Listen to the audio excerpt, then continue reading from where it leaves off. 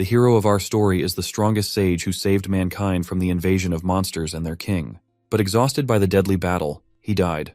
Fortunately for him, this is not the end. He is reborn in the body of a boy 50 years later and enters the Academy of Magic to become the strongest again. Will he succeed? Let's find out. Atsumu wakes up, shocked to find he's alive despite using all his magic. He questions the situation and doesn't believe he's still alive. Looking at himself in the mirror, he's shocked by his new appearance. A doctor enters the room along with a nurse. She addresses our boy as Kusanagi, and he becomes more confused as he hears the unfamiliar name. The doctor asks him to lay down and tries checking his injuries. He removes the bandages and is surprised to find that the protagonist has been healed completely. He is unable to believe what he's seeing. The doctor remembers he was in horrible condition just the other day after a traffic accident and losing consciousness. He wonders how the boy has already healed so quickly. The doctor thinks it's like being healed by holy magic. Kusanagi is confused to learn about the traffic accident and reveals that his body can automatically heal itself using holy magic powers. He asks the doctors if his magic power has run out, but they don't understand what he's trying to say. He tells them he was in the middle of fighting monsters during the calamity. The doctor and nurse both get shocked by his words. The doctor asks the boy if he still remembers his name and the year it is right now. Ichikami states his name and believes it is still 1970, but the doctor assumes he is experiencing a sequela and calls it a memory impairment issue. The doctor informs the boy that his real name is Kusanagi Minato, and the current year is 2022. Kusanagi becomes confused, and it's hard for him to believe all of this. He looks at the doctor and assumes the guy is telling the truth. He notices a TV and wonders how it is so thin and has such a clean image as well. The protagonist finds a calendar and confirms it really is 2022. He is shocked to see a thin device in the nurse's hands. Our boy becomes confused and starts wondering if he really is in the future. The doctor reveals some information about the calamity our boy mentioned. He remembers it happened 50 years ago, but never happened again since. The protagonist is unable to believe his words and questions what happened to all the monsters. The doctor calls it a peaceful era and reveals that there are barely any monsters now. Kusanagi finds out the world has finally achieved true peace and becomes relieved. He thanks God and starts smiling. The doctor tells him that Ichikami, the person he is talking about, died in the calamity 50 years ago. He is considered a hero who sacrificed his own life to save the world. The doctor doesn't believe Kusanagi is Ichikami Atsumu. Our boy assumes he died 50 years ago and somehow was able to reincarnate into Kusanagi Minato. He does not understand how this happened, and as a week passes by, he finally enters his apartment and checks out Kusanagi's room. He feels sad as he learns about the old Kusanagi's life. His parents passed away when he was just a little kid. He also got kicked out by his new foster parents and was sent to a shitty boarding school. Ever since all this happened, Kusanagi has been surviving using his parents' inheritance. The protagonist has never heard of something known as reincarnation magic. He wonders if the reincarnation he is experiencing is the work of a god. Maybe it all happened randomly. He looks at Kusanagi's Magic Academy card and remembers that back in his days, there was no such thing as a Magic Academy. He finds it interesting. All of a sudden, his phone starts ringing. He wonders what it is and picks up his phone. He sees someone named Tadano calling him, but doesn't understand what he should do. Kusanagi decides to ignore it and throws away his phone. It keeps ringing, and a message pops up. Tadano says he knows our boy got discharged from the hospital and requests Kusanagi to come back to school already as he is running out of money. The next day, our boy attends the Magic Academy, and as he enters the school, he starts looking around. He finds it exciting to be attending school again as an adult. As he is enjoying the moment, he notices a random student use his magic abilities to attack a dummy doll. Kusanagi becomes disappointed to see the scene and wonders why everyone has such weak magic powers. He observes more students and realizes all of them are complete crap. It's hard for him to believe. He remembers even the newbies from his time were 10 times stronger than these pathetic students. He doubts they will ever succeed as magicians, and even though it is a peaceful era, he doesn't understand why magic declined to such an extent. He enters his classroom and finds his chair. He starts feeling excited about his academic life and wonders if he has any friends in the classroom. Suddenly, a red-haired student appears with 2 more kids. He questions why our boy ignored his texts, even though he is just Kusanagi. The protagonist doesn't recognize the guy, so he politely asks his name. Tadano becomes angry and kicks the table as he states his name again. He calls Kusanagi weak and a piece of trash, but our boy doesn't take him seriously. He suddenly remembers it's the guy who was calling him. He assumes Tadano is his friend. Tadano smiles wickedly and pulls out his hand, asking for money. Kusanagi assumes he's a good friend and holds his hand passionately, hoping they can get along well. Tadano becomes angry and grabs him by his collar while demanding money. He tries to scare Kusanagi and believes he has a lot left from his parents' inheritance. Kusanagi finally understands the situation and finds out that his old self was being bullied. Tadano tries to throw a punch to put our boy in his place, but out of nowhere, a blue-haired girl with a beautiful face enters the classroom. She wishes everyone a good morning. Her pretty smile calms down Tadano. He decides to let our boy go but makes it clear that he is expecting money from him later. Kusanagi becomes annoyed, but the bully finally leaves the classroom. The class finally begins, and the teacher starts talking about the Great Calamity, also known as the Final Calamity. 50 years ago, monsters appeared all across the world, and humanity despaired because of them. But the great sage known as Ichikami Atsumu remained determined to save humanity. He never gave up and destroyed all the monsters by himself. He finally confronted the demon god known as the Calamity Boss, the reason behind the whole phenomenon. Ichikami risked his own life to defeat the final boss, and ever since that day, Calamity has never returned. The teacher starts asking the students about the great sage. The blue-haired girl from earlier raises her hand. Her name is Mizuha. The teacher gives her permission to answer the question. She says Ichikami is the great sage and the first ever magician who survived the first calamity. He is also behind the reason their academy was built. Her eyes start sparkling with excitement as she shares that Ichikami is the hero of humanity, the idol of every magician across the world. The teacher confirms she is correct and teaches the class about the great sage who survived the first calamity and was the first to learn how to use magic.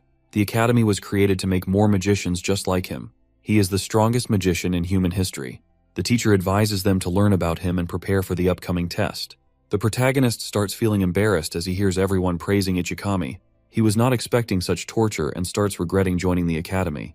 He remembers what the doctor said and assumes everyone has weak magic because now the world is at peace. He looks outside his window and starts smiling as he enjoys his new peaceful life.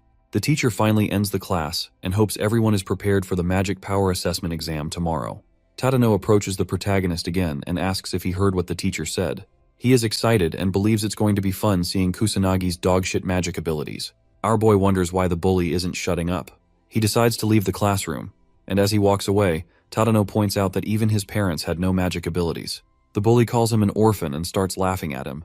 The protagonist finally starts talking back. Tadano becomes angry as he hears Kusanagi insulting him. His patience runs out, and he starts activating some kind of fire magic. The classmates become shocked and try to stop him. One of them wonders if he is really going to use such a spell inside the classroom. Tadano fires the magic spell towards our boy, hoping he dies. The blue-haired girl moves forward to stop him, but she ends up being too late.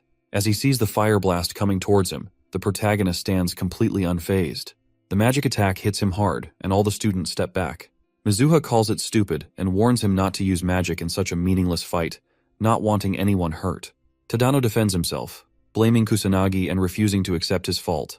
The students grow concerned about our boy, but as the smoke clears, Kusanagi comes out unscathed. The students are surprised, and he admits he got caught off guard. Tadano, scared, questions why Kusanagi is still standing despite taking the magic attack head-on. Our boy can easily defend against level 1 magic with his barrier without using powers. He tolerated the insults because Tadano is just a child, but now believes he must be punished. With a cold expression, he moves toward the bully. Tadano sweats anxiously, and Kusanagi unleashes his magic. The students freeze, unable to move, all questioning what's happening. Mizuha wonders what's going on. Kusanagi walks toward Tadano, moving his hand forward. Tadano nearly shits himself, but the teacher intervenes, entering the classroom and asking about the sound. He questions if anyone is using magic inside. Kusanagi assures him there's nothing going on inside, believing the magic came from outside. The teacher remembers no magic activity today, but our boy says someone outside their department might be practicing. The teacher demands an explanation for the smoke, and Kusanagi answers it came from outside. The teacher believes him, orders the class to return to their seats, and resolves to find the culprit. Kusanagi apologizes with a smile and decides to create false evidence to close the case. All the students, including Mizuha, are surprised. Tadano grits his teeth in frustration. The protagonist believes the students are weak and doubts they can kill a monster. Though the calamity ended 50 years ago, he knows dangerous monsters may still exist. He decides to check it out. At night, he enters old Shibuya using magic circles, observing the ruined city and remembering what it looked like in his past life. He finds no monsters and assumes the police handled it. Suddenly, he senses a monster's aura and a human nearby and quickly moves to investigate. A monster corners a white-haired girl who cries in fear and begs for her life. The monster moves to eat her, but the boy intervenes. The monster roars in pain and dies in one attack. The protagonist notices a police badge on her clothes. Assuming she's from the magician police, he advises her to be more careful next time. She thanks him, but he summons circles and leaves. She wonders who he was, thinking he's a great magician but questioning how he defeated the monster without chanting. Kusanagi feels glad his face is hidden, not wanting attention since he's newly reincarnated. He's surprised to see a police magician almost die to a weak monster and assumes even the police are weaker now. He doubts people from this era can defeat monsters. The whole new generation, including students and police, is much weaker than before. He smiles, realizing humanity needs his powers again. He starts moving, deciding to defeat all the monsters in the area. The next day, at the academy, the teacher asks everyone to get ready for the magic power test. He hopes they measure both attributes and the amount properly, as they're crucial if they want to pursue a magician profession. Our boy questions why his powers can't be measured without the weird device, understanding its necessity for students but wondering how a teacher can be unaware that magic perception is a foundation of magic. Mizuha steps forward and asks if it's the right time. The students notice them talking and wonder why Mizuha is calling Kusanagi out. She introduces herself as the second daughter of the noble magic house Mizuha Yuika. He doesn't understand what a noble family is, so she explains it's one of the 4 leading noble houses, heads of magicians. He doesn't recognize her and remembers no noble families during his time. Observing her weak magic, he wonders why she brags about her family of prominent magicians with such a pathetic magic level. Mizuha asks why he's uninterested, hoping he'd be more grateful. Tadano grits his teeth in jealousy, wondering what they're talking about. Kusanagi asks why a magic noble would talk to a lowlife like him. She gets annoyed but tries to keep her dignity, thinking she must act properly as a noble. He questions if she has a mental issue. Mizuha recalls the magic blast that did 0 damage to him yesterday and wonders if there's a reason behind it.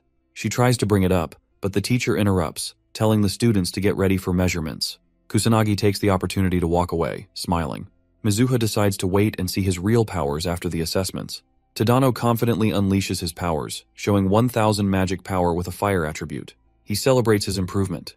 Kusanagi notes that the standards are the same as in his time. Next, Mizuha steps forward, unleashing her magic. Her attribute is water, and her magic power is 2000. Everyone is surprised, and the teacher praises both her and Tadano, saying they're at the top and will make great magicians. The students start praising them too. Kusanagi, disappointed, calls it a joke, thinking 2000 magic power is no better than amateur level. Mizuha looks smug, trying to show off her noble family's power. He wonders why she's proudly looking at him. Suddenly, he hears the teacher call him for assessments. As he walks toward the device, he hears students talk about his results last year. Despite excelling in studies, he ranked lowest in magic. Tadano, thinking Kusanagi has 0 talent, looks forward to seeing him embarrass himself. Mizuha wonders how much power Kusanagi is hiding but doubts he can surpass her. Irritated, Kusanagi remembers standing out in his past life, which was annoying. He considers holding back but decides to go all out, unleashing everything with a smile and challenging the machine to handle the power of the greatest sage in history. The machine glows and a beam of light shoots out of the building, noticed by 2 students from different classes. Mizuha is confused as the machine starts acting strangely. It glows more before a huge explosion breaks it. The students scramble to save themselves from the blast. Our boy is disappointed the machine broke, thinking he barely even tried. He doubts any of his classmates could sense his magic power. The teacher, concerned, asks if everyone is fine. They assure him they are. He asks Kusanagi if he's okay, commenting that he got lucky, standing in the middle of the explosion. The teacher wonders if the device malfunctioned. He's worried it's now impossible to measure Kusanagi's magic power and attributes. Kusanagi asks why he's so concerned. The teacher says he was hoping to split the students into groups for combat class, but can't decide without the assessment results. The teacher asks Tadano to take Kusanagi in his group. Tadano agrees, seeing an opportunity to bully our boy. The teacher is relieved, glad it's Tadano. The bully approaches Kusanagi, saying he looks forward to their combat class, his face twisted with an evil expression. The students reach Old Shibuya, and the teacher explains that there are still a few monsters living inside the city, which was destroyed by the Great Calamity. The magicians and police regularly come to this abandoned city to fight the monsters that are still living here. The students of the academy are also required to help with this for some reason. The teacher assures them not to stress, since most monsters have already been taken care of by the pro-magicians and police officers. Our boy wasn't expecting a practical class. He hopes the students can take out a few monsters, since they'll be working in groups. He remembers coming here last night but feels weird as he senses a few monsters nearby. He remembers that he cleaned the place properly yesterday. He doesn't find any signs of disaster nearby, and questions why more monsters keep appearing in Old Shibuya. He hears a few girls talking about competing with each other. Despite it being a practical class, our boy is surprised to see the students acting so carefree. Mizuha carefully observes Kusanagi for some reason. The teacher starts the practical class and hopes everyone can work with each other well. Tadano notices the protagonist and calls him. He approaches our boy with his group and advises him to stay where he is and avoid getting in their way. Tadano makes it clear he won't go easy this time if Kusanagi gets carried away like before. The protagonist doesn't understand why they don't just ignore him if they hate him so much. Tadano becomes angry and orders him not to talk back. He doesn't understand why Mizuha still talks to Kusanagi even though he's totally trash. Our boy is astonished to hear this and finds out that Tadano has feelings for Mizuha. Tadano becomes enraged. The protagonist notices something, and the bullies try to attack him with their magic powers. But he warns them to stop. Tadano makes it clear that his apology won't work this time. Kusanagi asks him to look behind, but Tadano believes he's trying to play some kind of stupid trick to save himself. Tadano looks behind, and the whole group of bullies finds a tall monster standing behind them. They all start sweating anxiously and question why there's a demon soldier in this abandoned city. The other bullies hype up Tadano and believe he can defeat it. He assures them he will win, though with an anxious expression on his face. He moves forward and attacks it with his fire magic. An explosion occurs as it hits the monster. Tadano and his friends become relieved, but as the smoke clears, the monster stands unscathed in front of them. Tadano sees no scratch on it and becomes terrified. Our boy reveals that his pathetic level 1 magic won't do anything to a demon soldier. As the monster moves forward, the whole group gets terrified. They all fall to their knees and start shivering. Tadano's eyes get teary, and he wonders if his life ends here. He pathetically pisses his pants as well, but just as he is about to be killed, the demon soldier notices our boy's power. It becomes scared and takes a step back. Kusanagi moves forward and is surprised that the monster was able to sense which one of them is the strongest. He faces the demon soldier himself and unleashes his power. The monster starts going all out as well and summons multiple magic circles. Tadano and his group doubt the protagonist can defeat it. They all accept their death. The monster pulls out some level 2 magic called Rock Break. A huge rock is about to hit our boy, but he stands unfazed and smiles. He pulls out a level 1 magic called Fire Arrow and throws it toward the demon soldier. His fire arrow completely destroys the rock thrown by the monster. It hits the demon soldier as well, and a huge explosion occurs. Tadano and his gang partners open their eyes. They're shocked to see the monster died. Tadano questions what's happening and wonders if Kusanagi is behind all of this. He doesn't believe it, and thinks it's impossible for someone like Kusanagi, but our boy lets him know that if he is the one using it, even level 1 magic is enough to defeat the demon soldier. He finds it strange to see such monsters appearing in Shibuya, even though he just cleaned the whole place and defeated all the monsters in this area yesterday. He thinks maybe it's some kind of bad omen before a big disaster. The protagonist wonders if he should take the whole situation seriously. Suddenly, he gets flashbacks of the destruction he saw in his previous life. He had to watch many people, including his loved ones, die in front of him. He becomes a bit sad and squeezes his fist. The protagonist becomes determined to save humanity, even if the calamity ends up happening again. The other bullies admit they saw Kusanagi defeat the demon soldier. They wonder if it's the same Kusanagi they know. Tadano becomes frustrated and punches the wall. He feels angry and doesn't understand what's happening. Meanwhile, Mizuha observes everything from behind and is surprised to learn more about Kusanagi. Mizuha pulls out a level 1 magic called Aqua Saucer and easily defeats a weak monster. Her classmates are astonished, so they start praising her. She feels irritated and wonders why ordinary people get impressed so easily. She believes it's just because she's a genius. Suddenly, she finds Tadano's group.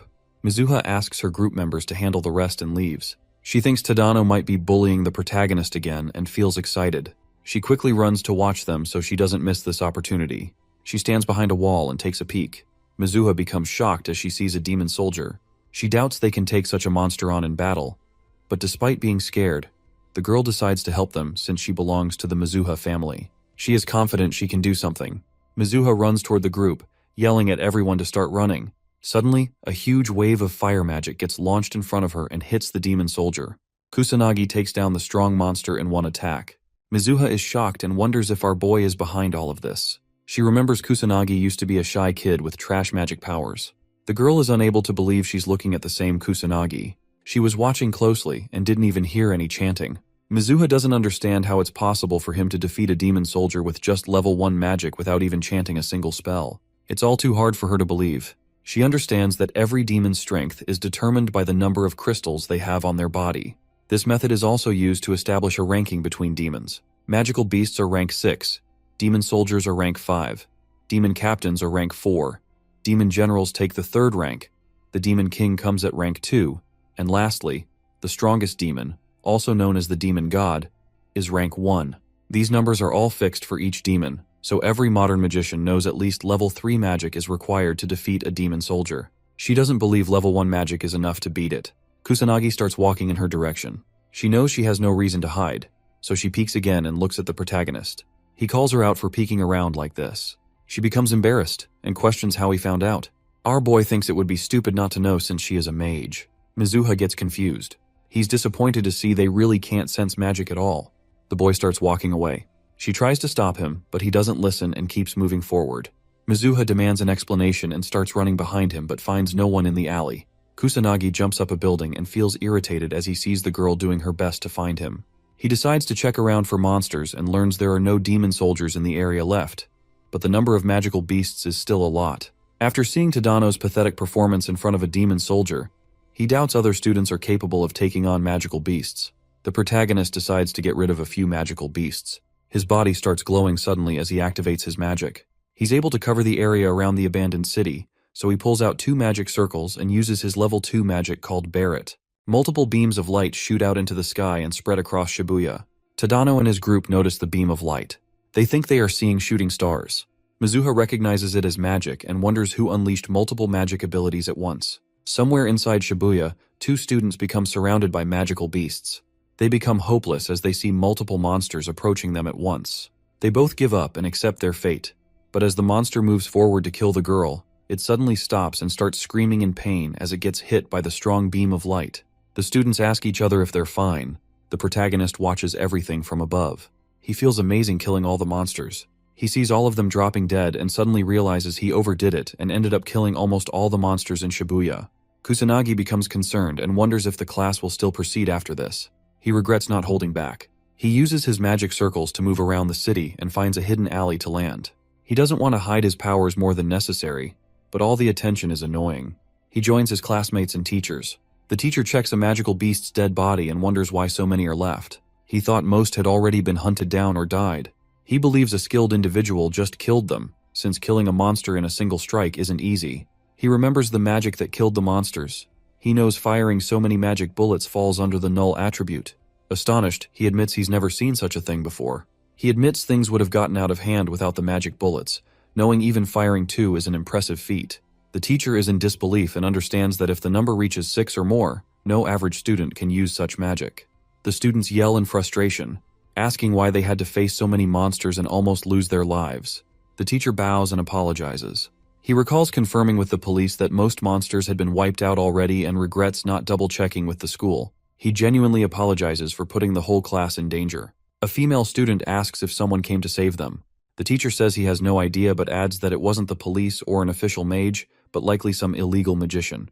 He thanks the unknown savior in his heart. Our boy smiles as he listens to the teacher indirectly praise him. He notices a few students discussing his magic bullets, all wondering what they were. Kusanagi is relieved to see everyone is okay, even his bullies. Tadano grits his teeth in frustration. The whole group of bullies stares at the protagonist. Mizuha remembers seeing Kusanagi defeat a demon soldier alone with just level 1 magic, followed by some kind of infinite magic. She wonders if Kusanagi is behind both. Fire and null are different attributes, and she doubts any student can have both.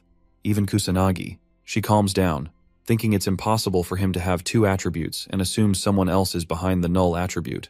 She still doesn't understand how Kusanagi defeated the demon soldier alone. Tadano's group suggests he might also be behind the laser beams. Tadano calls it impossible, but his friend reminds him that Kusanagi defeated the demon soldier too. Tadano becomes angry and warns his friend to shut up or he'll die. His friends become terrified. Tadano makes it clear he'll never believe someone like Kusanagi is capable of such feats. He thinks Kusanagi is hiding something. His lackeys agree and remember how much of a coward Kusanagi is. Tadano screams in rage, saying he'll prove Kusanagi is cheating. He's determined to push Kusanagi into a corner and force him to reveal his true identity. After school, Kusanagi walks out and gets surrounded by a huge gang of bullies. Tadano steps forward and says he's been waiting patiently. The protagonist feels irritated and advises them to put that persistence into learning magic instead. Tadano believes he has no right to say such things since he cheats too. Kusanagi is confused by the accusation of cheating, but Tadano insists he's definitely hiding cheap tricks. Tired of their nonsense, Kusanagi realizes there's no point reasoning with them.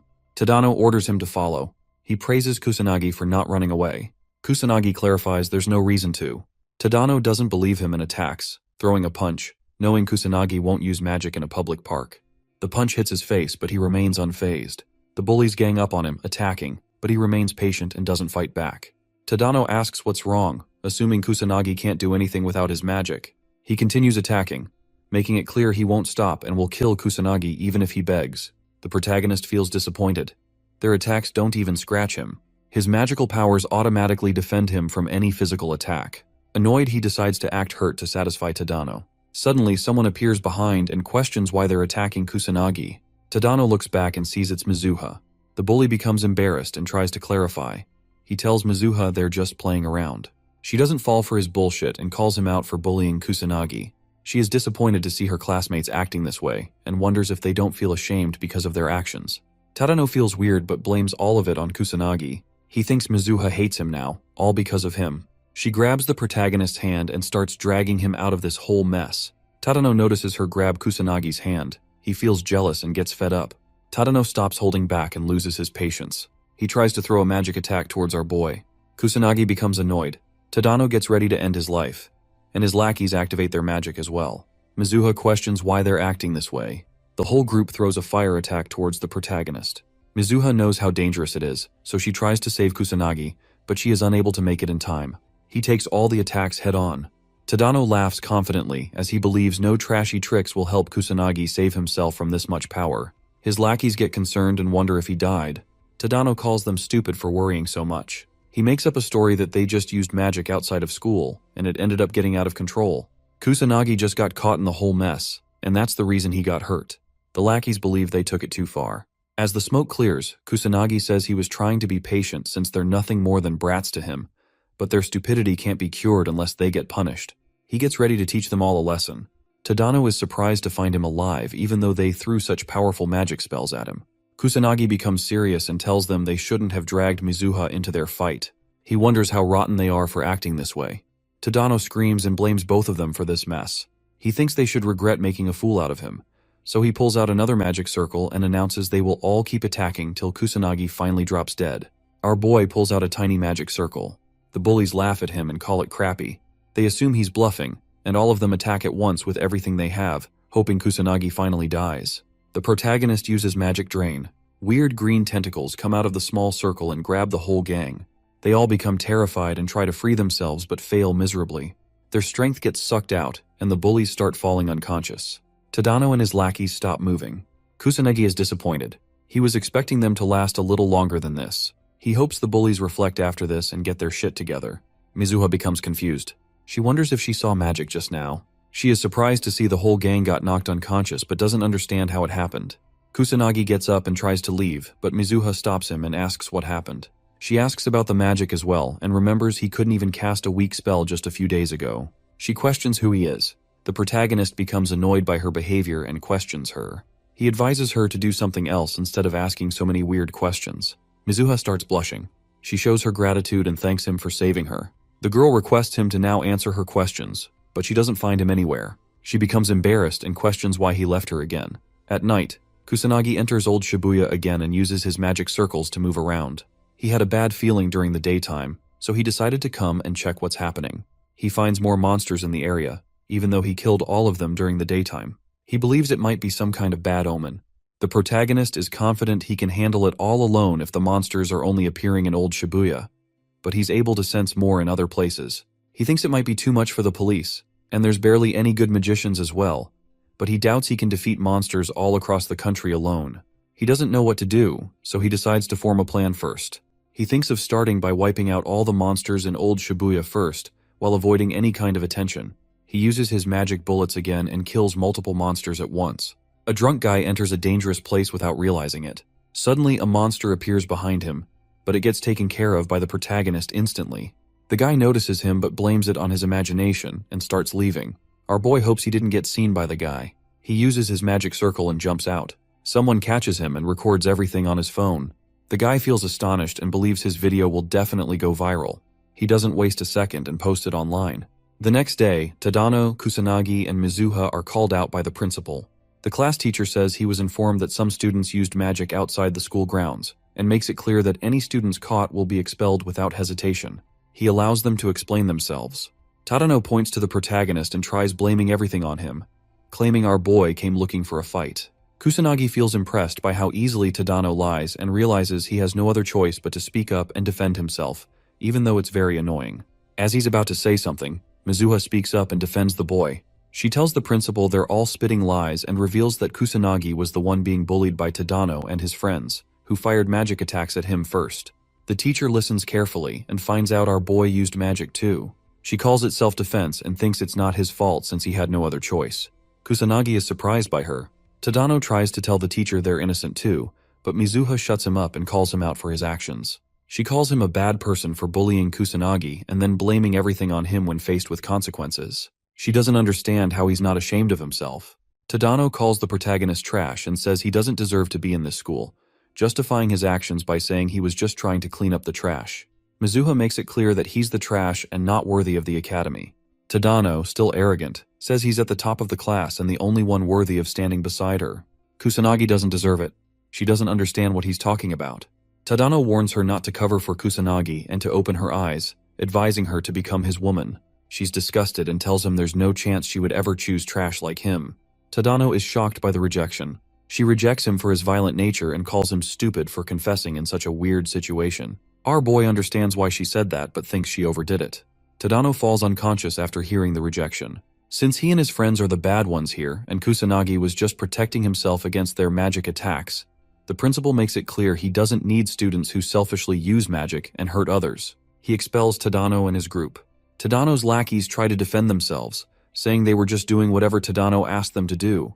The teacher allows Kusanagi and Mizuha to leave and go back to their classes. They both leave the principal's office. Mizuha gets angry and calls Tadano the worst guy ever. Our boy asks what's going to happen now that they're expelled. She explains there's no chance they can ever become magicians, which is pretty obvious. She doesn't understand why Kusanagi didn't speak up for himself. He says he was about to, but she didn't give him a chance. Suddenly he remembers something. She asks what's wrong. Kusanagi says he was thinking about all the times she tried to save him. First, back in class, during his fight, and now, when the principal called them. He calls her a good girl for always helping him out. She starts blushing uncontrollably and gets embarrassed. Mizuha tells him to shut up and runs toward the classroom so she can enter first. Kusanagi smiles as he watches her leave. He believes the old Kusanagi died and he got reincarnated in this body. Our boy wonders if he was bullied to death, or if it really was just a car accident. He still doesn't know the truth but feels relieved to get the bullies punished for whatever they did. He hopes this pays off and smiles. The principal informs 2 senior students about what happened earlier, saying that a few students got into a fight and even used magic in public. He assures them no one got hurt. The senior student asks why she got called out if there's no issue anymore. The principal tells her that one of the students involved is Yuika Mizuha. The blue-haired student understands and thanks the principal for informing her. He asks her to give his regards to her father. She asks him not to worry and reveals that her family is interested in investing in the school. She walks out with her friend, and the principal wonders if Kusanagi is absurdly strong, since fighting multiple mages at once is almost impossible. There's no way a normal student would win unless they're hiding some kind of mysterious strength. He wonders if Kusanagi is stronger than them, but the blue-haired girl answers negatively. He is curious about the boy and tells her he wants to meet him to confirm it. She thinks about whether her little sister should be expelled depending on how competent Kusanagi is. She is Mizuha Ruka from the 3rd year class, and her friend is Katsuragi Ryuji, also from the 3rd year class. Kusanagi feels demotivated now that his life is peaceful again. He hears a few classmates talking about someone known as the Black Mage, and wonders if it's something related to the magic nobles he learned about. He decides to not care about it for now. The teacher appears and calls Kusanagi outside for the assessment test. He explains that the students who couldn't be measured last time now have the chance to take the test again.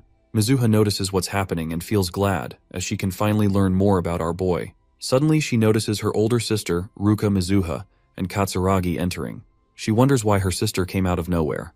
The teacher announces Kusanagi's turn, asking him to start the magic power assessment test. Our boy remembers he destroyed the machine last time, so he decides to be more careful and hold back. He tries pouring out his magic power, but suddenly starts feeling weird. Extreme fatigue hits him, and he begins breathing heavily. The teacher asks if he's okay, noticing the machine and checking the results. Mizuha and the teacher are shocked to see that, for some reason, his attribute is none, and his magic power turns out to be only 100, which puts a smile on Katsuragi's face. 2 students talk about Kusanagi, calling it the lowest magic power in their batch and labeling him useless since he doesn't even have an attribute. Katsuragi assumes there's no truth behind the story they heard from the principal and doesn't believe the protagonist defeated all the delinquents on his own. Ruka feels disappointed and decides to leave, as they have no reason to stay anymore. The students notice Kusanagi is tired just from the assessment, and they can understand it since his magic power is extremely low. The teacher tries to comfort Kusanagi and tells him magic power isn't the most important thing. Mizuha, however, doesn't believe her eyes. She remembers seeing our boy defeat the demon soldier all by himself and knows he can use two attributes, fire and null, at the same time. She wonders what kind of trick he's using, as she's never heard of mages hiding their magic power by somehow adjusting it. The protagonist feels relieved and is happy with the result. He performed some kind of magic manipulation to alter the results, even though it's taking a toll on his body. He feels confident and thinks he's finally gotten a grip on it. As he leaves the room, our boy finds Mizuha and learns she was at the assessment room out of curiosity. She tells him she just came out of curiosity. Suddenly, Ruka stops both of them inside the school hall. Kusanagi asks who they both are, and she introduces herself and Katsuragi. He recognizes her family name and questions if she wants something from him. She says she has zero interest in him and walks toward her little sister. Mizuha becomes concerned, and Ruka, disappointed, learns her sister couldn't even win against a few delinquents. She also learns Mizuha was saved by someone with 100 magic power and asks if all of this is true. Mizuha confirms, which makes her sister angry. She orders Mizuha to just quit the academy. Mizuha doesn't understand why she's saying all this for no reason. Ruka reminds her that she hasn't won a single match whenever they fight. Whether it's academic results, sports, or magic craft, she loses every single time. Ruka doesn't believe Mizuha is good enough to become a mage. She thinks it's enough for Mizuha to quit the academy and join a normal school instead. Mizuha starts crying but is unable to say anything. Her sister confirms if she understands everything, and Mizuha anxiously answers she does. Kusanagi finally intervenes and calls Ruka arrogant. She asks him to repeat his words with a cold expression.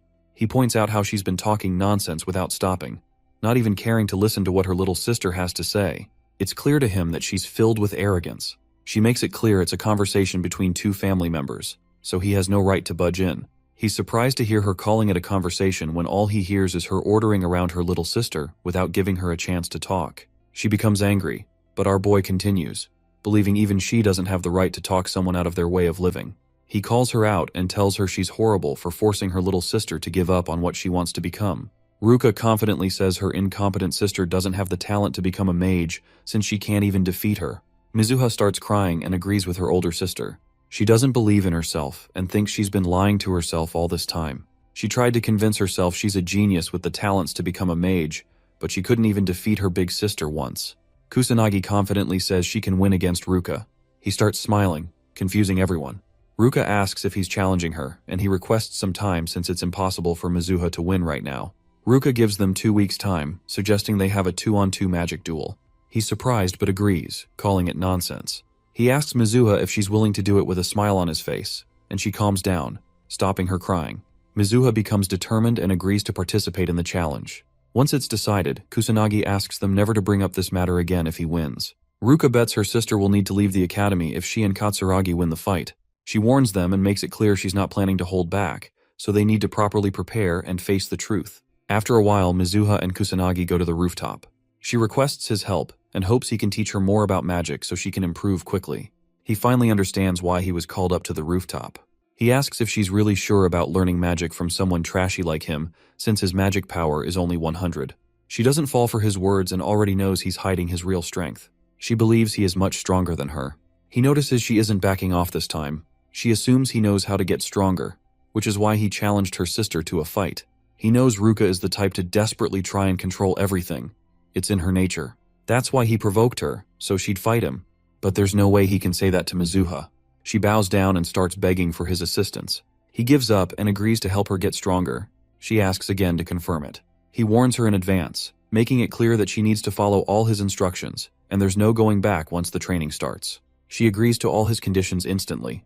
Kusanagi finds it hard to decline since she is begging so hard for it. Since he already needs to prepare for a few things after seeing the number of monsters in Shibuya, raising a mage might be a promising idea. He decides to begin her training today and thinks about finding a place to practice. Mizuha starts blushing and invites him to her place with a shy expression. After a while, they reach her place. He's astonished to see the huge house, but she thinks it's only natural since her father is a noble mage. Mizuha suddenly remembers this is her first time inviting a guy to her house. She wonders if he found her invitation strange, even though she's not hiding any dirty intentions. Kusanagi suggests they should start, but he notices she's daydreaming, so he calls her and addresses her as Yuika. The girl becomes embarrassed to hear her first name, but he tells her he's just trying to avoid confusion since her sister also goes by the name Mizuha. She's a bit disappointed to hear his answer. He asks if she has a different name in mind that he can use, but she agrees with Yuika, so he decides to start the training and requests her to take care of him.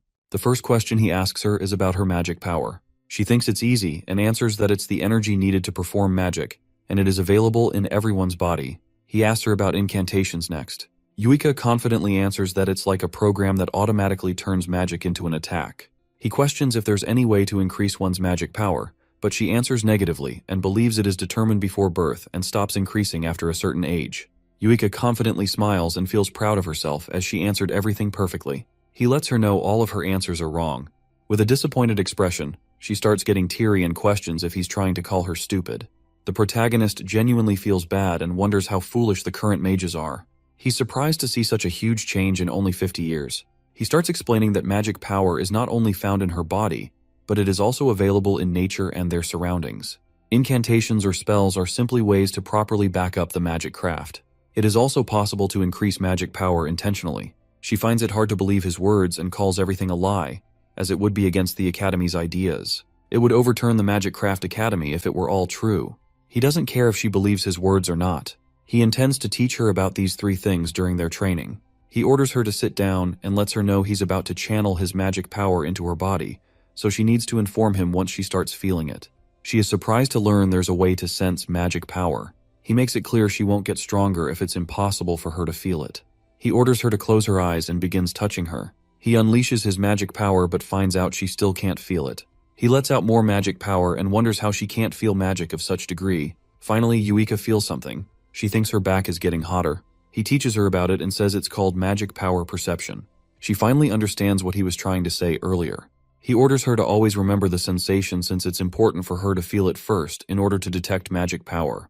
He explains it is also available in nature, so she needs to find it as her first goal and get used to feeling magic power. She smiles confidently and assures him she's going to master it in no time since she is the noble daughter of the Mizuha family. Our boy doubts she can fulfill her promise since she couldn't even sense it when he poured so much magic power into her back. He accepts the fact that she might not be suited to become a mage. A week passes, and Yuika starts crying and tells our boy she's still not capable of sensing magic. She's a huge letdown and disappoints the protagonist. He's surprised that a whole week wasn't enough for her to learn such a simple thing, even though she practiced so hard. He guesses she's just really slow at understanding the concept. Since they barely have any time to spare, he decides to pour some magic into her again. He touches her back and, as he starts unleashing his magic, he instructs Yuika to open her eyes. She opens them with hesitation but becomes surprised as she is finally able to see the magic aura around her body. She starts smiling as she is finally able to understand what magic power is. Yuika becomes amazed by her new skill. Since she's finally capable of seeing magic power, she thinks about measuring Kusanagi's power level. For some reason, she is barely able to sense anything from him, which makes her confused. He praises her for all her efforts, but she calls it natural since she is a genius. Now that she can finally use magic perception, he lets her know they're about to work on adjusting her magic power next. He explains the whole process of how to use the appropriate amount of magic power for any magic craft. She needs to focus only on efficiency and forget everything else. She also needs to use all of her magic power to its absolute limit, so that the amount of magic she can use increases once she properly recovers. He believes she can easily follow all his instructions now that she can sense magic clearly. He is aware that what he's trying to teach her is completely different from the basics of the Magic Academy, but he doesn't care if she believes in his words. Yuka assures him she believes in his words and smiles as she says she does not doubt him anymore. He is happy to hear her opinion has changed. He decides to start the next stage of their training. The protagonist asks her to step back a little and get ready as they are about to fight each other. She confirms she does not mind, as she is looking forward to seeing his true powers. Yuika uses the first level of aqua sorcery and throws multiple water attacks, but our boy blocks all of them effortlessly, which surprises the girl. She does not understand how he blocked them. He used the first level magic barrier using non-attribute magic. He makes it clear, if she can't even destroy such a weak barrier, there is no hope she's going to win against her sister. She becomes desperate and starts throwing ice bullets. He explains she needs to keep moving even while throwing attacks because stopping her movements will surely make her lose if she is facing a capable mage. She becomes frustrated and throws more attacks but finally gets tired and gives up. He explains it's wrong to use so much magic power without efficiency. If she is able to adjust the magic power she puts behind a spell, then she will finally be able to throw attacks without incantations. Kusanagi asks her to watch closely and shows how she's using magic. He throws a fire blast toward a dummy twice and also demonstrates how he uses magic. She understands the magic power behind her attacks is less compared to his. He calls her right and explains she doesn't even need incantations to perform any magic if she learns how to adjust her magic power. She finally understands there is no reason to chant while performing a spell. He confirms it and explains her first step will be to learn how to shorten her incantations somehow. Once she learns how to adjust the magic, she has no reason to use incantations. He believes it will be useful if she is able to shorten her incantations, so she won't have to waste any effort or magic power on incantations. This way, her magic craft will definitely become stronger. He orders her to get up and fight him again. She thinks it is too soon, but he calls it meaningless otherwise and, with a cold expression, orders her to train like her life depends on it. She becomes terrified after hearing this and falls down. He asks if she's fine and makes it clear they're going to do this daily from now on. He notices she isn't even hearing his words. During the nighttime, our boy enters Harajuku. He recently sensed a few monsters in this area as well and came to check. Even though he is constantly trying to eliminate all the monsters, for some reason, the numbers still remain the same. Suddenly, he notices someone being attacked by a magical beast. He wastes no time and quickly rushes toward the kid. He's able to make it in time and effortlessly defeats the monster instantly. The boy asks the little kid if she is okay. Instead of thanking him, she starts taking his pictures. He quickly leaves the area and wonders why she didn't even show her gratitude and started taking pictures. He thinks there is definitely something wrong with people nowadays. He decides to cover his face properly next time and leaves the place. The next day, the protagonist starts training with Yuika again. She falls down real quick and gets tired. The days of their duel are getting closer. He believes her progress so far is not bad, but she is still nowhere near Ruka in almost everything. There's no chance she will succeed if she keeps this pace until the duel. He assures her and says it's fine if she wants to give up now. She gets up and tells him she has been compared to her sister her entire life. She has been forced to just give up multiple times now since she always fails to beat her sister. But she's determined to keep continuing with magic craft and never give up on it. He makes it clear she won't ever succeed like this, but she tells him to be stricter instead. He agrees to it and decides not to hold back. She is happy to hear this and gets ready to fight. They both continue to train with each other, and he teaches the girl many things. As the sun is about to set, Yuika falls unconscious after the extreme training session, and Kusanagi ends up carrying her back. After a couple of days of training together, he finally tells Yuika she is ready to fight her sister. She falls on the ground in relief. Kusanagi praises her for the hard work and efforts. She starts smiling as she hears his words. On the day of their challenge, our boy asks her if she's ready to fight them. She answers positively, and as they're about to enter the academy, they both notice a huge crowd of people. A few news reporters surround them and confirm if they're really seeing Mizuha Yuika of the noble family. They request a few words regarding the magic duel and question if she is having a fight with her sister. Kusanagi becomes confused. She explains her family is huge, and since she's about to fight her sister, it's normal for the press to act like this. He is surprised to learn people care so much about two students fighting. He guesses it is because the Mizuha family is very important. They all reach the training ground, which is surrounded by a huge audience. He thinks it is a bit too much, but she explains it is rare for students to have duels, so it's more like an event than a challenge. He's a bit surprised to learn all this. Both of them get called to the stage. Yuika gets ready, but all of a sudden her body starts shaking. He assures her and tells her to just focus on working hard. She calms down and smiles. Yuika becomes determined and moves forward towards the stage without hesitation. He calls our boy a mysterious person and admits his words really reach her heart. Yuika and Ruka finally come face to face. Ruka is surprised to see her little sister didn't just run away. Yuika confidently confirms it. Ruka calls her rude for believing she can really defeat someone like her older sister, but Yuika makes it clear she is definitely going to succeed. Ruka decides to give her a chance and thinks she has definitely changed a lot in the past 2 weeks. Yuika is aware her older sister is strong. She realizes the difference between their magic power is extremely huge, but she believes in herself and knows she will definitely win. The beginning of the duel gets announced, and both participants get permission to start. Yuika wastes no time and pulls out her magic circle. She tries shortening her chance as well. Ruka begins attacking. Kusanagi observes the match and understands that moving around while shooting magic spells is the basics of a battle. He assumes Ruka is aware of the basics of the battle between two mages at least. In comparison to her, Yuika got so nervous she completely forgot about the basics and didn't move during the battle. She doesn't have the advantage anymore, even if she reduces her chanting time. Ruka and Yuika attack each other with first-level water magic. Yuika is able to stand her ground against her older sister's attack. She's surprised by her capabilities, and believes she has gotten stronger. Ruka admits she has improved her strength in just 2 weeks. Yuika is happy to hear her older sister praising her. Ruka humbles her and tells her to stop giggling as it was just a comparison. She's not getting praised. Ruka increases the level of her magic and throws a stronger attack this time. She uses second-level water blitz. Yuika is unable to handle it. She gets knocked down and falls beside the protagonist. He looks at her and knows she's good at enchanting now, which increased her chances of winning. But her older sister is simply too strong for her. Ruka calls him a cruel guy for not even helping her get up, even though he was protecting her before. He tells her there's no need to help her. Ruka doesn't understand what he's trying to say. Suddenly, Yuika actually gets up and shocks her sister.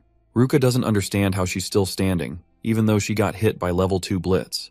Yuika makes it clear she's definitely going to win this match. Yuika has nothing else besides magic craft going on in her life. Even if she ends up losing everything, magic craft is one thing she is never going to give up on. Yuika begins attacking again. Ruka starts attacking as well. She tries her best to stand against her older sister, determined to not give up, but she ends up falling down after overusing her magic power. The announcer tells everyone contestant Yuika used up all her magic power, so Ruka is the victor of this contest. Yuika tries to get up so she can do something to win, but fails. Kusanagi calls it a battle of magic usage based on magical adjustment. He believes his friend lost in terms of the amount of magic power. Ruka asks if he understands now. She calls her little sister talentless, and knows our boy probably thought about this too. He confirms she's completely talentless and very clumsy. She made such slow progress, and she is unable to properly perform whenever she is involved in a real fight. But he tells Ruka she is a real hard worker, and she persistently practiced daily like an idiot. Ruka is still disappointed by the results, but he tells her he loves hardworking people who don't give up, just like Yuika. The girl starts sobbing hearing his words. He tells everyone Yuika is his disciple, and he doesn't like it when anyone speaks badly about her so casually. Yuika starts weeping uncontrollably. Ruka calls him arrogant, and wonders why he's talking so much for someone with 100 magic power. He makes it clear for her. He will defeat her with his 100 magic power. She thinks he's just good at talking nonsense, but decides to agree. Ruka tells him his opponent is someone else, and Katsuragi appears, excited that it's his turn next. Ruka advises him to end it quickly, and he assures her there's no need to tell him twice.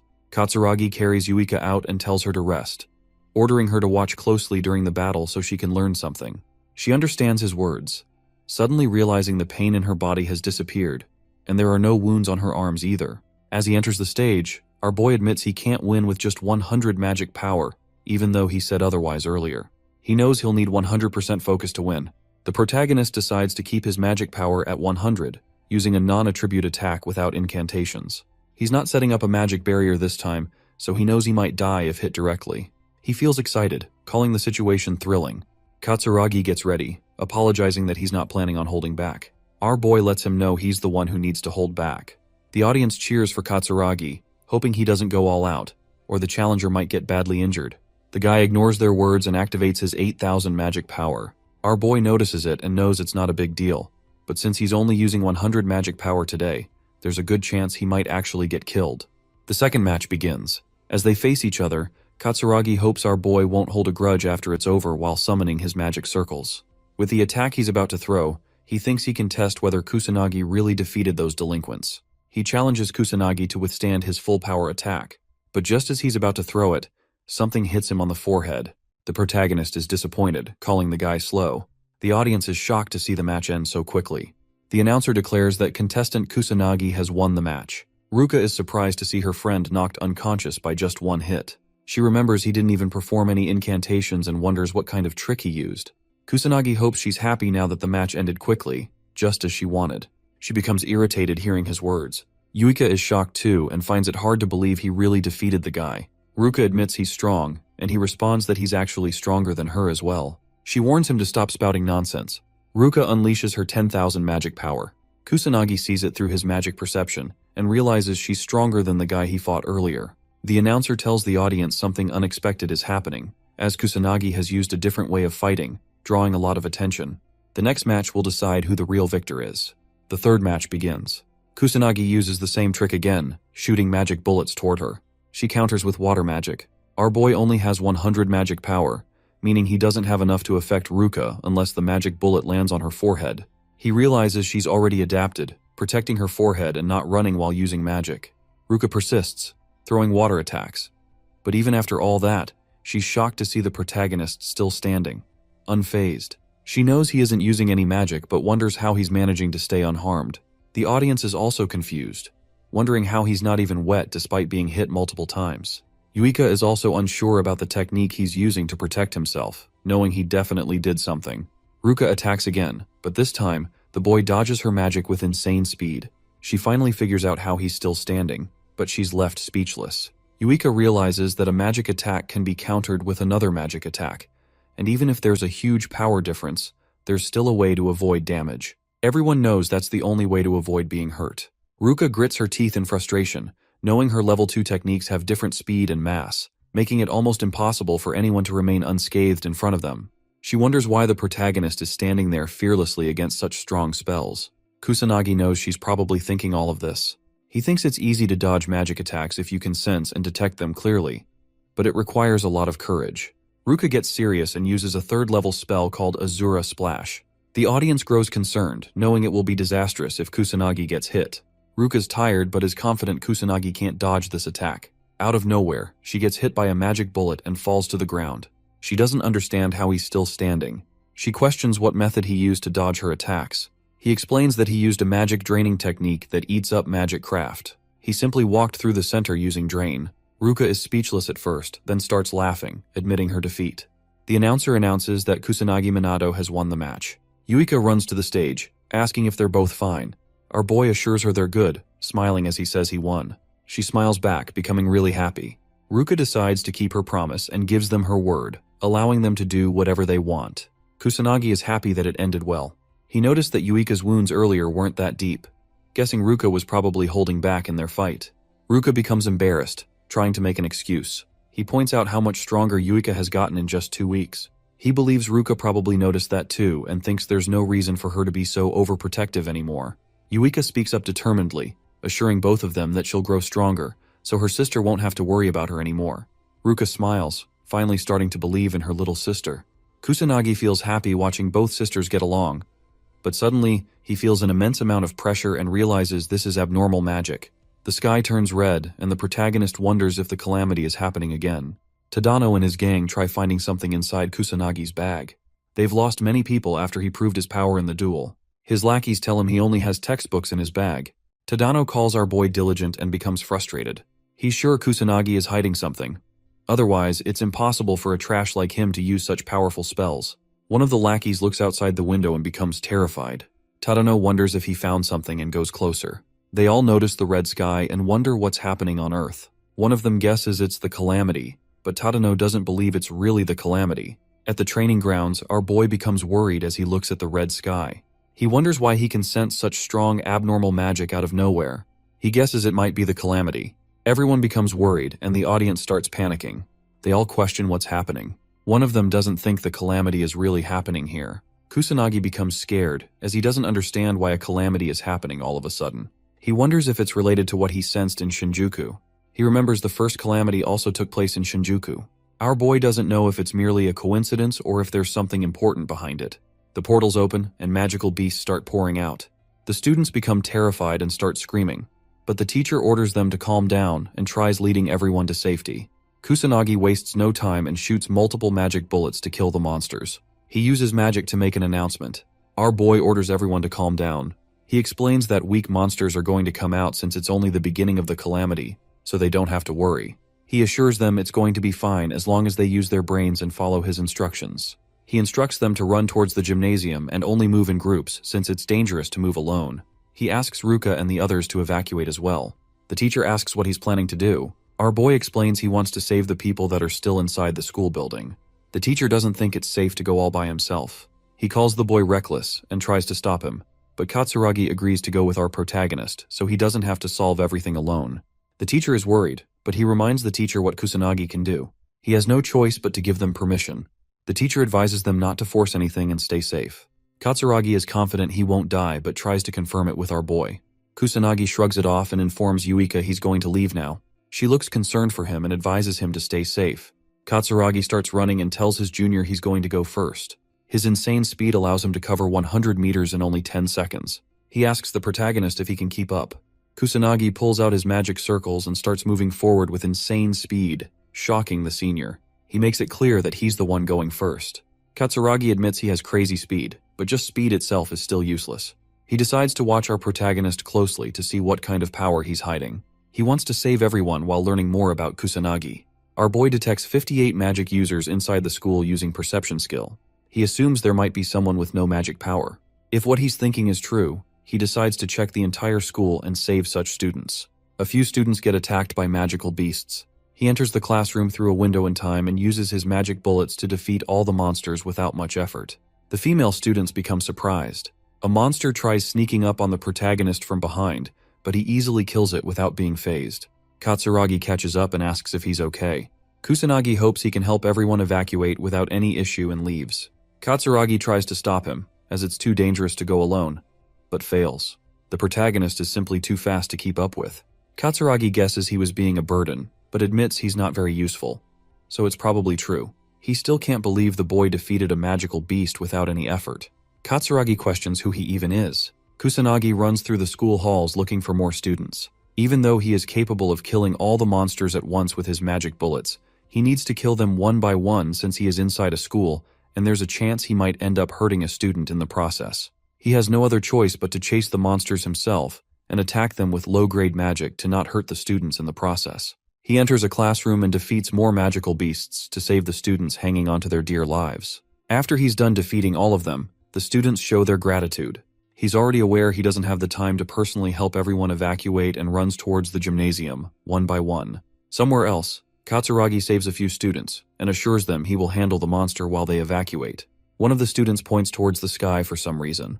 He asks what's wrong and suddenly notices a few students slowly floating down while being inside a bubble. He wonders what the protagonist is trying to do and questions who he even is. Our boy sent the students towards Katsuragi through magic bubbles because he believes the guy is good at taking care of others, so it's fine. He suddenly senses something. A female student starts shaking in fear as she gets cornered by a huge monster. She starts crying and yells out as hard as she can to get help. A huge magic bullet destroys the beast instantly. She remembers it is the same one she saw before when she was saved the last time.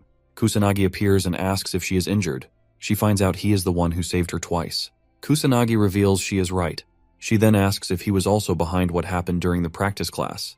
The girl believes this is his second time saving her. Our boy confirms that what she is saying really did happen. The girl starts crying out of relief as she finally gets the chance to show her gratitude. She thanks him for saving her life twice. He doesn't mind it and thinks it is nothing special. She becomes speechless. Katsuragi finally catches up but looks completely out of breath. He asks who he needs to save next. Kusanagi orders the girl to follow and stay with the guy as he is going to leave now. She tries to stop him, but he ignores her words and leaves. She becomes a bit worried while Katsuragi wonders what he's looking at. Our boy knows there are still many people inside the building that he needs to save, so he has no time to wait for the police to appear. He knows he has to hurry up and save everyone as soon as possible. At the Prime Minister's office, the Prime Minister finds out the Kamui Magic Academy is under attack by the Calamity. His men don't understand why it's happening again. They all know the last calamity took place 50 years ago, and since then, nothing bad has happened. They ask the Prime Minister to quickly form a plan while assuming their country might be cursed. He informs them that both the Beast Countermeasure Division and the Police Department, along with the Magic Nobles, are all being contacted. The GSDF has also started their preparations for the calamity. His men remind him that they only have self-defense forces, who specialize in controlling disasters. They don't have any real mages who can actually stand their ground against the monsters. He clarifies that he already knows all of this. This is to be expected since people have been living an easy and peaceful life without facing calamities for a while now. They used up almost all of their military expenditure on the national defense of international affairs, so they have no other choice but to leave all the beasts and demons to the police and noble mages. He becomes frustrated to learn the same disaster from 50 years ago is happening again, but this time they don't even have Ichikami Minato on their side. Somewhere else, while driving, the girl asks her senior if the calamity really is happening again. He confirms it and believes it is definitely the calamity. She becomes worried and starts getting anxious. Even though they have been safe for the past 50 years, she is shocked to learn the peace was just temporary. The guy tells her not to worry since it is their job in the first place anyway. He is Shiru Shugo from the Metropolitan Police Department. The girl becomes determined to do her best as well. She is Sergeant Sanada Karen from the police department. The news reporters reach the Magic Academy using a helicopter. One of them covers everything and informs the audience that the calamity is happening at the Magic Academy. He tells everyone about the situation and shares that monsters are constantly pouring out and the sky has turned completely red as well. A female news reporter reveals the magical beasts started appearing out of nowhere, so the students are all currently taking refuge in the gymnasium. The teacher guides the students and believes it is not that hard to protect themselves as they are only up against magical beasts. They should be able to defeat the monsters through proper teamwork. The world watches the news. A few kids watch it as well and suddenly remember the academy is really close to where they live. They both decide to run away as soon as possible. Outside, people start panicking and running away to save their lives. Two men watch everything from a distance and realize things are looking really horrible. The audience watching news channels becomes concerned. Our boy notices the huge number of monsters pouring out. He remembers the second stage is about to start soon, and now stronger monsters are going to start appearing. As they progress through the stages, things are going to become even more difficult. There's no point in defeating them as the beasts will keep appearing non-stop. As long as he doesn't defeat the boss monster, the magical beast will keep appearing. He is aware the boss is only going to reveal itself in the final stage, so he needs to keep his cool until then. He starts feeling irritated but continues to save more people. He rescues 20 people and uses his magic bubbles again to let them float towards safety. He is having a hard time finding the students since they have been scattered everywhere. He decides to move on to the next stage. Somewhere inside a random classroom, Tadano persistently shoots his fire magic, but gives up when he finds out his attacks are having zero effect and he is out of magic power. As the demon soldier stands in front of them, the whole gang starts sobbing and wonders how they got so unlucky twice. Tadano's lackeys remind him they warned the guy about this before. The bully becomes frustrated as he remembers our boy can defeat a monster in just one hit. He doesn't understand why he can't do the same. The protagonist appears and tells him it is because he is weak trash. Tadano opens his eyes and sees a magic attack effortlessly killing the demon soldier. He becomes confused but sees Kusanagi enter the classroom. Our boy starts leaving. Tadano frustratingly admits it happened again. He ended up getting saved by Kusanagi a second time. He requests the boy to stop and questions why he got saved again, even though he is extremely annoying and always acts like a piece of trash. The protagonist tells him there is no real reason behind it. He just decided to save them because he holds the power to do so. Tadano becomes confused as he hears his words. The bully starts feeling inferior and tries insulting the protagonist. He calls the guy a wimp who can't even use magic properly. Tadano doesn't understand how he got so powerful out of nowhere. Kusanagi reveals his secret and says the real Kusanagi actually died in a car accident. He was reborn. Tadano doesn't find the logic behind it and questions how someone can get even stronger at death's door. He was expecting to be a great mage himself, but lost to a trash like Kusanagi. Our boy calls him weak trash, since strong people don't oppress the weak. And even the weak don't oppress the people who are weaker than them. He points out Tadano's flaws and thinks he is just trash consumed by a sense of superiority that was enough to fool him into thinking he is actually something. Kusanagi makes it clear for the guy. A weak trash like him can't even imagine facing our boy in a fight right now and winning. Tadano finally accepts it and gets down on his knees.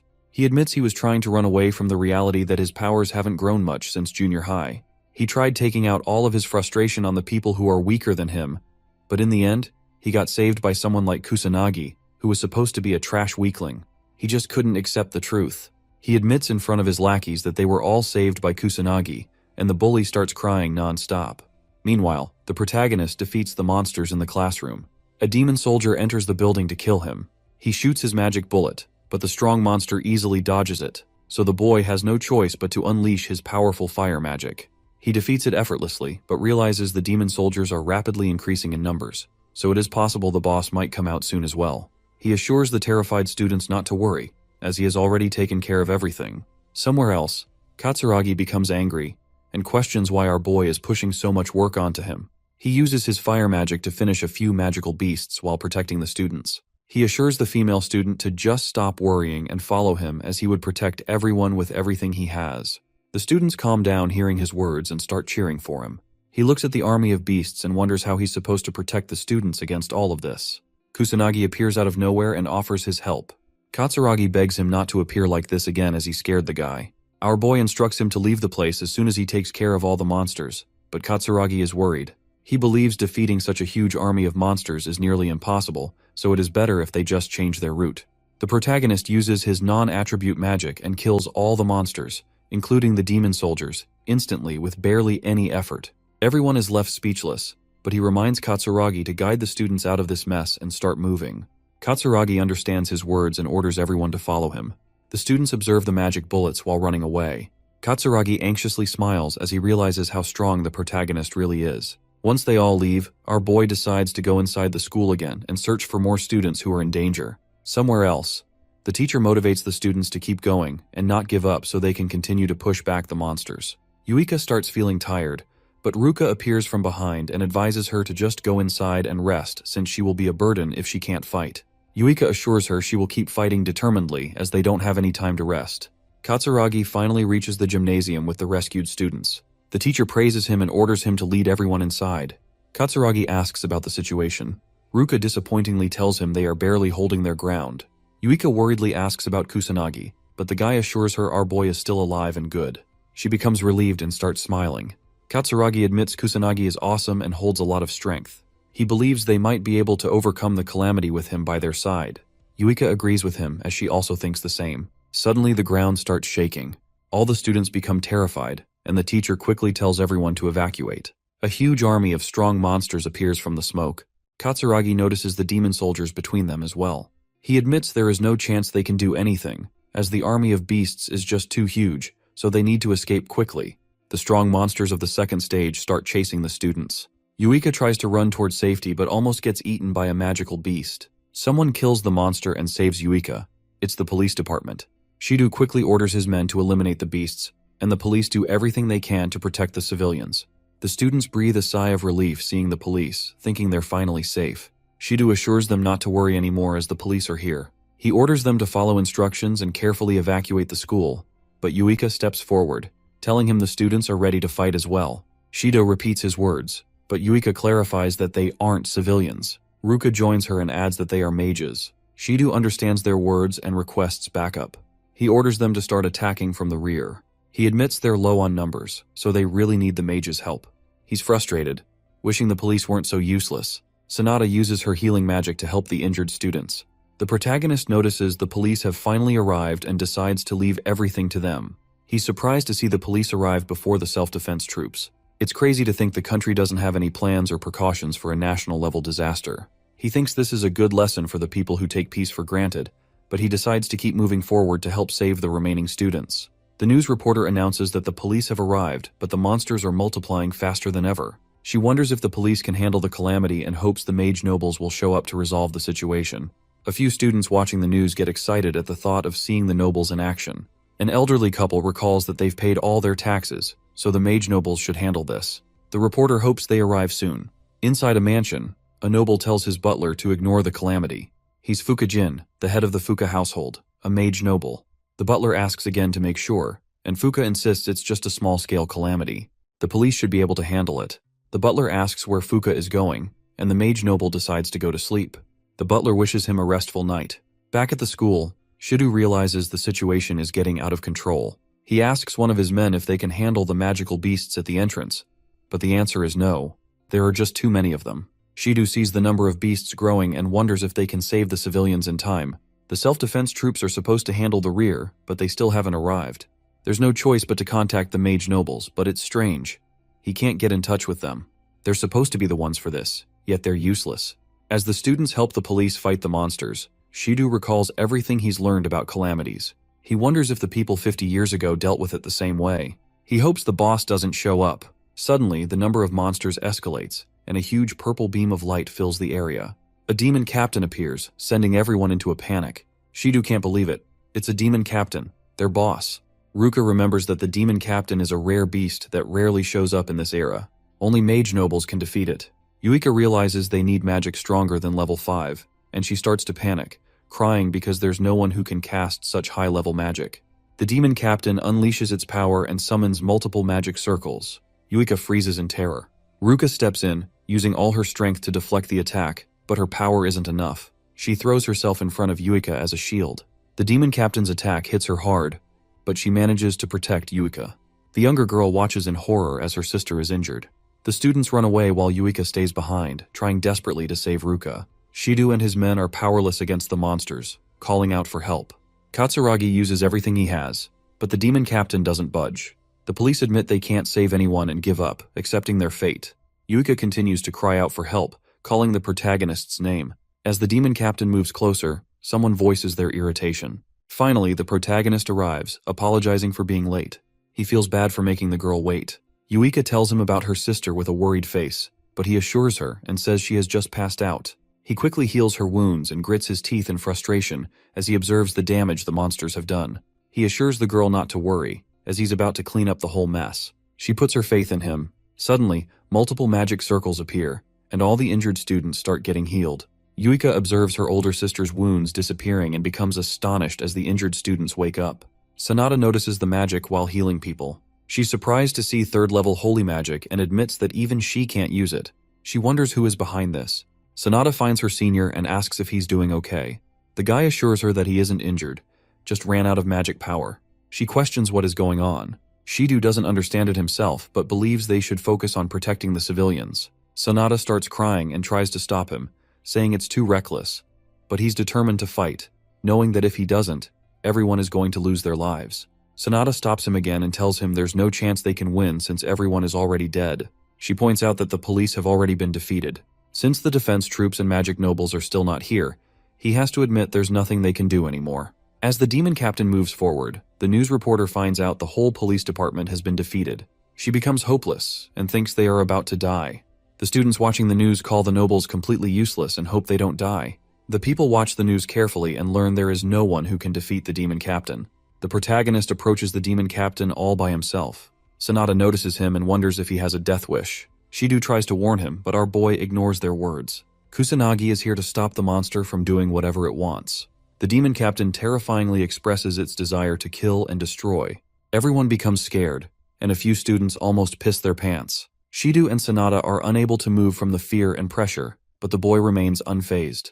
He throws an attack and tells the monster to shut its mouth. The demon captain starts screaming out of rage, and all the monsters follow its lead as it pulls out huge magic circles and starts attacking the protagonist. He remembers going all out the last time he was facing the calamity.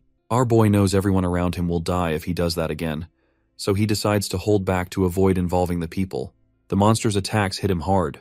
Shidu believes he got killed, but as the attacks almost reach the students, our boy pulls out his shields and shoots out multiple magic bullets to push back the army of monsters. Shidu becomes shocked and wonders who he even is. The news reporter finds out a student is fighting the monsters alone. She decides to go closer since they can't see his face. The camera blows up suddenly. Yuika smiles as she knows the protagonist was doing his best to not reveal his identity. She believes he can go all out without distractions now.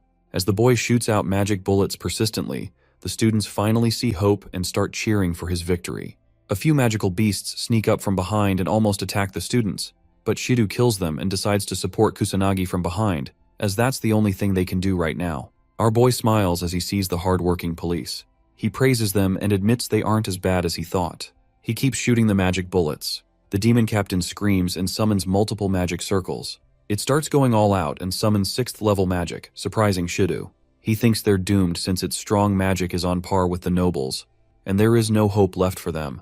The demon captain uses 6th-level dragon flames, and the whole place gets engulfed by flames.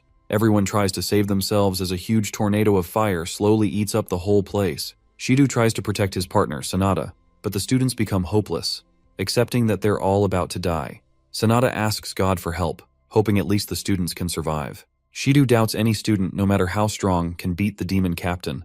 He doesn't believe Kusanagi stands a chance. Yuika, however, puts all her faith in the protagonist. She believes in him with every cell of her body, convinced he can definitely win. As the huge attack heads toward him, Kusanagi notices it's slow. He realizes it's because the demon captain is forcing itself to use 6th-level magic. He admits there's no way he can face it with just 2nd-level magic. So, despite his desire to avoid standing out, he decides to use more power. Kusanagi summons 4 magic circles and begins using the water attribute. Yuika smiles and starts cheering for him. The water turns into a massive serpent, and Shidu is amazed, wondering if this is synthesis magic. The water and fire attacks clash, with Kusanagi starting to overpower the demon captain. But the demon captain refuses to back down, pushing harder, yelling its desire to kill and destroy the human race. The fire magic intensifies, but Kusanagi puts in a little more power, and after some struggle, the demon captain realizes it's about to die. The monster questions how it was defeated by a mere kid. Kusanagi calmly replies that it's because of the demon captain's lack of training. He'd hoped for a better fight, but is disappointed to learn it was weaker than expected. The sky finally returns to normal. Kusanagi smiles, relieved that the calamity is over now that he's defeated the final boss. The students are in shock, finding it hard to believe Kusanagi defeated the demon captain. They all get up and begin celebrating. Even the news reporter and cameraman join in, finally feeling safe. Sanada comforts a student, assuring her that it's safe now, as the calamity is over. Shido stares at Kusanagi, calling it impossible. He doesn't understand how a student could stop the calamity alone. He doubts even the nobles could have defeated the demon captain with 6th level magic and wonders who Kusanagi really is. His legs give out from overexertion. Kusanagi finds Yuika and tells her he's ended everything. She smiles and says she always believed in him, thanking him. This brings a smile to his face. Suddenly, the students surround him, praising him for what he did. They all show their gratitude, but Kusanagi, irritated, asks them to step back. He regrets standing out like this, just like in his past life, and hopes he won't have to live an annoying life from here on. Yuika notices how annoyed he looks. The announcement comes. The calamity at Kamui Magic Academy has been stopped. The academy refuses to share details about the boy who defeated the boss monster single-handedly. No casualties were reported, though several people were injured. Kusanagi's classmates show him the news. He becomes annoyed, but they think it's only natural for him to appear as the mighty savior. Kusanagi gets promoted to S class as well, and his old classmates feel bad, realizing they can't talk to him the same way anymore. A few female students ask about the secret behind his strength, assuming he might have inherited the blood of a great noble mage. An S-class student observes how annoyed Kusanagi looks due to all the attention. He doubts such a strong student really exists. Kusanagi's classmates defend him, confirming that he did defeat the demon captain all by himself. The S-class student remains unconvinced, thinking it sounds wrong no matter how you look at it. Kusanagi uses this chance to leave the class, feeling relieved as he steps out. Yuika finds him and asks if he's having a hard time, grinning mischievously. He doesn't want to be teased, but she keeps talking. She thinks this is natural since he's the mighty savior who protected the whole school. Kusanagi remembers that Yuika was also promoted to S-class, a result of her efforts during the calamity, but she doesn't seem too happy about it. When he asks, she assures him she's happy, but it's because there's someone else in the S-class. Suddenly, Kusanagi remembers Ruka and asks if she's doing any better. Yuika answers positively and points out that they've been talking more than before. Kusanagi thinks it's a good thing, and Yuika feels happy about it too. She thanks him for everything, expressing her gratitude. Out of nowhere, Kusanagi lightly taps her head, causing her to get embarrassed and ask what's wrong. He clarifies that he doesn't want her thanking him over and over. Once is enough. Yuika starts smiling. At a conference, a man finishes his teleconference with other countries. They're aware that getting support for the next calamity will be hard since they're already overwhelmed with measures and plans. One of them mentions the news about the student defeating the boss monster. The others explain that it was a strange situation, and even the police department was completely defeated. They assume it might be a misunderstanding and expect other nations to be skeptical as well. The man orders his men to bring back the noble mages to prepare for the next calamity. On the school roof, Ruka and Katsuragi meet Kusanagi and Yuika. They all stare at each other for a moment. Ruka then shares her desire to ask Kusanagi something. She wants him to make her his disciple. A few days later, Ruka sits down with her sister and starts a chat. She remembers the calamity was stopped by the protagonist. Her sister confirms this and reminds her that Kusanagi is the one who defeated the demon captain, using 4-level synthesis magic to do so. Ruka is astonished to hear this. She remembers that even high-level mages are not capable of using such power. Yuika assures her she's telling the truth, and Ruka trusts her little sister's words, deciding to believe it as she starts smiling. Yuika wonders why her older sister thinks she doesn't tell lies. Ruka recalls that Yuika has always been a straightforward kid, still obedient, never lying, gentle, but also hardworking. She finally accepts that her little sister isn't talentless and admits that she was the one being stubborn. Yuika realizes her sister is just worried about her, stands up with determination, and assures her big sis that she is going to become really strong and put her at ease so that she doesn't have to worry about it for now. Ruka listens to her sister carefully and realizes how much she has grown. Yuika hears her praise and starts smiling uncontrollably. Ruka is aware that no student comes near Kusanagi, and she guesses even her father might be weaker than him. She requests Yuika's help, knowing that if she just goes with the flow, she will only become a high-class mage at best. So she definitely needs Kusanagi's help to properly get stronger. Meanwhile, in the present, Ruka apologizes for all the rudeness. She's really sorry for looking down on them. She's already aware of how absurd and selfish her request is, but she wants to swallow her pride and be straightforward. Ruka hopes he can make her his disciple. Our boy agrees, which surprises her. He confirms that he is willing to make her a disciple, but she doesn't understand why he's being so nice. He calls her a weirdo for making a request and then acting this way. She knows he's right but doesn't understand why he's still being so kind, especially after she did such horrible things to him. He makes it clear that he has already accepted her apology and forgiven her, so that's all there is to it. She is left speechless. Katsuragi uses this opportunity to make the same request. The protagonist agrees, since it isn't really that hard to teach two people, and the guy is happy to hear this. Yuika tells her older sister that her friend is just really kind. Katsuragi calls him mysterious as well. Later that day, the protagonist gets called to the conference room. Shido introduces himself as a member of the Metropolitan Police Department from the Beast Countermeasures Division. Sanada introduces herself as well. They both bow their heads and show gratitude, admitting that without his assistance, both the civilians and their teammates would have been killed instantly. Kusanagi wonders if they need anything else and assures them to stop thanking him, as they've been constantly showing their gratitude for a while now. He believes it is enough. Shido informs him that the investigation is already over, but there is something that grabbed his attention. Kusanagi wonders what it is. Shido shares that he learned our boy got his mage powers after getting involved in some kind of traffic accident. His classmates and the people around him are saying the same thing. But one student even said the protagonist turned into a whole new person after the car accident. Kusanagi remains silent and listens to the investigation. Shido learned that his personality changed completely, and out of nowhere, his magic power became extremely strong as well. So strong that he was effortlessly able to defeat a demon captain. Yuika requests him to stop and questions what he's trying to say. Shido decides to change the question and asks if he knows anything about someone called the Black Magician. Our boy doesn't recognize the name, but the guy shows him a video and elaborates that the Black Magician is someone who defeated magical beasts and cleaned the area while protecting people. He keeps his face hidden and only comes out at night. Shido is surprised he didn't watch such a famous video. The protagonist understands what they are trying to say. Yuika intervenes and questions why he's telling all of this to Kusanagi. Shido answers with a smile, saying they are both similar, not just in age, but in size and height as well. Shido learned that the Black Magician is a strong and capable individual. He doubts any students around his age are capable of such feats. The other weird thing is that the Black Magician started his activities at the same time our boy got discharged from the hospital. Since it is completely illegal to use magic in the city without a real permit or qualification, if a student gets caught using it, then the academy will have to handle most of it. But since it has gotten so much public attention recently, there's no choice left for the police, so they had to get involved and take action. Shido makes it clear that just expulsion won't be enough, but if the protagonist confesses, they are willing to do him a favor and lessen his punishment. So, he needs to answer carefully. Shido asks once more if he is the Black Magician. Kusanagi answers negatively with zero expression on his face. Shido looks relieved and smiles, happy to hear that our boy is not the Black Magician.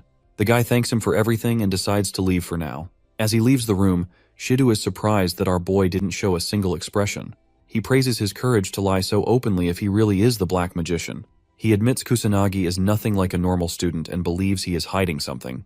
Sanada already knows Kusanagi is the Black Magician since their voices are similar. She wonders if his intentions were purely to save people that night. Sanada decides to keep his identity hidden, even though she knows this can be counted as a failure for a policeman. She believes the protagonist is a kind person. Shido decides to try his best to reveal the Black Magician's identity, while Sanada thinks about keeping it hidden and helping the guy however she can. After a while, the homeroom teacher of the S-class introduces both Mizuha Yuika and Kusanagi Minato to the whole class. She hopes the other students can get along with them. The students start asking if he really is the one who defeated the demon captain. The girls ask Yuika how she feels being a noble mage. The teacher advises everyone to sit down as the class is about to begin. She is surprised to see how famous both new students are. Kusanagi had to answer questions all day, and he feels horrible. He remembers this is the reason he was trying to keep his identity hidden. He hears someone call him from behind. Our boy looks back and finds the girl he saved earlier standing in front of him. She hopes he doesn't mind giving her a little bit of his time. As the boy finds himself on the rooftop again, he wonders if it is some kind of norm to always go to the top whenever you have to talk about something. Yuika follows him and looks at what's happening from behind a wall. She was hoping she could get some private training in and wonders why he is on the rooftop. She feels a bit jealous seeing him alone with a girl and tries to see what they're trying to do. The girl asks if he still remembers her, but our boy says he doesn't. She reminds him he's the one who saved her during the calamity, and he finally remembers who she is. The girl recalls that she was about to die because of the magical beasts at the combat lesson, but then somebody used their magic and saved her. She believes the one behind that magic attack was also Kusanagi. He remembers it, and she starts thanking him for saving her life. He doesn't mind it and says he just did what he could. The girl starts blushing and calls him cool. Yuika tries her best to listen to what they are saying, but she is barely able to hear anything. The girl reveals her feelings and says she is in love with our boy. She hopes he goes on a date with her. Yuika is shocked to learn she is confessing her feelings. The protagonist barely looks surprised. She knows she doesn't have many positive things, but she assures him she will do her best, so she hopes he can make her his girlfriend. Kusanagi smiles and thanks the girl for the confession. She starts smiling, but he continues to talk and says he is sorry. Her smile drops instantly. He politely tells her he doesn't have any time to start dating anyone since he has to do something very important. She understands his reasoning and tries to smile again. She is glad he was straightforward with her and decides to give up on him now. The girl leaves the rooftop with tears in her eyes. Kusanagi advises Yuika to stop hiding and just come out. She gets caught and comes out with an awkward smile. She thought she hid her mana well this time and wonders how he noticed. He calls her mana control horrible and lets her know it is literally spilling everywhere. This is the second time he caught her sneaking around like this. He wonders if she has a peeping fetish. Yuika embarrassingly tells him she just came at the wrong time. She wasn't hoping to listen to anything. She asks why he rejected such a cute and pretty girl. Kusanagi makes it clear that he doesn't want to date anyone right now. She is surprised, but he thinks he is just too far apart in age, even though he is physically in the same school year as them. Yuika starts feeling glad as she learns he doesn't want to go out with anyone. She doesn't understand why she feels so relieved to hear that he isn't planning on dating anyone. She looks at him with a concerned face. Kusanagi advises her to start working on her mana control as it is completely horrible. He believes she needs a lot more practice. She assures him she is aware and becomes determined to work as hard as she can to surpass her current strength so that someday he can finally acknowledge her. During nighttime, the protagonist reaches another area filled with monsters. He wonders if a new calamity is going to appear since they keep increasing. He hears a girl scream for help.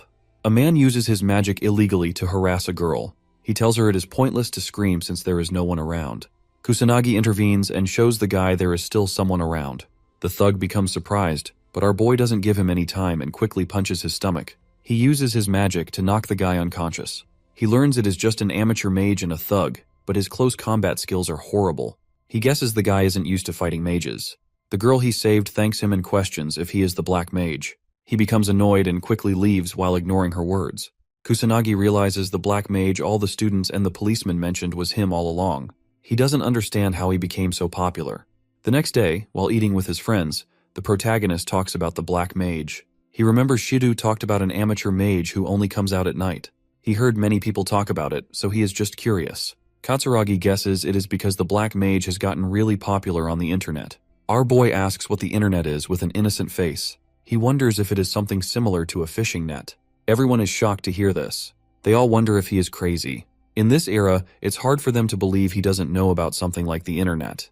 They understand he is very isolated and lives under a rock, but this is worse than what they were expecting. Yuika explains the internet is an information network that covers the whole globe. Anyone can share any kind of information on it, so things like the black mage spread instantly. People can also find anything there, and since it has pictures and videos, it practically holds everything. Kusanagi finally understands it. Katsuragi helps him understand he can access any kind of information on his smartphone. He asks the boy to pull it out and try opening a random application. Kusanagi's face brightens up, and he smiles uncontrollably as he finally opens a search engine. They all praise him and explain he can use the internet to see anything now. Our boy calls it easy. Ruka remembers he promised to help them train. She is wondering when they begin their training. Kusanagi agrees on training them once the school ends, as they also helped him learn how to use a smartphone. He thinks about doing his best to train them well. Yuika expects something bad will happen as she hears his words. During their training, all three of them get tired and fall to the ground. Kusanagi is disappointed as they haven't even warmed up yet. He wants them to train like their life depends on it. They all get up once more and assure him they won't go down so easily. He is glad to hear this and orders them to come attack him with everything they have. They pull out their magic circles and follow his orders. Somewhere else, near the Tokyo Tower, a few men remember everything was completely normal a few seconds ago as they both observe the red sky. They both become terrified and wonder what's happening. A huge army of monsters filled with multiple demon soldiers and demon captains appear. As they all continue their training, all three of them fall back down. He asks if they have given up already. Ruka and Katsuragi attack him at once, determinedly telling him they haven't given up yet. He uses a barrier to protect himself and shoots his magic bullets to defeat them with zero effort. They both get hurt, but Yuika sneaks up from behind and tries to catch him off guard. He is easily able to dodge her and again uses the same attack to defeat Yuika as well. Kusanagi announces break time and lets all of them rest for a little bit. They are all relieved as they can finally catch their breath. Yuika drinks some water while Katsuragi points out that the protagonist is just too overpowered. Ruka agrees with him and is surprised that even a top student can't come close to his strength. Yuika confirms it as well and believes he is different from all the students. She observes his face and finds his usual annoyed look again. Kusanagi reveals he almost lost his life in a car accident, and when he finally opened his eyes, he had obtained these mysterious powers. He doesn't know the reason either, so he orders them to stop bothering him about it. Ruka understands he unlocked his powers on the brink of death and wonders if it triggered something inside him. Yuika is able to see right through the guy. She knows why he's making those expressions and is disappointed to see how gullible the other two are. She believes there is a good reason behind why he doesn't want to tell anyone the truth since he is trying so hard to hide it. She decides to forget about it for now. Kusanagi is able to fool them easily and feels glad they're gullible. They finally end the training session as the sun starts setting. Katsuragi calls it a great training session. Our boy calls him tough as he observes his attitude. Katsuragi guesses it is because he used to train alone before this. He feels really hungry and shares that he has to go back home and cook food. The protagonist is surprised to hear that he cooks food himself. He didn't expect the guy to be like this, judging by his appearance. Katsuragi gets a bit angry as he hears such harsh words. He asks if the protagonist always goes outside to eat. He answers that he just lives on cup noodles, which surprises the guy. Kusanagi is surprised to learn how convenient the new world is. His friend warns him about such unhealthy habits and points out that his body won't survive like this. The protagonist feels a bit weird seeing how concerned he is. Katsuragi grabs him and decides to take the guy to his place so they can eat together. Our boy tries to resist, but he doesn't leave and drags him away. Kusanagi smiles and feels glad to have such a friend. As they both reach his apartment, our boy ends up getting stuck with the kids while Katsuragi cooks food for all of them. He apologizes after he's done cooking, but notices the protagonist taking care of them using magic. The protagonist assures him not to worry. He uses magic to create bubbles for the kids. Katsuragi calls him an idiot for his behavior and advises him not to use magic in his apartment. The guy is surprised to see magic can be used for such things. The little kid comforts our boy after he gets scolded. Katsuragi is shocked to learn he is really good at taking care of kids. The protagonist suddenly remembers the calamity in his past life. He calls kids precious. Katsuragi calls him an old man for how he sounds, but our boy orders him to shut his mouth. He starts enjoying as he helps the kids read a book. They all start eating together and thank God for the food. The kids happily eat the delicious meals. The protagonist tries it and is surprised to find out how good it is. He gets teary as he tries to remember the last time he had a good meal. He regrets not taking care of himself because he was focusing on fighting for a very long time. Kusanagi asks his friend about his parents. The guy shares he doesn't have a father. Since his mother has to work till late at night, he is the one who does the household work and takes care of the kids. He even has to do a part-time job when he is free. Kusanagi is shocked to hear his routine, but the guy assures him he likes taking care of his family. The protagonist understands it and remembers he is a complete musclehead who likes challenging stuff. They all end up sleeping together. He apologizes to Kusanagi for having him sleep at their house because of the selfish kids. He doesn't mind it and feels good doing such a thing for a change of pace. Katsuragi is relieved and shows his gratitude. The protagonist doesn't understand why he's thanking him, but the guy elaborates that it is about Ruka.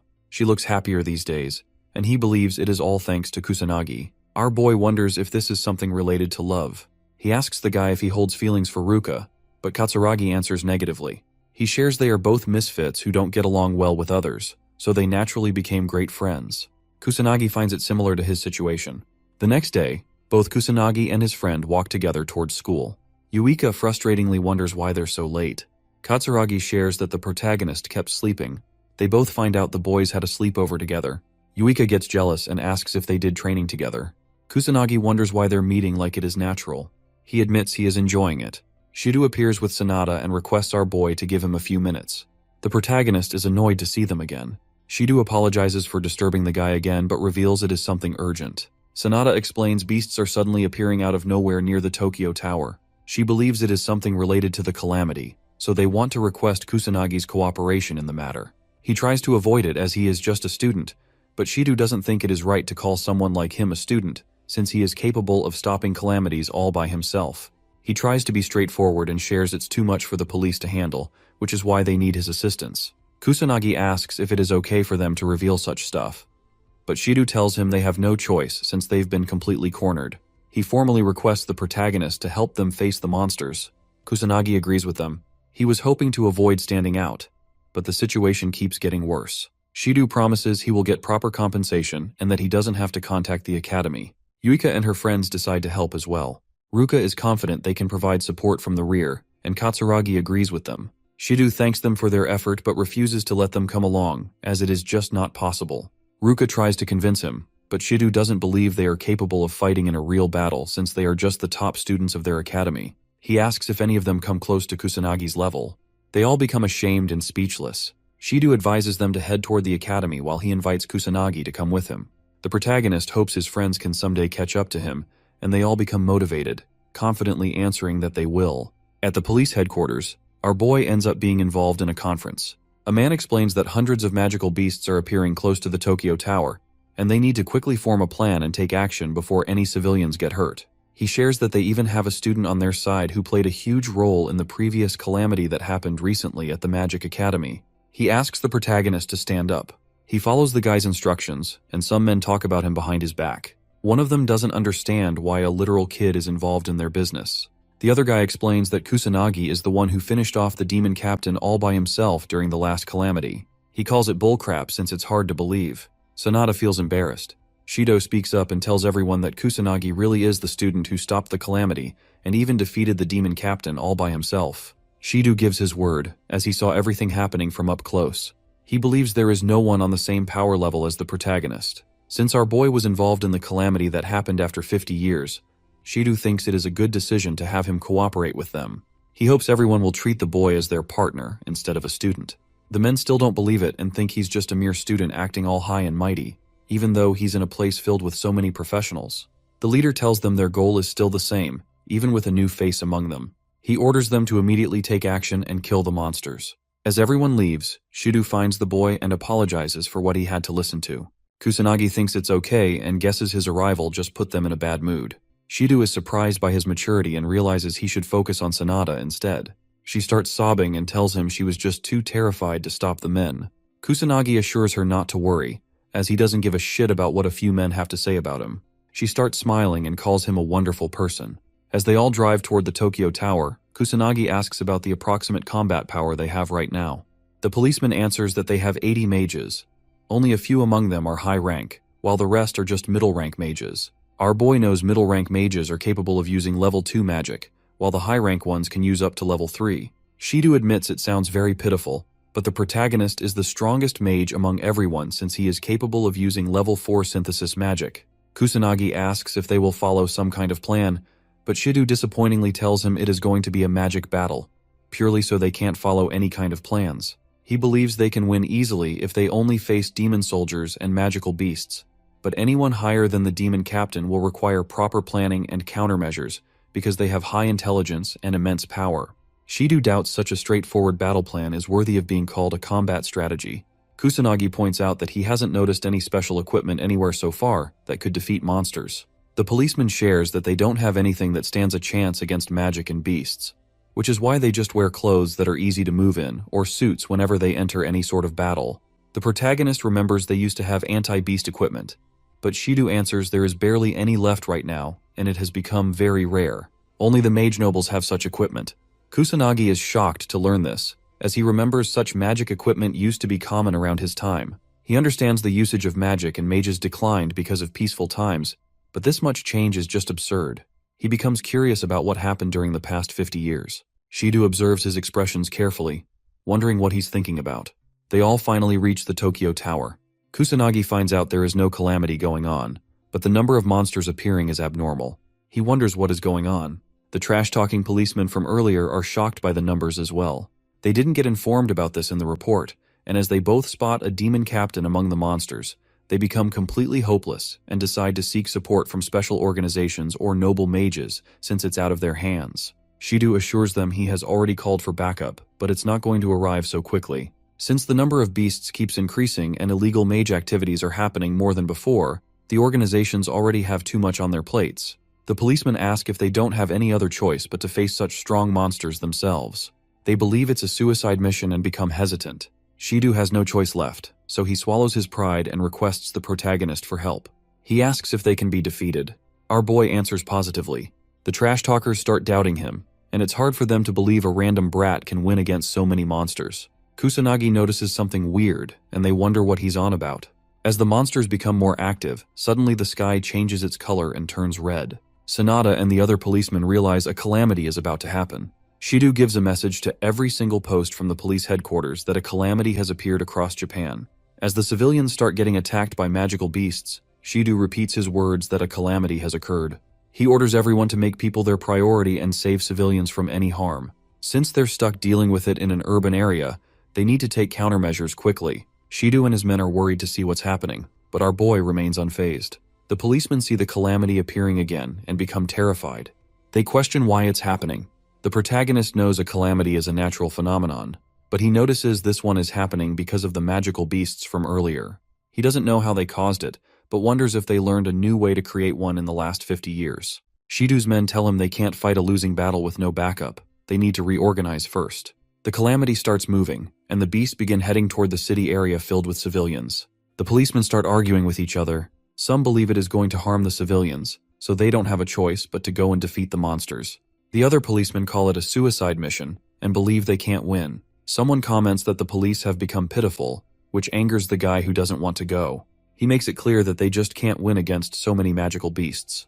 Kusanagi jumps off the building while telling everyone they can definitely win. He smiles and starts using his magic circles to head toward the monsters. He lands between them, and as the monsters notice him, they all begin rushing toward him to attack. The policemen warn him to quickly run, or else he's going to lose his life. Kusanagi pulls out third-level magic called Wind Cutter, leaving everyone speechless. The monsters die instantly, but a few demon soldiers become active. They throw multiple attacks toward our boy, but he remains unscathed because of his shields. Since the barrier ends up being very useful, he decides to put one up for the bystanders, so no one gets hurt during the calamity. As he cuts through more monsters, Shido is astonished by his strength. He doesn't believe someone is capable of using several magic attributes at once. He guesses only Kusanagi can do such things. The guy orders everyone to move forward and follow our boy. Sanada starts running to provide proper backup. The other policemen tremble in fear, but since they can't just run away, they all get fired up and run toward the battlefield. The policemen begin fighting against the monsters. The protagonist is surprised by their capabilities. The demon captain appears from the crowd of monsters. A policeman notices and becomes hopeless, since only a legendary class mage can defeat such a monstrosity. Kusanagi pulls out the water serpent again and assures the policemen they can leave the demon captain to him while they all handle the rest. In mere seconds, he defeats the demon captain, leaving everyone shocked.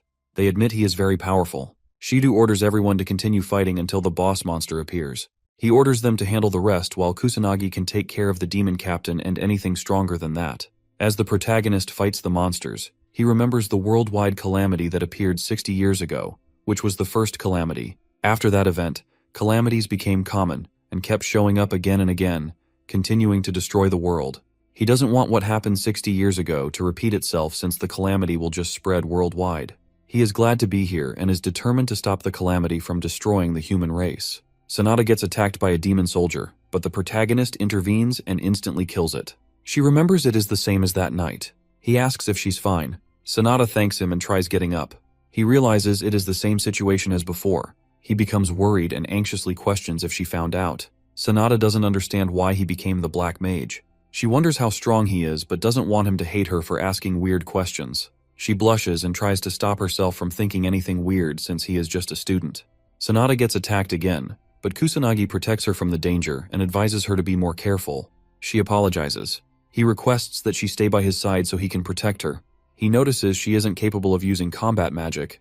Sanada starts blushing again and follows his instructions. She questions if he really is a student since he sounds more like an adult compared to her. Out of nowhere, all the police mages feel an immense pressure. They start trembling in fear and wonder what's happening. A monster emerges from the light. Shido notices it is the subspecies of a demon captain. He questions why such a higher species of demon captain is appearing now. The policemen realize their victory is impossible. They doubt even mage nobles can win against such a strong monster. Kusanagi steps forward.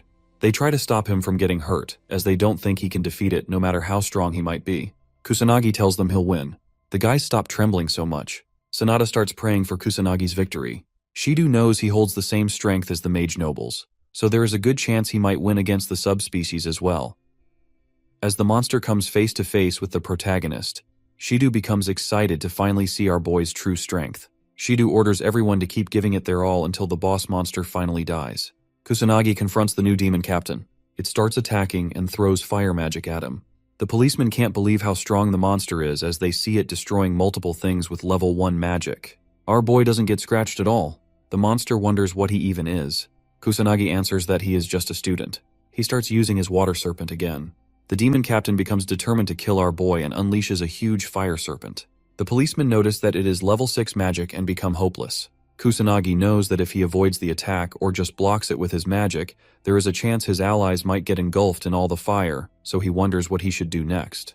All the beasts start gathering around suddenly. The police are confused, but as they all attack Kusanagi, Sanada tries to warn him. He remains unfazed despite seeing multiple strong attacks coming his way. He destroys the demon captain's fire serpent with his water attribute and blocks the magical beast's attacks with his non-attribute shields. Water starts pouring down. The protagonist is a bit underwhelmed as he realizes it is already over.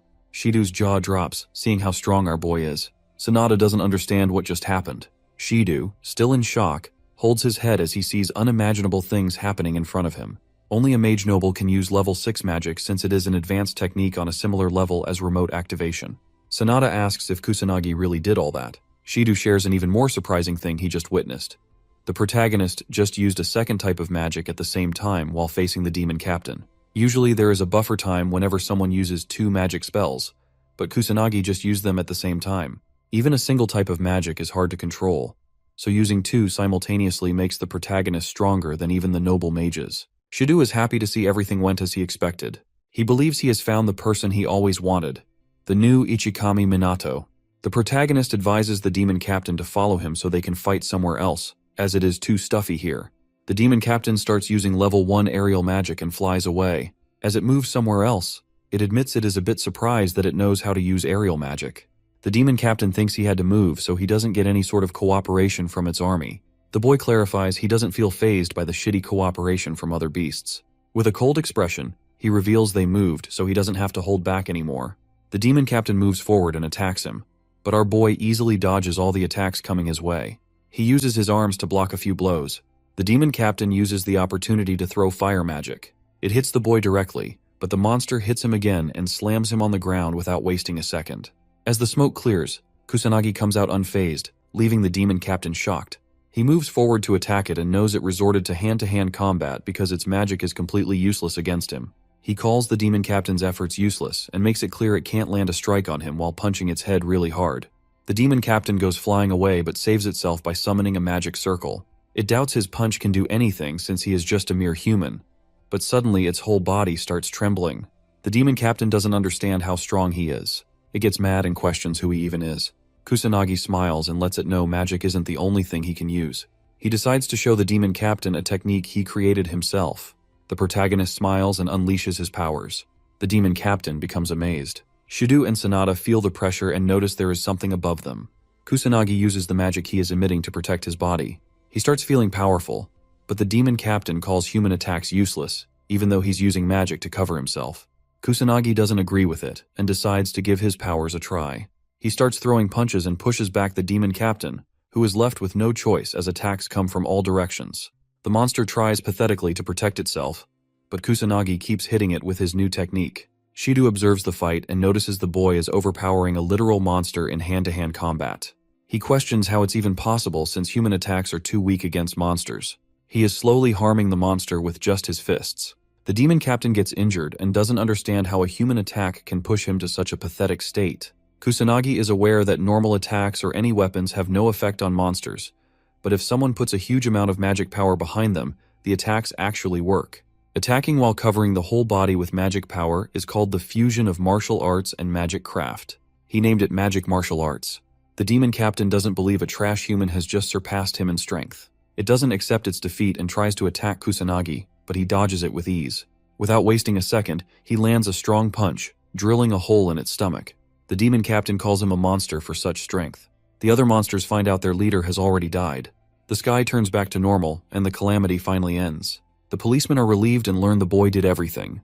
Shido advises them to kill the remaining beasts as well and keep their guards up. Kusanagi slowly comes down and smiles as he decides to leave the rest to the police. He suddenly remembers it has been ages since he used magic martial arts, so he couldn't use it properly. He lands back down and notices the crowd of policemen waiting for him. Shido thanks our boy for all the hard work and for single-handedly defeating the demon captain to stop the calamity. They are grateful for his cooperation. The whole police department gives Kusanagi a salute in respect. Ever since this incident, calamities have kept appearing across the globe continuously. But thanks to the police and the noble mage's cooperation, slowly all of the new calamities were stopped as well. People grew anxious because of the calamities and started hating the government for not being properly prepared. They showed disappointment towards the mages, who were expected to protect people. As the anxiety among people grew with time, someone said they still have the black mage on their side.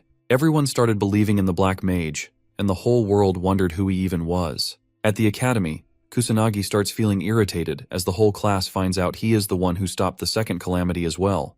They call him amazing and start showering him with praise.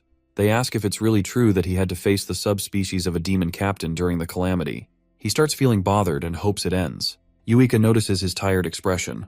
The teacher begins talking about the calamity that occurred recently. She advises everyone to stay prepared at all times since they're not just students but mages too, so there's no telling when they might get summoned. She points toward Kusanagi and calls him experienced. All of a sudden, Sanada appears with a few policemen. She excuses everyone and the teacher anxiously asks if there is an issue. Sanada shows her badge and assures her she came here with the headmaster's permission. She calls Kusanagi and requests him to help them once again. Our boy is surprised by how far the police have fallen. He wonders why they never care about their image. He notices the students gawking at him, which annoys him, so he decides to just leave. He asks Sanada to inform him about the situation. She assures him not to overthink it, as he will receive rewards and credit for his work. She explains the beasts keep appearing all across the globe because of the calamities, and illegal mages involved in weird organizations have also become way more active all of a sudden. Since they are lacking in manpower, Kusanagi says they came to get him. Sanada feels bad about asking him for help so many times but tells him they have no other choice since he is the strongest. Kusanagi pulls out his phone and advises her to just give him a call next time. Sanada apologizes and understands him. She is able to get his contact information and feels glad. The protagonist questions what he needs to do now. She instructs him to take care of all the beasts in Harajuku. He understands her. Sanada decides to take him with her in a car, but he believes they will become too late. So the protagonist pulls out his magic circles and starts leaving the school alone. The police are amazed to see his fast speed. At Harajuku, the sky turns red and two kids become terrified. The big brother tries to protect his sibling from harm as a magical beast appears. The kids try to run away, but the little one falls. As they're about to be eaten by the magical beast, the protagonist appears and instantly kills it. The kids calm down, and he praises them for hanging in there, telling them they did a great job. He hands back their toy Ichikami figurine and smiles to help them feel better. He hands the kids to the police and runs to clean the area. The kids bow to show their gratitude as he flies away, and the little brother smiles in appreciation. Kusanagi finds it harder to battle in Harajuku than at his academy or in the destroyed Shibuya, as the place is filled with obstacles and people. He can't use magic bullets, or he might hurt civilians still running for their lives. He can differentiate between humans and beasts, but normal people with zero magic can't be detected easily. The only way to save everyone is by patrolling the area. The police arrive, focusing on killing the monsters while leaving civilian rescue to the army and firefighters. They find Kusanagi and call his name. Our boy remembers him from the calamity, comes down, and guesses the policeman is reinforcement. He finds it helpful and asks about the situation. The policeman shares they haven't saved half the civilians and are struggling to reach the east side. Kusanagi shoots a few bullets and decides to check the east side. The policeman warns him about illegal mages there, according to reports, but knows there's no point in warning Kusanagi since he's the strongest. The other policemen notice him and wonder who he is, as he defeated multiple beasts with ease. They believe he's some kind of savior during these difficult times. Kusanagi defeats a demon captain with his 6th level burst stream. He's surprised to find demon captains, even though there's no calamity, something that hadn't happened even 50 years ago. As the number of beasts increases, Kusanagi realizes they're getting stronger, and the situation is getting so bad that even he finds it hard to handle. He believes he needs a plan before things get out of hand.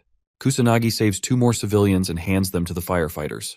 He has a few plans but isn't sure which one to follow. He uses his bubbles to save more people. Sanada and a few policemen appear, and he helps calm the civilians. The police thank him again, believing they minimized the damage because of him. Kusanagi disagrees, saying it was thanks to the police and firefighters. He was simply helping out.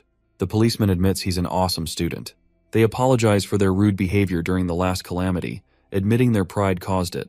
Kusanagi tells them not to worry and to stop thinking about it. The policemen are amazed by his maturity and thank him again. Sanada steps forward and thanks him as well, noting she keeps relying on his powers, even though he's just a student. He assures her not to worry, as he agreed to help. Kusanagi points out that the number of monsters keeps increasing, and this time, They're stronger. Sanada agrees, thinking they need a plan to counter the calamity. She mentions her senior is doing his best to take action. As she speaks, the kids from earlier approach Kusanagi and thank him for saving them. He's happy to see they're safe. The little kid asks if he's the great sage, and the older one apologizes, saying his brother is obsessed with the great sage. Kusanagi notices the toy and realizes it's an Ichikami figurine. He tells the kids he's really the great sage, and the kid smiles, already knowing. Kusanagi remembers his past life, where someone requested Ichikami to let him make a doll of him. The guy excitedly shared he wouldn't just make a doll but photo cards and key holders too. Ichikami doubted anyone would want such things. The guy told him people needed the great sage's support in their hearts, and such items would be great for kids. Ichikami didn't fully agree, but the guy called him wrong, believing it would keep people safe for 100 years, not just 50. He begged for Ichikami's permission. Kusanagi smiles, realizing the guy was right. He knows mere dolls can't save people, but people need him again now. At a shady club in the capital, a few men report on the Black Mage to their leader, Kuroi Akuto, president of the Underground Mage Guild, Black Rebellion. He gets up after hearing about an illegal mage who doesn't belong to any guild. Furious, he learns the Black Mage dares to go against him. He asks his lackey if he's correct, and the terrified underling answers yes. Kuroi orders them to find the Black Mage's real identity, using military force if necessary. Someone asks if they have permission to kill him. It's the executive manager, Kaga Shuji. Kuroi answers they can only kill him after torturing him. Kaga becomes excited, making an evil expression. Ruka asks Kusanagi about his magic power level. Yuika says the same, as she has been curious for a while. She wonders if it is 100,000 or maybe even 500,000. Yuika knows it's possible for someone like our boy. He answers it's 99,990,000 with an expressionless face. Everyone is speechless at first. Yuika doesn't believe it, and Katsuragi agrees with her as well. Ruka remembers that even Ichikami's magic power is about 1,000,000, so she doesn't believe him. Kusanagi is surprised to learn this. They all explain that people call 1,000,000 the highest limit for this reason. They wonder why he doesn't know such a common thing. The protagonist questions if his power is just 1,000,000. He tries looking it up on the internet but becomes confused. He smiles and admits he doesn't know how to use a phone. Since it's not worth the effort, he decides to give up. He gets a call from Shido. The boy asks what's wrong, and Shido apologizes for the disturbance, asking if he has some time to spare. Kusanagi answers positively, so the policeman asks if his friends are near him as well. Kusanagi tells him they are here. Shido requests him to put the phone on speaker. Kusanagi is completely clueless about it, so Yuika helps him turn it on. The policeman explains that since the number of monsters and calamities keeps increasing, he decided to create a specialized anti-monster squad, known as the Special Magic Team. He wants our boy to be the leader of the squad. Yuika is astonished to see her friend getting such an opportunity. She believes it's such a special title that mages would die to reach. She guesses her friend isn't going to refuse such a thing, but to her surprise, Kusanagi ends up refusing the offer. Yuika questions why, growing angry. The policeman requests them to listen to his explanation first. The protagonist wonders why Yuika is angry on his behalf, but decides to hear the explanation. Shido shares that there are too many issues going on, and the police can't handle everything alone. Also, since the monsters are growing in strength, it's hard for them to keep up anymore. He knows the boy understands his words. Kusanagi knows it's because the mages of this time period have really low magic levels. He wonders what happened to the nobles. Shido shares that the heads of Mizuha, Homurai, and Kaichi are still stuck in an overseas meeting, so the only one left is Fuka, but he's not available either for many weird reasons.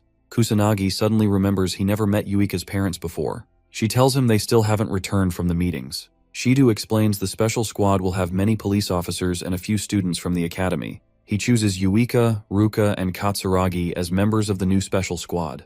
He assures them he's willing to handle all the troublesome stuff, like clerical work and negotiations. So all of them just need to focus on getting stronger and leading the police mages.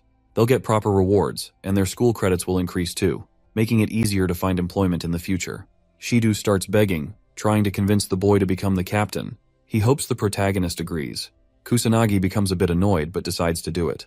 Shido finds it hard to believe but looks glad. The others agree with it as well. Ruka doesn't want Kusanagi to handle everything alone, while Katsuragi is just into hard challenges. Even though the protagonist is still unsure, he ends up going with it since he wants to train more mages as well. The news channels start criticizing the noble mage family, the Fukas. They didn't only leave behind their real duty because of some school disaster, but the noble family was also very slow with the subjugation of monsters. The nobleman hears the news and calls the reporters dumb, since they're assuming noble mages can handle anything. Someone calls, so the noble mage gives him permission to enter. His butler appears and shares that the Metropolitan Police Department sent him a document. The noble mage reads the information about the special magic team being established. He calls it stupid and thinks useless people are into doing unnecessary things. He feels a bit disappointed but guesses this might help shut up the public. He orders the butler to call his dumb kid here. The butler understands him and leaves. At the police department, the protagonist and his friends join the special squad. They all hold a meeting, and Shidu starts explaining something to everyone. The protagonist is surprised to hear the word dozens, but Shidu apologizes and explains that they did have candidates, but they didn't receive any applications for some reason. Shidu believes they'll get more applications once our boy starts producing real results. Kusanagi was expecting things to turn out this way. Since it's weird for a literal student to be the team's captain, some friction was bound to happen. Shidu hands over something and shares that it's a temporary mage badge. He admits it's an external cooperation but explains they're all public servants now. So, if anyone doubts it, he can just show this badge to them when needed. He adds another thing. The badges are only given when someone is from a unit, and since all of them are still not qualified as mages, the badge is just temporary. Shidu officially ends the student treatment with Kusanagi and addresses him as Captain Kusanagi. He leaves everything to the boy. The protagonist smiles, as it's been ages since he stood before people his own age. He goes to the front and introduces himself once more. He announces that he is the captain of the special mage team and promises everyone that he is willing to make everyone in his team stronger than even the heads of noble families. His friends and the police members are surprised, as it's something hard to believe. Kusanagi understands why they're doubting him, but decides to give solid proof to help clear the doubts. He asks Shidu if there are any magic power measuring devices available in the police station. The guy answers positively but becomes confused. As he brings a few measuring devices, Kusanagi orders Ruka and Katsuragi to step forward and measure their power levels. They decide to follow his orders. As they both pour out their magic into the machine, the protagonist tells everyone that Ruka's magic power level was only 10,000 last time, while Katsuragi had 8,000 magic power. Ruka becomes speechless as she gets a result of 30,000 magic power. Katsuragi is amazed to see 28,000 on the measuring screen as well. The policemen are astonished, as it is the magic power of the highest grade mage class. Kusanagi asks them to be patient and orders Yuika to measure her powers. She listens to him but feels a bit anxious. Yuika wonders what she should do now, as she believes the gap between her and her older sister might be too big. She knows she worked really hard, but at the end of the day, she thinks she is just an ordinary person with no talent. She becomes more anxious and doesn't want to see the results. Yuika calms herself down as she doesn't want to run away from such challenges anymore. She stops caring about the results and pours the magic into the machine, determined to always be true to herself. Shidu and Sanada's jaws drop as they see the results. Yuika feels a bit anxious but opens her eyes to find out it is 26,000. Shidu remembers her magic power was just 2,000 according to the records, and it's hard for him to believe there is a way to increase magic power to such an extent. Kusanagi makes it clear to everyone in the room that increasing magic power is possible. It just requires talent and the absolute determination to never give up and keep working hard till the end. He looks at Yuika with a smile and pats her head, letting her know how proud he is feeling and telling her she did an amazing job. Ruka feels happy as she watches their interaction. Kusanagi praises the other two as well, but they think this much was expected. Especially for Ruka, she believes this kind of improvement is normal for someone like her since she belongs to the Mizuha family, so there's no need for praises. He ignores her words and pats her head as well, praising her for all the hard work. Katsuragi knows his friend looks out of this world but is surprised to see him act this way without any fear. Yuika becomes anxious since she knows how terrifying her sister looks when she's angry. Ruka tells the protagonist she's not a baby, and he understands her and pulls away his hand. Katsuragi was a bit scared just now, and Yuika also thanks God her sister remained calm. Our boy tries to pat Katsuragi next, but he becomes embarrassed. Ruka remembers she was never treated like this all her life before today. Even her father never patted her head or did such a thing for her. A fat, ugly guy enters the room as he finds out everyone was here. He shares that he has been searching for Shidu everywhere and wonders why he hasn't received any proper greetings. Shidu tries to explain himself and tells the fatso he thought the guy wasn't coming today.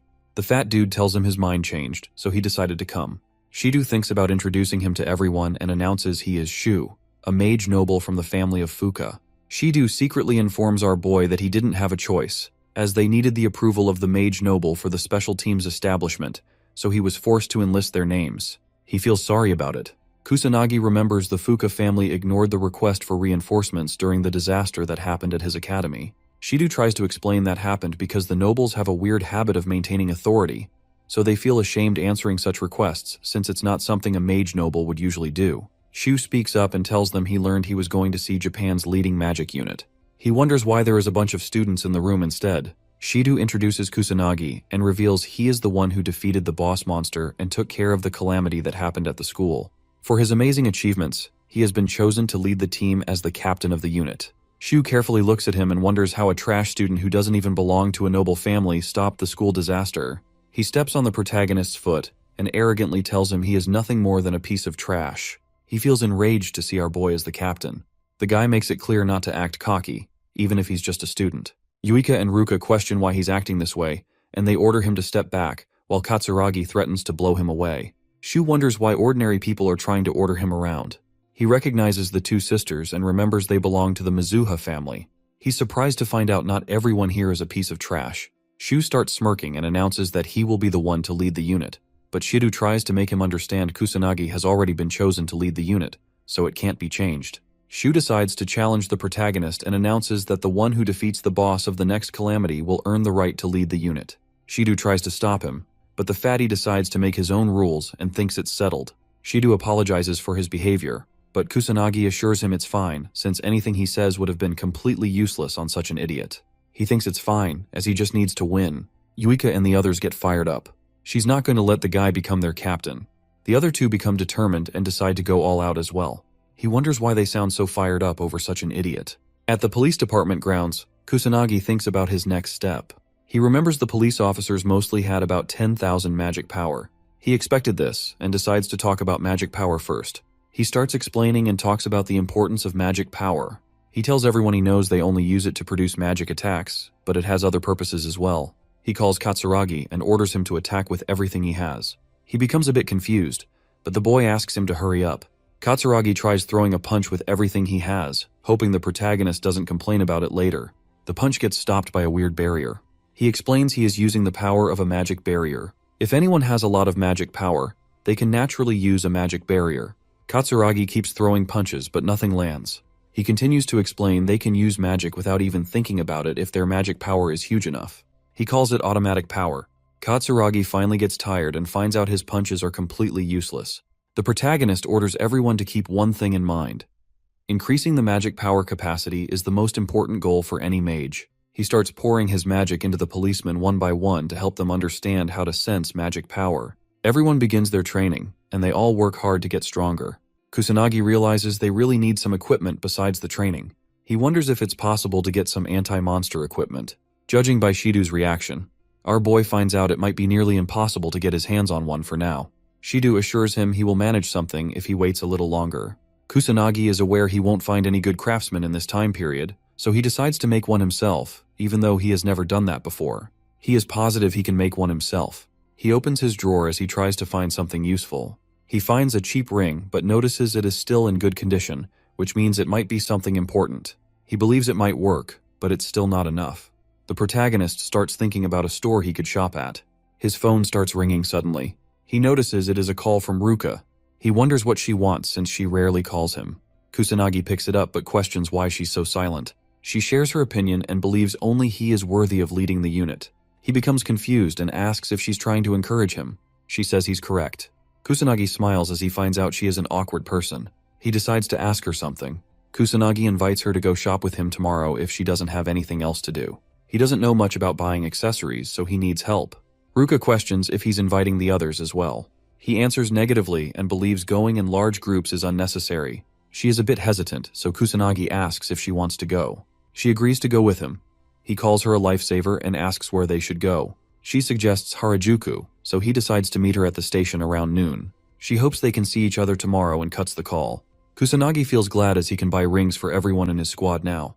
He wonders if he should spend his day crafting anti-monster equipment with the ring he just found. He starts pouring in his magic and believes it will somehow work. Yuika calls her sister for dinner but gets no reply and becomes a bit concerned since her sister never behaves like this. Yuika decides to check, so she announces that she is coming in. She finds her sister with a cute dress in her hand and becomes speechless. Ruka asks what's wrong.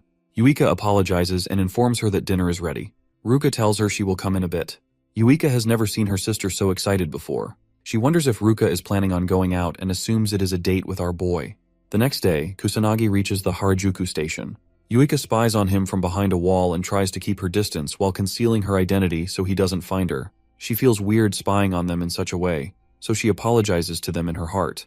Ruka finally appears in a beautiful dress, and everyone starts staring at her. She asks our boy if he had to wait. He shares that he just got here, so it's fine. The dudes staring at them call her beautiful and assume she is talking to her boyfriend. They become a bit jealous while Yuika questions what's going on as she finds out her sister and Kusanagi are on a date. Ruka asks what he's looking for. Kusanagi answers that he wants a ring. She wonders if it's a gift. He calls her correct, but shares he needs several. Ruka is surprised, assuming something else. She questions if he has that many partners. He answers positively, but she reminds him Japan is not a polygamous country. He assures her he already knows that. Ruka advises him to buy inexpensive ones if he is planning to buy in bulk. She remembers the perfect place, so he decides to leave it to her. They visit multiple shops while Yuika observes them both from a distance. After a few hours of trying, Ruka admits it is really hard to find rings that are sturdy, inexpensive, and not too fancy.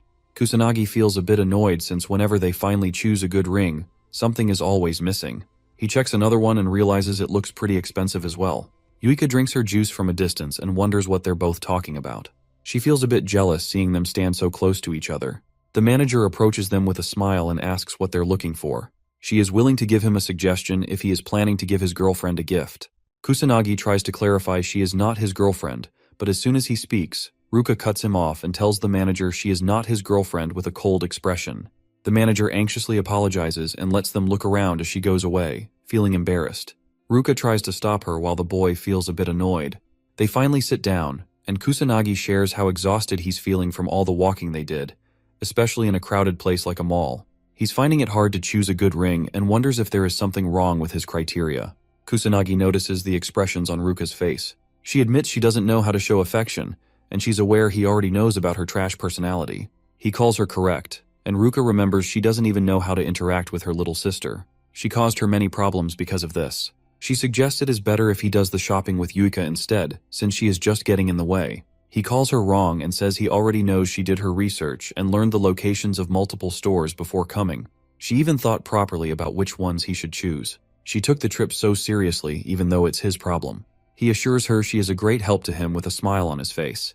Ruka starts blushing and feels better. Yuika notices her face and remembers she never saw her sister with such expressions. She starts feeling down and wonders why she's spying in the first place. Yuika decides to go home. After a few hours, Kusanagi happily exits the mall as he was finally able to find good rings. She is still a bit confused about why he needed 5 of them. He shares he needed one for each partner. Ruka believes his partners are going to be really happy when they receive the gift since he took his time to pick the rings. He mentions it is for the unit's equipment, so there is no reason for them to be unhappy about it. She is a bit confused to hear this but finally understands why he bought so many. He shows his gratitude for all the help she gave and thanks her properly. Ruka thinks it's fine. She is glad she was able to help him out. He decides to repay her for the effort, but she assures him he doesn't need to do anything. He pulls out the ring from earlier and asks her to give him her hand.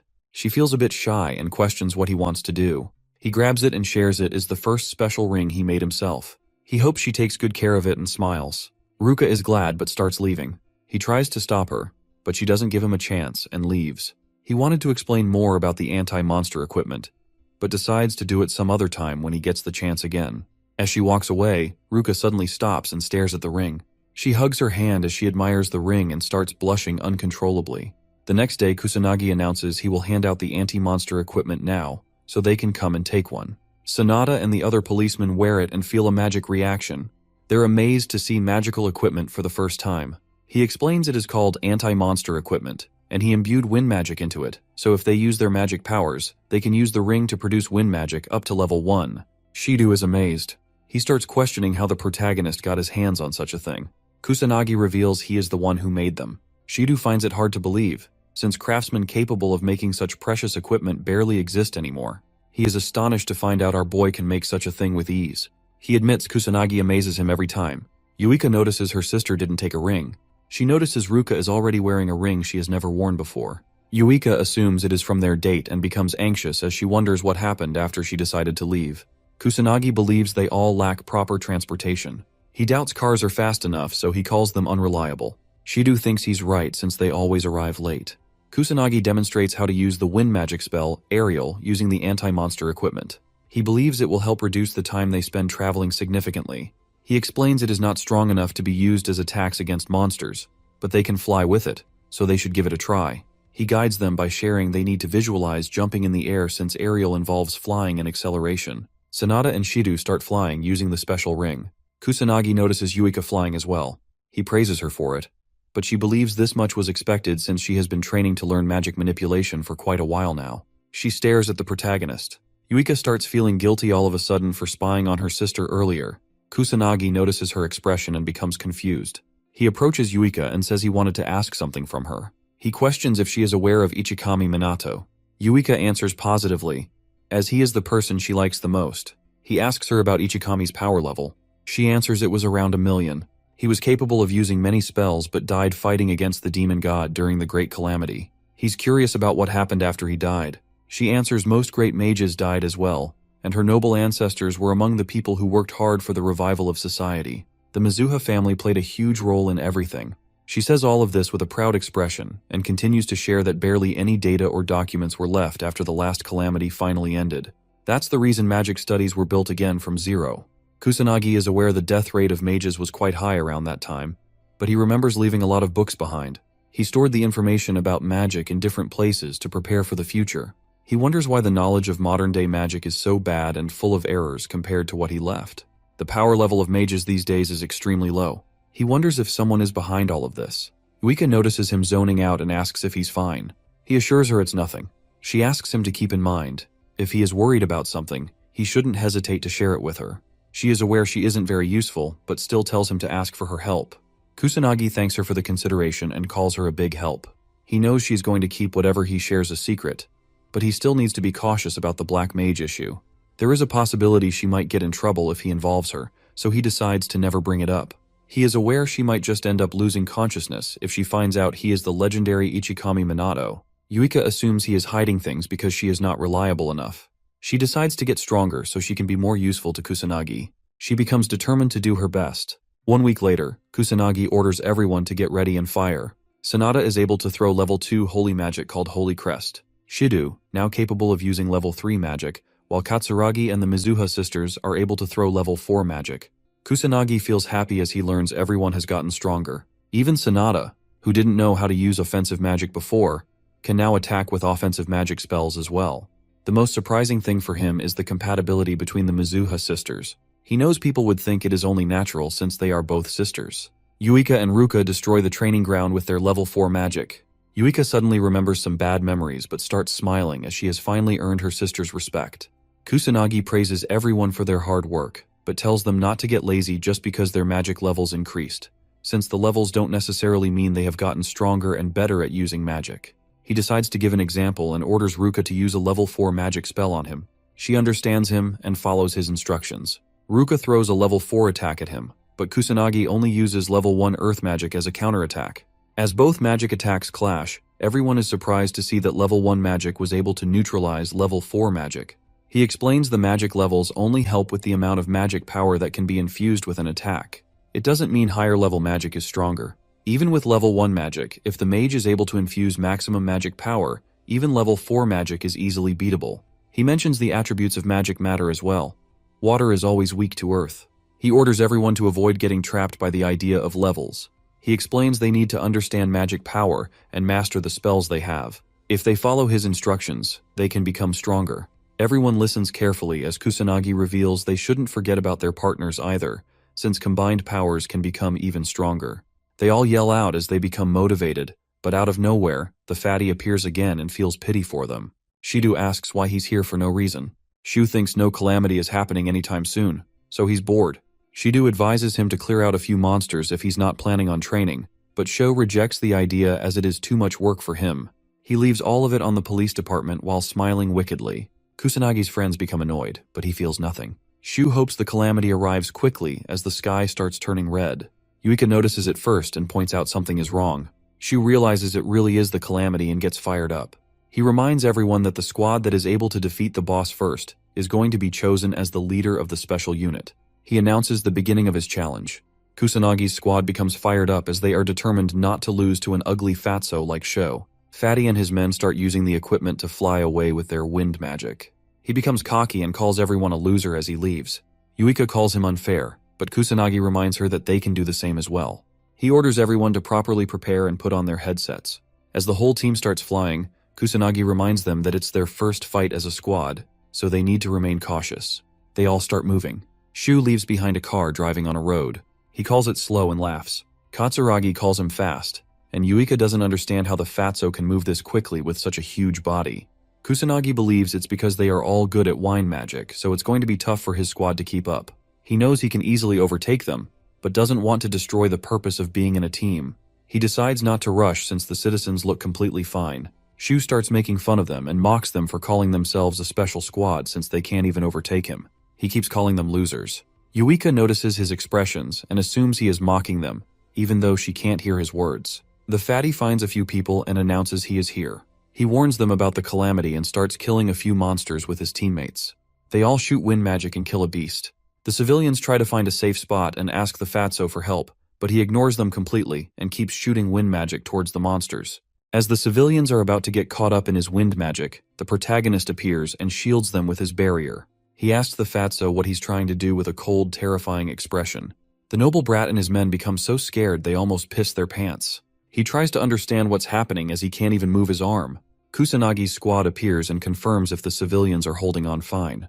Yuika questions what the fatso just tried to pull off. She becomes angry and orders him not to drag ordinary people into a fight. Shu and his teammates are finally able to move again. He wonders if Kusanagi did something to his body. He brushes it off and believes it was nothing. Fatso calls it their fault for getting in the way of a mage noble like him. Yuika becomes irritated and orders him to repeat that. He uses his wind magic and starts flying off with his buddies while leaving the safety of commoners to Kusanagi. He is determined to defeat the boss. As the fatty leaves, Kusanagi observes him and is confident he could easily destroy the fatso in mere seconds. But he doesn't want to make it look like he is afraid of a stupid challenge. He suddenly realizes this might be a good opportunity for something. Kusanagi orders his squad to defeat the monsters while he protects the citizens from any kind of harm. Shido wonders if he is confident about the challenge since it sounds hard to protect so many civilians all alone. Kusanagi assures him he's confident since he is the leader of their special unit. Shido believes his words and thinks his question was stupid. Yuika motivates everyone to start defeating the monsters as they already rely on the protagonist so much. Everyone agrees with her, so our boy orders them all to start moving and win for him. They all move forward using their wind magic and start fighting the monsters. Yuika uses level 3 magic spells to destroy some strong monsters. She remembers being scared when faced with a similar situation before, but now she is surprised by her own capabilities as she can easily defeat demon soldiers.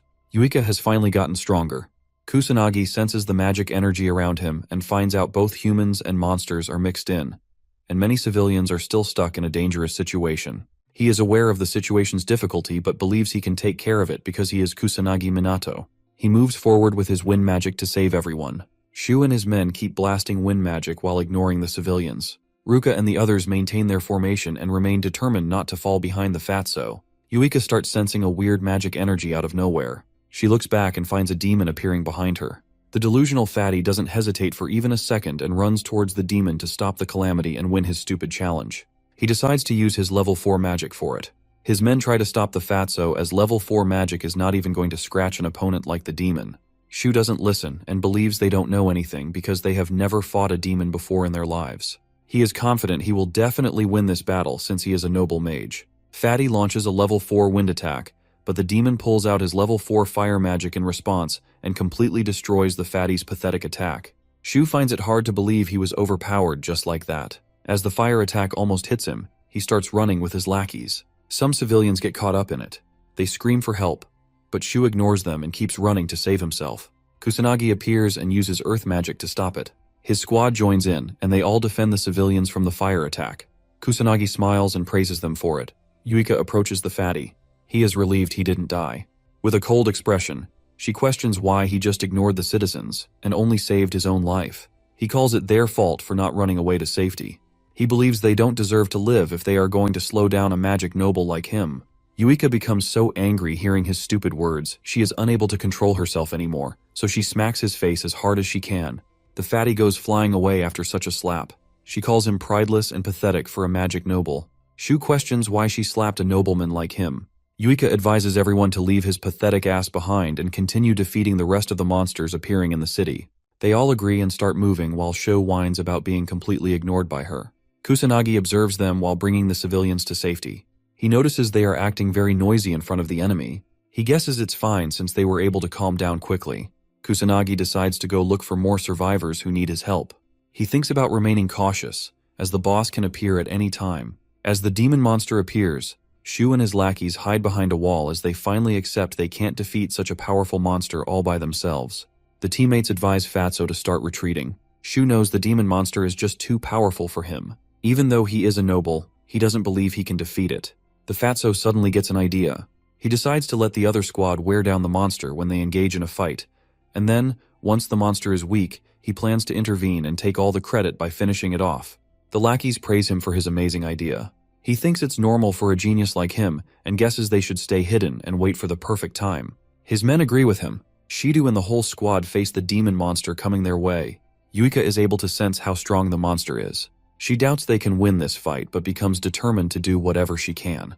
The whole squad starts attacking the demon persistently. They wonder if it's finally dead. But as the smoke clears, the demon comes out unscathed. Yuika finds out it didn't even scratch it. Ruka suggests they need to use level 4 magic or lower level magic with the proper amount of magic power behind the attack. The demon starts summoning fire attacks from his magic circles. He attacks them, and as they all try dodging it, Yuika learns it has gotten stronger than before. Twice as strong as the magic she has. Yuika admits the difference in power is just so big. They have no chance of winning like this. She wonders what she should do next. Kusanagi notices his squad is stuck in a bad situation. He decides to give them advice. Kusanagi orders them to work together. She answers they are already working together. He advises her to combine her powers in the truest sense. He hints that she and Ruka hold the key to victory. Yuika becomes confused and anxiously asks what he means, but he orders her to figure it out herself. Yuika tries to stop him from leaving the call, but she gets attacked by fire magic and gets busy trying to defend herself.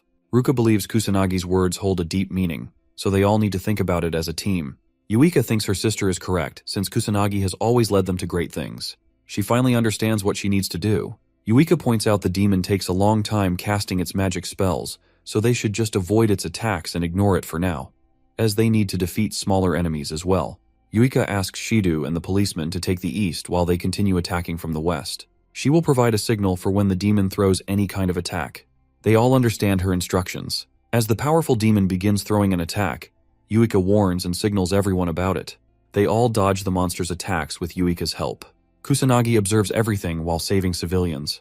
He was expecting Ruka or Katsuragi to take the lead, but finds out Yuika is also good at it, since she can read people well. He thinks she can lead people. Yuika starts feeling tired and realizes their magic power and level might not be enough to win. She wonders what she needs to do now. Yuika tries to recall Kusanagi's words and suddenly understands she misunderstood everything. She doubts such a ridiculous method is going to save them, but she left behind her common sense a long time ago, so she decides to give it a try. She knows it is a do-or-die situation. Yuika requests everyone to lend her their magic power. Fatso observes them from behind and wonders what they're planning to do. The whole squad gets ready for something. Shido tries to confirm if this is really possible. Yuika is not sure herself but knows they don't have any other choice. Ruka puts her faith in Yuika. Katsuragi and Sanada decide to give it their all too, as they can just think of something else if this plan fails. The demon raises its arm and produces a level 5 fire magic blazing pillar. A huge wave of fire starts falling down on Kusanagi's squad. Fatso and his men call the squad useless losers, but his lackeys ask him to look at what's happening. He is surprised to see the whole squad moving forward towards the demon. Sanada unleashes her level 3 sacred healing magic to heal all the members of the squad. Kusanagi calls it a brilliant plan, since it is hard to dodge a level 5 spell.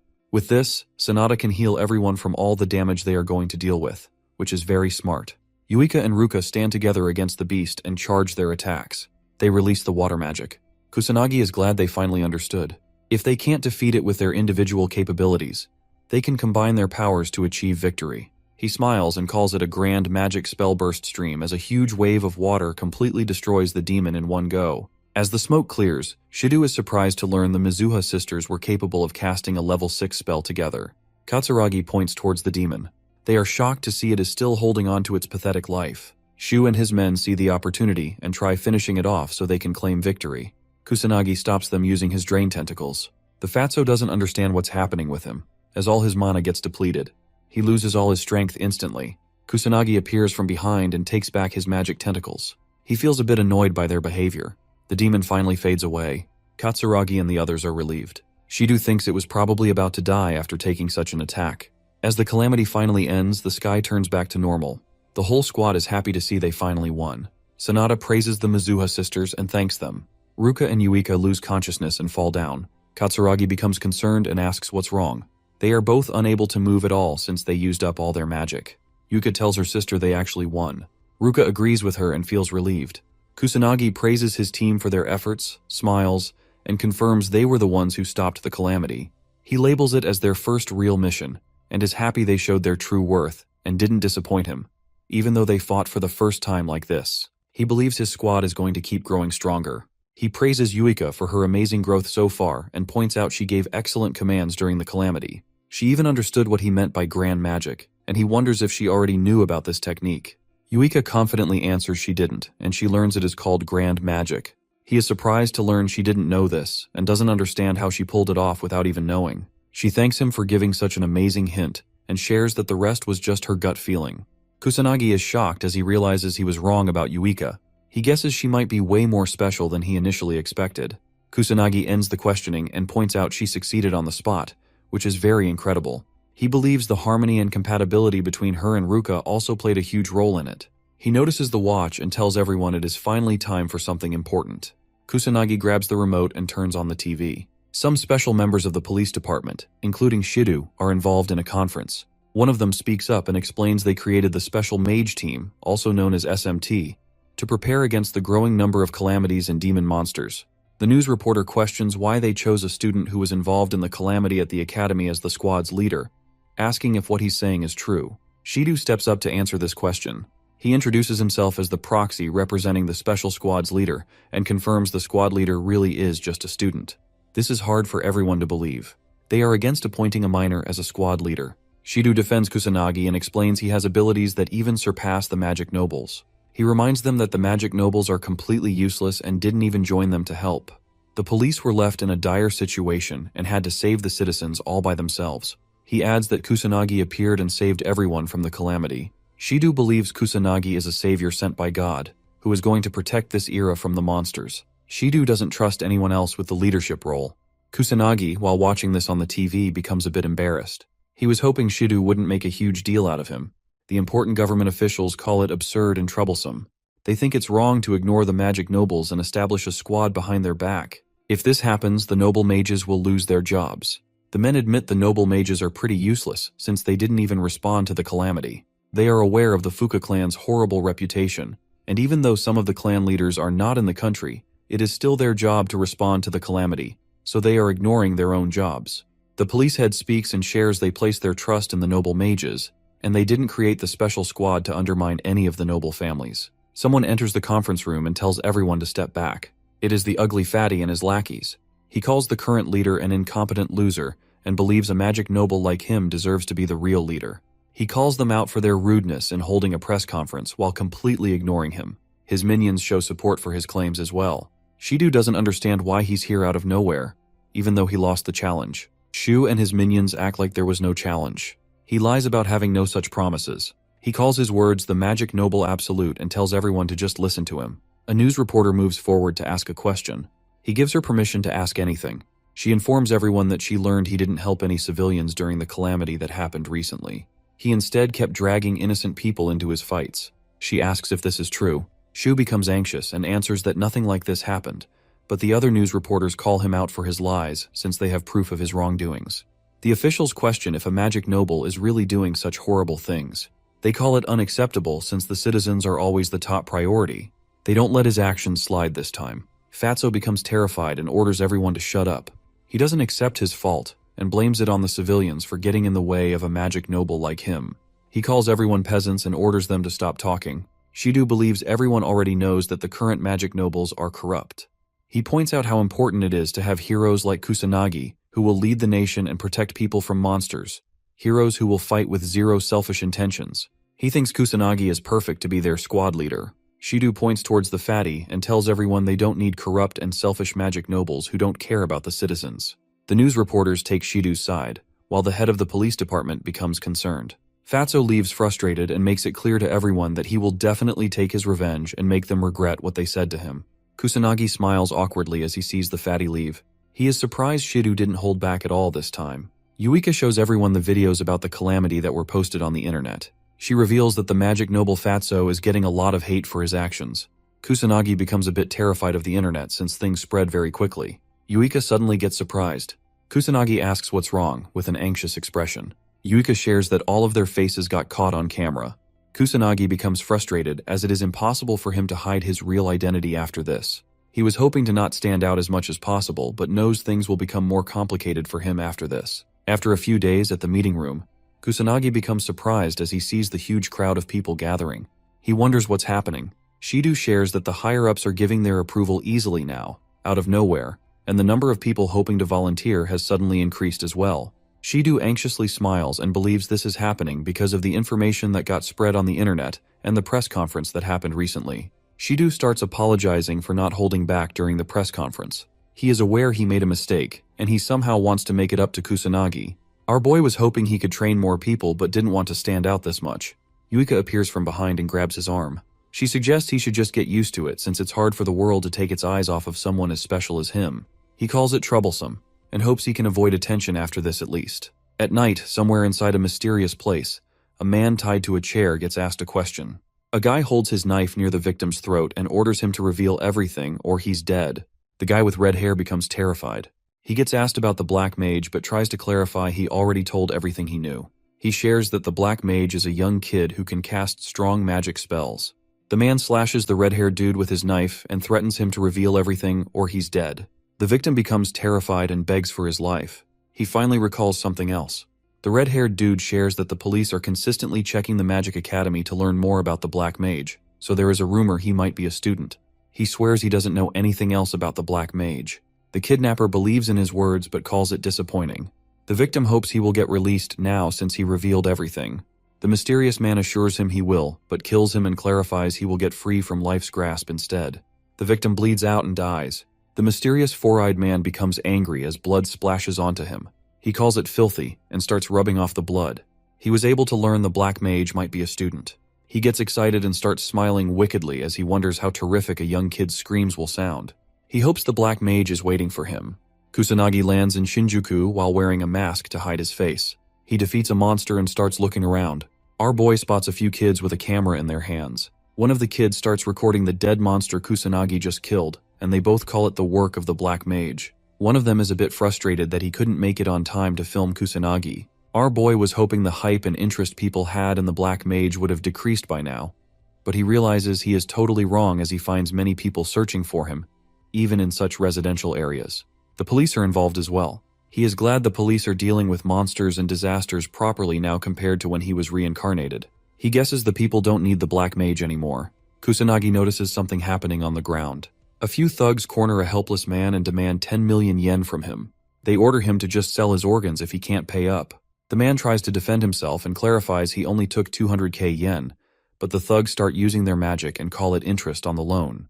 They try teaching him a lesson, and as they are about to attack him, Kusanagi jumps in and shields the man from the thugs. The helpless guy uses this opportunity to leave. The thugs become angry and question if he thinks he's some kind of cool hero. They try fighting Kusanagi, but he decides to give them a taste of pain so they stop acting this way. They get beaten up and apologize afterward. The men promise they won't do anything to resist. The Black Mage wonders why the police aren't dealing with illegal mages even now. The thugs recognize it's the Black Mage. They start talking about the rumors they've heard. One of them mentions the underground syndicates are after our boy. They get anxious about being on another gang's turf. Kusanagi hears them talk and asks about the organization. They become terrified and try to act dumb. The thugs say they don't know anything while begging him to let go of them. They promise they won't tell anyone they met him. The Black Mage wonders how much they know, so he decides to let them go if they reveal everything. The thugs agree, and one of them reveals the Black Rebellion is an underground organization of mages who are hidden from the public. He shares they have their hands in all sorts of horrible crimes like money laundering, controlling the Yakuza, gangs, or mafia. The organization is behind all of it. The thugs share that the Black Rebellion even has connections with the media and politics, so they have the freedom to do whatever they want. The thugs smile awkwardly and tell him there's a Black Rebellion branch nearby as well. They came here in hopes of getting a job there. He beats them up and starts leaving the sketchy alley. Kusanagi remembers Sanada mentioned something about the increase in illegal activities. He was finally able to learn the Black Rebellion is behind all of this. Our boy calls it interesting and gets a bit excited. He decides to leave the calamity and the increase in monsters to his student version instead, and clean the underworld whenever he goes out as the Black Mage. He guesses he should start with the Kabukicho branch first, since it is the nearest. Our boy reaches the place and sees a crowd of men and women doing sketchy business. He is surprised by how lively the modern entertainment district looks. Kusanagi feels a bit annoyed but moves forward and starts by sensing the magic around him. He can't tell which ones belong to the organization since he is dealing with humans this time. Our boy decides to start by arresting a few criminals doing sketchy activities around the area. He finds 2 selling drugs in a dark alley. They notice him and get ready to attack, but the protagonist beats the crap out of them and tries getting any information out of them. He is barely able to learn anything but decides to report it to the police so they can take care of the rest. He beats a few more men and learns the organization is gathered at a place called Western. The man assures him he's telling the truth and hopes he can leave now since he revealed all the information he had to offer. Kusanagi beats him up and leaves, hoping the information he got is correct. At the Western bar, a pretty woman with purple hair enters and sits near the bartender. He asks for her order. She gives him some cash and hopes he can provide information. He takes it and lets her speak. The mysterious girl questions the bartender about the Black Rebellion's hideout. The bartender calls her question wrong. She becomes a bit concerned. He corrects her and says she should be asking about what's going to happen to her next. The purple-haired girl realizes it is a trap. She looks back to see a few thugs getting up. One of them knew someone was sniffing around, but he didn't expect it to be a beautiful woman. She realizes she has made a huge mistake by believing in false information. The thugs attack, but one of them orders to keep her alive. The helpless girl attacks as well in hopes of saving her life. She doesn't waste a second and rushes toward the exit but gets hit by fire magic from behind. The woman falls down and becomes injured. The thugs like her tough attitude and decide to use her for her beautiful body. She becomes hopeless and apologizes to her brother in her heart, as she couldn't do much. As the thug almost grabs her, the protagonist enters the bar, surprising everyone. He completely ignores what's happening and goes right toward the bartender. Our boy asks if the Black Rebellion members are in this bar. A thug approaches him from behind and questions if the protagonist is aware of the situation he's in right now.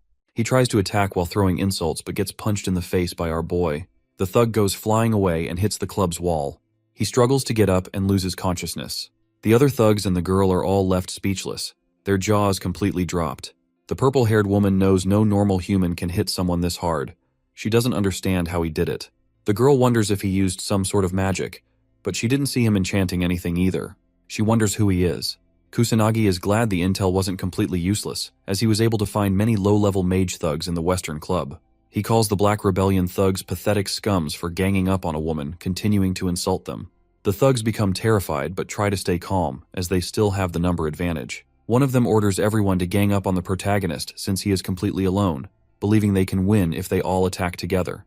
The thugs start throwing multiple fire attacks, but our boy tries to hold back and just dodge. The purple-haired woman doubts he can win since the numbers have a huge advantage, especially since they are fighting indoors. She assumes he can't cast any strong spells, which means there's no chance he will win. The girl shouts and warns the protagonist to just run away. As he is about to get attacked, the protagonist loses his patience and dodges everything swiftly to get closer to the thugs. He approaches them and starts throwing hands. Our boy beats the crap out of them one by one and knocks everyone out in mere seconds. The purple-haired woman is left speechless. She couldn't keep up with whatever happened because the boy moved extremely fast. She wonders if he used some kind of magic. The thug starts crying and questions who he even is. He demands answers, so Kusanagi answers that he is the Black Mage, the man who is going to destroy the Black Rebellion gang. He knocks out the last guy as well and walks toward the girl. She is still surprised by how fast he destroyed everyone and wonders if he's some kind of elite or legendary mage. Kusanagi comes closer, and she's able to learn he looks like a high school student. She calls his eyes striking. He becomes a bit worried and asks if she's okay. He finds out she is not injured. With a confused expression, the girl assures him she is okay. He walks toward the bartender hiding behind the table. Kusanagi demands information about the Black Rebellion, but the bartender rejects his request because he is afraid they will hunt him down if he reveals anything. Our boy lands a strong punch and destroys the table to scare the bartender. He demands information again and makes it clear this is the last chance he is giving. The bartender becomes terrified and decides to reveal everything to save himself from Kusanagi. He shares that the Black Rebellion's base is actually in Tokyo, with branches everywhere, even beyond Kabukicho. He has heard the head of the Kabukicho branch is not a person anyone should mess with. The leader of the gang is a mage, and he holds a lot of influence in the underworld. Some people even say he is controlling Japan from the background. Kusanagi asks about the branch, but the bartender swears he doesn't know anything about it. He explains that low-level guys like him just get crappy jobs and don't know anything about the branch location. The protagonist is a bit disappointed, as he's back to zero again. He decides to find more illegal mages to gather information about the branch. As he's about to leave, the woman stops him and shows her gratitude since he saved her life. She doesn't know what kind of unimaginable things she would have gone through if he hadn't been there. He assures her not to worry, as he was just passing by. He believes it is her own fault for putting herself in such a dangerous situation since she got involved herself. She calls him harsh, and he says she is correct but shares he's only harsh on adults. The woman assumes he's planning to search for the Black Rebellion. She is curious and questions what he's aiming to do once he finally finds the gang. With a cold expression, he answers that he will destroy it. She is a bit shocked to see how serious he is. She learns he wants to destroy the gang completely, but doubts he can do it all by himself, even if he is strong. She knows she can't do it alone either, so she decides to make a request. The woman asks our boy if he wants to join her. She confidently shares that she is a detective with more access to valuable information and holds many connections as well. She is aware she doesn't have the kind of strength he holds. The woman is a bit shocked to learn the Black Mage is a lot more powerful than whatever she heard from the rumors. She believes she can achieve her goals as well if she can somehow team up with him. Kusanagi understands it and questions if she is demanding his strength in exchange for her valuable information. The woman calls him correct and believes it is the perfect partnership. She moves her hand forward and requests his cooperation. He is aware that he is in dire need of some intel, but contemplates whether she is worth trusting. He guesses it's fine, as he can always just ghost her if things don't go according to plan. He agrees to it and shakes her hand as he decides to team up with the woman. She seals the deal and introduces herself as Leona. Our boy just shares that he is a black mage. She calls it hard and wonders why he doesn't have a shorter name. He gives the girl permission to call him whatever she wants, so she decides to go with Chrono. He agrees on Chrono. He questions why the thugs were after her. She shares that her aim was to somehow find the Black Rebellion's hideout. He calls her stupid for being so careless. She thinks they're both in the same boat, but he lets her know he can protect himself properly. She admits she has many weaknesses, but she didn't see any other choice since nobody dares to go against the Black Rebellion. Leona explains that these days the rogue mages are doing whatever they want in Kabukicho without any consequences, since the police are too busy dealing with the calamities. Kusanagi remembers that Sanada explained this earlier. He learns she is in a tough situation. Leona tries to keep herself calm and reveals her younger brother was attacked by the rogue mages. Ever since their parents died, she had to take care of her brother all by herself. She worked really hard to provide a nice life for her little brother. She's aware she couldn't offer him any time and attention, which would have probably made him lonely, but her little brother never complained about it once. She remembers one day a few burglars broke into their house out of nowhere. Unfortunately, her brother saw the criminals, so they tried to take his life. Her expression changes. He asks if her brother survived. She shares he was injured and hasn't regained consciousness ever since that day. He knows even sacred magic is not enough to wake someone up from a coma. She becomes frustrated and tells him the doctors have no idea when he might wake up. Her brother is only 9 years old. She believes he deserved a normal life. Leona remembers the guys behind all of this were Black Rebellion lackeys. She was able to find and arrest all of them, but she's not going to be satisfied until the whole gang is destroyed. He asks if her aim is just revenge, but she calls him wrong and determinedly shares that she wants to correct things so no one has to go through the same thing she did. She's aware she doesn't have the strength to do it, but she believes he can definitely stand against the Black Rebellion gang. Kusanagi guesses her story is true, but wonders if she brought the whole thing up to stop him from betraying her in the future. He calls her a tough woman for her actions but smiles, as he is into desperate women. He warns her not to drag him down, but she assures him she has already located many potential hideouts, so he shouldn't underestimate her information network. She just has too many on the list and thinks they might even be Yakuza or the Mafia. That's the reason she was trying to move forward with caution. He demands the information about the hideout locations. She asks about his plan. The boy answers he will just go pay a visit. She warns him about how dangerous it is and doubts he can avoid getting killed, even if he holds a lot of strength.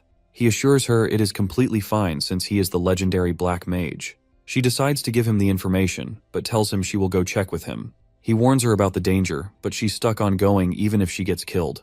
He questions what her brother will do if she loses her life. She thinks it's fine, as he will get insurance money if she ever dies. He calls money worthless and advises her to never say such a thing again, as family is the most important thing. She doubts he can understand how she feels to be weak since he holds power. She frustratingly shares how horrible it is to live a good life, but still get oppressed by pathetic scums like the gang members. Even when people like her are cornered, they don't have enough power to fight back. She questions why her brother went through such a thing, even though he is completely innocent. She starts crying and goes silent. He starts moving, so she asks what he's trying to do. He demands the hideout locations and assures her the gang members are going to pay for their crimes. She stops crying and finally cheers up. She gives him the information but thinks it will be hard going everywhere on foot. He assures her not to worry about it and holds her from the back. Our boy orders her to hold on tight. She starts blushing uncontrollably. In a random building filled with gang members, a man walks toward the window out of curiosity. Another thug asks what's the issue. Suddenly, the window breaks, and Kusanagi lands inside the room with Leona in his hands. He kicks one of the thugs standing beside the window and surprises everyone. The gang of thugs gets shocked as they see one of their members get knocked down. Kusanagi wonders if this is the real Black Rebellion's hideout. Leona tries to calm herself but feels extremely anxious, as she thought she was about to die. The thugs demand answers and question who they are. They grab their weapons and get ready to kill the protagonist. He remains unfazed and observes the Yakuza haven't changed much compared to his previous life. The boss steps forward with a cigar in his hands. He questions who the protagonist is. He answers he is the Black Mage. The boss becomes enraged and orders everyone to attack the protagonist. He advises Leona to stay close. A thug attacks him with a sword, but our boy stands fearless. The thug gets shocked as his sword is sliced in half. He doesn't understand what's happening. A few more thugs approach him from behind and start shooting bullets. Kusanagi pulls out his magic barrier and deflects everything with ease.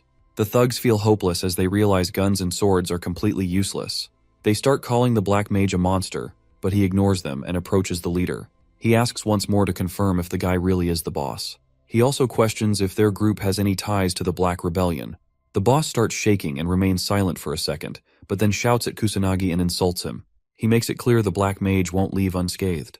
He warns the protagonist not to underestimate the Yakuza like this. The gang starts shooting and attacking again, but Kusanagi remains unfazed and calls them stubborn for not understanding. Leona thinks he shouldn't expect cooperation from such people. She doesn't understand how they're still unharmed after so many attacks. He senses none of them are real mages, so he guesses they have no ties with the Black Rebellion. Kusanagi decides to clean up the whole mess. The boss warns him he's messed with the wrong people, but our boy doesn't let him finish and moves forward to land a kick. He beats the crap out of them and sends them flying with just one kick. The Yakuza finally give up. Leona is shocked it ended so quickly.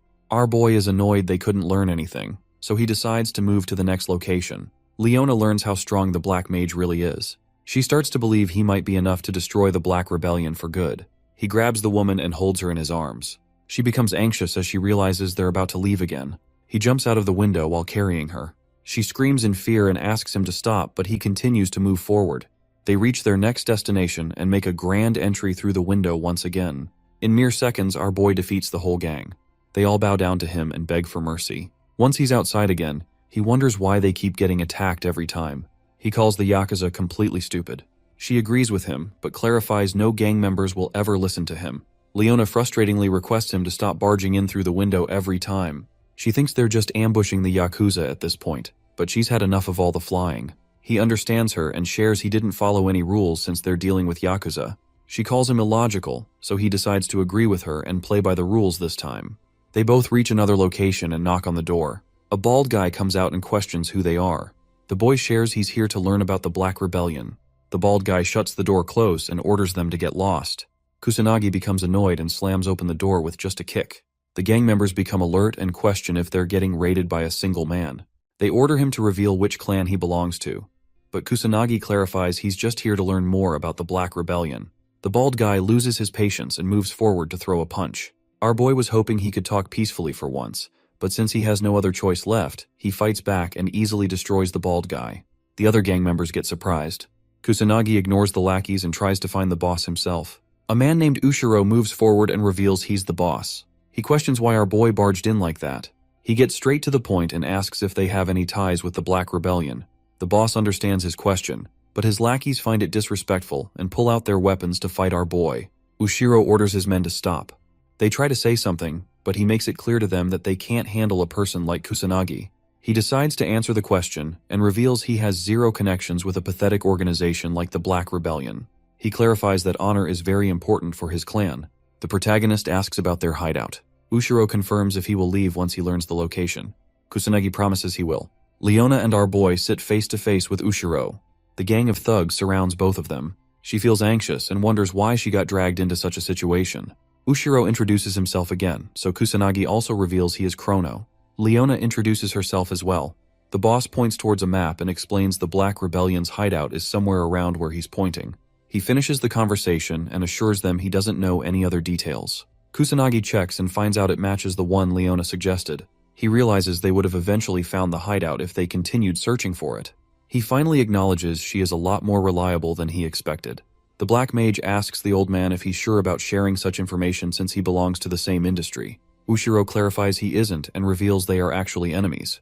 He assures our boy his clan is not so low and pathetic as to go around harming respectable people. Kusanagi wonders why he got attacked at first, but the old man believes he doesn't look respectable since he's going around raiding Yakuza offices. Ushiro tells him his clan has rules and principles, so there's no need to compare them with scums like the Black Rebellion. Kusanagi is amazed to find a Yakuza like Ushiro in this time period.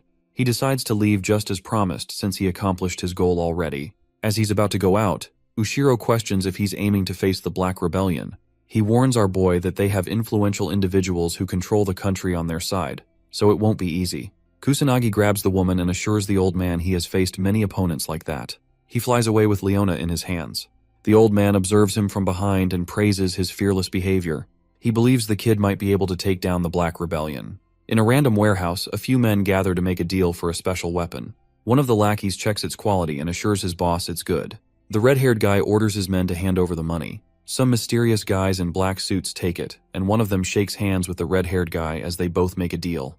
The guy in the suit calls Japan amazing for being so kind to criminals, and the other guy confirms it really is the best country. As they're both laughing, Kusanagi jumps in through the window with Leona in his hands. The men get shocked, but they all pull out their magic circles and guns without wasting a second. Kusanagi realizes he has finally found the gang he was looking for. He uses magic perception and learns that all the Black Rebellion men are mages, while the Mafia party also has a few mages on its side. Leona hides behind a container and pulls out her phone to record everything. The red-haired dude questions who Kusanagi is. Our boy is tired of hearing the same thing again and again. He answers that he is the Black Mage, and he plans on destroying the Black Rebellion. The men get confused hearing his words. They start laughing uncontrollably as they doubt a kid like him can do anything all by himself. He ignores their laughter and throws a huge fire attack. Some of them get blasted away. He makes it clear that he is determined to take the whole gang down. The men become enraged and start throwing multiple magic attacks without holding back. Our boy effortlessly deflects everything with his barrier. He knows they won't try anything higher than level 2 magic, as it will destroy the warehouse. He thinks about using combative spells, but realizes it will be useless since he's dealing with a huge number of men. The lackeys are surprised to see their attacks had zero effect. The bullets end up being useless as well. They start wondering why he's still unscathed, as they have never seen such magic before. Kusanagi is disappointed. He knows he isn't even using his magic. He finds their panic funny. The guy in the suit suddenly remembers they still have that special weapon he brought earlier. They suddenly become cocky and warn our boy not to be so confident. He notices the change in their behavior. As the men begin wearing masks and pull out the special weapon, Kusanagi notices what it is and quickly orders Leona to run outside. She listens to him and leaves. The thug throws a gas bomb, but our boy uses his magic to stop it midway. It blows up and poisonous gas leaks out. The men doubt he can save himself from such a thing, no matter how strong he is. They think the game is over and feel relieved the Black Mage dropped dead. They begin moving forward to check how his dead face looks. As the smoke finally clears, they both get surprised as the boy comes out unscathed again. The gang members find it hard to believe and question how he's still alive. He explains no magic can save him from poisonous gas, but it is just gas in the end, so he can simply use his wind magic to circulate the air around him. He finds it stupid and lets them know a powerful mage like him won't fall down so easily. The men become terrified and try calling for backup, but no one picks up. Kusanagi calls it useless, as he has already taken care of it. He reveals he has already destroyed all of their hideouts, so they're the only ones left. Kusanagi orders them to get ready and beats the living crap out of them. He feels satisfied after completely destroying Kabukicho's Black Rebellion, so he decides to go look for Leona. Our boy suddenly notices someone behind him. A man comes out from the shadows with Leona as his hostage. He's surprised the protagonist took care of everyone all by himself. He admits it is impressive and smiles wickedly as he shares he hopes to negotiate with the Black Mage. As soon as Minato, also known as the Black Mage, finishes taking down the Black Rebellion organization members and neutralizing the poison gas, he rushes toward the warehouse exit to check on Leona, only to find her held hostage by an evil mage. The perpetrator demands that Minato negotiate for her release. Minato quickly assesses the situation, noting that the distance between them is too great for him to reach her in time, even with combat magic. unless he can exploit a gap. Just as he prepares to activate a first-level spell to force the attacker to drop his knife, the man notices and warns him not to try anything reckless if he values Leona's life. Surprised that his opponent can perceive his magic, Minato acknowledges him as a worthy adversary and even praises his skill.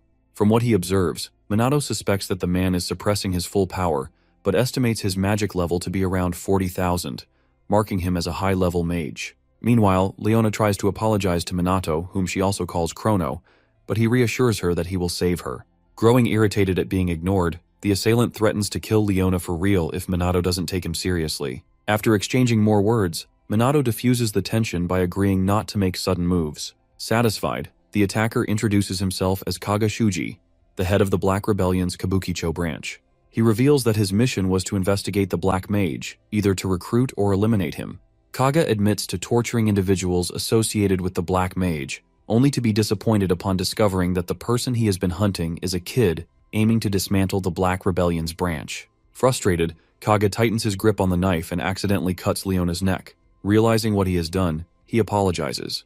Not out of remorse, but because he got too emotional while handling his weapon. He even takes a moment to admire the sight of her blood dripping from the blade. After witnessing Kaga's unstable behavior, Minato asks for his negotiation terms. Kaga, momentarily forgetting, then declares that he would rather torture and kill Minato in exchange for Leona's life. If Minato refuses and tries to escape, he promises to kill her instead. With that, he forces Minato to choose between his life and Leona's. Without hesitation, Minato agrees to endure the torture. Overjoyed by his resolve, Kaga mocks Leona, asking if she finds Minato's courage admirable. Internally, Minato knows that no attack will work on him due to his magic barrier, so agreeing to the torture is his best option. However, Kaga demands that he deactivate the barrier, claiming that his suffering will be meaningless otherwise. This revelation surprises Leona, who now understands how Minato has been able to block attacks so far. She worries about what might happen if he truly lowers his defenses. Minato, on the other hand, is shocked that Kaga is aware of his barrier and realizes his mistake in using it so openly earlier. Despite the risk, he deactivates it and asks if Kaga is satisfied. Without hesitation, Kaga launches a first-level lightning spell, targeting Minato's vital points. Leona pleads for him to stop, but Kaga, caught up in his sadistic pleasure, refuses. After a relentless assault, Minato feigns unconsciousness, while Leona blames herself for being too weak to help. Seeing an opportunity, Kaga prepares another attack while taunting her. Determined to protect Minato, Leona tries to disrupt Kaga's spell, but he quickly sees through her plan. After knocking her down, he belittles her, calling her a weakling who doesn't know her place. He even blames her presence for Minato's downfall and moves in to finish her off, relishing the idea of watching her die in despair. At the last second, Minato springs to life and lands a devastating sucker punch on Kaga, disfiguring his face. In shock, Leona asks how he survived the attack after deactivating his barrier. Minato explains that he had secretly maintained a small, hidden barrier just before the attack hit him, making it appear that he had dropped his defenses completely. Amused by his cunning, Leona nervously chuckles, remarking that only Minato could pull off such a trick. With the immediate threat neutralized, Minato heals Leona's wound with light magic, assuring her that she's safe. Feeling immense relief, Leona silently thanks her luck for having the Black Mage on her side. However, Kaga, now sporting a magically reconstructed face, rises again, infuriated by their arrogance. Impressed that Kaga didn't pass out from his speed-based combat magic, Minato remains on guard. Realizing that simple torture isn't enough for someone like Minato, Kaga decides to burn both him and Leona to death. As Kaga prepares a powerful fire-based attack, Minato finally grasps the full extent of his opponent's power, noticing that Kaga has been holding back all along as the intensity of his magic level keeps rising. Once the sigils for the spell are complete, Kaga unleashes a level 4 fire lightning compound spell, Fire Spark, aimed directly at Minato and Leona. Moments before the attack reaches them, Leona panics, convinced that Chrono won't be able to block it. Minato, however, remains calm and only activates his magic barrier when the fire gets dangerously close. To Leona's astonishment, a first-level defense spell completely nullifies a fourth-level attack with ease, leaving her in disbelief. Watching Minato effortlessly douse the fire, she feels an unexpected sense of relief just being by his side. The more she observes him, the more curious she becomes about the Black Mage's true identity. Realizing his fire attack has failed, Kaga bursts into laughter, praising Minato's strength. He admits he knew fire magic wouldn't work against someone like him, but he still has a few tricks left. Meanwhile, Leona, still confused, asks Minato why Kaga's magic hasn't faded yet, as it should have disappeared by now. Minato explains that Kaga is using sustainable magic, which allows him to maintain his spell for longer by continuously replenishing it. He likens it to how he uses wind for flight magic. Annoyed by his lengthy explanation, Leona reminds him that there's no time for lectures. Just as she warns him that the barrier might disappear soon, she realizes it's still intact and wonders how that's possible. Minato reassures her that, like Kaga, he can also use sustainable magic, so there's nothing to worry about. Hearing this, Kaga panics. Sensing his hesitation, Leona boldly tells him to surrender while he still has a chance. Kaga feigns fear before dropping the act and resuming his assault. Acknowledging Minato's strength, he finally unveils his hidden trick, increasing the power of his sustainable fire spell around Minato's barrier. Suddenly, Leona starts feeling weak, her body heavy, and she struggles to breathe. Kaga explains that by surrounding the barrier with fire, he has burned away all the oxygen inside. Without air, they will suffocate, and as the fire's temperature rises, even Minato's barrier won't hold forever. He offers Minato a choice: suffocate inside the barrier or burn outside it. Minato, unimpressed, yawns. Frustrated, Kaga demands to know if he even understands the dire situation. Minato calmly assures him that he understands it better than he does. Kaga insists that, regardless of Minato's abilities, Leona is already on the brink of death, and there's nothing he can do to save her. At that moment, Leona suddenly regains her strength, confused by the sudden change. Kaga, equally shocked, watches in disbelief. Minato explains that while fire magic can alter the atmosphere, it seems Kaga forgot that magic itself exists in the air. Furious, Kaga demands a clearer explanation. Minato elaborates on how magic barriers interact with atmospheric magic, then demonstrates by manipulating the wind around the room, suffocating the flames with air. Watching his plan crumble, Kaga panics, lamenting his failure. Before he can collapse, Minato steps forward, refusing to let him escape unconsciousness. He mocks Kaga's love for torture, then casts a spell, sending him into the dark zone. Kaga suddenly finds himself trapped in a void of absolute nothingness. No sound, no light, just endless darkness. Panicked, he screams for help, but no one responds. Meanwhile, Minato returns to Leona, who informs him that someone has already reported the warehouse to the police. Wasting no time, Minato lifts her and takes off, ignoring her protests as they escape before the authorities arrive. Once they reach a safe vantage point, Leona finally accepts that the Kabukicho Black Rebellion branch has been destroyed. Minato, already looking ahead, talks about cleaning up the next district. Calling him Chrono, Leona asks if she can be his ally. Though she knows she is powerless and might slow him down, she offers her intelligence and connections to help him achieve his goals. After some hesitation, Minato admits he has a weakness for people's requests and ultimately agrees, much to Leona's delight. She eagerly assures him that she will handle public relations and recruitment, so he won't have to worry about those tasks. A few hours later, the morning news reports the warehouse incident, confirming that the Black Rebellion members have been arrested, with the Black Mage credited for their capture. Just as the broadcast continues, a breaking news alert interrupts the program, announcing a video declaration from an anti-illegal mage organization led by the Black Mage, which also happens to be aired nationwide. When the video plays, a hooded figure, thought to be the Black Mage, appears on screen, introducing his organization as Shadowbringer and proclaiming himself as the Black Annihilator, dedicated to exterminating illegal mages associated with the Black Rebellion. Right after the introductions, he warns that from now on, he will not tolerate injustice, no matter who the perpetrator is. Watching the broadcast, a high-ranking member of Black Rebellion flies into a rage, furious at the audacity of the Black Mage. His partner, however, remains calm, dismissing the Black Mage as insignificant and not worth getting worked up over.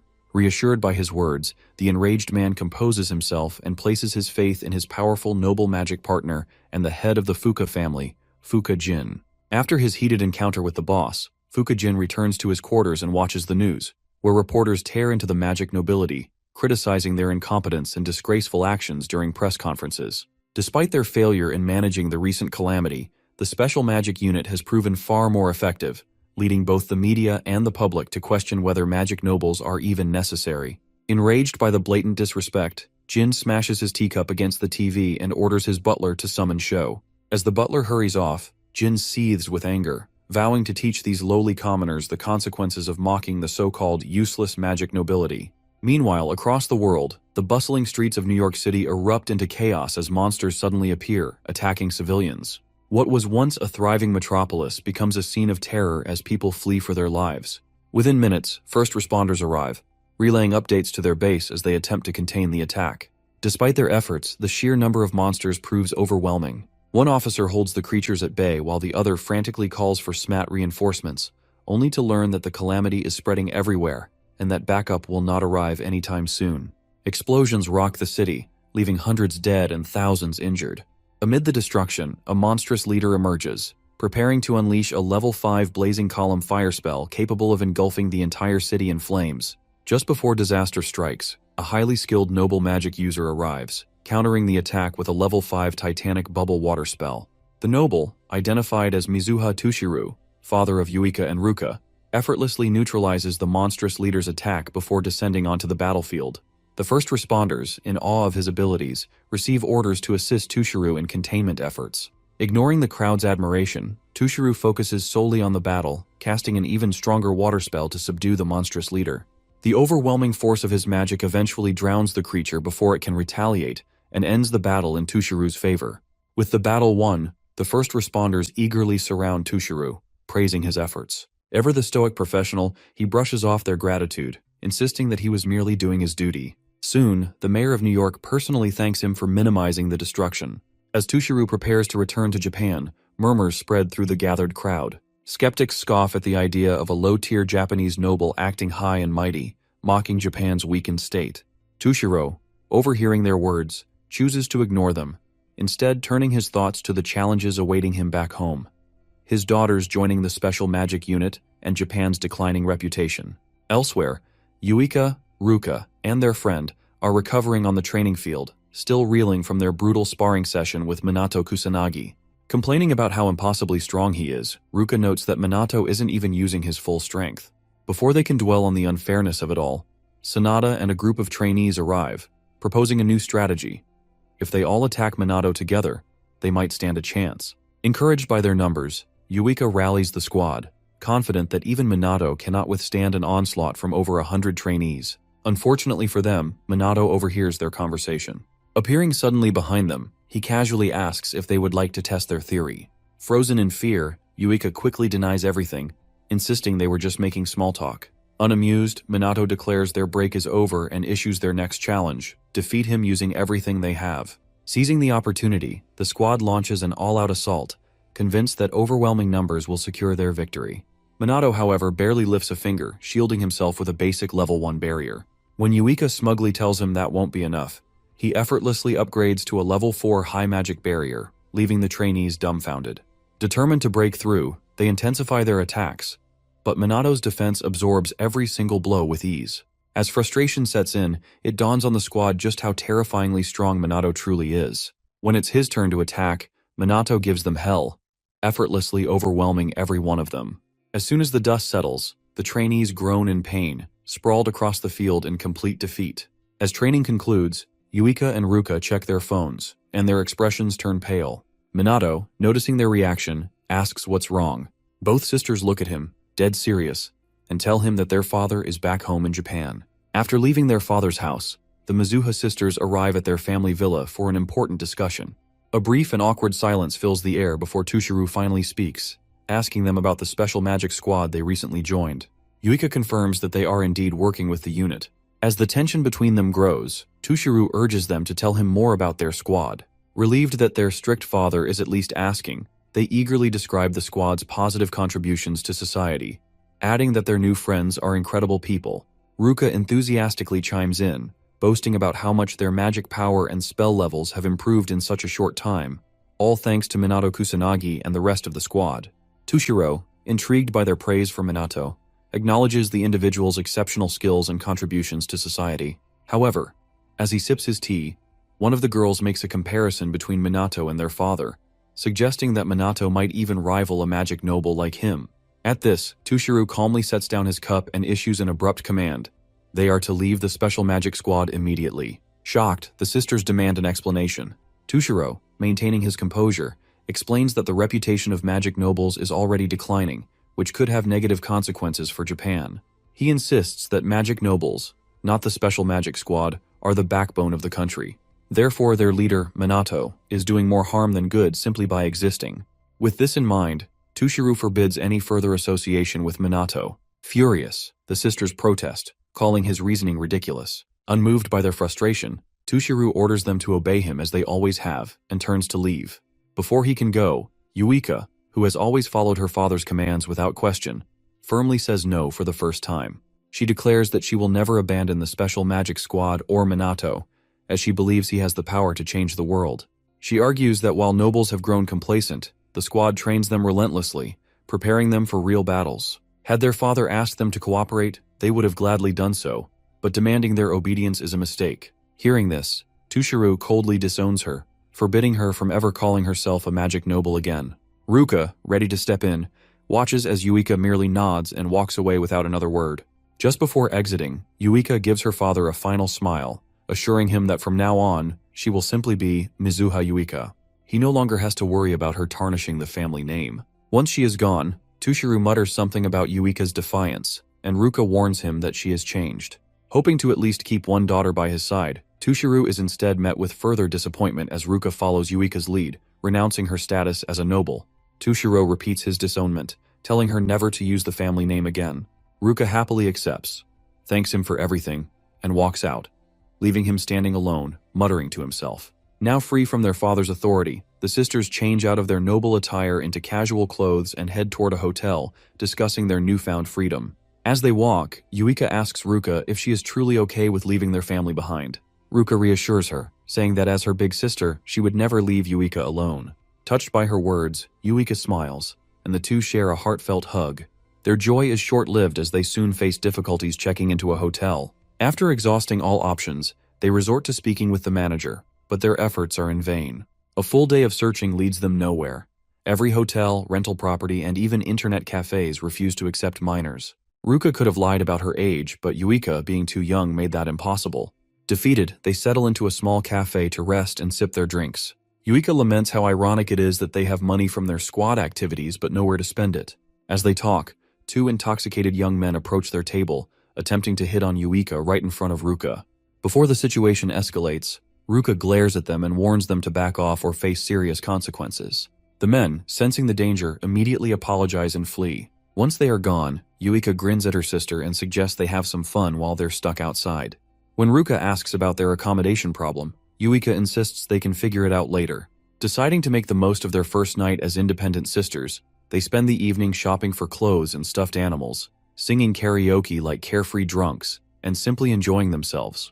By twilight, reality sets in once more, but Yuika expresses her gratitude to Ruka for making the night special. She admits that having Ruka by her side makes everything feel less daunting. Accepting the compliment with a smirk, Ruka reminds Yuika that they still have to find a place to stay. As they wonder who might take them in, Yuika receives a text message from Minato. He clumsily asks her how to use his phone, claiming he has forgotten again.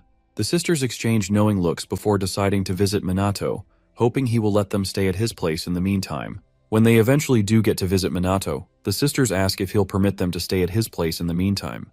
Before answering their question, Minato invites the Mizuha sisters into his living room so they can discuss what happened. After getting the full story, he asks them how they feel about their rebellious act.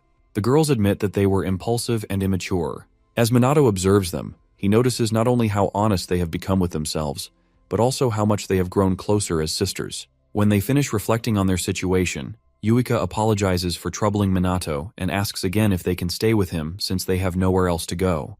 Minato pauses to consider the consequences of letting them stay. Since he has no romantic interest in either of them, he decides that their presence isn't a problem and agrees to let them stay. However, before they get too excited, he warns them that his apartment is small and not as luxurious as what they're used to. To his surprise, the girls don't care at all. Instead, they frolic around, chatting excitedly like children. Watching them, Minato makes an unintentional remark about how easily they adapt, which unexpectedly flusters the girls. Suddenly, they find themselves lost in silly fantasies about living under the same roof as the strong and cool Kusanagi Minato. Ruka's imagination runs wild to the point where her heart races with unfamiliar feelings, forcing her to calm herself down. Ignoring their flustered state, Minato casually asks if they plan to shower before bed. The girls instantly overreact, acting as if he's some kind of pervert. Remaining unfazed, Minato repeats the question, and this time, they answer calmly. Yuika goes first, leaving Minato and Ruka alone in the living room. As they talk, Minato praises their bold decision to leave home, admitting that he didn't expect it from them. Ruka agrees, saying she is just as surprised as he is. It's the first time they've ever defied their father, who has always been strict and unwilling to tolerate any form of independence. She expects that, rather than changing his ways, he will double down on his efforts to uphold his ideals. Minato reminds her that Tushiru has a terrible impression of their squad, so there's no telling what actions he might take against them in the future. Before Ruka can respond, Yuika steps out of the shower in her nightwear and urges Ruka to go next. Ruka quickly gets up and enjoys the most refreshing bath she's had all day. While she's gone, Yuika tells Minato how surreal it feels to be in his home. Minato, unfazed, reassures her that even though it's his first time hosting guests, he isn't worried. Yuika sincerely thanks him for letting them stay, and Minato brushes it off as no big deal. She chuckles, and when he asks what's funny, she says she's always known him to act like everything is normal, no matter the situation. Minato assures her that as long as they are part of his squad, they will always be his friends, and he will never abandon them. Hearing this, Yuika's heart starts pounding, but before she can dwell on it, Ruka emerges from the shower, looking elegant in her nightwear. Minato gets up to take his turn, leaving the sisters sitting in silence, processing everything that just happened. The next day, Minato meets with Shido, his handler, and receives the updated training schedule for his unit. After their routine meeting, he informs Shido about Yuika and Ruka staying with him. Shido, upon realizing Minato is living with two girls, flares up and questions why he seems so indifferent about it. Bewildered, he wonders if this kind of arrangement is normal among young people these days. Determined to teach Minato some common sense, Shido lectures him about how Japan doesn't practice polygamy and bombards him with half-truths about culture and tradition. On his way out of the office, Minato considers finding a bigger place to live. 3 people in his small apartment will be too cramped. Before he leaves, he spots Sanada training alone in the yard and decides to check in on her. Calling out to her, he asks why she's still training. Sanada explains that she feels like she's lagging. Now that she has improved, she is finally able to use offensive spells, but she still isn't satisfied. She tells Minato to stop being so formal with her since she's his subordinate, and he quickly adjusts. Minato encourages her to try firing an offensive spell. When she hesitates, he reassures her, saying he'll offer guidance. Taking his advice, Sanada takes her stance and casts a spell. After watching her attempt, Minato praises her efforts and tells her to keep training. If she does, she'll grow even stronger. Sanada thanks him, but admits she still feels weak compared to the rest of the squad. Minato reminds her not to underestimate herself. He has seen how hard she works. She then confesses that she only joined the police force because being a holy mage is rare. She doubts she will ever measure up to her squad mates because she believes she is the weakest. Realizing she is venting, she apologizes for burdening him with her insecurities. Minato, instead of brushing it off, asks why she chose the police force in the first place. Sanada explains that her grandmother was a holy mage who saved many lives during past calamities. Inspired by her, she joined the force in hopes of following in her footsteps. After sharing her story, she continues to doubt herself, saying she has no real goals or ambitions like everyone else and is no good at anything. Minato immediately corrects her, listing her strengths, her healing abilities, offensive magic, and dedication to improving. He tells her that it doesn't matter why she chose this path. What matters is what she does with it. His words strike a chord, and Sanada realizes that the results of her training are already showing. Overcome with emotion, she bursts into tears of relief and happiness. After calming down, she apologizes for being a pathetic adult, but Minato dismisses the idea, telling her that age doesn't matter. Grateful for his encouragement, Sanada starts seeing Minato as her hero for repeatedly saving her from self-doubt. Later that night, Minato prepares to begin his secret mission as the Black Mage. Before heading out, he meets Leona, who informs him that she has gathered intel on the dark rumors surrounding the magic nobles. Impressed by her efforts, Minato asks Leona to share the information, but she insists that he put on his Shadowbringer uniform first. After being rejected by the Black Mage, Leona reports her findings on illegal mages and shadowy magic organizations. She reveals that the magic nobles are allegedly involved in numerous criminal activities, including money laundering, collusion, and embezzlement. Some families, especially the Fukas, are rumored to have direct ties to the Black Rebellion crime syndicate. Minato asks if she knows who leads the Black Rebellion. According to the rumors, Leona says it's Kuroi Akuto, a former magic noble who was notorious before being publicly expelled.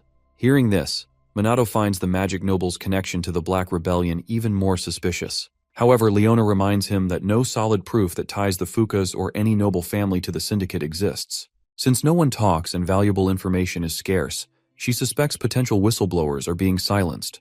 Knowing this, she warns Minato to be careful if he plans to dig deeper. With their discussion over, Minato asks her to send all the information she has to his phone. When she asks about his next move, he simply tells her he's going out to serve justice. Without another word, he leaps off the rooftop, contemplating how best to punish the villains without mercy. After a few hours of enforcing justice, the Black Mage returns home, resuming his life as Minato Kusanagi and chilling with his new roommates, Yuika and Ruka. The three sit in silence, each focused on their tasks. With nothing else to do, Minato decides to research Ichikami Minato and the calamities from 50 years ago, now that he's learned how to use a smartphone. After some searching, he finds that Ichikami's history remains mostly identical, but modern mages are depicted at a much lower power level, which seems odd. Additionally, he notices vague and incomplete records about magic nobles and their ancestors, with little mention of their high magical abilities or training methods. Seeing this, Minato, who retains his memories as Ichikami, laments that if his magic tome still existed, mages wouldn't have declined this much. Yuika mentions that no books or data remain on high-level magic training, almost as if someone deliberately erased them. Minato speculates that the current Mizuha head might know something, but since information on the calamities is so scarce, arranging a meeting will be difficult. For now, he racks his brain, trying to understand what calamities are and when they first appeared on Earth, but no clear answers emerge. Yuika notices his frustration but chooses to ignore it and continue her work.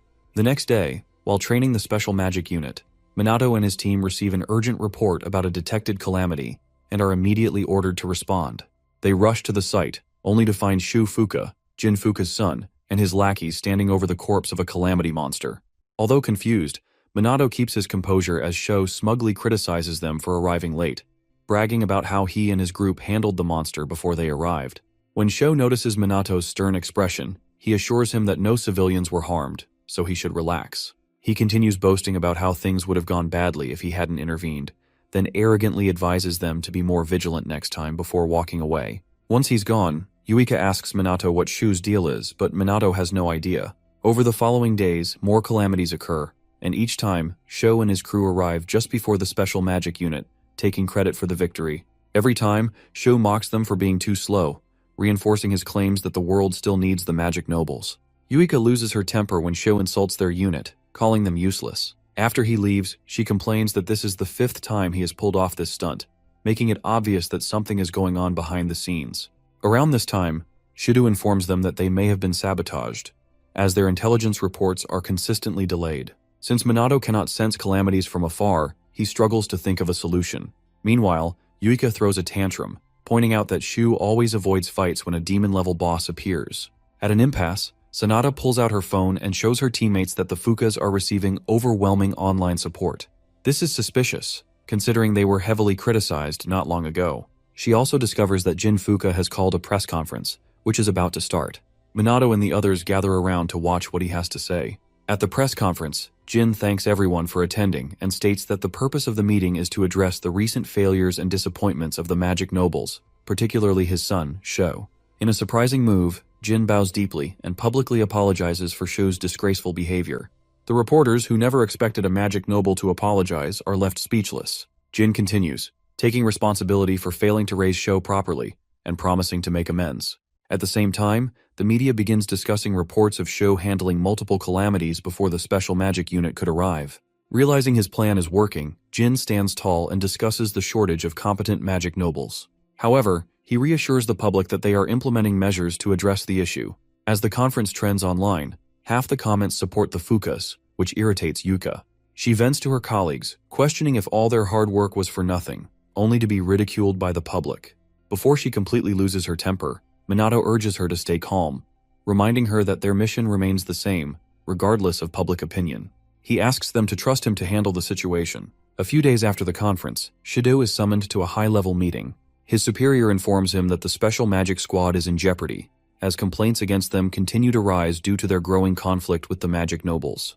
When Shido attempts to explain Shu's questionable actions, his superior dismisses his concerns, accusing him of antagonizing the magic nobles. He blames Shido for supporting the Special Magic Squad's creation and making enemies of the nobles, saying the consequences are entirely his fault. Shido then asks if there's any insight into why their operations are being obstructed.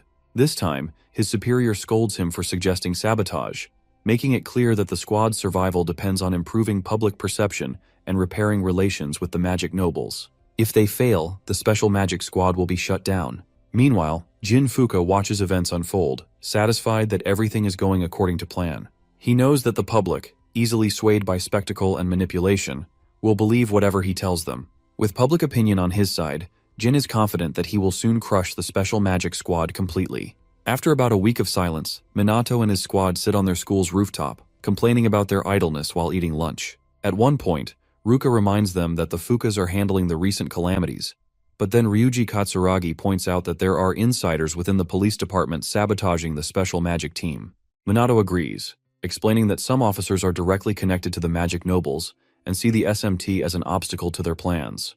The ever-clueless Yuika asks how that is possible. Minato explains that their actions must have negatively impacted the reputation of the magic nobles. Internally, he knows there is a connection between the nobles and the Black Rebellion, meaning the SMT gaining public support is highly inconvenient for them. Frustrated, Yuika lashes out, blaming the magic nobles for their incompetence and arguing that they should work harder to fix their reputation. Once she calms down, she wonders if her father is involved, but Ruka reassures her that she doubts it. Just then, Minato finishes his lunch, stands up, and tells the group they are going to the Mizuha residence to find out for themselves. The sisters hesitate, arguing that they are not on good terms with their father. Minato tells them they can stay behind if they want, but unable to resist, they agree to tag along. Before long, the team arrives at the Mizuha villa and is met by two female guards at the gate. After introducing themselves, they are immediately turned away. When Yuika and Ruka ask for an exception, the guards inform them that the master has forbidden his disowned daughters from entering the premises. Just as the sisters admit defeat, Minato steps forward, introduces himself as the captain of the SMT, and states that he has questions for Tushiro. The guards instruct him to schedule an appointment, but Minato insists that he just needs to ask a few questions. Frustrated, he considers forcing his way in, but before he acts, Tushiro himself arrives. After assessing the situation, he allows them inside. As they walk to the meeting room, Minato makes a playful remark about Tushiro's youthful appearance, asking if he is the sister's brother. The girls quickly correct him, stating that despite his looks, he is their father. Once seated, Tushiro starts the meeting by accusing Minato of leading his daughters astray. Minato responds by pointing out that blaming someone else for his children's independence is a bad parental habit. He then asks Tushiro why he is not proud of his daughters for maturing. Tushiro silently observes him, realizing Minato is not here to play games.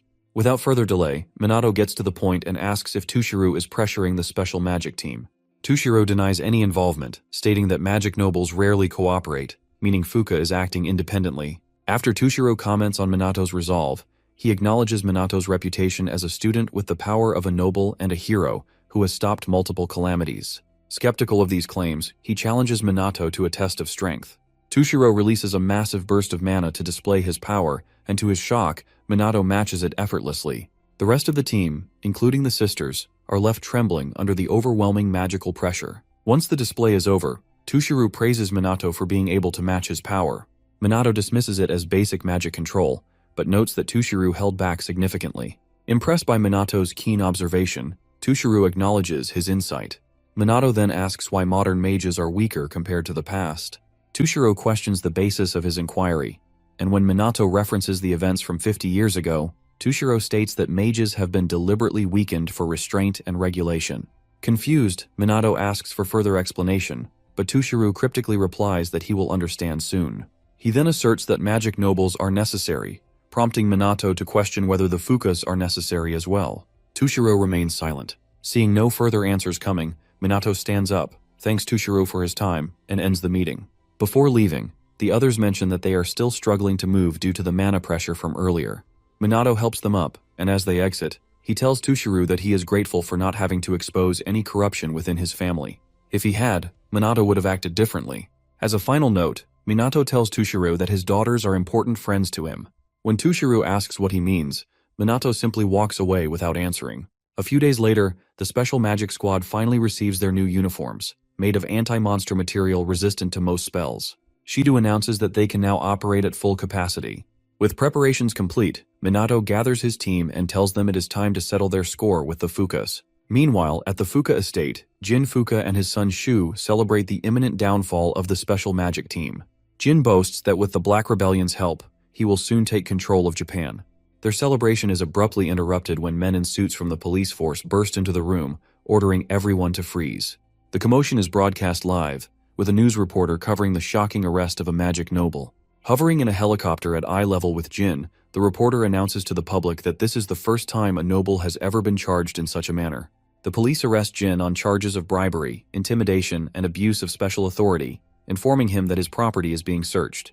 Jin, furious, protests that a noble should not be treated like a common criminal and demands to see the evidence. At that moment, the special magic team arrives on the scene. Minato steps forward, holding up his phone, and calmly informs Jin that they have all the evidence they need. Jin's son, Shu, immediately recognizes the man presenting the evidence as Kusanagi Minato of the SMT and demands to know why he is there.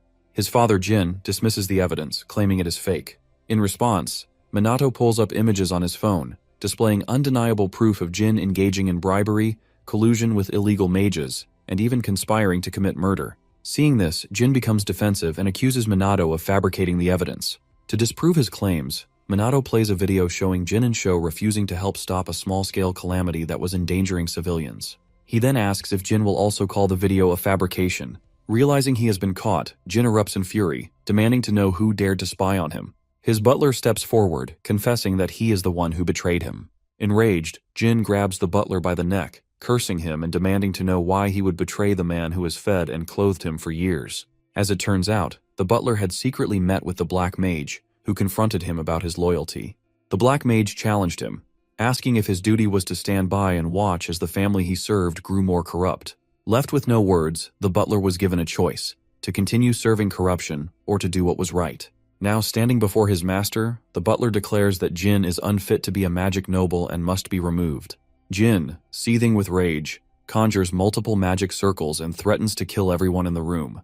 Before he can act, Minato destroys the circles and blasts a hole in the wall, making it clear that there is no escape for a corrupt noble like him. Jin laments the downfall of everything he has built, but Minato coldly reminds him that he brought this upon himself. As a final act of desperation, Jin boasts about an overseas base he has prepared for situations like this, claiming that once he escapes, he will be untouchable.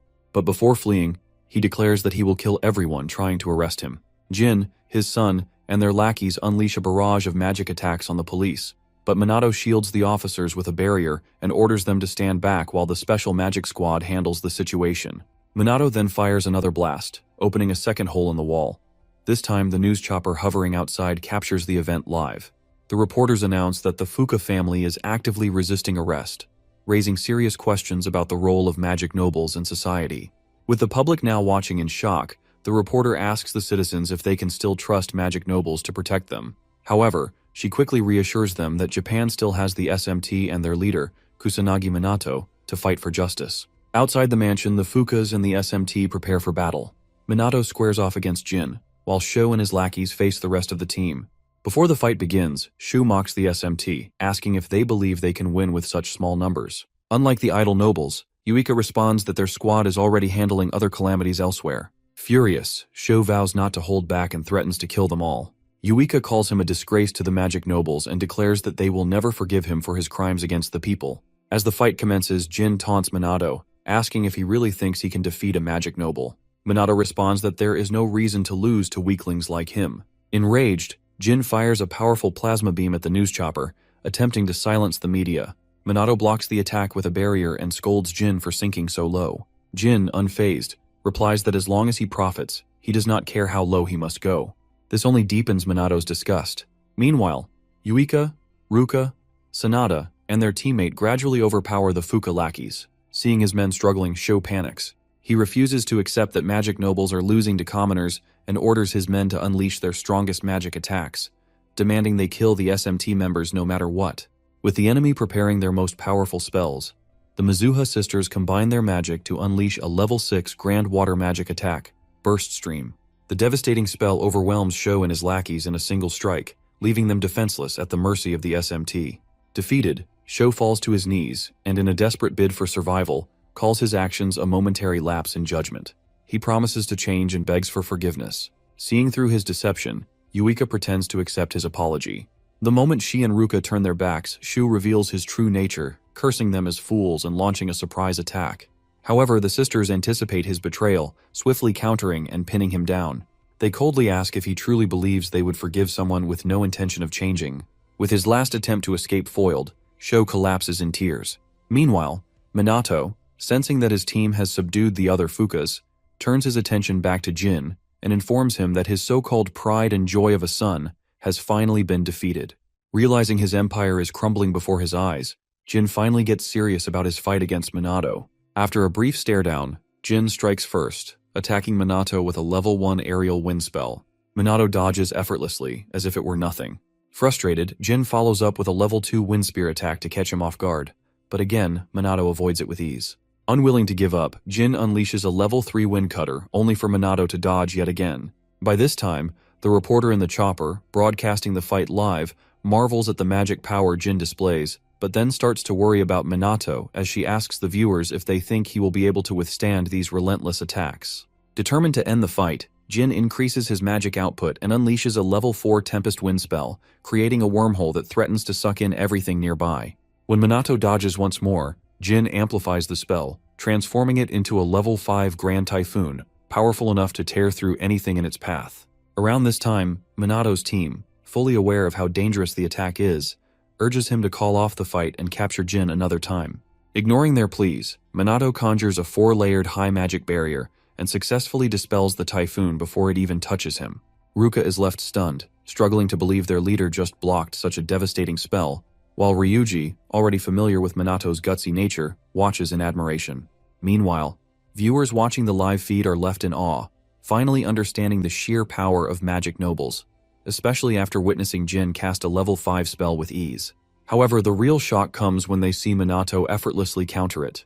As the fight continues, the reporter keeps the audience engaged with commentary.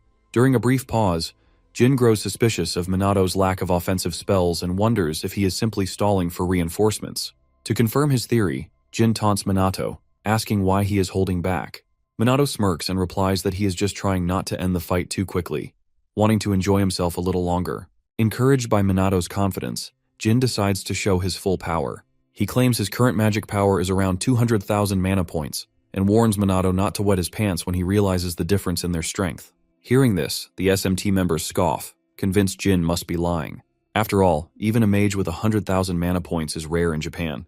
Concerned, Ruka and her sister consider stepping in, but Minato gives them a sharp glare, signaling them to stay out of the fight. The trio instantly understands and holds back.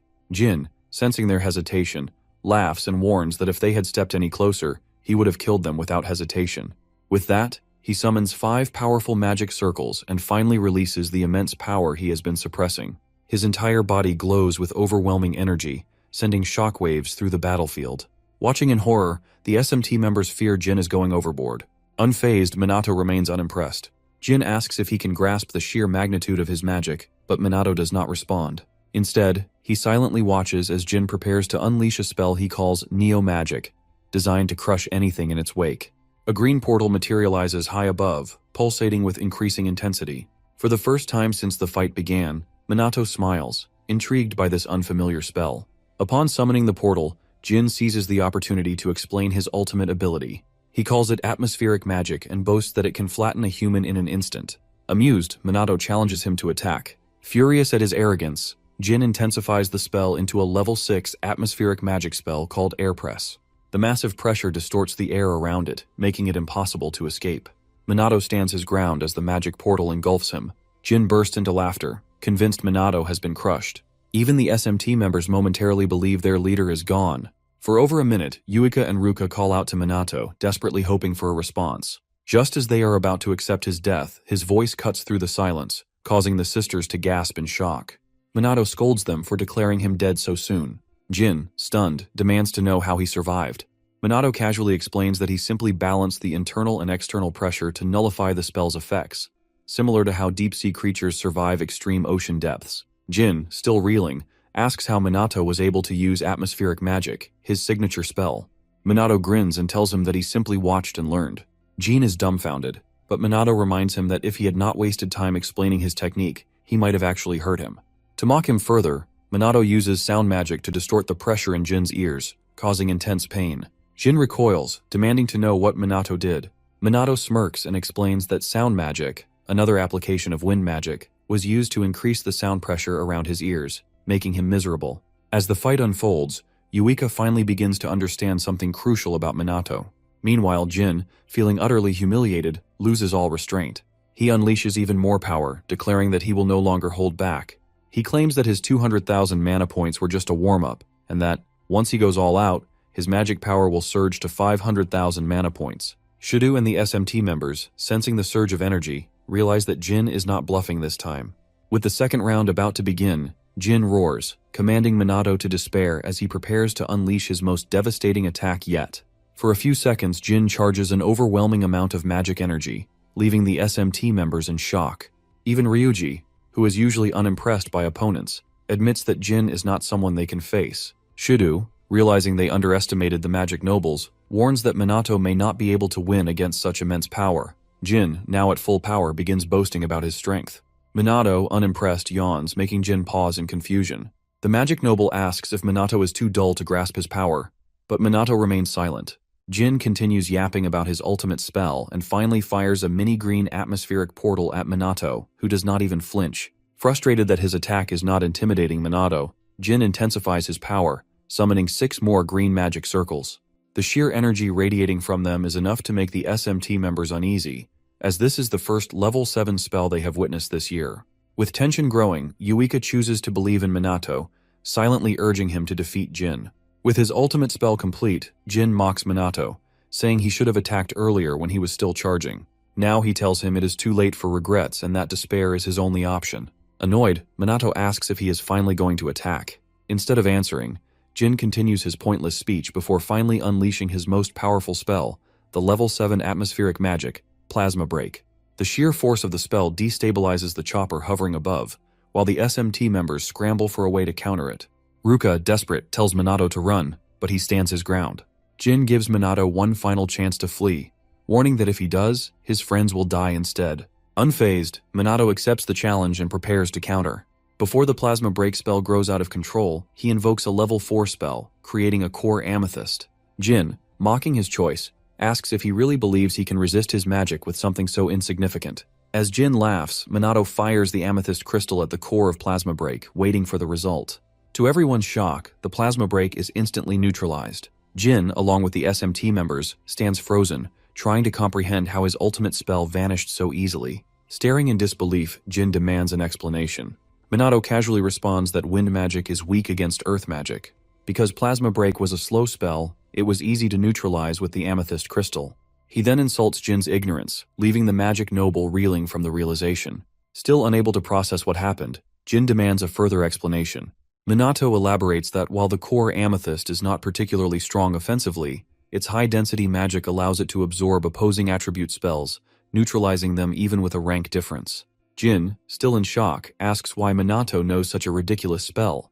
Minato smirks and reveals that he created it just for fun. Hearing this, Jin completely breaks down, unable to believe that the spell he spent decades perfecting was defeated by something his opponent invented on a whim. With the fight effectively over, Minato steps forward, telling Jin to prepare for his punishment. Before Minato can do anything, however, Jin quickly surrenders, claiming his magic is depleted and he cannot move. Minato assures him that he has no intention of beating up someone as pathetic as him. Instead, he prepares to flick him on the forehead. Underestimating the power behind it, Jin dismisses the attack. The moment Minato releases the flick, however, Jin is sent flying several feet back, instantly passing out from the impact.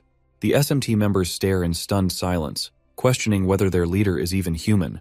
With Jin incapacitated, the police move in to secure him. Meanwhile, the news reporter in the chopper announces the historic defeat of a magic noble at the hands of SMT Captain Kusanagi Minato. The country erupts in celebration, with citizens singing Minato's praises. In the aftermath of the battle, the SMT members gather around Minato, congratulating him on finally taking down Fukujin. Watching the police drag Jin away, Minato cannot help but feel disappointed in the state of Japan's magic nobles. In the end, they turned out to be nothing more than frauds.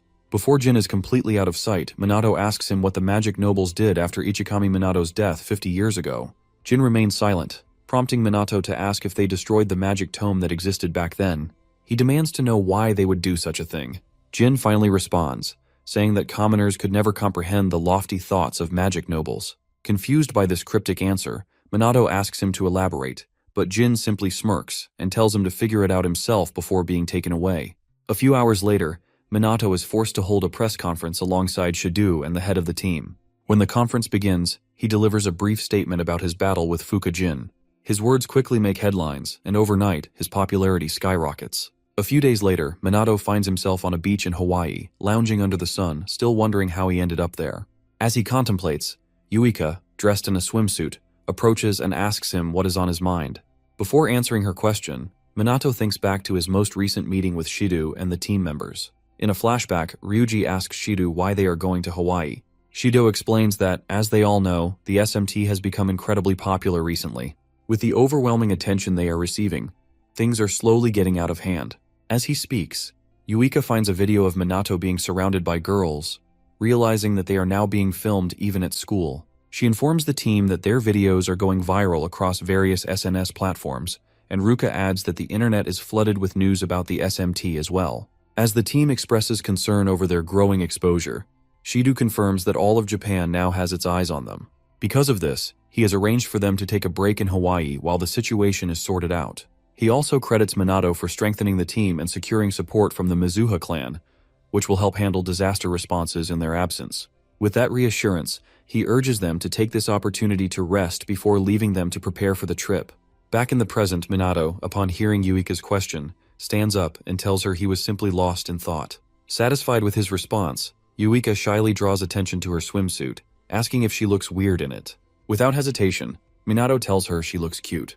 The unexpected compliment catches Yuika off guard, making her blush furiously. As if that were not enough, Minato continues, saying the swimsuit suits her style and looks great on her. Overwhelmed, Yuika thanks him awkwardly and turns away to regain her composure. Shortly after, Ruka appears in a dark-colored swimsuit, irritated that Minato has been avoiding her all day. When he looks puzzled, she asks if there is something he would like to say. In response, Minato tells her he was simply admiring her beauty, pointing out that her pale, clear skin makes the swimsuit stand out and enhances her elegance. Embarrassed by the detailed compliment, Ruka turns away, her face flushed red, and thanks him. Meanwhile, Ryuji, who has been standing beside Minato the entire time, marvels at how effortlessly and sincerely Minato compliments the girls without any ulterior motives. Moments later, Sanada arrives, wearing a white flare dress. As she apologizes for keeping them waiting, Ryuji is taken aback, realizing for the first time just how curvy she is beneath her uniform. Curious, Sanada asks Minato what he thinks of her outfit. Before he can respond, Ryuji silently prays that he does not comment on her figure. With all eyes on him, Minato simply tells Sanada that she has a great sense of style. Doubting his sincerity, Sanada presses for clarification, prompting Minato to emphasize how beautifully the outfit complements her natural elegance. Caught off guard, Sanada blushes just as deeply as the others, flustered by the excessive praise. Shocked by Minato's uncanny ability to make everyone blush, Ryuji jokingly calls him amazing, but then asks if he thinks he might be overdoing it. Unbothered, Minato replies that he is simply being honest, and that if someone deserves a compliment, he sees no reason not to give one. Since he finds all three of them beautiful in their swimsuits, he feels compelled to say so. Though Ryuji acknowledges there is nothing wrong with this, he cannot help but feel secondhand embarrassment at how overwhelmed the girls are. To make matters worse, Minato suddenly turns to Ryuji and begins complimenting his well-proportioned physique, urging him to take pride in his appearance. Unamused, Ryuji immediately shuts him down, warning him never to praise another guy in front of the girls again. With the tension dissipated, the Special Magic Squad spends the rest of the day enjoying various activities, including volleyball, jet skiing, sunbathing, and taking countless photos. By nightfall, Minato steps out to grab a drink from a convenience store. However, before he gets far, he notices Yuika, looking unusually shy, and decides to take a walk with her. As they stroll, they reflect on how much they have fought recently, and how the break feels surreal. A brief silence follows, during which Yuika recalls the ring Ruka was wearing earlier, and wonders if her sister is dating Minato. Before her thoughts spiral, she reminds herself that Minato has told her he is not seeing anyone. Minato, sensing her sudden change in behavior, stays silent, waiting for her to speak. Gathering her courage, Yuika asks Minato about the type of person he likes. When Minato admits he has never really thought about it, she playfully lists herself, Ruka, and Sanada as examples, urging him to pick one of them. After a moment of consideration, Minato responds by choosing all three, praising their beauty, hard work, and admirable qualities. Annoyed by his vague answer, Yuika points out that his response is different from romantic feelings. Minato, confused, says he thought admiration and love were similar. Taking a moment to reflect, he then tells Yuika that if he had to choose, she is the one he likes the most. Hearing this, Yuika freezes in shock as Minato sincerely lists all the things he appreciates about her. Blushing furiously, she crouches down, overwhelmed. Concerned, Minato kneels beside her, asking if she is all right. Still flustered, Yuika mumbles that even though she knows Minato does not see her romantically, hearing those words from him makes her incredibly happy. If anything, it only confirms how deeply in love she is with him. Meanwhile, back in Japan, Shido analyzes social media data and realizes the situation is escalating. There is not only a growing wave of criticism against the magic nobles, but also an increasing public demand for the SMT to take charge of disaster and monster threats. Additionally, the mysterious vigilante known as the Shadowbringer is gaining popularity, with many online debates speculating about a potential showdown between him and Minato to determine who is stronger. With all these developments unfolding, Shido finds himself at a crossroads. At the Japanese International Airport, a particular plane lands, carrying two magic noble family heads who are visibly irritated by the chaos that erupted while they were away. The first is Homurai Hinata, the head of the Homurai family, while the second is Kaichi Riku, the head of the Kaichi family. As they alight the plane, both grumble about the mess they must now clean up. About a week later, Minato and the girls return to Japan to resume their normal lives. One evening, while Yuika prepares dinner, Minato comments on how quickly their vacation ended. Ruka, sitting beside him, reassures him that both the SMT and their school have imposed strict media restrictions, so they should finally get a break from all the paparazzi. At that moment, Yuika pops her head out of the kitchen and asks them to help carry the plates. Minato immediately gets up to assist, and soon the table is filled with delicious food. During dinner, Yuika asks if they are ready for school, which resumes the next day. Minato tells her that with the police and school on their side, the attention surrounding them should have died down. After some small talk, Minato suggests they ignore the attention, assuming people will soon lose interest. Unfortunately for them, Minato quickly realizes how naive that thought was when, the next day, girls from various classes flock around him, bombarding him with questions about whether he has a girlfriend. When the pressure becomes overwhelming, Yuika and the others ignore the students and invite each other to lunch. On the way to lunch, Yuika remarks that the attention was even worse before their vacation, as outsiders would sometimes sneak into the school just to catch a glimpse of them. The conversation continues until Ruka casually mentions that they are running low on toilet paper. Minato suggests they stop by the store after school to restock and pick up some bath salts, something Yuika enjoys. As soon as Minato mentions this, the gathered students overhear and realize that Minato is living with the Mizuha sisters. Embarrassed by the backlash, Yuika grabs the others and rushes them to the rooftop for lunch. There, Ryuji confirms that the trio truly live together and concludes that it is fine since they are with their team leader, Minato Kusanagi. In any case, he assures them that if they ever run into any trouble, they can count on him for support. The girls thank him for his kindness, and with that settled, Ryuji advises Minato to drop the formalities when addressing each other. He asks if Minato is okay with them calling him by his first name. Since Minato is an easygoing guy, he tells them to call him whatever they like. Just as Yuika is about to say something, she suddenly pauses, realizing how significant it is for the three of them to be living together. Before she spirals into overthinking, she quickly shakes her head, convincing herself that it is fine as long as nothing improper happens. Ryuji and Minato, puzzled by her sudden shift in behavior, exchange glances. When she finally calms down, Yuika turns to Minato and asks if he ever feels nervous about living with the two of them. With no immediate answer, they finish lunch and go about their day in peace. By nightfall, while Ruka and Minato are fast asleep, Yuika remains awake, puzzled by how easily they can sleep.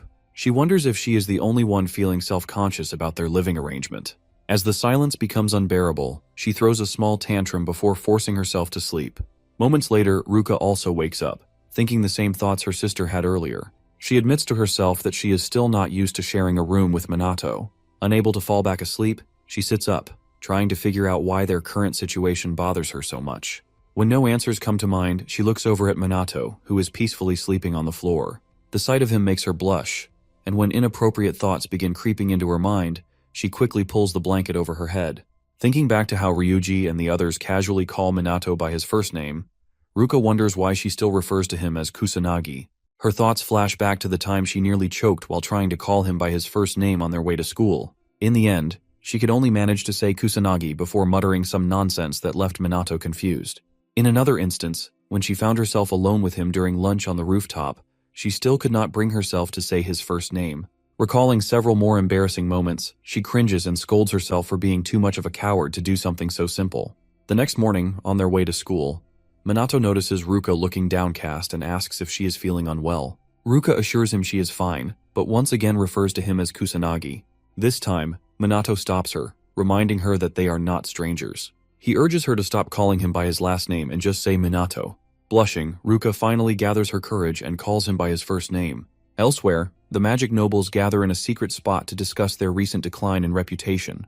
To start the meeting, Homirai Hinata discusses the recent decline in the magic noble's popularity and blames it on the special magic squad. While she thinks of a way to resolve this issue, Kaichi Riku, the depressed dude, asks her how she plans to deal with the captain, Kusanagi Minato. Unable to answer his question, Hinata turns to Mizuha Tushiru and seeks his opinion. Well, Tushiru tells them he only seeks to align with their lord's will, and Hinata gets irritated by how cryptic the Mizuha head can be. When she compels him to provide more information, Tushiru tells them Mianto doesn't recognize him. With this, Hinata asks if this means Minato is unaware of their existence, and Tushiru says yes. Upon realizing that Minato doesn't know about them, Riku decides to put him to the test, so they can see if he'll be useful to them. If they feel he's trash, then they'll take him out without mercy. The next day, Minato explains the location of the next great calamity to his team members, which is set to happen in Osaka. So far, the calamities, aside from the smaller ones, follow the same pattern as 50 years ago. Even though that's been all over the media, Yuika says the frequency has drastically shortened, and the great calamity, which used to happen just once a year, has now become difficult to predict, even with the police on alert. Also, given the fact that the disaster response is a mess, and there's no dedicated squad like the SMT in other regions, things are only going to get harder for all of them. Around this time, Shido's eyes beam with pride as he proudly informs Minato that the police force is setting up a second SMT in Osaka. As it turns out, they collaborated with the self-defense forces and the police to enhance the disaster response, and many of the trainees there are begging to have Minato train them. With all that said, Shido smugly asks Minato if he'll grant their wishes and go to Osaka to train them. Unable to refuse, Minato makes Shido even happier by agreeing to go and train them. Thereafter, he tells Minato that there's a person who's lived through the great calamity 50 years ago waiting for him there. Currently, Takigami Shizuku, the person waiting for him, is one of the few anti-monster equipment artisans still existing, and is very much interested in talking to Minato. In time, Minato agrees to meet her, and Shido then adds that Takigami is the one who crafted the SMT's uniforms. With the arrangements made, Minato makes his way to the airport and stops for a quick goodbye meeting with his team members before boarding the plane. Moments before his plane leaves, Minato reaches into his pockets and gives each of his team members a bangle, warning them to make sure they keep the bangles on until he gets back, and not to take them off for any reason. Finally, when he asks them if they'll be fine without him, the other three assure him that they've gotten stronger as well, so he can head on to Osaka with no worries. With that said, Minato waves his buddies goodbye, telling them he'll be counting on them, and finally boards the plane to sit in his first-class seat. During his first moments in there, Minato thinks about a few random things that happened while he was in Hawaii, but then stops to think about the fact that he's flying first class, citing that Shido really did well for him this time. Just then, he senses a few odd people entering the plane, people he's never seen before, and wonders who they are. When Hinata and Riku sit pretty close to him, Minato instantly recognizes them as strong magicians. So far, quite a few of them seem to be on board, but with the tough security, Minato feels they shouldn't be an issue. As soon as the plane's done boarding, it takes off, and Minato's served a very sumptuous and delicious meal, which he admires and devours delightfully. Soon after finishing his food, Minato lies back to enjoy the top-notch window view and relax like a chill dude. Sadly, before he even gets to fully relax, a few illegal mages who boarded the plane earlier get up from their seats and hold several passengers, including Minato, hostage. To keep everyone in check, the criminals threaten to kill everyone if the passengers don't follow their commands. However, Minato, Hinata, and Riku remain silent and in their seats, as if waiting for something to happen. With the plane hijacking progressing, Minato does a head count on the illegal mages and soon realizes there are 10 of them.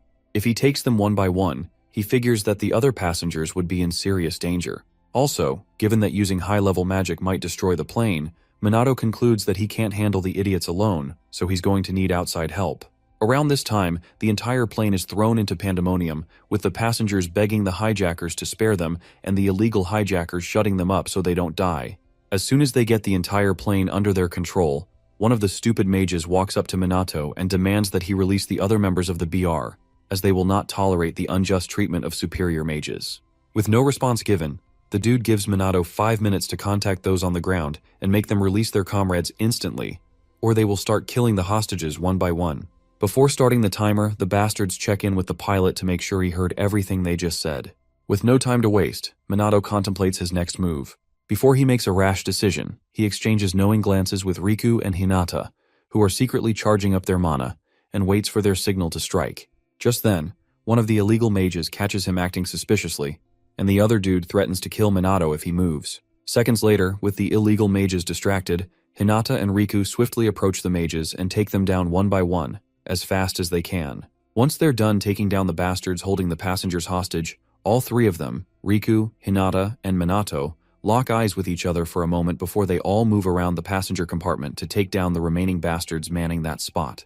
At a point in their battle, the bastards retaliate by trying to shoot someone like Hinata down. Sadly, Hinata's leagues above them in magic power, so she, alongside Riku and Minato, continues maiming and putting down these unruly idiots. Soon after, one of the illegal mages holds a flight attendant hostage, and after getting their attention, threatens to crash the plane if they don't stop taking out his comrades. Noticing the lapse in the fool's concentration, Minato lunges at him and kicks the shit out of him, rescuing the flight attendant from his grasp.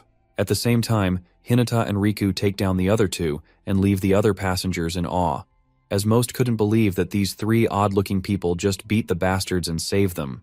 While the passengers rush over to thank the strangers for saving them, Hinata calls the illegal mages pathetic for losing too quickly and making the fight boring. Minato, on the other hand, senses something's up in the cockpit, so he quickly tells the others that it's not over yet and rushes over to the cockpit door without any explanation. Inside the cockpit, Minato and the other two find another illegal mage holding the pilot at gunpoint and threatening to shoot him if they come any closer. Tired of having to deal with these low-life magicians, Hinata lands a devastating sucker punch on the fool and sends him begging for mommy. Unfortunately for them all, the idiot fires a shot at one of the plane's controls, and Minato, who's already protected the pilot with his shield, realizes they're in deep shit, as almost immediately, the whole plane loses balance and shakes everything inside vigorously. Having performed all the evasive maneuvers he knows, the pilot tells the three that they're cooked because not only are the controls not responding, but the radios are also broken. If nothing's done to change this, they're going to crash into the mountains and die. Hinata, upon hearing this, is thrown into instant panic as she shakes the pilot and begs him to do something about their situation so they don't die. Around that time, one of the windows breaks, and the pressure from the below-zero air outside soon creates a vortex inside the cockpit. Upon realizing how cold the air is, the co-pilot complains about freezing to death before they even crash. Realizing how bad things have gotten for them, Hinata asks the others for ideas, and Riku advises that they all just die together. After scolding the depressed bastard for saying scary things, Hinata starts to wonder if they're finally meeting their end. With all their options exhausted, both the pilot and the co-pilot accept their fate and urge the others to prepare for death. Just then, Minato, who's been keeping silent the entire time, smiles for the first time, ignoring the pilots, and assures them that he will save everyone. Hearing this, the pilot warns him that this issue isn't something a mere human can fix as they're all fated to die that day. Tired of hearing the pessimistic pilot's yapping, Minato walks towards the broken window in the cockpit and, ignoring the pilot's warnings and questions, jumps out of the plane. Hinata, who thinks Minato just made a run to save his life, soon regrets her sentiment when the plane starts losing altitude pretty quickly, threatening to destroy everybody on board within minutes. Around this time, the passengers were already saying their final prayers, hoping they all make it to the Lord's side when it ends, and the pilot, on the other hand, keeps on trying to pull the plane's nose up so they can avoid crashing into the sea. A few seconds before the plane finally hits the ocean, after everyone's lost hope, a miracle happens as the plane not only regains its balance, but also regains altitude as quickly as possible. With this happening, both pilots can't believe their eyes as they wonder what the hell just happened to the plane. Hinata, who suspected Minato all along, tells them that Minato's the one who just saved their lives, and if she's correct, then he's the one supporting the entire airplane all on his own. By that time, Minato's seen right under the airplane carrying over 230 tons of weight and controlling the whole thing towards the nearest airport. To understand how he did it, Minato says that he first created a barrier covering the underside of the plane using a massive amount of magical power, and then enhanced his physical strength with magical martial arts. Then, at the same time, he adjusted the airplane's trajectory using wind magic so that he can control it toward a safe landing spot. Since this is his first time supporting a plane, Minato runs into some challenges along the way. With the plane, which weighs 230 tons, now several thousand meters above sea level, the pilot still finds it hard to believe that a single human can support the aircraft like it was nothing. Upon seeing what Minato can do, Hinata recognizes him as a beast and instantly becomes interested in him. By then, the flight attendants, as well as the passengers, all rest easy after they're told by the pilot that everything's okay. Even a father and his little daughter both cry tears of joy when they realize they get to live to see another day. Despite the celebrations and joyful tears, the pilot warns everyone not to be too happy just yet, as he's just discovered that their landing gear won't even activate. In other words, if they're to hope for a safe landing, then it's all in Minato's hands. With that said, the pilot locates the landing strip on the nearest airport and tilts the plane's nose towards the tarmac, hoping Minato has some kind of plan to handle the landing. As the half-destroyed plane approaches the tarmac, Minato, who's still hauling its arse underneath, activates a level 6 void magic spell, High Magic Wall, uses this high-level barrier to cushion the plane's descent, and then slows it down fast enough for it to come to a complete stop.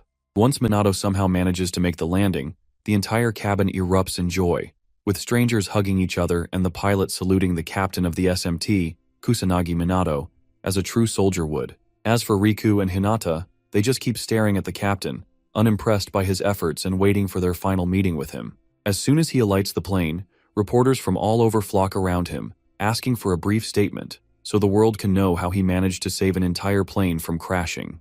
At this point, Minato just gets pissed at the bastards for disturbing his peace as he just returned from the most stressful flight of his life. Thankfully, before he loses his mind, the security team shows up to shun the media personnel, promising that a press conference will be held later, and then ushers Minato to Takigami's residence so he can see her.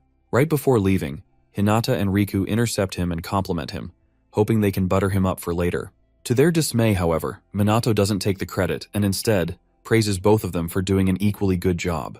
Realizing their plan isn't working, the duo makes some more offhanded comments and goes their merry way, with Hinata sternly hoping they meet again. Soon after their departure, Minato is shown the way to Takigami's meeting room.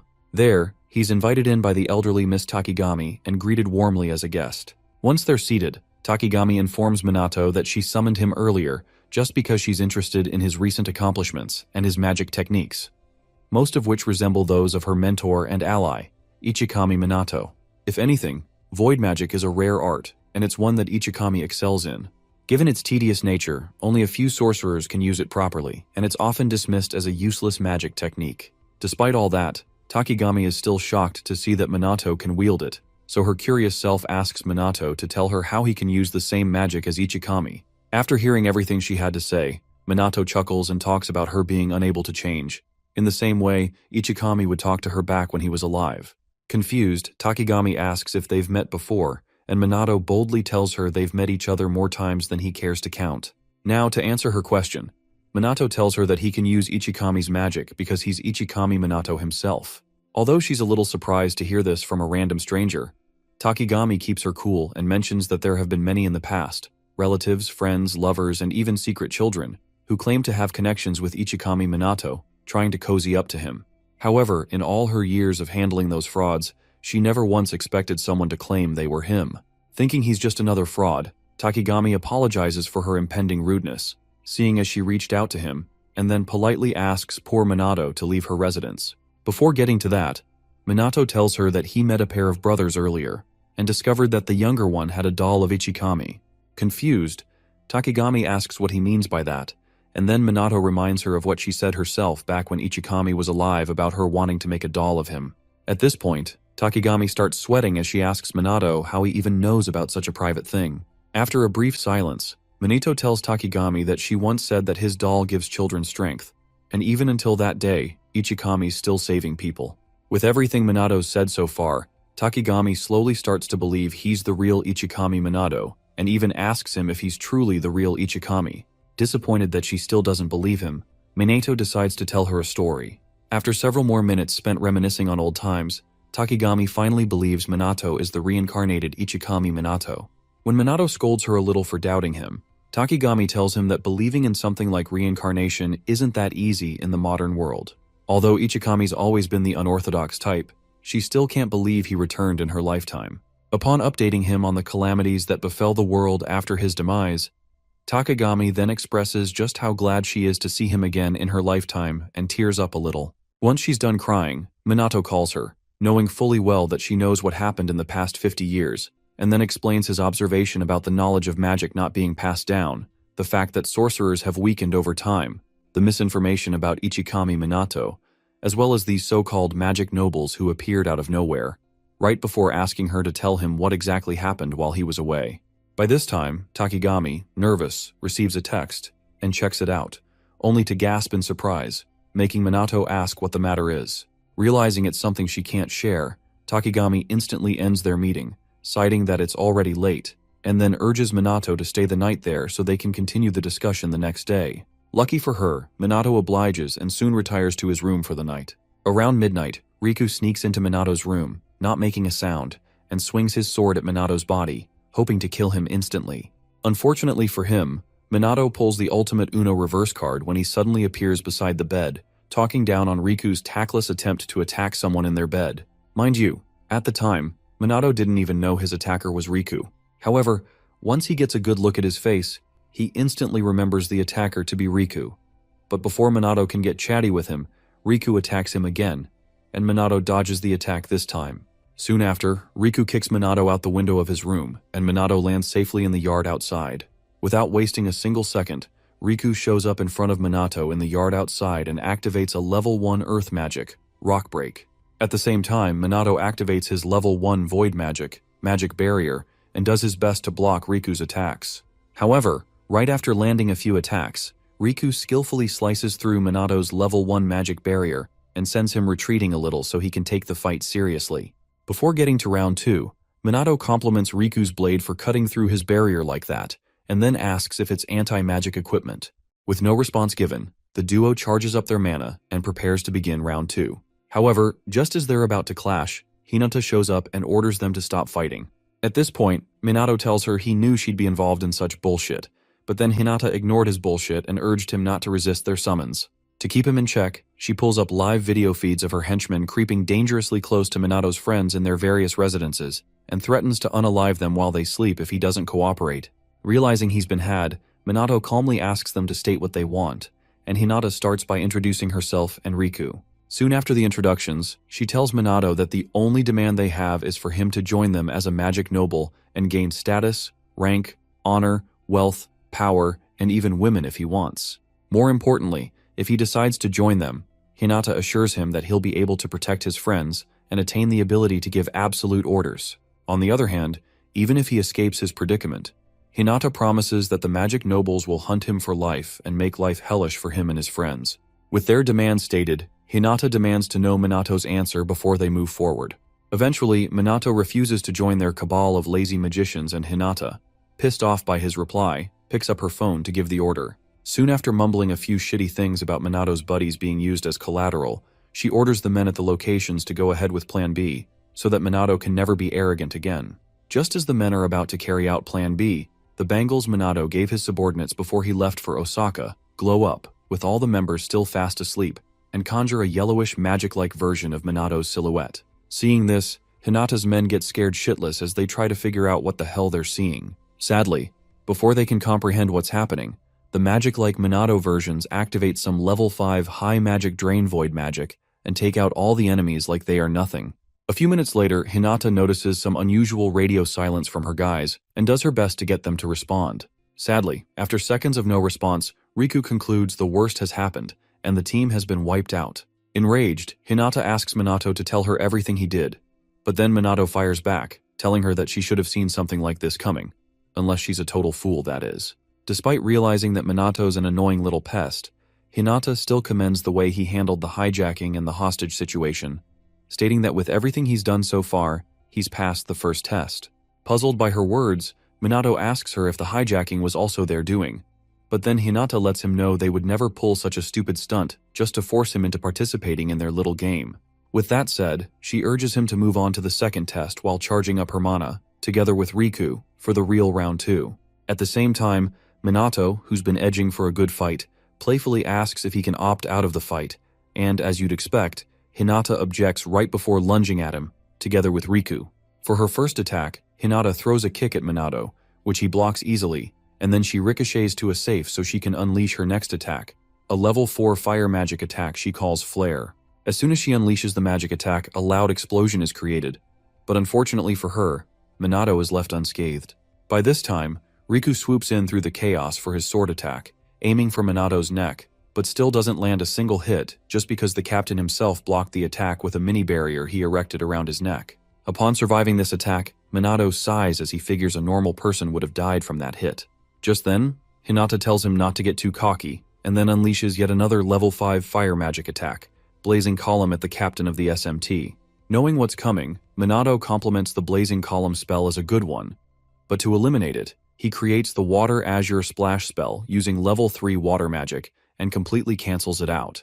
Seeing what Minato can do, Hinata finally understands why the rumors said he can cast spells without chanting. To even think he neutralized her level 5 spell with a level 3 water spell, Hinata figures Minato must be making a mockery of her magic. Around this time, Riku attacks Minato again, but he dodges this attack and challenges them to take their fight to the skies. Without hesitating, Hinata takes him up on his offer and flies towards him, together with her dog, Riku. At this point, Hinata admits that although they underestimated him earlier, they won't be holding back this time. With that said, they both unleash the strongest spells in their arsenal, with Hinata conjuring a level 7 fire magic spell, Demon's Blaze, and Riku conjuring a level 7 earth magic spell, Comet. Soon after boasting and making big claims about him being unable to defend against her ultimate technique, the duo sends their attacks toward Minato to deal double the damage. Unimpressed by their weak-ass magic spells, Minato creates a level 7 void magic spell, Vanish, which encapsulates both ultimate techniques and dispels them into nothingness. Around this time, Hinata and Riku are astounded as their brains can't even process what just happened. To help them comprehend their failure, Minato tells them that he just disintegrated and dissipated the magical energy so he can minimize damage to the surroundings.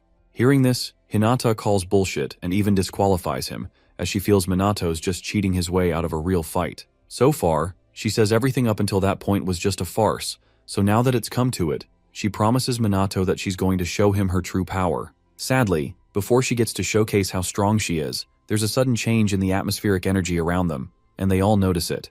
As they try to figure out what the hell's happening, the sky turns red, signaling to Minato that the calamity has finally befallen Osaka. In his mind, though, he feels that although too many things are happening at once, this can't be just a mere coincidence. As the red skies spread over Osaka, Takigami notices the ominous glow from her window. After staring for a moment, she shuts her blinds. Meanwhile, Hinata sees the calamity unfolding but chooses to ignore it, eager to continue her fight with Minato and destroy him.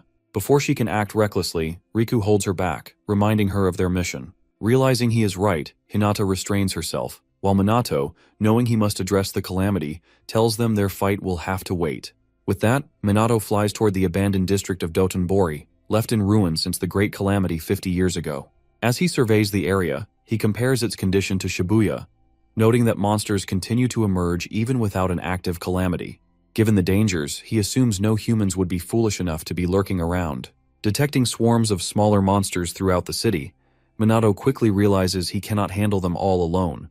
If left unchecked, these creatures could infiltrate human settlements and wreak havoc. He needs a solution, and fast. Just as he considers calling for reinforcements, Riku and Hinata arrive, offering to help. Minato welcomes them, teasing that they must have given up on trying to kill him. Riku explains that their earlier battle was merely a test, and since Minato passed, they are willing to work together for now. With a sigh, Minato accepts their aid, knowing his problems with them are far from over. As the streets fill with monsters, the trio advances to intercept them. Hinata, eager for battle, makes a dramatic entrance and prepares for what she calls a monster massacre. She unleashes her level 5 blazing column magic, incinerating an entire horde of creatures in one strike. Riku, equally skilled, takes down his fair share. Meanwhile, Minato, hovering above, launches a level 5 void magic bullet barrage, clearing out the lesser monsters while waiting for the boss to appear. While scanning the battlefield, Minato spots an elderly man walking with a cane. Concerned, he lands and asks if he is all right. The old man remains silent, prompting Minato to offer to escort him to safety. However, before Minato can take his hand, the man pushes him back, frowns, and, after a brief pause, thanks him for his concern but insists he is fine. Something about the man feels familiar, but before Minato can place him, a subordinate helps the old man into a black sedan, which drives away. Shortly after, Osaka's self-defense and disaster response teams arrive in droves, establishing a perimeter around Dotonbori's exit to prevent the calamity from spreading. Their swift coordination impresses Minato, reminding him of what Shido told him about their preparedness despite their relative inexperience. As the forces set up their defenses, Minato lands beside an officer, who mistakes him for a lost child. However, upon recognizing him as the captain of the special magic team, the officer immediately allows him to assist. A monster suddenly creeps behind the officer, but Minato swiftly burns it to ash, saving his life. He warns them not to let their guard down before asking for a status update. The officer reports that the police and SDF have sealed off Dotonbori and are prioritizing civilian safety. Unfortunately, he admits they are not equipped to handle the boss monster, as their forces alone are no match for it. Minato reassures them, promising to take care of the boss himself. The soldiers express their gratitude, and Minato surprises them further by revealing he has backup: Riku and Hinata, magic nobles from the Homurai and Kaichi families. Shocked, the soldiers ask if the SMT and the magic nobles are now working together. Without answering, Minato notices a renewed sense of hope among the officers, who place their trust in both elite forces. Just then, a dark, ominous purple miasma spreads through the air. The soldiers suddenly feel an overwhelming heaviness in their bodies, struggling to move. Amid their confusion, a massive figure slowly emerges from the fog. The officers immediately recognize it: the chief demon, the boss monster. This creature alone possesses enough power to level Osaka, and against it, they, as mere humans, stand no chance. Minato, however, remains unfazed. Smirking, he scolds the chief demon for taking so long to appear. His calm demeanor shocks the police, who cannot fathom how he remains composed in the face of such a terrifying threat.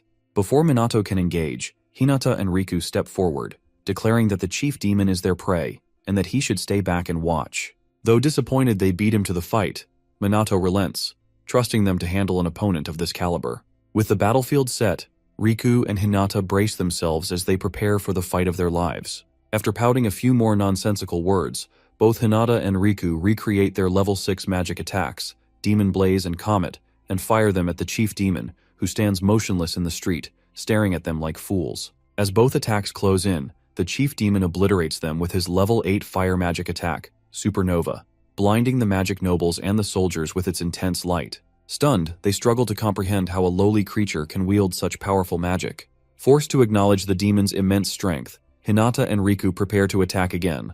But before they can, the chief demon unexpectedly speaks, asking if there is a formidable sorcerer among them. One of the soldiers, though aware that chief demons possess greater intellect than typical monsters, is still shocked to hear it converse like a human. Seeing the fear on the soldiers' faces, Minato understands their reaction. A monster with human-like intelligence is rare, and the unknown always breeds fear. However, he decides to remain silent and watch as the nobles continue embarrassing themselves. After failing to land her first attack, Hinata throws another childish tantrum, vowing to reduce the demon to ashes. She unleashes a fire spell even stronger than Demon Blaze, while Riku, fueled by frustration, infuses his sword with level 8 gravity magic, Dimensional Blade. Seeing the nobles finally casting original spells, Minato gets excited, hoping their combined efforts will be enough to bring down the chief demon. As Hinata and Riku prepare to strike, the chief demon suddenly comments on someone's magic power. Assuming he means them, Hinata boasts about her strength, only for the demon to clarify that he was referring to Minato's overwhelming mana. Irritated by the insult, Hinata and Riku abandon their magic and recklessly charge the demon with their fists. To their dismay, the chief demon effortlessly dodges every blow, teasing them for being too slow. After playing with them for a while, he counterattacks, sending them sprawling. He then combines fire and wind magic to create a level 6 fusion spell, Flare Cyclone, which subdues the nobles in an instant. As Riku and Hinata struggle to their feet, trembling from the sheer force of the attack, Minato steps forward and tells them to leave the rest to him. Hinata tries to stop him, insisting that even if they, as magic nobles, could not defeat the chief demon, then there is no way he can. Riku suggests they retreat, but Minato remains unfazed, assuring them that a monster like this is nothing to him. Riku questions if Minato truly understands the overwhelming magic power radiating from the chief demon. Hinata, on the other hand, refuses to accept defeat, knowing they cannot afford to fail the person they wish to be useful to. Minato approaches the battlefield, teasing the chief demon, who, despite this, remains impressed by his magic power. Before the fight begins, the chief demon asks Minato to introduce himself, but Minato dismisses the request, questioning whether he is obligated to answer. Acknowledging Minato's point, the chief demon withdraws the question, remarking that associating with humans is ultimately meaningless for demon kind.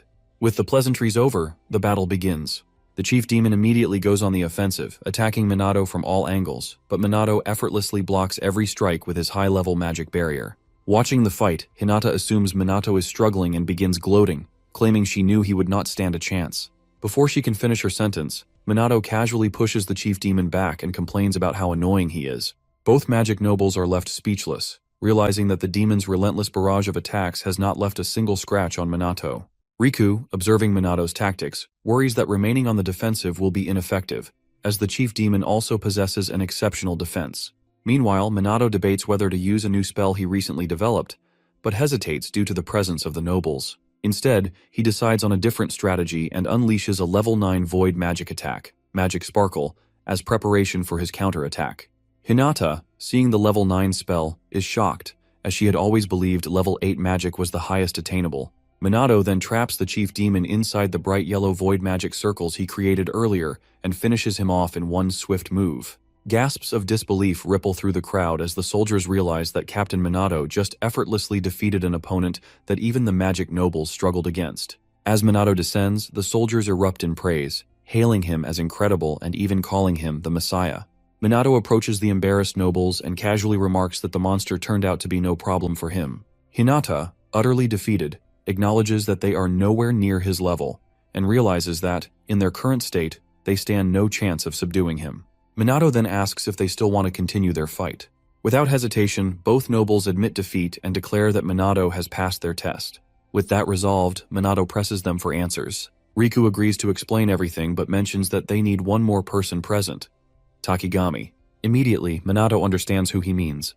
Moments later, Takigami arrives on the scene and asks if Minato had known all along that she was behind everything. Minato responds affirmatively, reminding her that she cannot hide anything from him. Now, she must explain why she tested him, why sorcerers have weakened over the past 50 years, and why she has been cooperating with the magic nobles ever since his death. Before giving Minato the answers he seeks, Takigami takes him and the magic nobles back to her house, ensuring they are comfortable enough to hear her out. Once they are seated, Minato asks if she knew about the magic nobles before his arrival. Not only does Takigami confirm that she did, but she also reveals she knew he was going to be attacked. Puzzled, Minato questions why she allowed it, but Riku responds, explaining that they only wanted to test Minato's skills and see if he would use his powers selfishly. Minato brings up the involvement of his allies in their so-called test, and Riku assures him they never intended harm, only issuing threats. Still, Minato presses further, demanding to know why they went through with it. Riku explains that Minato's very existence as part of the SMT undermines the magic nobles, creating a dangerous situation for Japan. Hearing this, Minato counters, stating that their current predicament results from their negligence. The SMT never sought to demean the magic nobles. Rather, it was the nobles who looked down on them. Overwhelmed by the accusations, Hinata throws a tantrum, but Riku, acting more maturely, tells her to stop because Minato is right. Despite acknowledging their inaction during the first calamity, Riku argues that the world still needs the nobles to maintain order.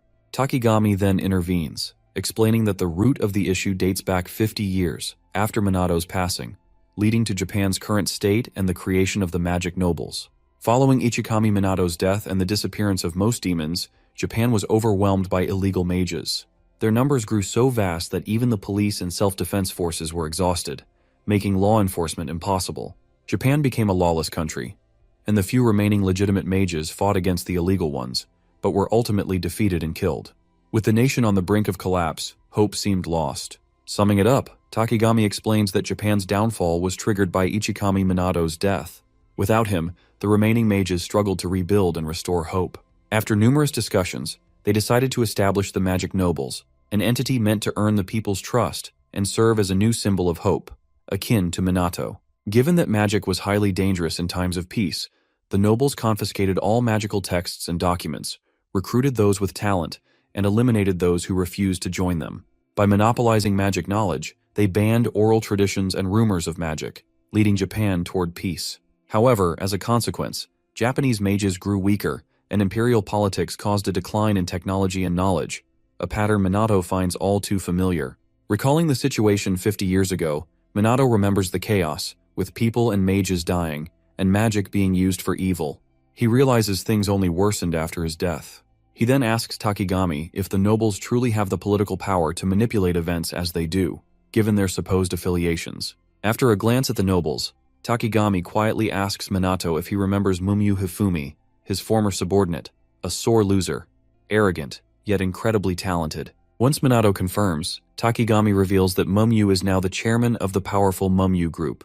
Originally famous as the heir of the Mumyu conglomerate, he has been financially backing the magic nobles since their inception 50 years ago. Minato finally understands the nobles' influence, though he never knew Mumyu was an heir. Takigami chuckles at how indifferent Ichikami Minato remains toward power, money, and fame, noting that his sole concerns have always been magic and people. Takigami continues, stating that during Minato's era, Japanese mages were globally top tier, but their skills have since deteriorated. Hinata interjects, insisting that Japan only achieved peace due to their predecessors. Frustrated, Minato asks what she would do if another calamity arose. Unable to answer, Hinata falls silent. Riku then states that back then, they assumed the police alone could handle any crisis, with the magic nobles stepping in only as a last resort. Minato asks if they now recognize their mistake, and Riku remains silent. Minato then turns to Takigami once more, asking if she knew all of this. She confirms she has been involved for 50 years, but insists she is not a magic noble, nor does she wield their power or influence. For now, she is simply an anti-monster equipment crafter, content in her role. After uncovering the truth, Minato notes everything but suspects Takigami is still withholding information. To confirm, he asks if she has any more secrets, and she assures him she has told him everything. With this, Minato shifts gears and proposes an alliance between the magic nobles and SMT to handle DR more effectively. He clarifies that if they accept, he will not be subordinate to them. It will be a cooperative relationship. Given their performance during the last calamity, their collaboration is clearly necessary. Hinata scoffs, doubting that someone as strong as Minato would need their help. He explains that he has limits, and if the nobles join SMT, he will let past grievances go. He then asks if they have any objections to assisting the citizens. Riku, recognizing that they cannot defeat the chief demon alone, agrees that relying on Minato is their best option. Takigami also offers her skills as an anti-monster equipment crafter, and Minato welcomes her aboard. After much reluctance and another tantrum, Hinata finally agrees to the alliance, on the condition that Minato never mentions the chief demon incident again. He accepts their terms but also ensures they refrain from taking hostages whenever they need to speak with him, which they agree to.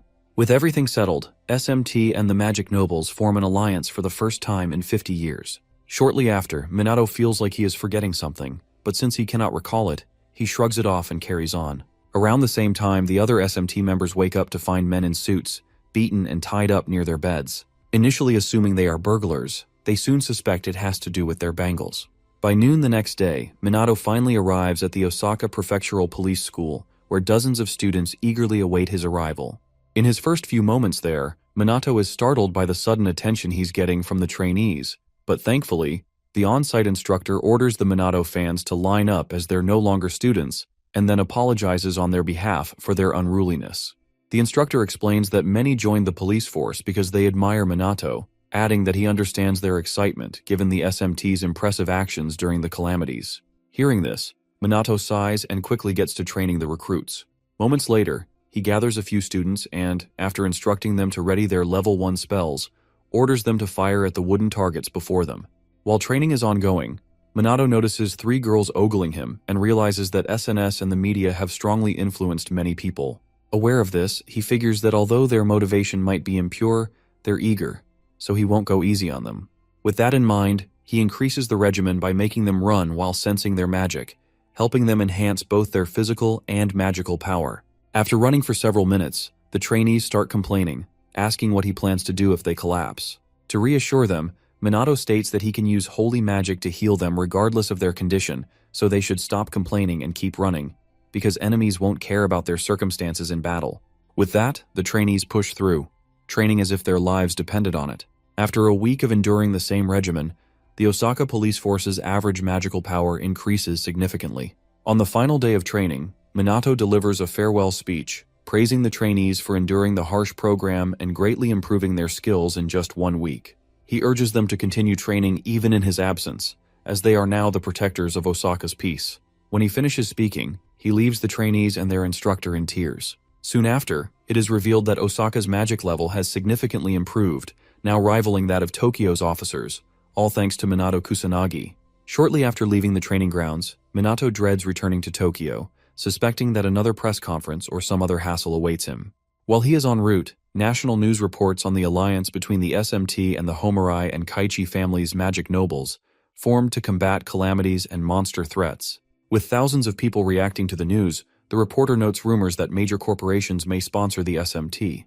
For those worried about its impact on law enforcement, they are assured that the SMT is not an official Tokyo police department.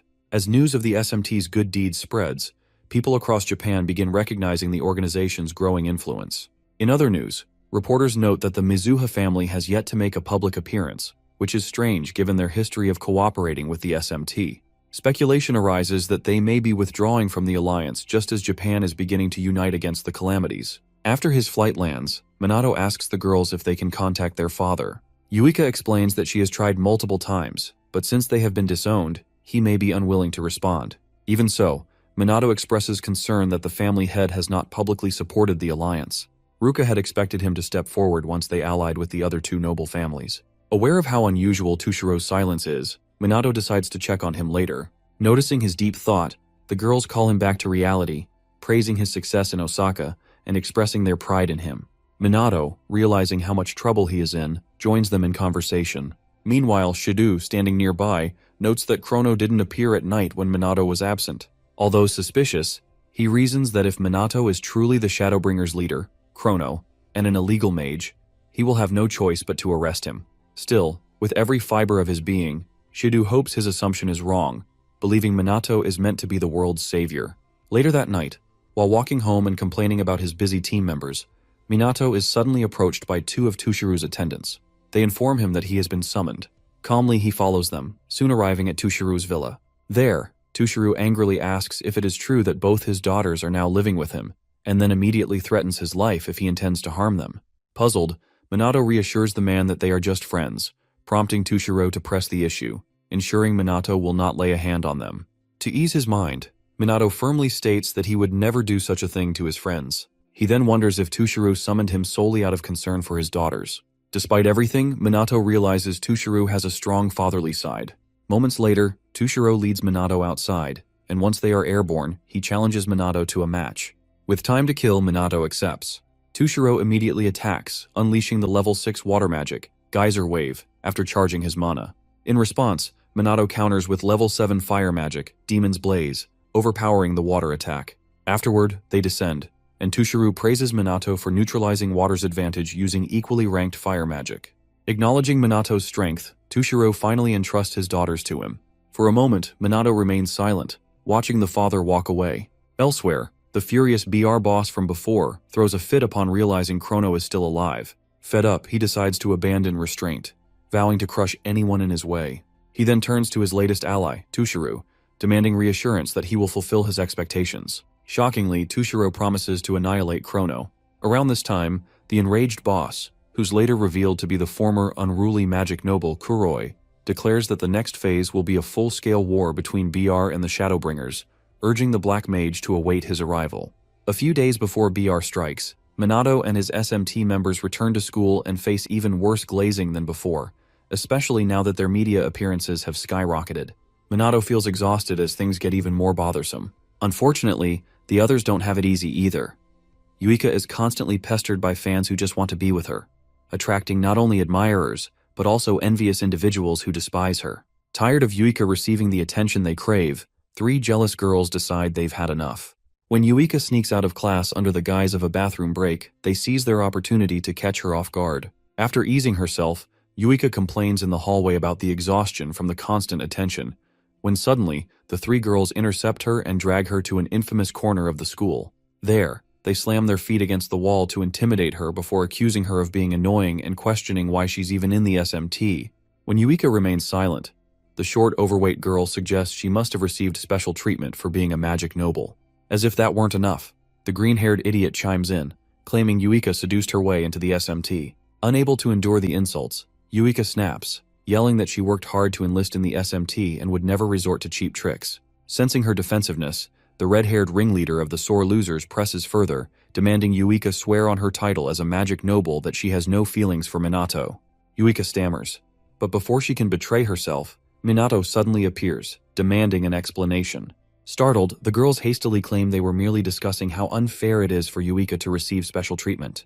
Their leader even dares to accuse Minato himself of being caught up in the supposed favoritism. Minato, without responding, turns to Yuika and immediately recognizes the shame she must feel from enduring their bullying. Meanwhile, the jealous girls start babbling about enlisting in the SMT, claiming they'd be a great help to him. Seeing through their ploy, Minato decides to play along. He holds back his scolding for now, and instead encourages them to join the SMT's induction course. Since they seem so eager, he promises to let them join once they pass. Unaware of how grueling the training is, the girls become ecstatic. Minato takes them to the SMT training space, informing Ryuji and Ruka that they'll be participating in the course. At first, Ryuji and Ruka are unimpressed, noting that the girls don't seem particularly skilled. However, Yuika, worried that Minato plans to let them join, brushes the thought aside to focus on more pressing matters. Noticing how chatty the newcomers are, Ryuji and Ruka grow even more suspicious of their intentions. When they ask Minato about it, he simply tells them not to think too much of it. He senses that these girls need this lesson. Training begins, and within an hour, the redhead nearly collapses from exhaustion. Meanwhile, Minato and the other seasoned SMT members bark out orders, pushing them to run as if their lives depended on it. He repeats the same harsh training he used with the Osaka police force. After forcing them to run a full track 4 times, Minato moves on to one-handed, magic-enhanced push-ups, training alongside the others while reminding the losers to push their limits. Next, they move on to casting spells continuously until they are completely drained. By this point, the jealous trio starts plotting their escape, unwilling to continue this insanity. Just as they're about to make a break for it, Minato calls them back, casually informing them that they've only finished the warm-up. Panicked, the girls start accusing Minato of harassment, with one even claiming he deliberately made the training unbearable just to torment them. In response, Minato points at the real SMT members, reminding the sore losers that even though they struggled at first, they persevered every single day to become the warriors they are now. He explains that the SMT works side by side with death, fights monsters, and protects the people with everything they've got. Then, he turns the conversation to Yuika, telling them that despite thinking she lacks talent, she works relentlessly to improve. To claim she used her looks and connections to get in is pure foolishness. He knows she would never stoop that low. Finally, he looks the redhead straight in the eye and makes it clear that Yuika is an important friend of his. He will never forgive anyone who tries to discredit her. Realizing their mistake, the 3 bullies beg for mercy and flee like the cowards they are.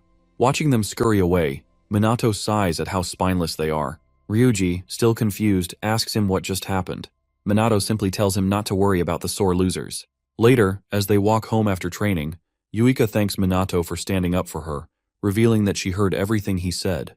Minato shrugs it off, saying he was simply showing them reality and putting an end to their meaningless jealousy. Since he's sure they'll spread the word, she doesn't need to worry about it anymore. Yuika giggles, repeating his last sentence, before shyly admitting that she considers him an important person. Deep down, she knows that Minato's definition of important is different from hers.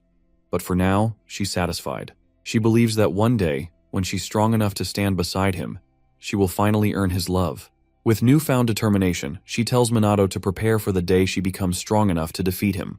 With Yuika's bullying situation taken care of, life returns to normal for the SMT, until the next calamity strikes. As the hour of calamity arrives in Tokyo, the skies turn red, and monsters appear randomly in the streets. Recognizing the danger, people run for their lives as the creatures begin attacking. At the same time, Minato and Hinata, who happen to be on the scene, spring into action.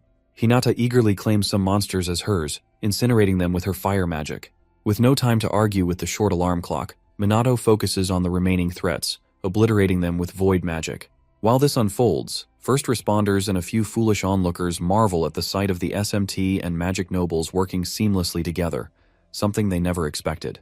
Ever since the magic nobles started cooperating with the SMT, their reputation has been gradually restored. A recent survey conducted by a statistics organization confirms this trend. For now, Chrono handles illegal mages while the SMT deals with calamities and monsters. However, because the SMT's core members are students rather than police officers, the organization isn't widely recognized as a law enforcement body. This misunderstanding sometimes leads to delays in emergency responses, fueling growing criticism of the police force. A few days after the calamity, Minato, disguised as Shadowbringer, secretly visits Leona's comatose brother, Kai, at the hospital. Under the cover of night, he sneaks into Kai's room and places his hand on the unconscious man's forehead, attempting to heal him using Angel Breath, a level 7 holy magic spell. Despite knowing that holy magic typically can't cure a comatose state, Minato hopes it will at least have some positive effect on Kai's body and mind. However, despite multiple treatments, there's been no change. He begins to suspect that holy magic is ineffective against this kind of condition. Remembering how hopeful Leona becomes whenever her brother's health is discussed, Minato refuses to give up. Just as he prepares to attempt another method, the door suddenly swings open. He swiftly hides. Leona enters, briefly sensing another presence but dismisses it as her imagination. She approaches her brother and continues the story she started the previous day, this time praising Chrono's incredible magic, reliability, and initiative. She admits that while she admires him, his coaching is absolute hell. His strict and merciless training methods feel downright demonic. However, as she jokes about it, her expression changes. Gripping Kai's blanket, she solemnly promises that she won't stop fighting until no one else has to suffer as he did.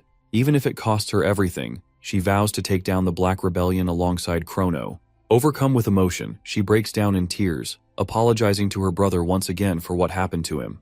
Having heard enough, Minato quietly leaves the room and heads to a warehouse to meet Leona and the recruits she wants to introduce. Moments later, Leona arrives, presenting the new members to Minato, who surprises her by asking for proper introductions. She explains that they aren't just random recruits.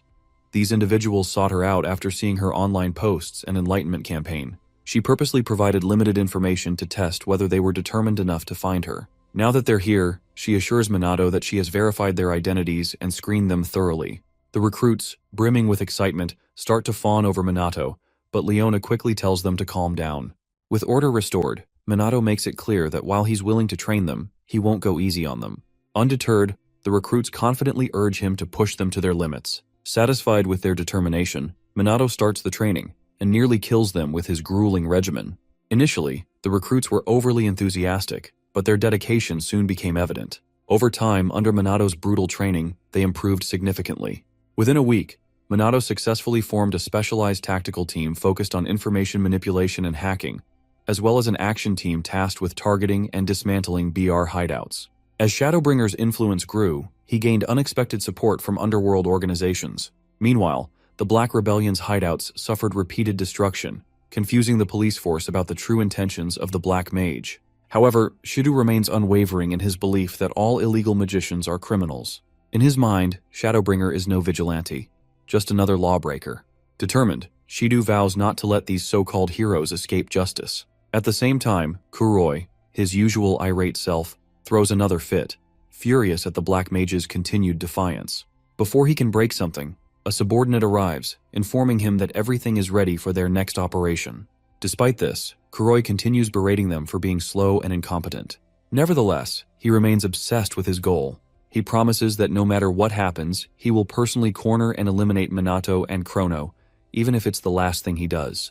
The next day, during the SMT's training, Shido, who's been observing the entire regimen, can't shake the suspicion that Captain Minato might be Chrono. Considering his age, abilities, and the timing of Chrono's appearance, it's almost impossible not to be suspicious. While Shido is deep in thought, Ryuji and the girls apologize to Minato for unknowingly breaking their bracelets while asleep weeks ago. After explaining what happened, Minato reassures them that it's fine and that the bracelets had likely reached their durability limit.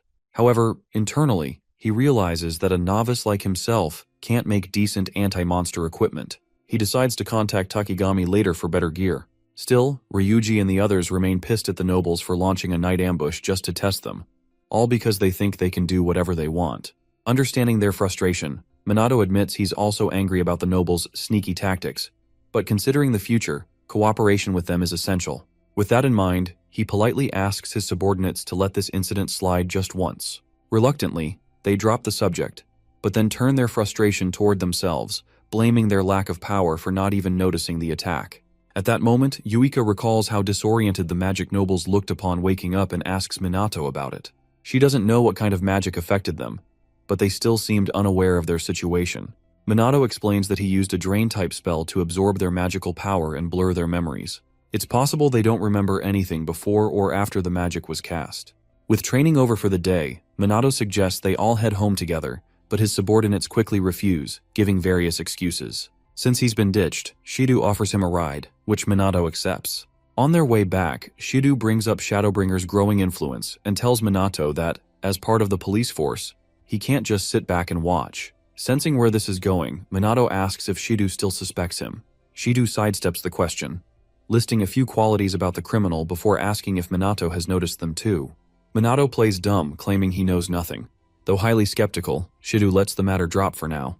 Minato then asks if Shido considers Chrono a villain, noting that he hasn't heard of him committing any evil acts. Shido admits he's heard Chrono is a good person, so why does he hate him so much? Minato presses. Shido responds that it's because he's still a criminal.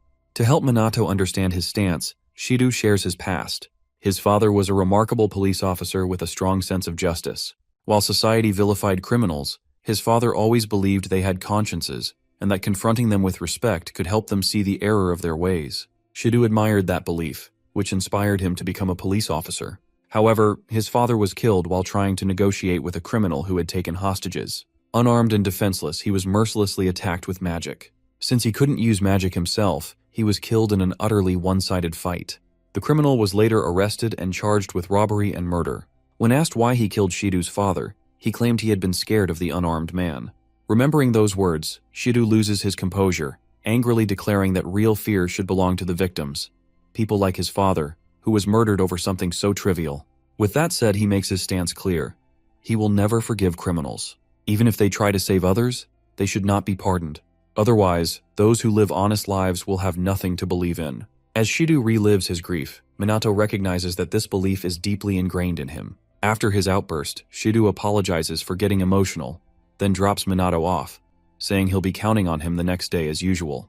The next morning, the SMT members gather for training, but to their dismay, Minato is running late, a rare occurrence. After a few minutes of waiting, he rushes out of class, muttering about teachers who talk too much. As he hurries toward the training area, he ignores two shady-looking men staring at him from a corner. Seconds after Minato leaves, a massive screen broadcasting the news is suddenly hijacked. The image shifts, and Kuroi, the BR leader, appears across every major display in Japan. When he shows up, people instantly recognize him as former magic noble Kuroi. However, unfazed by the attention, he directly addresses the SMT and Chrono, revealing that he has a present for them. He claims that bombs have been planted all over Japan and warns the police not to interfere, otherwise they will be detonated one by one. To prove they aren't bluffing, Kuroi snaps his fingers. An explosion erupts from a building near Minato's location. Instantly, Minato springs into action, using a high magic barrier to shield civilians from the blast. Meanwhile, the SMT scrambles for information, only to find that their data is completely scrambled. To make matters worse, neither they nor the police can move quickly enough to respond. Yuika, growing frustrated, reports that they can't even contact Minato and wonders what the hell he's doing at a time like this. As confusion spreads within the police force, Kuroi issues his final demand. Chrono must come to the specified location alone. If he refuses, all the bombs will be detonated at once. Shortly after assessing the damage in the district, Minato decides and waits till it gets dark to act. By nightfall, he gets into his Shadowbringer costume and leaves for the designated place, a port warehouse that used to be a hideout. Upon confirming the location, Leona asks him over comms if he's really going through with this, and Minato assures her that things will be fine. With the stage set, Leona wishes him a safe return and hopes he doesn't die on them this time. After reassuring her again, Minato flies through the entire city and only lands when he reaches the designated warehouse. The warehouse lights up when he steps inside, revealing dozens of illegal BR mages. Their leader, Kuroi, welcomes him to his death, noting that he's been waiting for him. He then boasts that everyone in the room is a top-tier BR mage with advanced powers. In response, Chrono, aka Minato, asks if taking down everyone there will be enough to destroy BR. Hearing this, Kuroi laughs at Chrono's confidence. But before he can speak, one of his mages calls Chrono an idiot for thinking he can win alone. Annoyed, Kuroi grabs the idiot by the throat and scolds him, saying people have lost to Chrono for underestimating him, just like he did. Since he's there now and claims to be different, Kuroi not only promises not to hold back, but also threatens to kill Chrono flawlessly without letting his guard down. Puzzled, Chrono, about to jump into a fight with Kuroi, asks if he really thinks he can pull it off. However, before he can make any sudden moves, Kuroi stops him, warning that if he resists, the bombs around the city will be detonated. Knowing full well that Kuroi means business, Chrono stays put and waits for the next big move. Kuroi then orders his mages to kill him, and almost immediately, they all fire at Chrono. When none of the attacks hit him, Kuroi initially assumes Chrono set up a magic barrier, so he orders them to continue firing. When the same thing happens again, Chrono informs them that their attacks are useless. Level 3 magic won't work on him. Furious, Kuroi throws a fit, even attacking his own men and calling them useless for failing to scratch Chrono. Chrono, on the other hand, calls them trash, which prompts Kuroi to promise that this trash will be the ones to brutally kill him. Despite Chrono's power, Kuroi remains confident, stating that normally he'd have no chance. But now that he has his new guns, things will be different. Upon noticing the guns in Kuroi's hands, Chrono assumes they're just normal firearms, and arrogantly claims that guns won't work on him.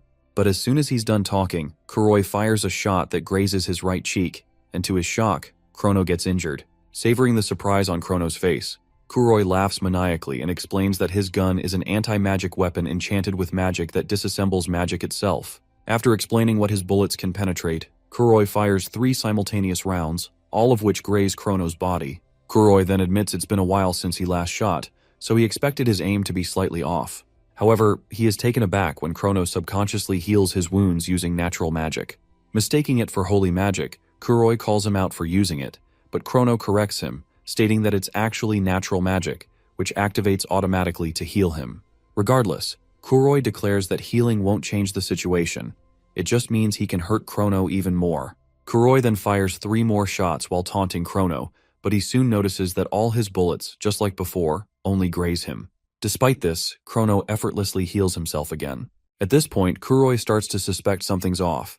None of his shots have landed directly, which seems impossible. He wonders if Chrono has been dodging, but quickly dismisses the idea, convinced that such a feat is beyond even Chrono's abilities. While Kuroi is lost in thought, Chrono secretly communicates with Leona and the others to confirm whether their secret mission is complete. Kuroi, noticing this, calls him out for daring to talk mid-battle and underestimating him. Now that the mission is done, Chrono conjures Grand Typhoon, a level 5 wind magic spell, using it to not only blow away all the illegal mages, but also blast a hole in the warehouse's roof, destroying the entire building. Seeing this, Kuroi immediately gives the order to detonate the bombs across the city, but to his dismay, Chrono reveals that his allies have already disarmed them. Now free to focus entirely on Kuroi, Chrono tells him that his bullets hurt quite a bit, and promises to return the pain 100-fold. As the stage is set for battle, Kuroi prepares to fight, but before they can engage, the SMT arrives and stops the fight before it begins. Yuika reports that all the bombs have been disarmed, prompting Ruka to urge BR to stop their futile resistance. Chrono, wanting to keep his identity hidden, secretly commends the SMT for arriving quickly, but wonders if they were just waiting nearby without being detected. Regardless, the SMT immediately recognizes Chrono, the Shadowbringer leader, and acknowledges his immense magical power. Meanwhile, Sanada, who knows that Chrono is actually Minato, feels the urge to help him, worried that he might secretly be injured. With the tables turned, Chrono smugly challenges Kuroi to a fight. Just when they think they've won, Tushiru appears out of nowhere, acknowledging Kuroi's struggle and offering to help.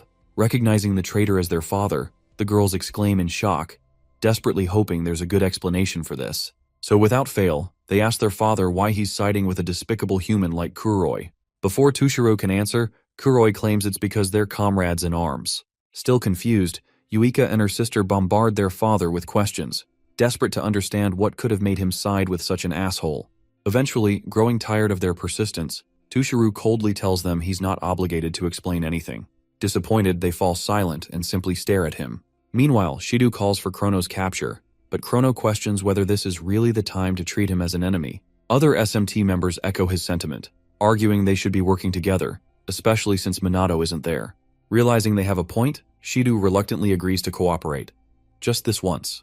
A moment later, Kuroi throws special hand grenades at the SMT. Chrono yells for them to dodge, and they barely escape the blast radius, managing to keep most of their limbs intact. They quickly realize these aren't ordinary grenades. Chrono, stunned by the existence of anti-magic weaponry beyond guns, watches as Kuroi smugly opens his trench coat to reveal more hidden equipment. While Chrono deals with Kuroi, the sisters struggle with the reality of fighting their father. Seizing the moment, Tushiru, eager to test their strength, conjures a level 3 water magic attack, Azure Splash, and launches it at them. Ruka retaliates with a similar spell, but hers is too weak. Tushiru's attack effortlessly breaks through.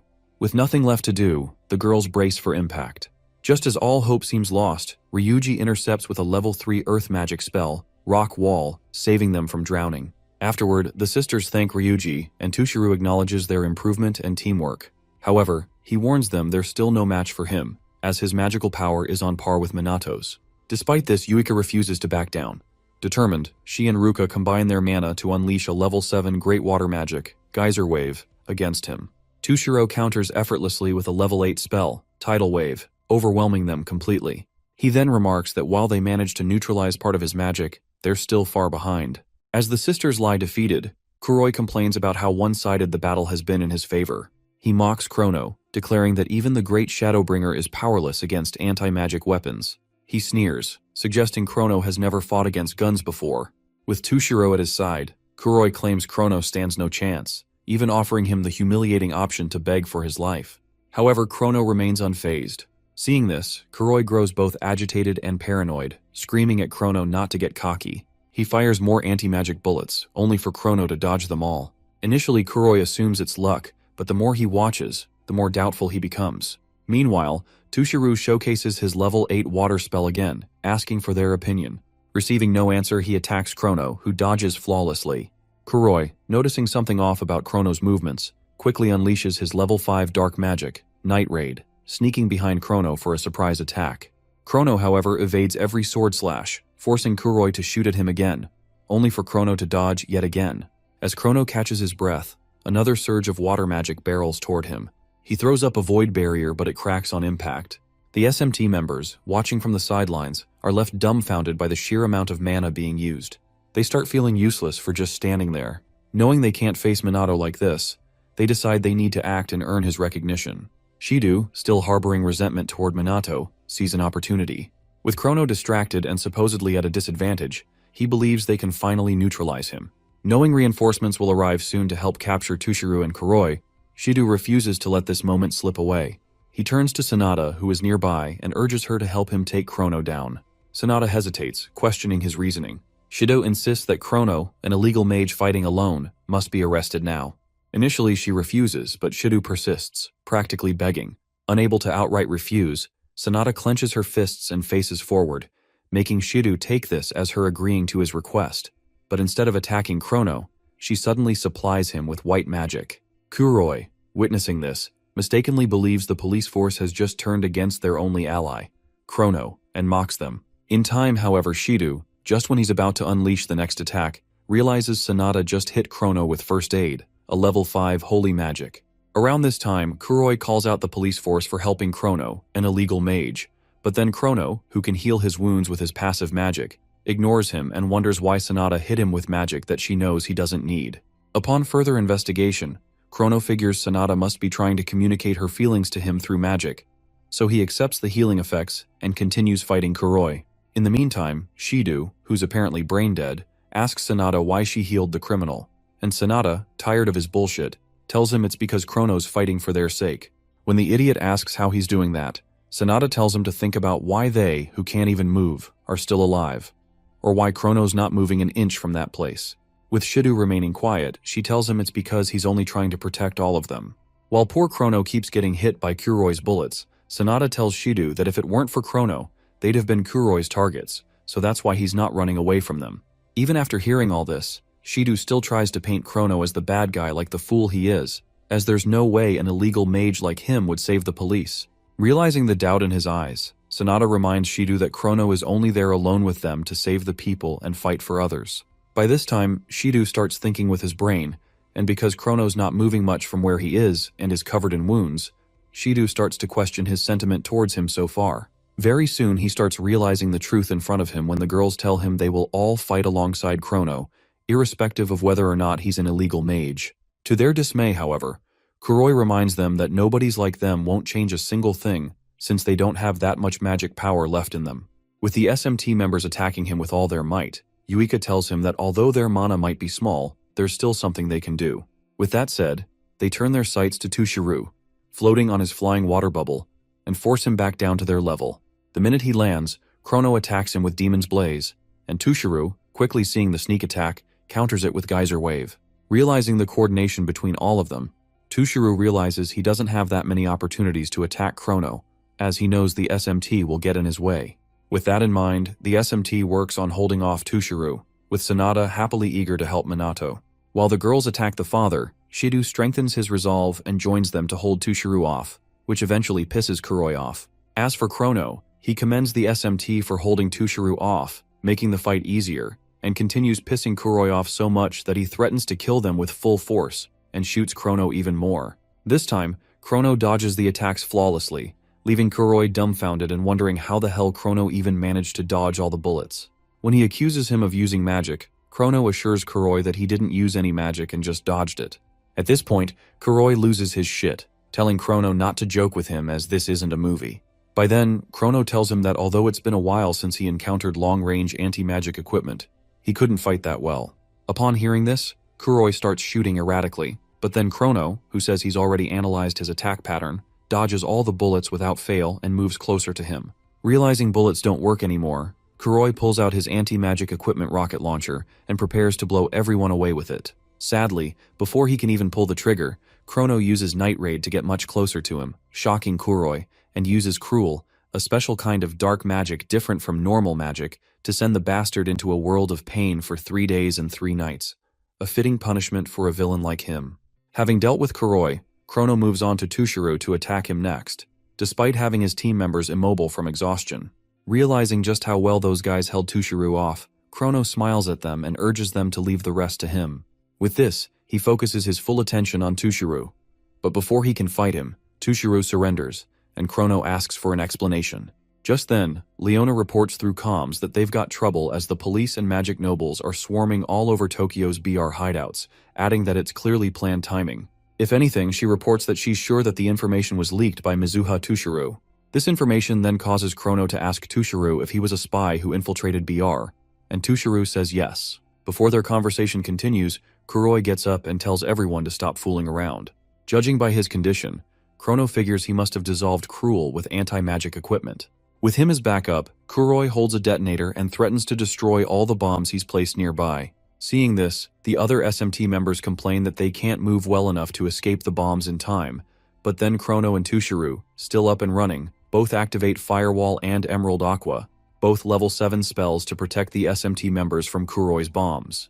However, after pressing the detonator multiple times, nothing happens. Kuroi just stands there, confused, claiming to have planted bombs everywhere. While he wastes time thinking, Leona, who has just arrived, tells him once again that they have already defused the bombs he hid nearby. As soon as he recognizes Leona as one of Shadowbringer's men, he makes some offhanded comments about them, calls them his slaves, and demands that they grovel and obey him. Pissed, Leona sucker punches him and finally tells him that she has gotten her payback. Despite this, the fool boldly states that he is just a cog in a machine called the BR, meaning the real bosses are still out there, continuing their evil deeds. Right after saying this, Kuroi collapses, leaving Chrono to wonder who the real mastermind behind BR is. Realizing he needs more research to confirm the person's identity, Chrono abandons the thought and carries Leona, intending to leave before the police arrive.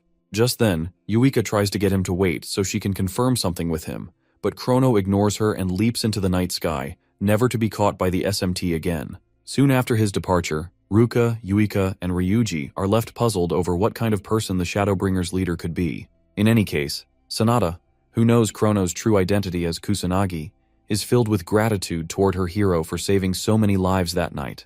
By the morning of the next day, the national news reports the capture and arrest of former Magic Noble and BR President Kuroi on charges including conspiracy to terrorize the city. Additionally, the police receive much praise for quickly defusing the bombs and demonstrating their high-level anti-terrorism capabilities.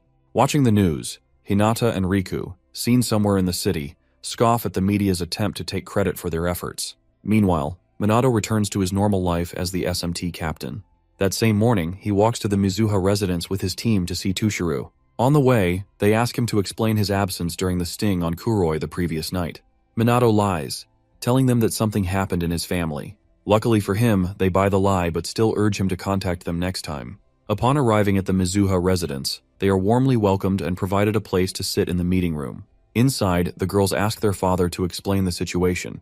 Tushiro begins by telling them that he pretended to cooperate with Kuroi and infiltrated BR to clear the disgrace of the magic nobles and prevent rampant illegal magicians from having their way. Moving on, he reveals that not only was Kuroi a former magic noble, but he was also involved in numerous crimes and expanded his influence without restraint. Unable to overlook it any longer, Tushiro took action. Yuika then asks why he only infiltrated BR now.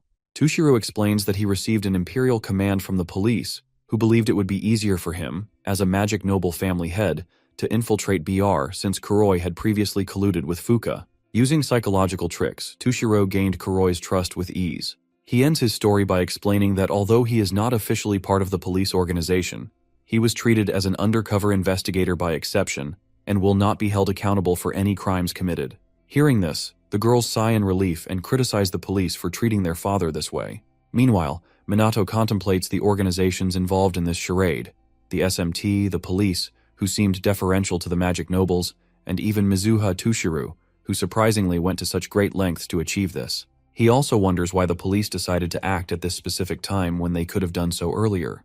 To him, their reasoning for acting now lacks conviction and seems suspicious. A flashback to the night of Kuroi's subjugation shows Chrono and Leona discussing how the police, despite their weaker information-gathering ability, managed to figure out that more than half of the planted bombs were fakes. When Chrono asks if the criminals simply couldn't prepare enough real bombs, Leona admits it's possible, but still finds it too sloppy for a serious threat. In any case, the police acted unusually fast, almost as if they had prior knowledge. She feels there is something fishy about the incident, but for now, they have no evidence. Back in the present, Tushiru acknowledges his sins, begs for forgiveness, and announces that he will now publicly cooperate with the SMT and lift his daughter's disownment.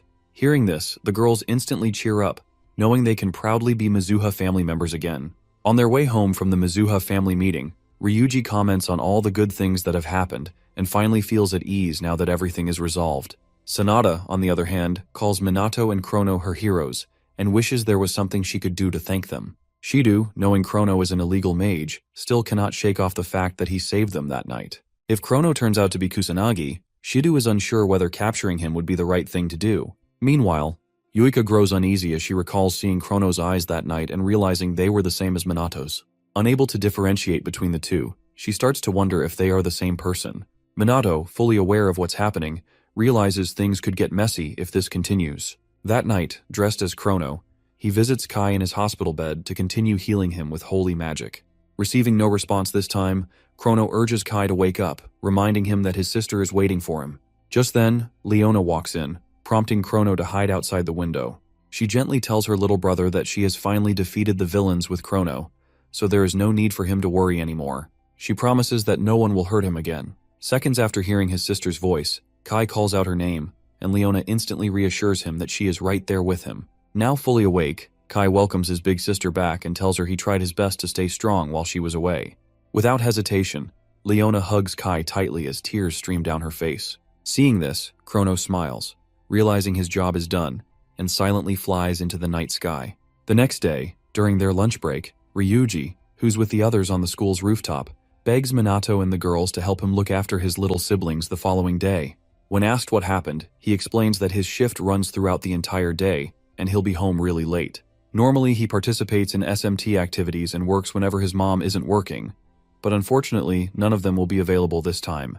Since he can't possibly leave his siblings alone until nighttime, Ryuji asks for their help. Having heard Ryuji's plea, Minato effortlessly offers to help, noting that he loves kids anyway, and Ryuji thanks him profusely.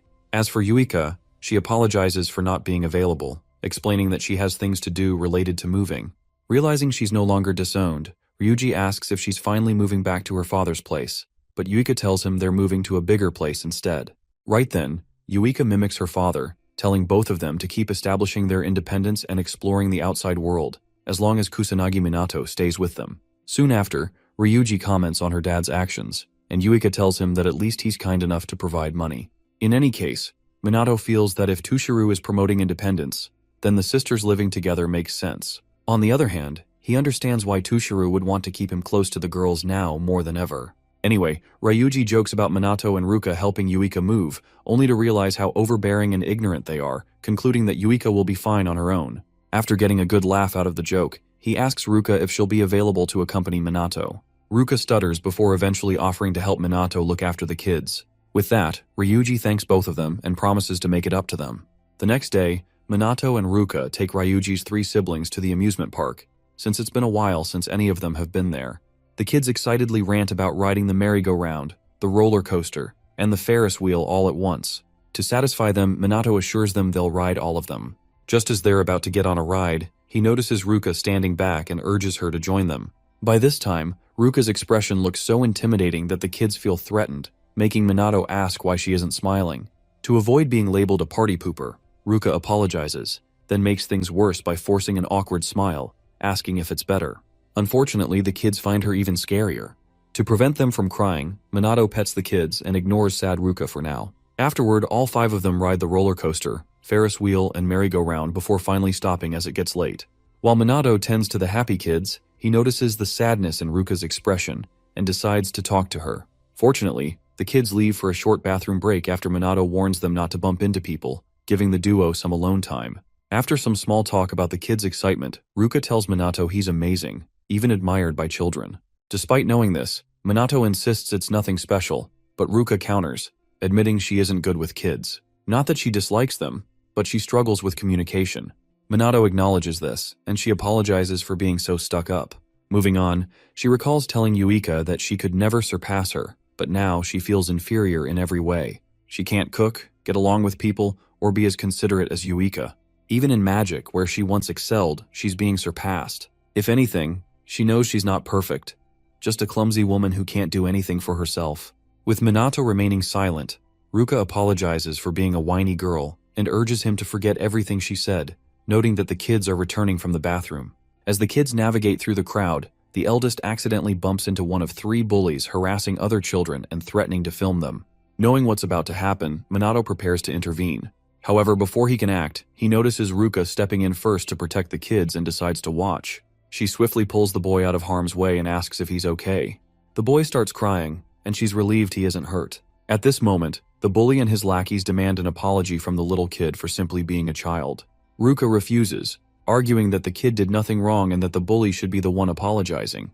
Being a typical brickhead, the bully attempts to punch Ruka for challenging him. However, before his fist gets far, Minato grabs it tightly, calling him scum who only knows how to cause trouble. He reminds the bully that they're in a public place and not to ruin everyone's fun for his own entertainment. As the bully yells in pain and begs for release, Minato finally lets go and complains about troublemakers being everywhere. With the bullies gone, he checks on his group, ensuring they're all safe. Seeing that Ruka went out of her way to protect them, the 3 kids instantly cozy up to her, crying and thanking her for saving them. Initially, Ruka is scared stiff, but after a look from Minato, she hugs them tightly and reassures them that everything is okay. With the incident behind them, they enjoy the rest of the day in peace. By nightfall, when Ryuji finally returns home, he apologizes and hopes his siblings haven't caused trouble.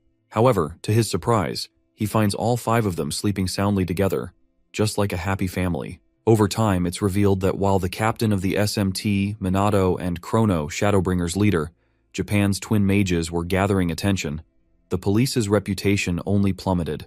Despite their swift response to the BR explosion incident, earning acclaim, the SMT's achievements only overshadowed the police and left their reputation still in shambles. During one of their so-called meetings, members of the Tokyo Police Department argue that they can't let the Shadowbringer run wild anymore and tarnish their dignity as police. Realizing the truth in this argument, the general superintendent of the department gives out an executive order to capture the criminals posing as vigilantes and bring them to justice. In the meantime, at the Kaichi family's dojo, Minato and Riku spar with wooden swords to test each other's swordsmanship skills. For almost 10 minutes, the duo, without saying a single word, go at each other with murderous intent, slashing, piercing, and dodging only when necessary. In the end, Riku ends the match in a draw when both of them find each other in situations where they both die. After noting how impressive Minato's swordsmanship skills are, Riku expresses his surprise upon discovering that Minato can fight on par with him, the assistant manager. Despite knowing all this, Minato assures Riku that he can't match him in swordsmanship yet, and this causes Riku, who just noticed how modest and skilled he is, to be impressed. With the sparring match over, the duo put the wooden training swords back in their place, and Riku instantly throws a fit over how troublesome his life has become.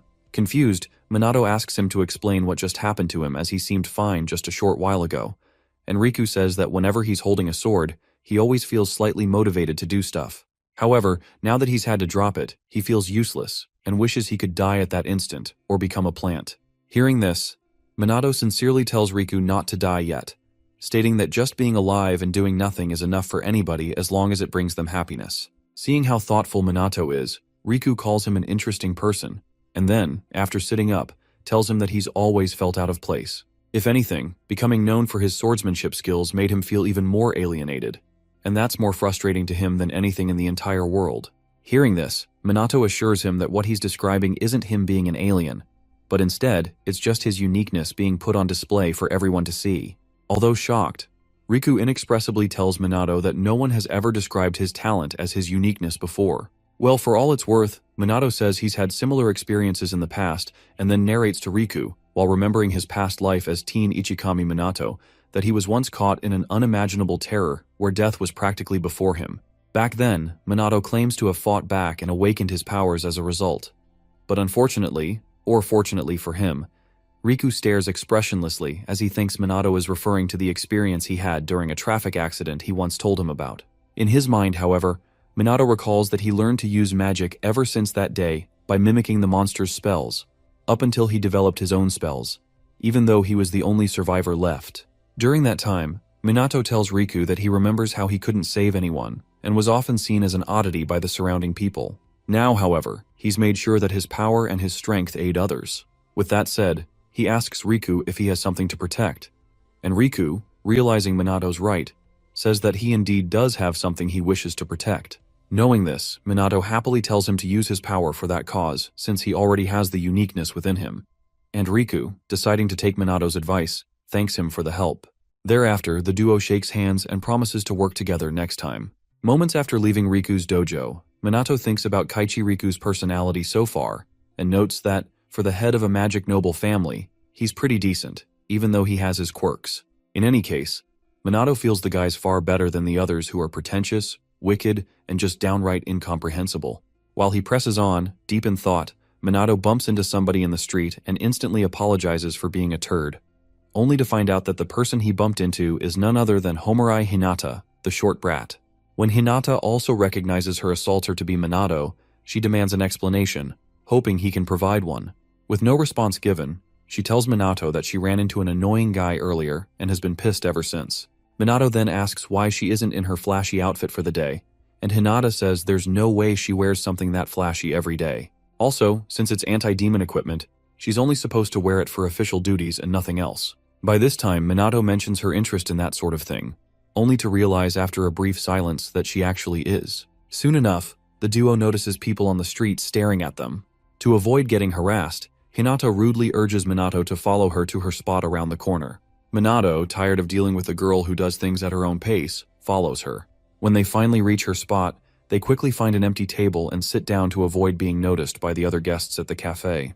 Unfortunately, it's already too late, as people begin whispering and glancing at them, some even hinting that they might be on a date.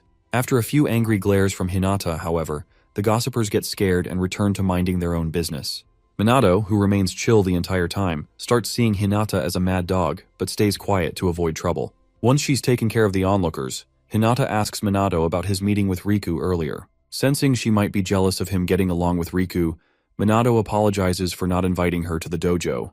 Noticing the intent behind his words, Hinata loses her temper and insists she isn't sulking because he didn't invite her. After all, in her mind, they're just temporarily aligned and not friends. Right after saying this, she jealously stares at a family celebrating a child's first birthday. Minato reassures her that he's fine with whatever she just said as long as they can cooperate.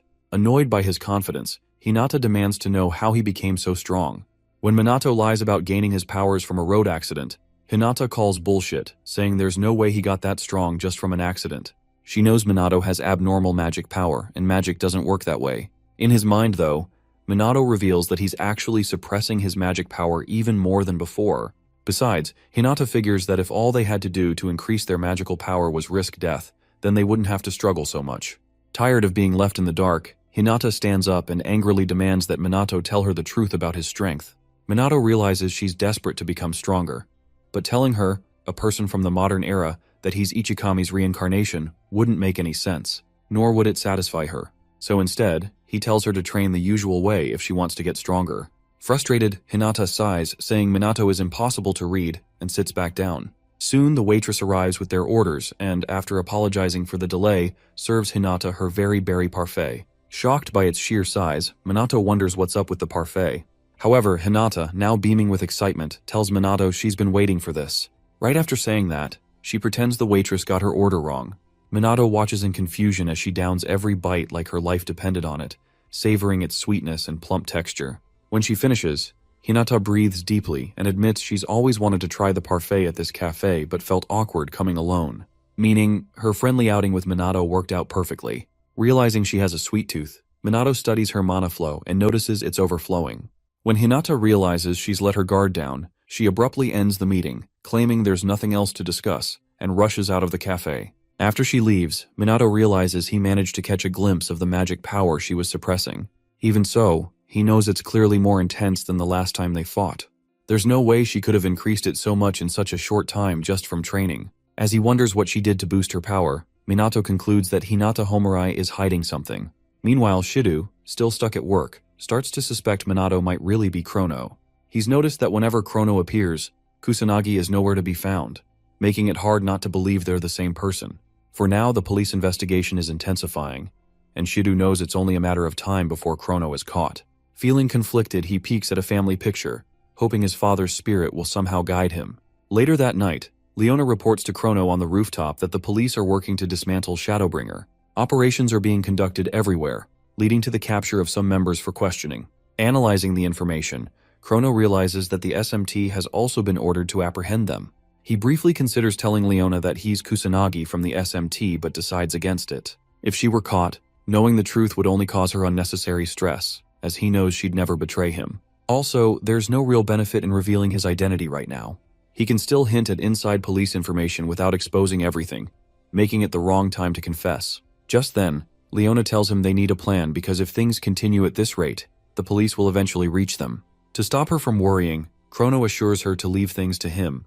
He already has a plan. The next day, Minato visits Takigami at her residence to discuss enlisting her help in his strategy, and Takigami grants him the help. Days later, the superintendent of the Tokyo police force asks his subordinates for an update on the Shadowbringer's investigation. When he discovers that Chrono hasn't been found yet, he becomes furious and demands an explanation. One of the officers reports that they are still questioning the captured Shadowbringer members, but so far, they all insist they know nothing.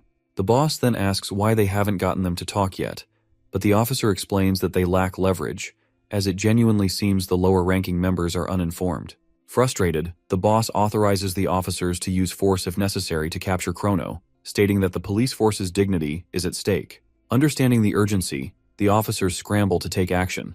Meanwhile, Shidu calls all members of the SMT into the briefing room and informs them that they've been ordered by the higher-ups to locate Chrono and his allies. Since Chrono's whereabouts remain unknown, Shidu reveals that his information has been made public for easier identification and capture. Additionally, as materials are circulating that undermine the police, Shidu mandates that SMT members search for Chrono while continuing their efforts to stop calamities. Some SMT members complain, pointing out that they already have their hands full dealing with calamities and monsters. They grumble that the higher-ups must be out of touch because this isn't their job. Minato, however, sees this as a sign of the police's desperation, realizing that if they get serious, his group will have a hard time evading them. Concluding the meeting, Shidu reminds his team to prioritize handling calamities and monsters while continuing the search for the Shadowbringers. After the meeting, Sanada questions Shidu about whether they're really going through with this. Shidu replies that they have no choice, it's a direct order. Ryuji complains about shouldering most of the workload related to the calamities, and the Mizuha sisters chime in with their grievances. Shidu acknowledges their frustration, but explains that the higher-ups are desperate because the Shadowbringers wield significant influence and popularity. Estimating the potential consequences of illegal mages gaining more support, Shidu turns to Minato and bluntly tells him to drop the act. Offended, Minato demands an explanation. Without hesitation, Shidu accuses him of being Chrono and tells him to surrender immediately. The accusation stuns the entire team, and the girls rush to defend Minato, insisting there's no way he could be Chrono. Seeing their eagerness to protect him, Shidu begins to suspect that Yuika and Sanada are colluding with Chrono. When they try to object, Shidu argues that while Chrono has saved many lives, he must surrender now so the judge will be lenient, far better than being hunted down by the police. To support his claims, Shidu highlights the timing of Chrono's and Minato's appearances, their similar stature and abilities, and the fact that Minato is never around when Chrono emerges. He challenges the team, asking if they can truly dismiss all these as mere coincidences. With the room silent, Shidu presses Minato for an answer, hoping he will reveal his true identity. Just as Minato is about to respond, Sanada interrupts, showing them a live broadcast on her phone. The Shadowbringers have hijacked the broadcast station again. The video begins with Minato still in the room, and yet another person introduces himself as Chrono. Apologizing for the intrusion, the fake Chrono addresses the public's growing curiosity about the supposed power struggle between him and Minato. To settle the debate, he challenges Minato to a duel in broad daylight, leaving the world in shock. As the team reacts in disbelief, Shidu questions how Chrono could challenge Minato if they're the same person. At the same time, Sanada and Yuika begin to doubt their own suspicions, as the situation no longer makes sense. Meanwhile, Ryuji and Ruka, unaware of the deeper implications, ask Minato what he intends to do. Minato assures them he will accept Chrono's challenge. A few hours later, the entire country turns its attention to Shibuya, where the highly anticipated battle between Kusanagi and Chrono is about to take place. With a media helicopter hovering above, reporters describe the massive crowd gathering as if for a grand event. The authorities, wary of the fight's dangerous nature, have deployed officers, likely standing by to apprehend Chrono. As they wait for his arrival, several fans cheer for their favorite fighter. Meanwhile, Ryuji comments on how the fight has turned into a media sensation. His teammates present statistics from social media and livestream viewership to show just how viral the event has become. Shido, on the other hand, watches in silence, trying to decipher Minato's true intentions, hoping he will make a mistake. Because now, there's no turning back. Near the arena, Hinata and Riku run into Tushiro, who has unexpectedly come to watch the fight. Curious, they ask why he's there. Tushiro replies that this is a battle he must witness for himself. Just as he finishes speaking, a bright light appears in the sky above the arena. As the crowd wonders what it is, a blue energy beam suddenly descends, nearly hitting the helicopter and triggering a powerful explosion that almost blows some spectators off their feet. When the dust settles, the fake leader of the Shadowbringers, Chrono, materializes. The media instantly broadcasts his arrival. Shido, shocked that Chrono actually showed up, begins doubting his earlier theory. Sanada and Yuika also start reconsidering their suspicions, now wondering if Minato and Chrono are truly separate individuals. Moments before the battle begins, Minato sighs, admitting that while he doesn't usually like putting on a show, it seems unavoidable now. When the fake Chrono remains silent, Minato decides to skip the small talk and get straight to the fight. With thousands of spectators watching, Minato kicks off the battle by activating Null Magic, Inorganic Cannon, a level 6 spell. In response, the fake Chrono counters with Dark Magic, Chaos Raven. As both attacks clash, the shockwave released is so devastating that the pilot flying the chopper above the arena has to move it away from the line of sight, ignoring the reporters' pleas to get closer so they don't crash and die. As soon as the first attacks dissipate, both parties lunge at each other and clash fists to kickstart the match officially. Thereafter, they engage in a fistfight and go at each other a few times, with both fighters matching each other's energy, before finally pausing to continue using magic. Once it's time to use magic, the fake Chrono activates a level 9 lightning magic spell, Penetrating Thunder, and attacks Minato with it. Although unscathed from the attack, Minato complains about the fake Chrono not holding back and getting his clothes dirty.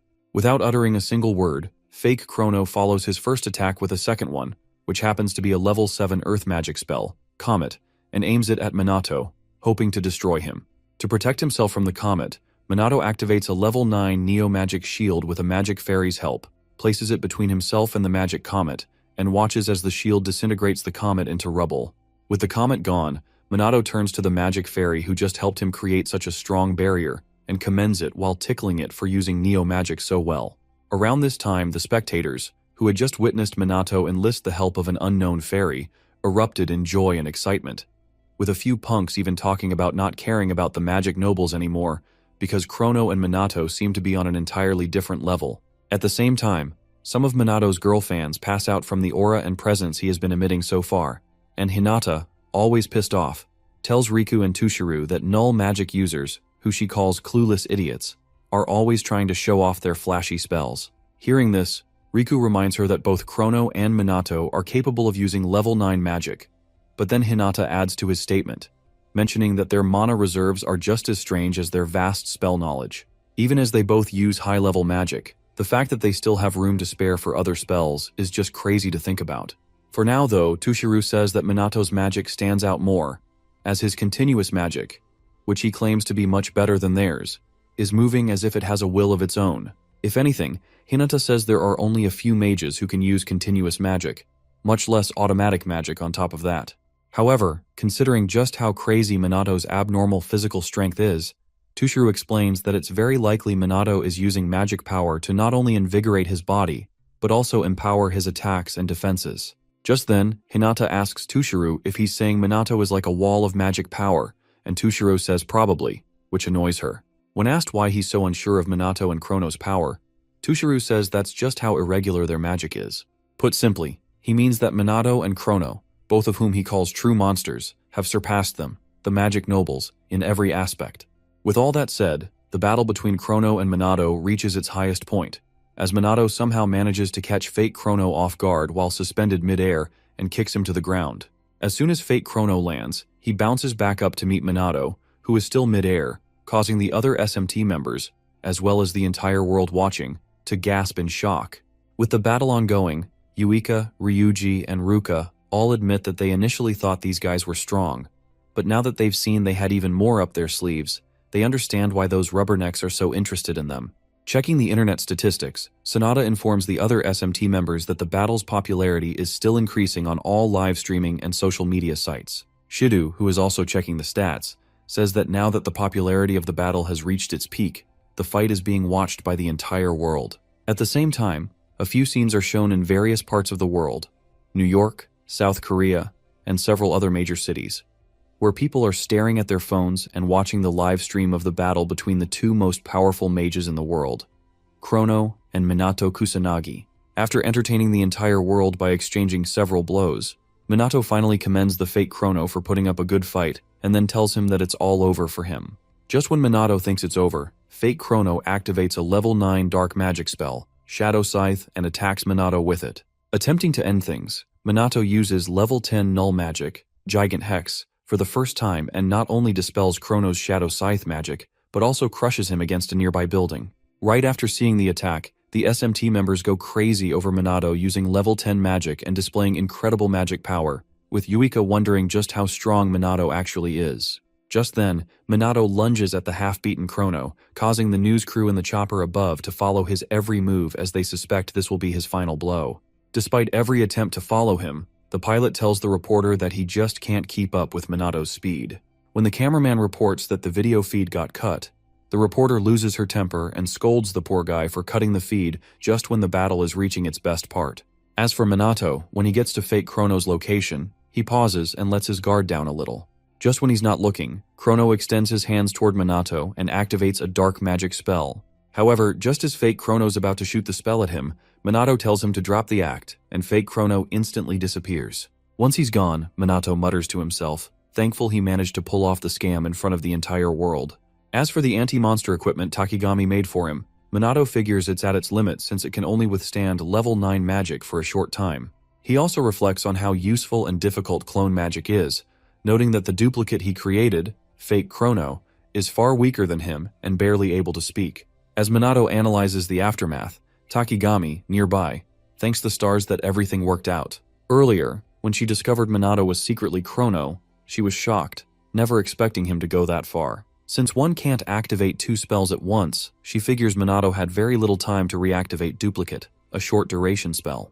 Because he had to use continuous magic constantly, he had no time for any other spells. That's why she prepared anti-monster equipment with automatic magic. By using gear that casts spells automatically, even while unconscious, it became possible, at least in theory, to use multiple types of magic at once. Despite knowing this, Takigami realizes Minato still needed immense magical power and control to manage the double mentally. Otherwise, it might have gone berserk and attacked onlookers. All things considered, while using huge amounts of magic and still maintaining control, Minato managed to stage a thrilling battle with himself. Only Ichikami Minato, she says, is capable of such brilliance.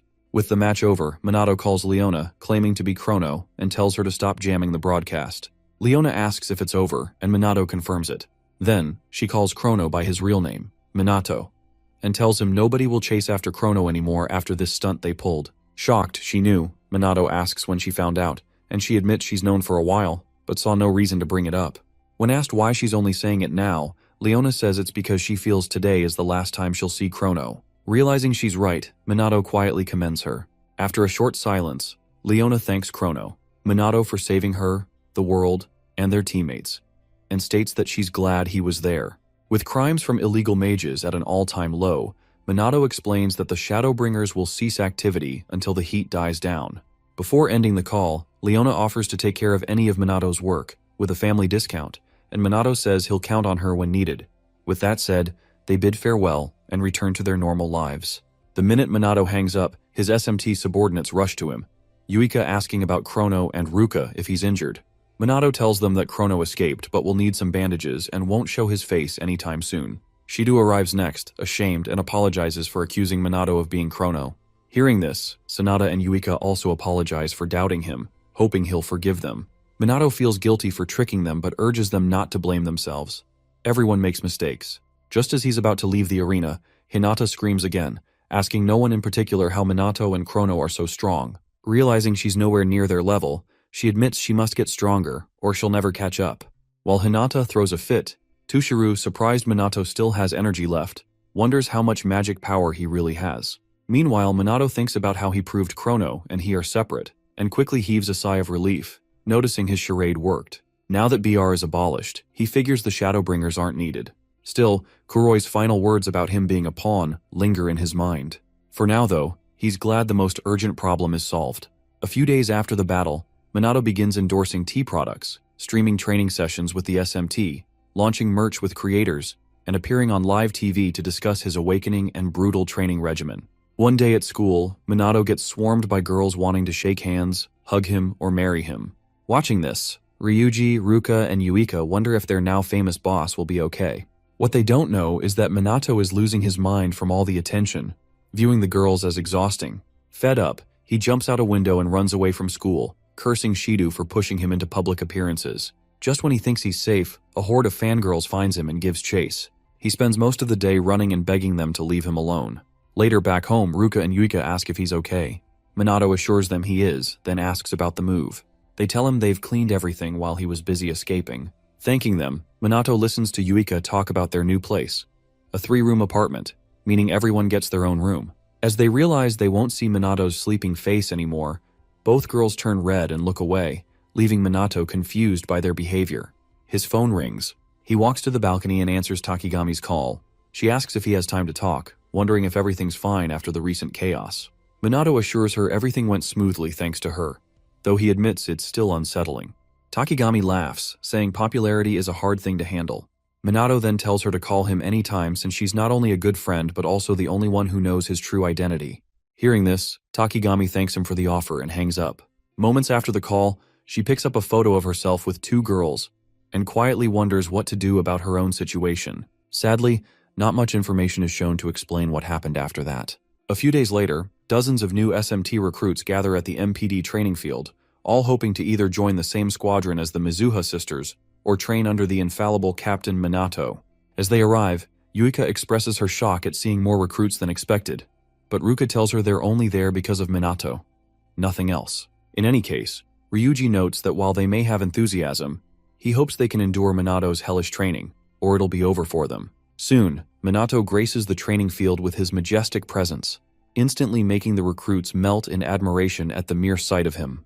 While they shower him with compliments, Minato, tired of all the glazing, releases a huge burst of threatening magical pressure that stiffens the recruits' bodies, leaving them scared stiff. Once they quiet down, Minato commends them for their resilience and states that although he was initially planning to go light on the first day, he now sees there's no need for that.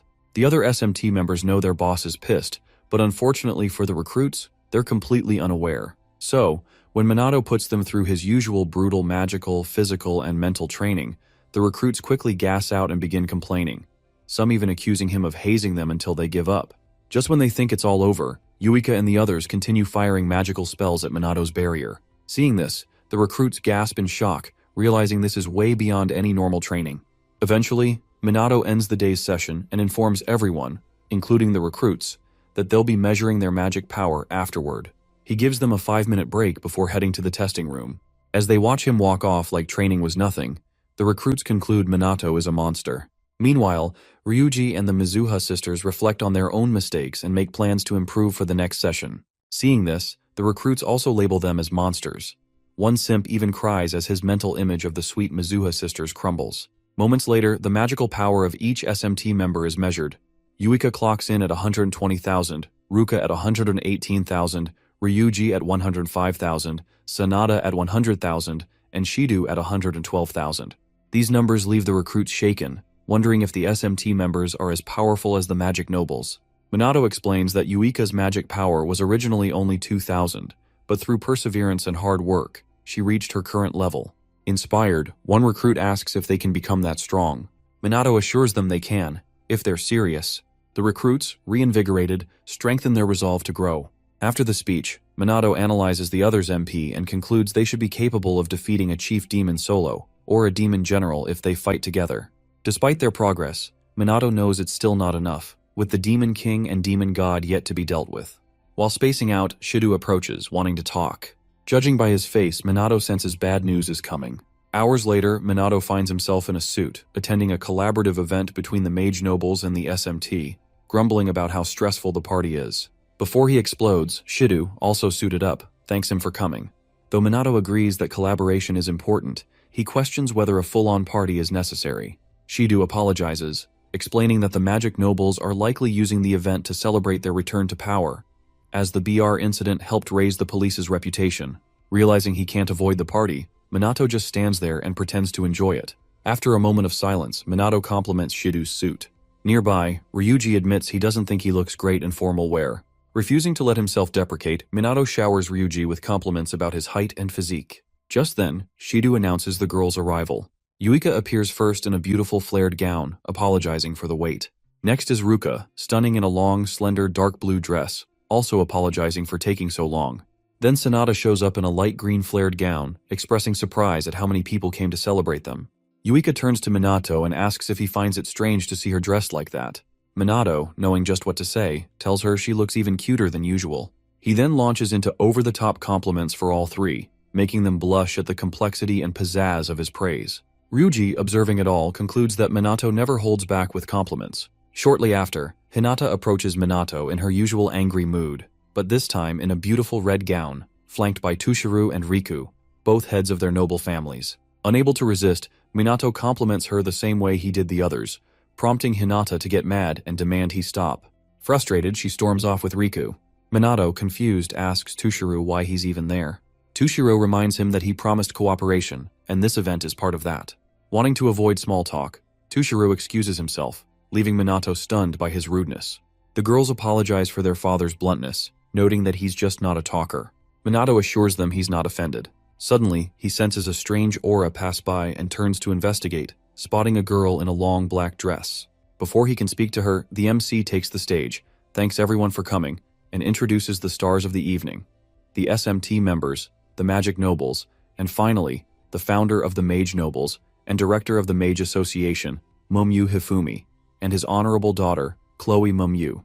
Minato immediately recognizes Hifumi as the man he saw in Dotonbori. But more importantly, now that he knows the mysterious girl is Chloe, he's unsure what to do. For now, though, he keeps quiet and observes as Momyu Hifumi takes to the podium to address everyone at the party. Upon stepping up, Momyu introduces himself formally and starts by acknowledging the country's ongoing monster crisis. He then highlights the alliance between the Mage Nobles and the SMT as the ultimate solution to this threat. To reignite public trust in the Mage Nobles, Hifumi vows to protect world peace and promote prosperity for all mages. With that, he ends his speech and receives a roaring round of applause. After watching Hifumi speak, Minato commends him for delivering a clear and well-phrased message. Then he notices Chloe, Hifumi's daughter, smiling at him and wonders what her deal is.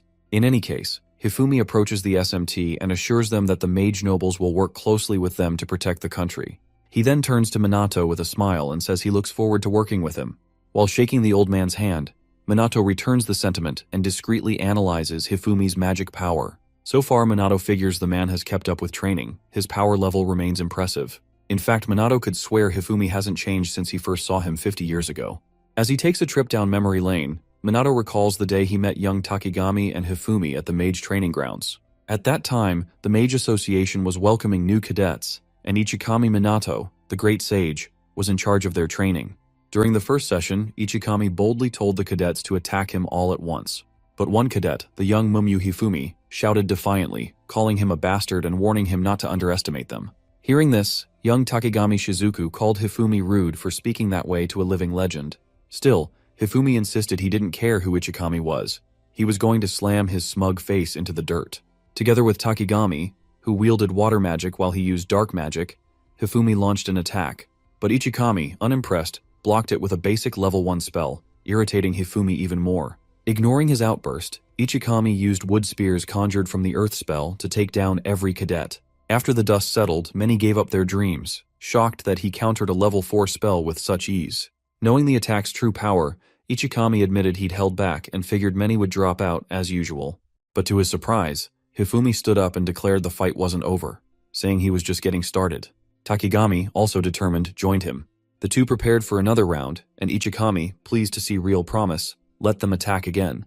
Though they gave it their all, they were ultimately defeated, and made to realize just how monstrous Ichikami truly was. With most cadets gone, Ichikami grew impressed with the two who remained. He ended the session and urged them to rest. But as he turned away, Hifumi struck with dark magic, declaring their fight unfinished and vowing to defeat him someday, before collapsing. Seeing the determination in his eyes, Ichikami felt confident the boy would grow into a great mage. When Takigami attempted to sneak in another attack, he recognized that the Mage Association had just gained two fascinating new members. As Hifumi passed out, he swore he'd surpass Ichikami Minato. Ichikami simply told him he'd be waiting for that day, and with that, the flashback ended. Back in the present, Minato, Ichikami's reincarnation, reflects on how that passionate boy became a powerful man with wealth and influence. For a moment he considers revealing his identity to Hifumi, but recalls Takigami's warning and decides against it. Moments later, the SMT is formally introduced, and afterward, guests are encouraged to mingle. Just when Minato thinks he's free, Chloe approaches him, introduces herself, and says she's been interested in meeting him for some time. He compliments her as a mage and says he'd be happy to chat. Chloe chuckles at the praise, but humbly admits she's nowhere near his level. Minato agrees. She doesn't seem to possess great magic power or much elemental control, but something about her feels off, and he can't pinpoint it. For now, Chloe says she hopes to get along with him, trusting her intuition. Minato carefully considers his reply. Nearby, Ruka and Yuika feel uneasy watching Chloe and Minato converse. Realizing it's probably just introductions, they try not to overthink it. Around this time, Chloe tells Minato she's looking forward to working with him, and he says he feels the same. As they shake hands, Chloe senses his magic and notes that she's glad he's a good man. With nothing more to say, she assures him they'll meet again soon and walks off. The next day at school, Minato endures his usual round of harassment from the girls. Just as he's about to snap, the teacher enters and tells everyone to settle down for a new transfer student. Moments later, Mumyu Chloe walks in. After introducing herself as a student from the Kamui Mage Academy, she takes her place, leaving Minato stunned as he never imagined she would transfer to their school.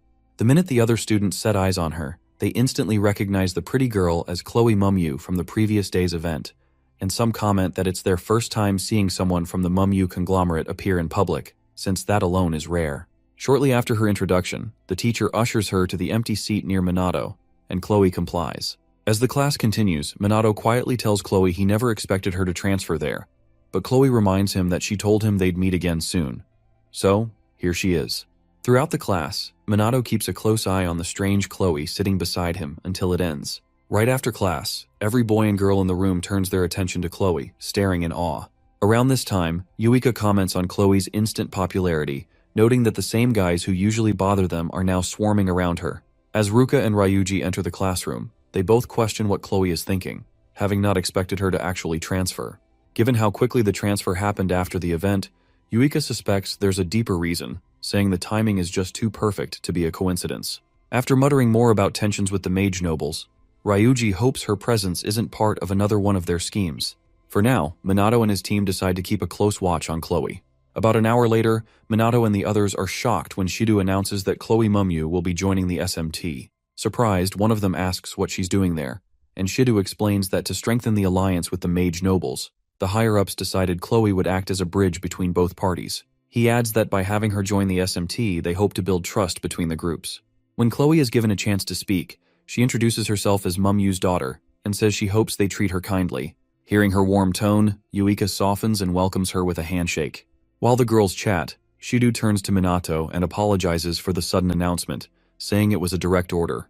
Minato assures him it's fine, admitting he half expected something like this since the collaboration between both sides was announced.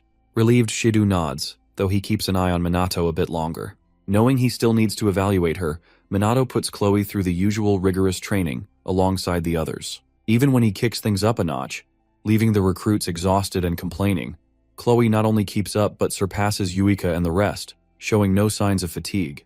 Every attempt Yuika makes to catch up ends in failure. Chloe is clearly on another level. In subsequent regimens, she breezes through without breaking a sweat. During break time, while the others recover and pat themselves on the back, Chloe asks if it's really time for a break, claiming she still has energy to spare. Yuika, stunned, wonders how Chloe is unfazed by the intense training they've only recently managed to handle. Without waiting for an answer, Chloe walks up to Minato and comments on how strict his regimen is. Minato asks if it feels outdated, but Chloe disagrees. She says the training is logical.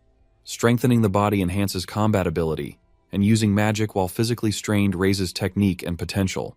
With Minato's Spartan-style yelling to motivate them, she feels it all works perfectly. Realizing she's right, Minato praises her insight, and Chloe proudly reminds him that she is a mumyu. Soon, Yuka, Ruka, and Ryuji admit Chloe's strength and ask if they can learn from her. Chloe compliments their effort in return, saying she always believed SMT members would be reliable. As they wrap up the talk, Chloe turns back to Minato and continues chatting with him. Meanwhile, Yuika starts feeling uneasy about Chloe's charm, noting how popular she is with boys, girls, and maybe even Minato. Knowing Chloe might be stronger than them, Yuika fears she could end up supporting Minato instead. As she wrestles with the thought, she and her sister shake their heads, trying to convince themselves that Minato won't betray them. Still, they can't help but glare at Chloe, who remains happily chatty with Minato, wishing she'd be more considerate. With this new alliance between SMT and the Mage Nobles, Minato notes that although calamities occur frequently, the nobles now respond faster than they did before. Also, thanks to SMT's expansion into new regions, there's been a clear drop in casualties. Still, with calamities continuing to rise, Minato knows they must remain vigilant. Next, Minato, the Mage Nobles, and other SMT members respond to a sudden calamity in town. As the team assembles, Hinata takes the lead, eliminating monsters quickly and efficiently. After her sweep, she mockingly taunts the defeated beasts, earning admiration from her subordinates. When Yuika reports that Hinata took down most of them, Minato, surprised by her growth, remarks that she's stronger than before. Hearing this, Hinata scowls and vows to surpass him, but Riku, knowing it's unlikely, apologizes for her rudeness, saying she's just not honest with herself. Minato tells him not to worry. He doesn't mind the cockiness. Thanking him, Riku starts to discuss their next move. As they talk, Minato asks if the Mage Nobles are close with Chloe. Riku replies that they tend to keep their distance from the Mumyu clan. Before he can elaborate, he sees Chloe approaching and excuses himself. Once he's gone, Chloe boldly walks up to Minato and right in front of everyone asks if he'd like to go on a date with her. Obviously, Minato says yes and returns to his normal life. Several days later, on D-Day, Minato arrives early and waits for Chloe at Shinjuku Station. There, he overhears two guys talking about a cute girl they just passed. One encourages the other to start a conversation, while the other admits she's way out of his league. Once those guys are gone, he overhears another pair recognizing the hot girl as the Mumyu clan's daughter. He eventually realizes she's arrived when dozens of horny men flock and fawn over her. With that, he walks through the crowd and, upon reaching her, greets her warmly. As for the men, when they realize that the beautiful Chloe's boyfriend is Kusanagi Minato from the SMT, they give up instantly, knowing there's no way they can compete with the world's strongest man. Soon after the crowd disperses, Minato, fully aware that Chloe never intended this to be a real date, asks why she invited him. Chloe, a little surprised he figured it out, explains that since she doesn't know much about the area after transferring schools, she hoped he could be her guide. When Minato asks why she didn't ask someone else, Chloe says it's because she wanted to talk to him privately. Hearing that, Minato wonders why she had to phrase the request in such a roundabout way and kill the mood when she first asked him out.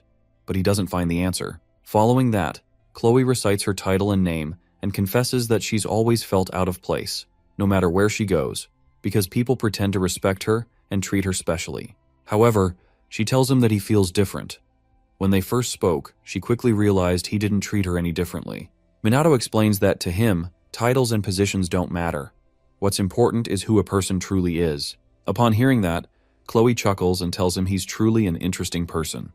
With that, the duo continue their peaceful walk, unaware they're being tailed by a jealous Yuika, who calls herself hopeless for following them yet again. Though she considers quitting this shameful act, her curiosity won't let her sleep unless she sees how things play out.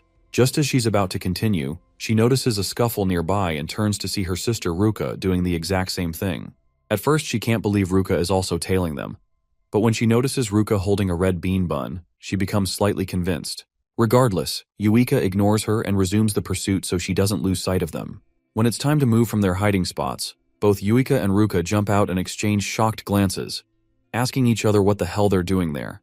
Around this time, Minato hears the noise and turns around to check. When Chloe asks if something's wrong, Minato tells her it's nothing. Mind you, Yuika and Ruka were hiding behind a giant teddy bear. Yuika complains about how close that call was, while Ruka notes that even though she's been suppressing her magic, Minato's senses are still sharp. After all that, Yuika tells Ruka it seems like they're after the same thing, and Ruka agrees. Following a tense stare-down, the two resume tailing Minato and Chloe. eavesdropping on their conversations, particularly the part where Chloe asks Minato to take her on a typical high school date route, and Minato agrees.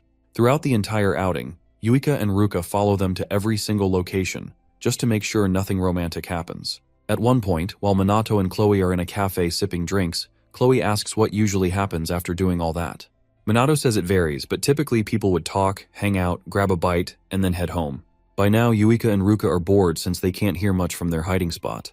Chloe then admits she finally understands what a typical date is like, but wonders about the point of doing all those things. Walking, looking around, and eating don't feel meaningful to her, so she asks if she's missing something.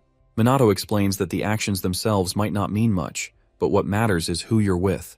With the right person, even walking becomes special. That's why time spent with someone important holds value, even if it seems pointless. Chloe then asks if that's what a date is, and Minato confirms that's how he sees it. With this, he asks Chloe if the time they spent that day had value to her, and Chloe replies that she thinks so. Just as Minato expresses his happiness, Chloe says that even though she sometimes surprises people with her words or actions, he never seems fazed. Touched by his acceptance, she blushes and tells him he's a lovely person. Unfortunately for Yuika and Ruka, they hear this and start panicking, wondering if Chloe also likes Minato. Minato, clearly moved, tells Chloe he's honored. By then they're recognized by the cafe crowd, so he suggests they leave, and Chloe agrees. After walking a few more meters, they end the date. Chloe thanks Minato for making the day valuable. She then asks if they can go out again sometime, and Minato says he doesn't mind. He wants to learn more about her. Hearing this, the two eavesdroppers gasp, their hearts breaking a little. Chloe, meanwhile, compliments his boldness and says she feels the same way. With that, the pair bid farewell and part ways. Watching them leave, Yuka and Ruka stand in disbelief that Minato actually said something like that to a girl. As for Minato, who's probably ignoring the Mizuha sisters, he keeps his eyes on Chloe, hoping to figure out what her deal is, sooner rather than later. The following day at the SMT briefing room, Ryuji, while waiting for Shido alongside the others, asks Minato how his date with Chloe went. After confirming Ryuji had no ulterior motives, Minato tells him he doesn't consider it a date because all they did was walk around, check out some shops, and have some tea. Though Ryuji knows that's exactly what a date is, he keeps quiet and lets his uptight superior yap. Soon after, the boys notice some tension between the Mizuha sisters and Chloe, who's busy talking with Sanada, and Ryuji hopes Minato's outing doesn't cause any drama. He advises his buddy not to get stung, but Minato, who has the social skills of a cockroach, is confused. Very soon, Shido shows up and everyone gets seated. To explain the current situation, Shido tells the team that monster-related deaths have dramatically decreased recently. Also, after BR's abolition, there's been a similar drop in illegal mage activity, and the Shadowbringers and Chrono haven't made any appearances in a while. Sanada checks online platforms and informs the team that public interest has also dwindled, despite the earlier hype. Hearing Sanada's statistics, Minato figures the police can now handle most illegal mage cases, so the Shadowbringers might still be lying low. Despite the good news, Minato warns the team not to get complacent. They'll be training even more from now on. Later that night, Minato lies in bed, thinking about how to improve coordination between SMT and the Magic Nobles, when suddenly, he gets a call from Leona, who's at home making dinner and wants to share the information she found on Mumyu Chloe and Takigami Shizuku. With Minato's go-ahead, Leona starts with Chloe, revealing she's not Hifumi's biological daughter, but his stepdaughter. Though she only became his stepkid a few years ago, her parents reportedly died in a bad road accident, coinciding with when Hifumi took her in. Minato then asks if Chloe transferred from another magic academy, and Leona confirms she did, around the same time she joined the SMT. While Chloe's abilities are officially listed as above average, Minato, having seen her handle his training with ease, knows she's much stronger. He notes she seems like a calm girl with a peculiar aura and looks that make her stand out. Before replying, Leona sets her phone down to call Kai for help setting the table, warning him not to run since he's still recovering. Minato just smiles, listening to the siblings laugh. Back on topic, Leona apologizes for the pause and switches to Takigami Shizuku, revealing she has a daughter and a young granddaughter, though no one has seen them lately. Minato asks for clarification, and Leona says rumors claim they moved overseas. Just then, Minato briefly pauses the call to welcome the Mizuha sisters home, and then returns to his room. Picking up where they left off, Leona says the overseas rumor is unconfirmed, and something about it feels off. When Minato asks if she suspects the rumors are fake, Leona says she's unsure and might be mistaken. Regardless, she promises to investigate further, and Minato thanks her for the help. After some small talk, they hang up. Right after, Kai asks Leona if she was talking to Chrono earlier, and Leona, confused, asks why he thinks that. When Kai tells her it's because she looked really happy, she pats his head and continues eating dinner. The next day, the general superintendent of the Tokyo police calls Takigami in for a secret meeting, tasking her with uncovering more about Kusanagi Minato. He warns that unless they learn the source of Minato's strength, the police will become obsolete. Surprisingly, Takigami agrees. The old man suggests Minato always let his guard down around her and asks why. Knowing she can't reveal the truth, Takigami lies, saying it's probably because she's old and he's kind. The GS doesn't care, but he still accepts it. He then reminds her that they're in too deep to back out now. With no other option, Takigami complies and begins her new task. Meanwhile, Minato gathers the SMT on the training field for daily drills. Just as he's about to begin, Shido arrives, apologizing for the interruption, and informs him that the U.S. Army's Mage Division is in Japan for a meeting and wants to observe SMT training. Yuka, Ruka, and the rest gasp in surprise, not understanding why the Americans, known for their elite mages, would be interested in them. Minato, however, notes that America's level wasn't this high back when he was Ichikami, and judging by his team's reactions, they've clearly risen to the top. As it turns out, the SMT's fame has reached overseas thanks to their battle with Chrono. Chloe figures the Americans probably just want to see Minato in action. Seconds later, the doors to the main building flung open.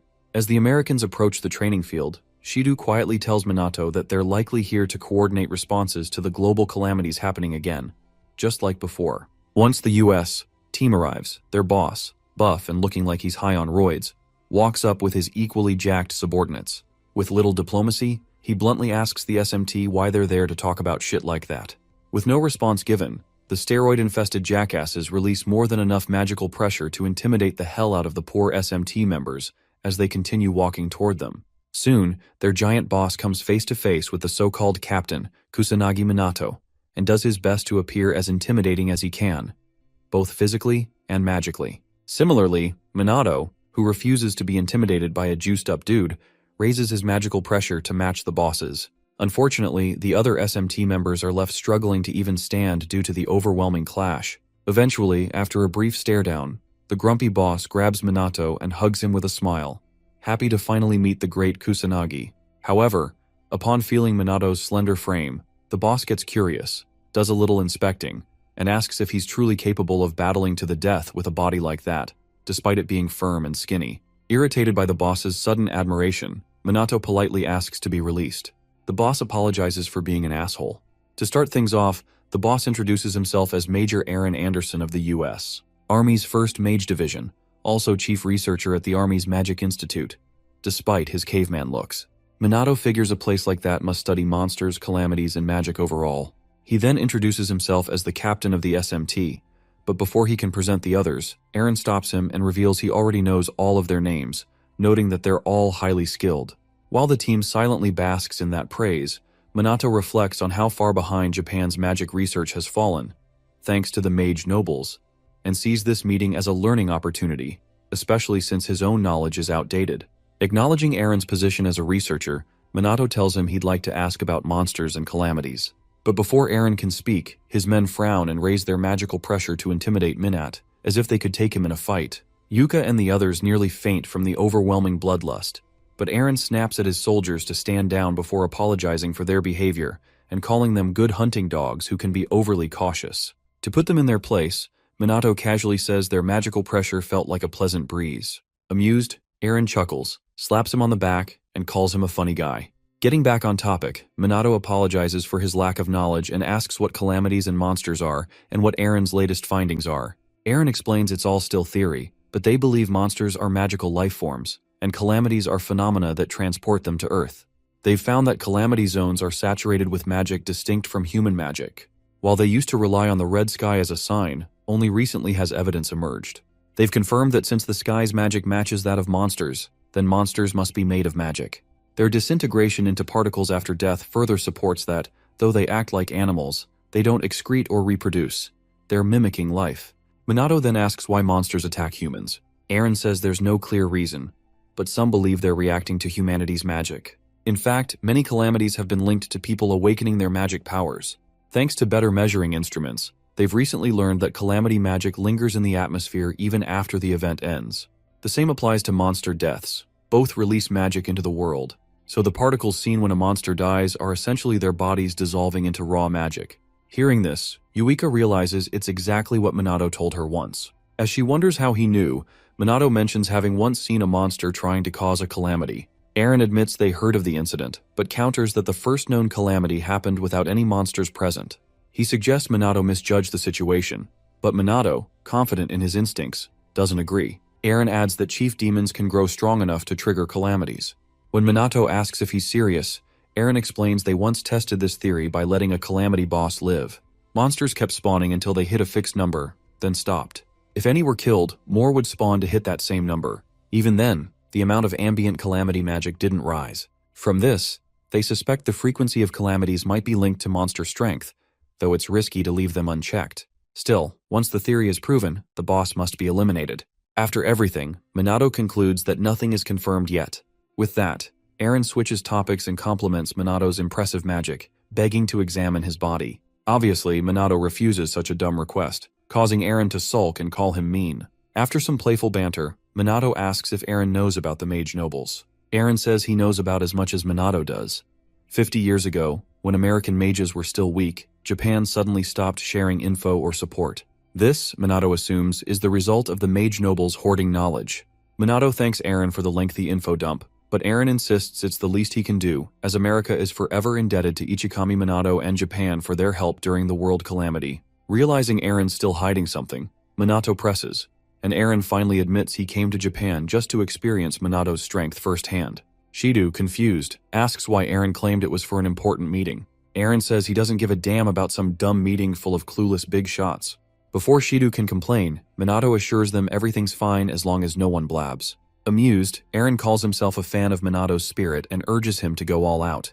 After a bit more trash talk, Minato, seeing this as a chance to gauge America's current magic level, tells the jacked major to show him what he's got. First, Eren tells Minato to face off against his men. Then Yuika, fed up with Eren's pride, tells him that if he sends out his subordinates to fight the SMT, they're obliged to fight. Hearing this, Eren politely urges them to hold off on whatever chance they think they have. When asked why, he tells Yuika that they only have an interest in the strong. So, unless they're all on the same level as Minato, Eren advises the other SMT members to sit this one out. Around this time, Yuika starts sulking. But to lift their spirits, Minato tells his team to just observe the fight closely, citing that this will be a good opportunity to have a lecture about fighting fellow mages, seeing as they've only fought monsters most of the time. Happy to hear such words from their captain, the SMT members stand at attention and watch the fight closely. Judging by the behavior of the SMT members, Eren, who initially thought they were just a bunch of chumps, realizes that they are indeed well-disciplined. With the stage set, Minato and Eren's men all get themselves prepared for the greatest sparring match of their lives. On Eren's call, the battle exercise commences. In the US, mages all zoom toward Minato, dodging his attacks and surrounding him in less than a second. After seeing what the US mages just did, Yuika gasps in surprise as she suddenly realizes that the mages not only rushed Minato in an instant, but also closed the distance without using magic. As for Minato, he commends their movement and instantly dodges a grab and smash attempt by one of the US mages. Realizing Minato's out of reach, the mage quickly chants an incantation and attacks with a close-range wind-themed spell. Again, Minato dodges, but before he can counterattack, the others come at him with fire, water, and lightning spells. Minato dodges them all skillfully and manages to get a safe distance from Eren's men, or so he thought. Just when he believes he's out of the woods, another soldier swoops in for a knee kick. Though shocked by the speed, Minato blocks the strike with his elbow. After surviving that attack, the other soldiers bombard him with every elemental spell they have. Minato then blocks everything with his level 4 null magic, High Magic Barrier. With the battle ongoing, Yuika and the others express their amazement that the US mages are putting Minato on the defensive.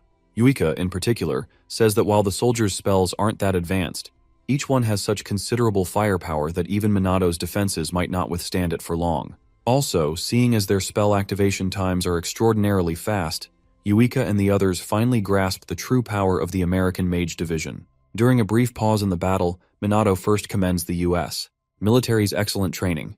Then, turning to lecture the SMT, he explains that in mage battles, large-scale spells are rarely used unless both sides are substantially skilled. In most cases, they'll be fighting at close range because casting spells takes time. Even for two high-level mages, close-quarters combat is common due to that limitation. Upon ending his lecture, 3 soldiers attack him simultaneously using fire, lightning, and water. Minato dodges them all as usual. When Eren realizes Minato was giving his students a lecture earlier, he mistakes it for showboating and expresses disappointment. To end this disgraceful charade, Eren signals his men to finish things quickly. But moments later, he's confused when they still can't land a hit. Minato continues dodging every single attack. Eren finds it strange that after everything thrown at him, Minato doesn't have a single scratch. The American soldiers realize that not only can't they touch him, but they've never faced an opponent like Kusanagi Minato before. As they begin losing hope, Minato praises their diligent training and mental fortitude, calling their combat skills splendid. To thank them for showing him their abilities, Minato decides to get a little more serious. He amps up his magical power just enough to match theirs. With the soldiers too unmotivated to do anything, Minato lunges and kicks the living daylights out of every single one of them, knocking them all down in one fell swoop, much to the admiration of Eren and the other SMT members. After watching Minato utterly pummel his men like they were made of cardboard, Eren admits he never thought a mere student from a once complacent country could become so strong. Remaining modest, Minato says Eren's men fought wonderfully. Although honored by the praise, Eren knows they were utterly defeated. Curious, Eren asks where Minato learned hand-to-hand combat like that. Minato tells him he's mostly self-taught. Hearing this, Eren bursts out laughing and while slapping Minato's back, tells him he's an interesting man.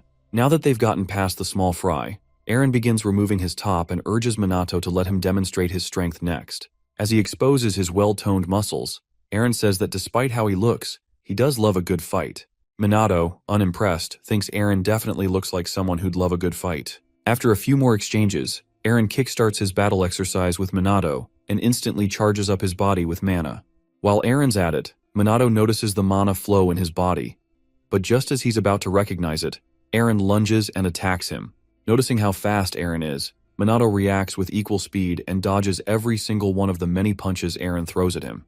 Realizing that raw punches aren't working, Eren activates the level 5 lightning magic, Particle Charge, and fires it at Minato, who cartwheels a few feet back to dodge. As soon as Minato lands, Eren rushes at him and tries to wrap Minato's slim frame in his arms. Unfortunately for him, Minato is faster and slips out of his grasp, leaving Eren stunned. He was sure he had him. With the battle pausing for a moment, Minato asks if Eren enhanced his physical abilities with magic. Eren confirms it, proud that Minato noticed. He claims the technique is his own creation and credits recent advancements in magic measurement and perception technology. America, he says, is developing a method to control magic freely, and his technique is part of that. Just as Eren is about to name the spell, Minato interrupts and reveals the real name, Mana Arts. He then activates his version, far surpassing Eren's. Eren immediately recognizes it as the same spell Minato used against Chrono. Now, certain that Minato's magic power is greater, Eren feels lucky to have met someone like him. While it took years to develop such a spell, Minato seems to use it effortlessly. Still, Eren doesn't dwell on it. He just wants to fight. As the fight resumes, Minato reflects on how surprised he was to see Eren use Mana Arts. He never expected someone else to recreate the same technique. But now that it's come to this, Minato braces himself to enjoy the fight. With round 2 underway, Minato lunges at Eren with blazing speed. They punch each other in the gut at the same time, and Minato follows up with a flurry of punches, most of which Eren blocks. Meanwhile, Yuika and the other SMT members, struggling to keep up, are stunned by the intensity of the battle. Even Ryuji, usually calm, wonders how far Minato's strength goes. Despite being a student like them, Minato not only has deep magic knowledge and refined techniques, but he also defeats high-level enemies without breaking a sweat. Thinking back to Minato's battle with Chrono, Ryuji points out that Minato is currently overwhelming a U.S. military major, not just in magic but in close combat too. With that, he asks the million-dollar question, how in the world is this bastard doing it? Around this time, Yuika, who had been pretending not to notice, finally admits that Minato is too strong. She once believed that, with training, they could catch up to him. But, after watching him defeat high-ranking mages with ease, she can no longer see a future where they stand as equals. Quietly, Yuika continues watching Minato, her captain, land blow after blow. Even when Eren tries to fight back, Minato blocks everything. At one point, Minato lands a solid punch that knocks Eren back. Exhausted, Eren drops to his knees to catch his breath. As Minato approaches, Eren finally admits defeat. He tells Minato that their fight isn't even competitive, and confesses he's rarely seen anyone so strong. He urges Minato to visit America, saying he's always welcome. Minato agrees with a handshake, saying he'll go if he gets the chance. After that, Eren picks up his blazer and bids farewell to Minato and the SMT. As soon as they leave, the SMT members rush to celebrate their captain's victory over the U.S. military's Mage Division. Ryuji, Yuika, and Ruka, however, remain quiet, feeling defeated. They vow to grow stronger on their own. By nightfall, the three begin training in secret, determined to walk beside Minato instead of behind him. A few days later, Minato is surprised to hear that SMT and Mage Noble's merchandise is being sold. He asks Shido why, and Shido explains that with Minato appearing in the media more often, their budget is improving, and more people want to join or support the SMT. They're moving to the next phase. Suspicious, Minato checks to make sure Shido isn't just lining his pockets. Shido nervously lies, saying the funds are needed for operations. While Minato isn't thrilled about it, he admits they do need the support. Eventually, he reviews the merch proposal and sees a concept image of a plushie based on him. It reminds him of one Takigami made in his past life, and he agrees, on one condition. After hearing Minato's unrevealed condition, Shido panics, asking if that's even possible with their limited budget. Minato, however, reassures him that the plans are already in motion. Soon after, SMT members receive a notification during their break about the upcoming joint training with the Mage Nobles. Reactions are mixed, but orders are orders. Days later, the SMT and Mage Nobles travel to a certain area in Tokyo, where they'll be training for the next 2 weeks. Upon arrival, the SMT members remain hopeful about what's to come, while the Mage Nobles, especially Hinata, complain about how things have become a real pain. With the Mage Noble founder, Hifumi Mumyu, also in attendance, Yuika and the others are shocked and begin to doubt whether the training will be standard or something more intense. Shido informs them that President Mumyu is the promoter of the training camp, suggesting this may be his way of making up for the Mage Nobles' past mistakes. Observing the nobles a little closer, Minato asks Chloe why the Fuka family didn't show up. She tells him they essentially disbanded after the family head and successors were captured. As far as she knows, it's nearly impossible for the Fuka family to regain its former status since most members are now gone. Curious, Minato asks about the Fuka members who weren't involved in the conspiracy. Chloe says they were likely cleared of any wrongdoing and released to lead new lives. Based on the information Leona gave him, it seems the butler who helped expose the family is safe. Still, Minato's more concerned with the tension between the Mage Nobles and SMT members, noting the lack of unity between them. As the Mage Nobles glare, Yuika and her peers wonder why they're looked down on, especially since the nobles never bother communicating during anti-calamity missions. Minato grows cautious, unsure of what might come from this negativity. After unpacking, the Mage Nobles and SMT members gather on the training field for a briefing from the founder before starting actual training. Hifumi takes the podium, thanking them for attending and making some small talk. Meanwhile, Minato thinks about the situation back home. The police and regional SMT divisions are covering in their absence, but he still worries about possible emergencies. As Hifumi continues, he emphasizes the importance of the joint training to overcome the Great Calamity and urges both groups to train hard and improve their cooperation. Then, Hifumi introduces the camp's leader and instructor, SMT Captain Minato Kusanagi. The Mage Nobles instantly protest, refusing to take orders from someone in the SMT. Annoyed, Hifumi challenges anyone who thinks they can beat Minato to step forward. Unsurprisingly, they go silent. With that settled, Hifumi gives Minato the floor. Before speaking, Minato reflects on Hifumi's motives. Even if the Mage Nobles, with all their magic knowledge, can't defeat him, Hifumi's words serve his interests. Minato realizes Hifumi, who hates losing, is using him, but he doesn't mind. He tells everyone that during the 2-week training, he only asks for one thing: that they follow his lead like their lives depend on it. Training begins with push-ups using tires on their backs. When asked why, Minato explains and urges them to push themselves. The 3 well-known family heads, Riku, Tushiru, and Hinata, take on the challenge with multiple tires. Next comes sprinting. Minato warns them not to cut corners and to run like they mean it. By the final sprint, the family heads push hard, keeping their competitive spirit alive. Yuika watches in amazement, surprised that the nobles are actually listening to Minato. After sprinting, Minato gives them a 5-minute break. Some Mage Nobles start complaining, claiming they're just training aimlessly. A few SMT members overhear and defend their captain, only for the nobles to dismiss Minato as a mere student with no skill. This sparks a fight between the groups, but Minato quickly intervenes. He tells the noble who started it to follow orders and advises the SMT member to endure for now if he truly believes in him. With that, peace is restored, and Minato gets a glimpse of just how deep the grudge runs between the two sides. Knowing they still have the energy to argue, he decides to push them harder. For the next exercise, he makes them cast magic continuously until they run out of mana. The lazy nobles panic, but Minato warns them that they'll die for real if they don't fight. as their lives depend on it. With SMT members teasing them, the mage nobles refuse to be mocked and rise to the challenge. With their competitive spirit awakened, both sides engage in a friendly battle. Minato smiles, realizing he's achieved his goal of sparking their determination. After hours of training, Minato ends the day's session and tells them to rest up for tomorrow. As he leaves, Hinata calls out and asks if this is how he plans to keep training them. When he asks if she's complaining, she says it's just a suggestion. Minato explains that the other training method, using an advanced mage to administer shock therapy to awaken magic flow, is only effective for beginners and won't work on mage nobles. Hearing this, Hinata lists all the things that make Minato abnormal: his magic power, high-level spells, and the ability to use them without incantations, and then asks how he got so strong. Minato, thinking back to the intense regimens he's followed, says he knows no other method. At that, Hinata tells him to forget it and walks away, while Riku apologizes on her behalf. As Minato watches them leave, he begins to question how he became so powerful. The first calamity triggered his awakening, but since then, he hasn't met anyone else on his level. The more he thinks about it, the more he begins to wonder why he's so strong in the first place. Since he can't answer that question now, Minato gives up on trying to figure out the source of his power and continues doing his thing. After undergoing the same regimen for the next few days, the mage nobles finally get fed up as they ask themselves if there's really any point in training like a dog every day. With no answer given, one of them compares the grueling training to that of the military, and another says that even though it's been days since the training began, he still hasn't seen any improvements. With all that being said, they collectively conclude that the so-called Captain Kusanagi was all talk after all. To show them just how wrong they are, Minato ushers all of them to follow him to the magic room to measure their magic power. On their way there, the nobles joke about Minato wasting his time, as they highly doubt there will be any changes in their magic power after just a few days of training.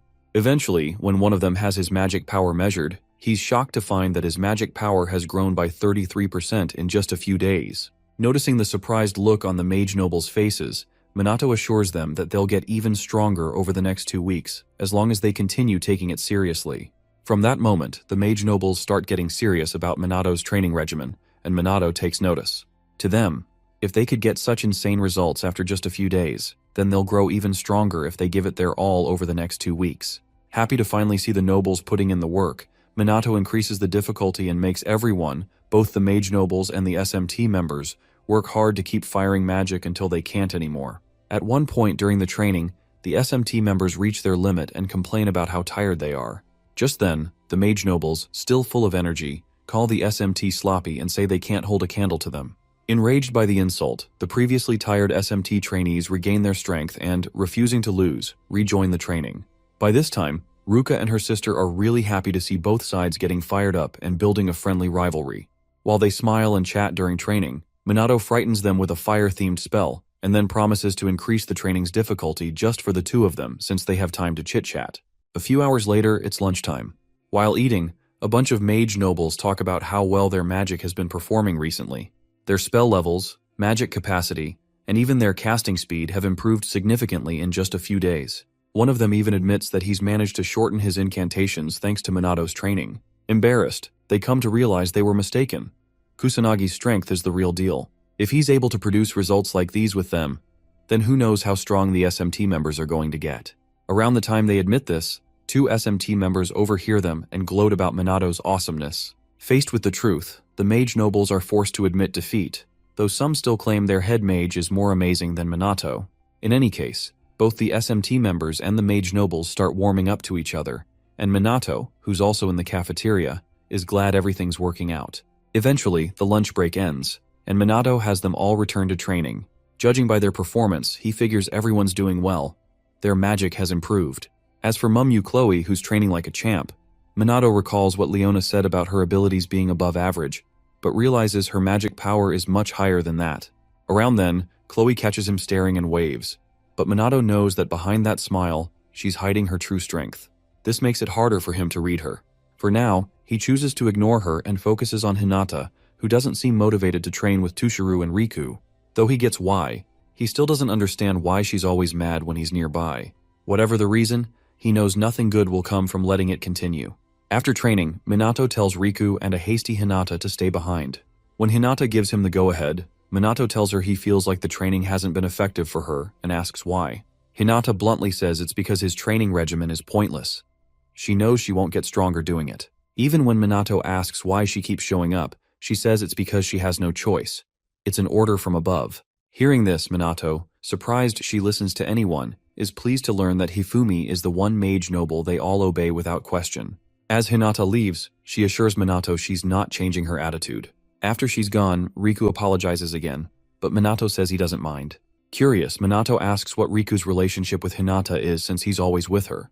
Riku says he thinks of them as friends, though he might be wrong. Just to be clear, Riku says there's no special relationship between them, and Minato apologizes for asking a personal question. Taking the blame again for Hinata's behavior, Riku explains that even though people misunderstand her because of her rough personality, she's not a bad person. Minato admits he likes straightforward grumps like her, and Riku thanks him for understanding. As they say their goodbyes, Minato decides to keep a close eye on Hinata Homarai. So, the next day, he makes sure to watch her during the entire training session, even at lunchtime. He notices her subordinates struggle to talk to her and figures Riku must be her only friend. Wondering if she prefers being alone, Minato quickly drops the thought.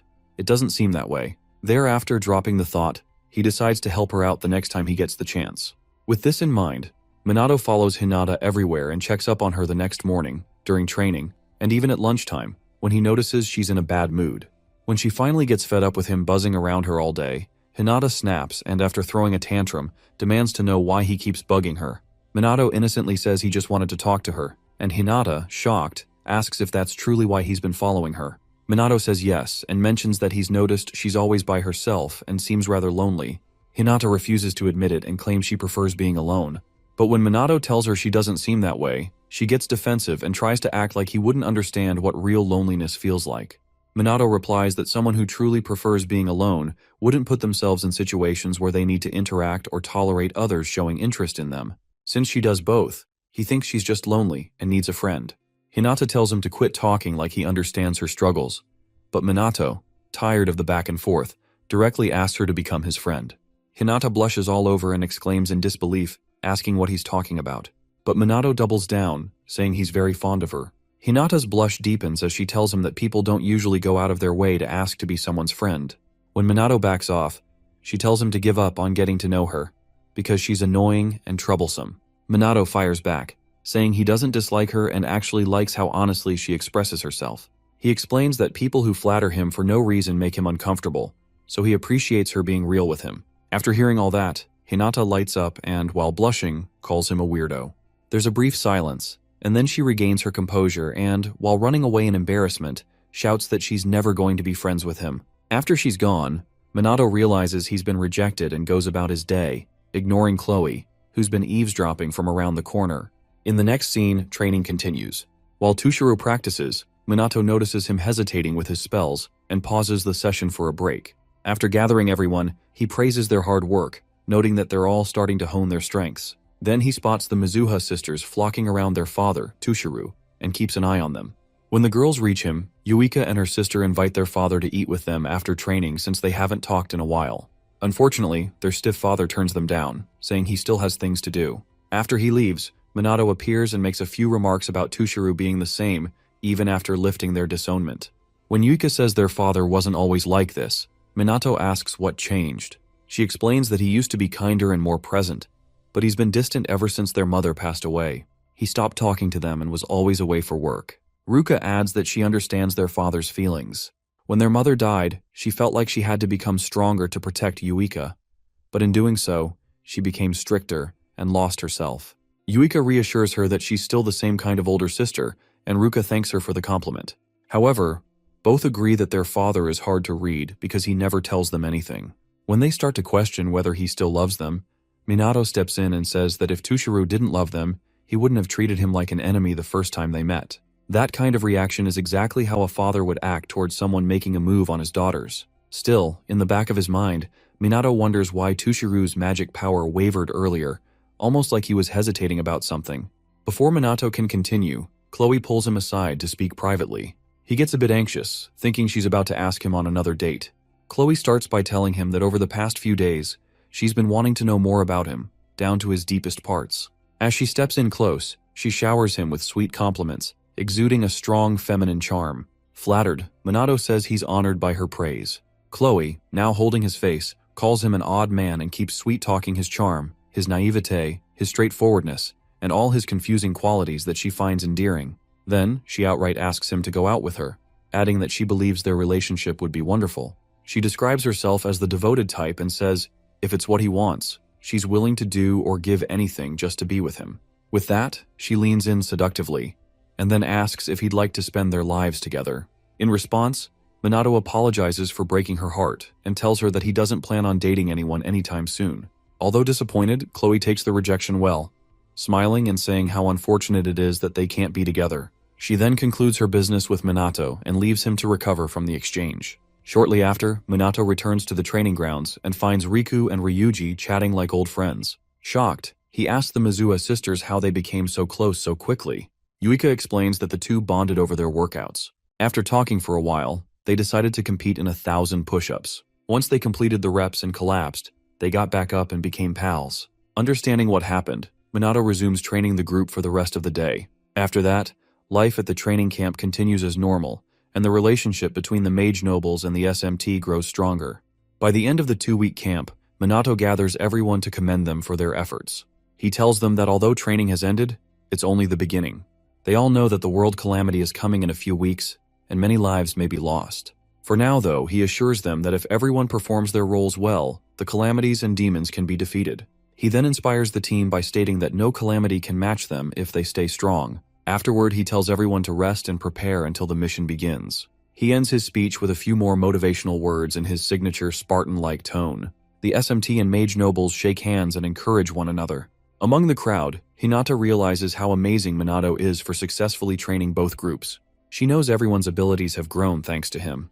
Not only did he help them open up to one another, but he was even kind to her. In a vulnerable moment, Hinata thinks about accepting Minato's earlier friend request, but quickly snaps out of it, reminding herself that friendships are pointless. After the speech, Hifumi meets Minato and praises the results.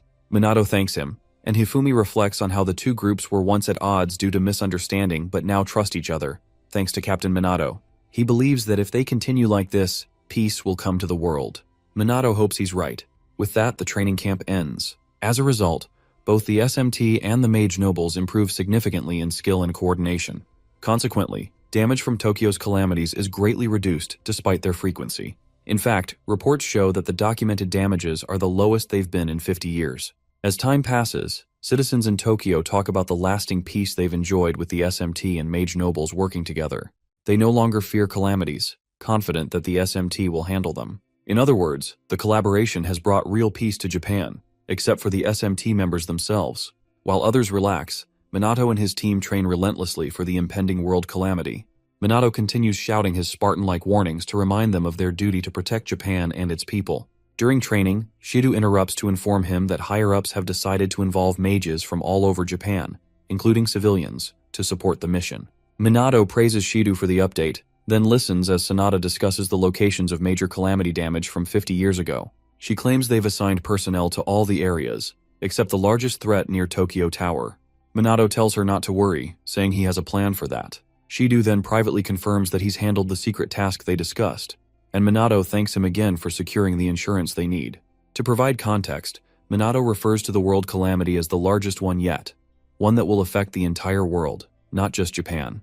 He explains that the calamity isn't a single event, but a series of disasters happening simultaneously. 50 years ago, humanity couldn't handle such a threat.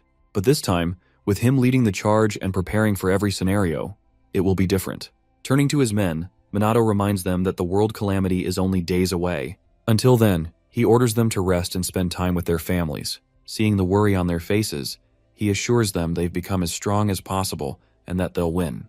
Still, the team remains uneasy. Noticing this, Minato urges them to believe in him if nothing else. He then follows up with more encouraging words, promising that he will protect the world and its people no matter what happens. Thankfully, the speech lifts their spirits, and the SMT team erupts in cheers, chanting Kusanagi's name before returning to their routines. After a few more weeks of peace, the day of the world calamity finally arrives. Media outlets warn citizens to stay indoors. While people prepare, the authorities, police, SMT, and military all take their positions. When the hour comes, Minato informs his team that the calamity is near, and the sky begins turning red. The world calamity, where Minato Ichikami once perished, is an army of thousands of demons. Captain Minato Kusanagi holds the key to victory this time. As the demons descend, Minato rallies his men and leads them forward to save the world. For some context, it's revealed again that the world calamity is considered the greatest disaster in human history. At that moment, the calamity that claimed Ichikami Minato's life has begun in Tokyo. Moments before the battle begins, the Prime Minister, along with politicians and heads of state in Japan, gather in a bunker room, all hoping and counting on the SMT to save Japan. Meanwhile, Minato, the Mizuha sisters, and Ryuji conduct a demon head count in Old Shibuya from above. Minato realizes the demons participating in this calamity are larger and more numerous than those he fought in his past life. The overwhelming magic power surrounding him confirms this. However, he vows not to let anyone die this time. As the greatest battle in the world brews, citizens across Japan fall into despair as the sky turns red. Despite their fear, they cling to hope. As the calamity officially begins, a helicopter news crew broadcasts updates to Japan, reporting that the red sky is spreading and demons are materializing through portals. Although authorities attempted to evacuate citizens earlier, the reporter expresses concern over the sheer number of demons. As the demons fill the abandoned streets of Shibuya, they cause explosions, reducing the dilapidated city to rubble. When Minato arrives to prevent further destruction, the reporter announces his presence to the nation and ensures a live video feed captures him eradicating as many demons as possible with his null magic spells. As his battle intensifies, the Mizuha sisters and the SMT squad join the fight. Noticing them, Minato orders the team to eliminate the demons and hold their ground until the calamity's boss appears. He also warns them that multiple calamities are occurring across Japan, urging them to conserve magic power for stronger enemies. Understanding his logic, the SMT follows his command. Ryuji pummels demons with earth-style magic, while the Mizuha sisters unleash greater water magic spells. However, as the battle rages on, the team realizes that the demons are not only multiplying, but also growing stronger. At this point, they desperately need the assistance of the magic nobles, but they are nowhere to be found. Shido attempts to contact them, but his calls go unanswered. When Ruka reports that her father is also unreachable, Minato questions Chloe about the situation. As expected, she feigns innocence, claiming she knows nothing. Sanada attempts to contact other squad members but confirms that communications are down. Minato, who has been confident in his preparations until now, realizes something is seriously wrong. Two officers rush in, reporting that the police and self-defense forces are also facing communication issues, making coordination impossible. They turn to Minato for guidance. Understanding that they cannot handle the calamity without the mage nobles, dread spreads among the team. Shido stresses the urgency of re-establishing contact with the other locations. Sensing his subordinates' growing fear, Minato commands them to stay calm, reminding them of their duty. Even without the mage nobles, he reassures them that victory is within reach if they fight together. He reminds them that this is what they have trained for. His speech rekindles hope within the team, inspiring them to push forward. With renewed determination, the SMT overwhelms the demons. The reporter continues her live coverage, reassuring citizens that Minato and his team are fighting with everything they have. She urges viewers to stay hopeful, assuring them that with Minato on the battlefield, the demons cannot win. Minato remains aware that multiple calamities are unfolding across Japan, making this battle particularly difficult without the mages. However, he believes their current situation is manageable due to his extensive preparations. As the demons continue multiplying, he instructs his team to stay vigilant and charge forward. To eliminate a large cluster of demons, Minato activates his mana arts, enhancing his body before launching a barrage of punches. Despite being outnumbered, he remains unscathed and annihilates a large group of demons with his level 9 null magic spell, Magic Sparkle. Afterward, he surveys the incoming demons and decides it is time to enact his secret plan. Moments later, the SMT members successfully subdue most of the demons, allowing them a brief moment of relief. Meanwhile, Minato reflects on how the demons appear far stronger and greater in number than they were 50 years ago. He realizes that what happens next will not be straightforward. Just then, the Mizuha sisters and the rest of the team sense something ominous approaching, and within seconds, a massive demonic entity emerges from a portal. As the SMT members lay eyes on the monstrous figure, they immediately recognize it to be a demon king, and realize how dreadfully big and intimidating it is. However, as soon as it makes its appearance, the Demon King activates a level 10 fire magic spell, the Big Bang, and bombs the entire battle scene to smithereens. Thankfully, with their quick wit, the SMT members actually survive the attack unscathed, thanks to Minato's level 9 null magic fairy shield. Now they have bigger fish to fry, and Minato turns to the Demon King, who thinks his attack earlier took them out, and demands to know where it's going as the battle's just begun. With the Demon King about to respond to him, Minato releases the level 10 Aegis shield he used to protect the other squad nearby, and tells the worried Mizuha sisters not to worry about responding too late as long as they're safe. Upon reminding them of the nature of their opponent as a Demon King, Minato urges them to be on their guard so they don't get caught lacking. In the meantime, Chloe, who's also unscathed, expresses her surprise about Minato using 2 spells simultaneously to Shido, but then Shido explains that the fairy-like spell is autonomous, and also states that the spell that protected them was probably a spell Minato cast himself. Just then, a confused Sanada asks Chloe if one can use 2 spells at once, and Sanada further explains that autonomous spells are extremely advanced techniques that allow a caster to control spells subconsciously. In this case, all the necessary things needed for normal spells, and in fact, the entire process of casting a spell can be completely omitted, making it much faster and efficient.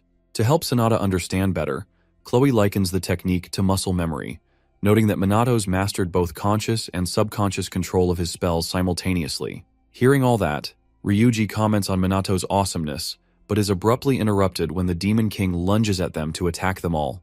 While they dodge the king's first attack, the Mizuha sisters combine their magic powers to create a level 8 greater water magic spell, Tidal Wave, which they use to attack the Demon King. At the same time, Chloe, Ryuji, and Sanada also shoot their spells at the Demon King in unison, overwhelming it with a barrage of magic attacks. Unfortunately, before their attack can do any real damage, the Demon King roars loudly and somehow shakes off all the magic attacks coming at it. After watching the Demon King cause yet another big explosion, Minato finally steps in and orders his guys to head to another calamity so he can deal with this buffoon who thinks he's the Almighty. While Yuika protests this decision, Minato reminds her that there's more than one calamity, and without the Mage Noble's support, the countermeasures for the other disasters are likely reaching their limits. As such, the only rational thing they can do right now is to assist the other groups and leave him to get serious with fighting the Demon King. Around this time, Ruka and Yuika both agree that they will only get in Minato's way if they stay there with him. So, they bark out orders to the other lower subordinates to leave this place to Mianto and move out to another calamity. As the sisters fly out of the battle zone, they encourage each other to continue believing in Minato even until the very end, as they know he'll never lose, no matter who he faces as an opponent. With the other squad members cleared out, Minato focuses his full attention on the Demon King and lunges at it after muttering a few words. While the Demon King tries to protect itself, Minato constantly reminds himself to use as little magic as he can, because even though defeating a Demon King is simple, he doesn't have endless magic power and needs to conserve as much as he can, so he can effectively prepare well for his secret plan. With that, he gets himself as high up in the air as possible, and then lands a devastating sucker punch at the Demon King's head with full force. Right after delivering the punch, Minato activates the level 11 Holy Magic spell, Holy Ray, and directs the destructive power of the rays toward the Demon King. Sadly, the Demon King managed to evade most of the rays, and before Minato could follow up his previous attack, the Demon King readied his counterattack spell. Just as it's about to conjure the spell, Minato reacts as quickly as possible by bumping his magical output up a notch to activate the level 12 Fire-Earth Synthesis magic spell, Ground Zero, which is a spell that literally heats the ground to turn it into lava. With the spell activated, the Demon King quickly burns to its demise, leaving Minato worried about the amount of magic power he used, as he figures the king is much stronger than the ones he's used to fighting.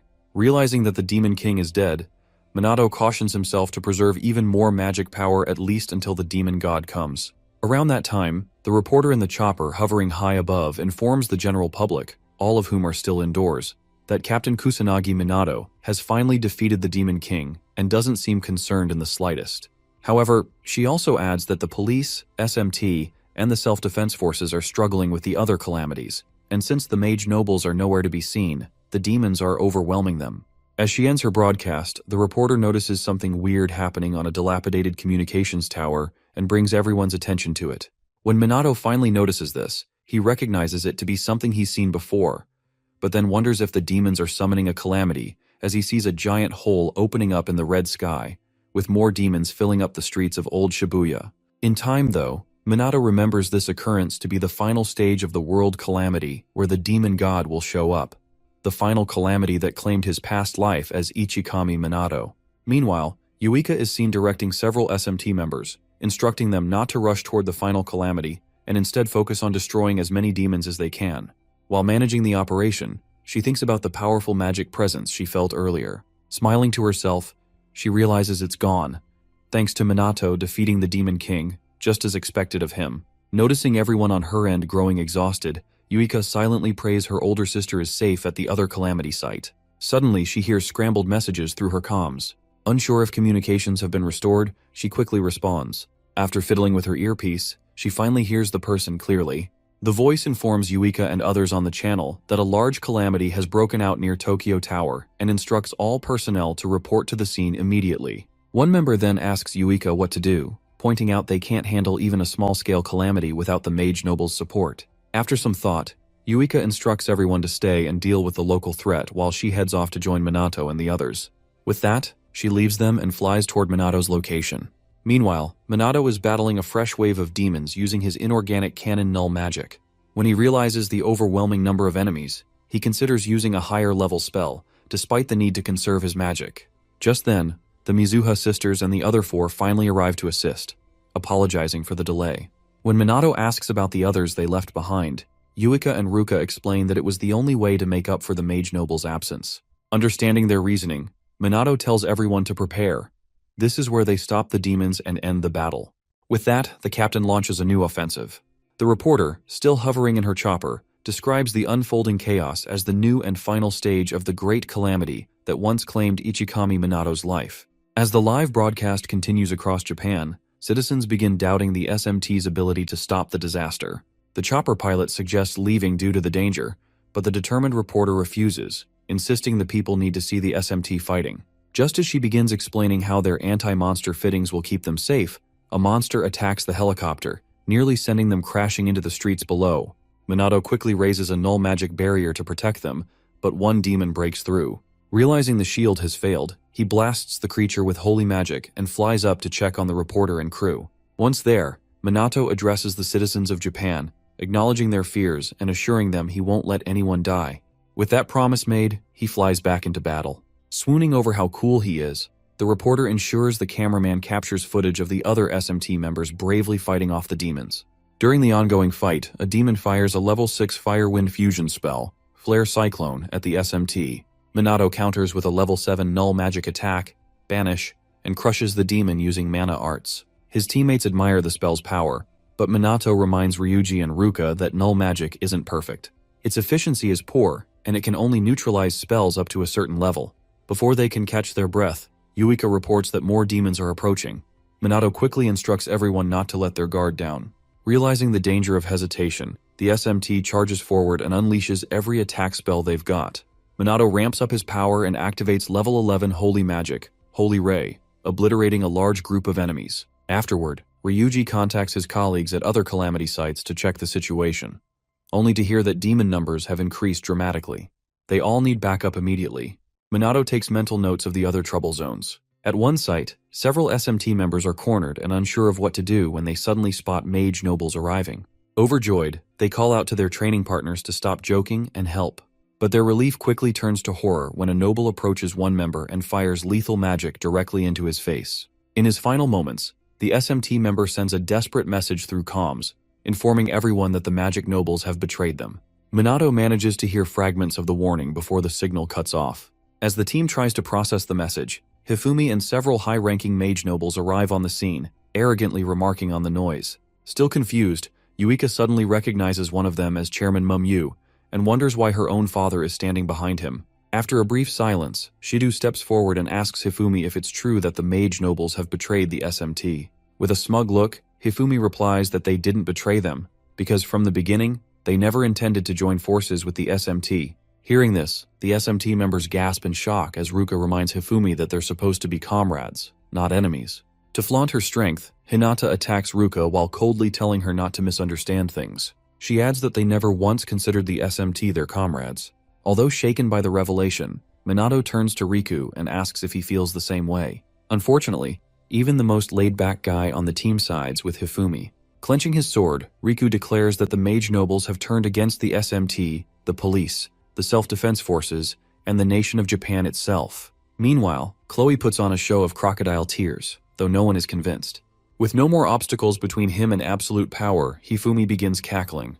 Delighted that the moment has finally arrived to witness the result of his countless experiments, He ascends into the red sky and summons a massive magic circle to begin casting his spell. The other SMT members stand frozen in awe, unsure of Hifumi's endgame. Then Chloe appears, declaring that they'll stop the spell before it activates. She casts a 4th rank dark magic spell, Shadow Edge, and fires it at her father. Shockingly, one of the demons catches the attack as if it were nothing, dispels it, and then joins the other demons in circling and protecting Hifumi. Seeing this, Shido assumes it must be a coincidence, refusing to believe a demon would willingly guard Hifumi. Meanwhile, the reporter finally grasps the unfolding events and broadcasts the Mage Noble's apparent alliance with the demons to all of Japan. As the SMT tries to understand what's going on, one member laments that he thought they'd all bonded during the joint training camp. Just then, Hifumi explains that using calamity-controlling magic, all the demons in Japan will soon become their allies. Minato begins to wonder how Hifumi learned magic that allows him to manipulate calamities and demons. As Hifumi starts absorbing the red energy from the sky, he mentions that the calamity magic has additional special effects and continues drawing in the power. Chloe asks if the calamity's magical energy is being channeled into her father, and Yuika, just as puzzled, says she's never seen anything like the red magic he's absorbing. Minato, however, recognizes the phenomenon. He recalls it being similar to what he experienced during the first calamity, when he awakened to magic. To help his team understand, he explains that calamities don't just bring magic to the land, they also grant magic to those with latent potential. He warns of the dangers of absorbing such enormous power. Hifumi compliments him for catching on quickly and explains that calamity magic can indeed amplify a person's magic, but only if they can withstand the burden. Minato then asks Hinata and Riku if they've been using calamity magic to boost their strength. Hinata confirms it bluntly and says they've been absorbing magic from every calamity so far. She reveals that the Mage Nobles pretended to cooperate with the SMT to ensure the calamities went undisturbed. By doing so, they raised less suspicion, even if they were secretly encouraging the calamities or siphoning off the magic for themselves. As Minato begins to process what they meant by monopolizing power, Hinata says they originally planned to kill him, but once he proved more useful than expected, they decided to exploit him instead. She adds that had the Mage Nobles ignored the calamities, it would have sparked criticism, which they wanted to avoid. To trigger the Great World Calamity, they needed to follow the natural historical flow. Minato then asks why following history is necessary. Hinata explains that calamities typically occur in fixed places, spots where magical power flows most easily. Until a calamity is resolved, the next won't trigger. They used Minato to resolve each one to maintain their timeline. Now Chairman Mumyu is absorbing the Great Calamity's power. Once he finishes, he'll become the strongest magician in history. Shaken, Minato asks if the betrayal had been planned from the start. Hinata, without an ounce of remorse, confirms that it was. When Minato questions whether they truly formed no bonds at all, Hinata grows tired of his naivety and tells him to stop clinging to such ridiculous ideas, declaring that there's no such thing as bonds, and she doesn't need comrades like him.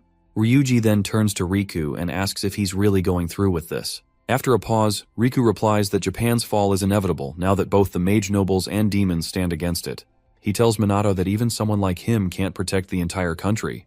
As demon attacks intensify, the SMT becomes overwhelmed, forcing even civilian mages to step in and fight for their survival. Shido reports that the situation is deteriorating rapidly, and Sanada notes that there are no reserve forces left. At this rate, everything could fall apart. Then, two familiar silhouettes appear nearby, remarking that everything is going according to plan. As they step into the light, Shido is stunned.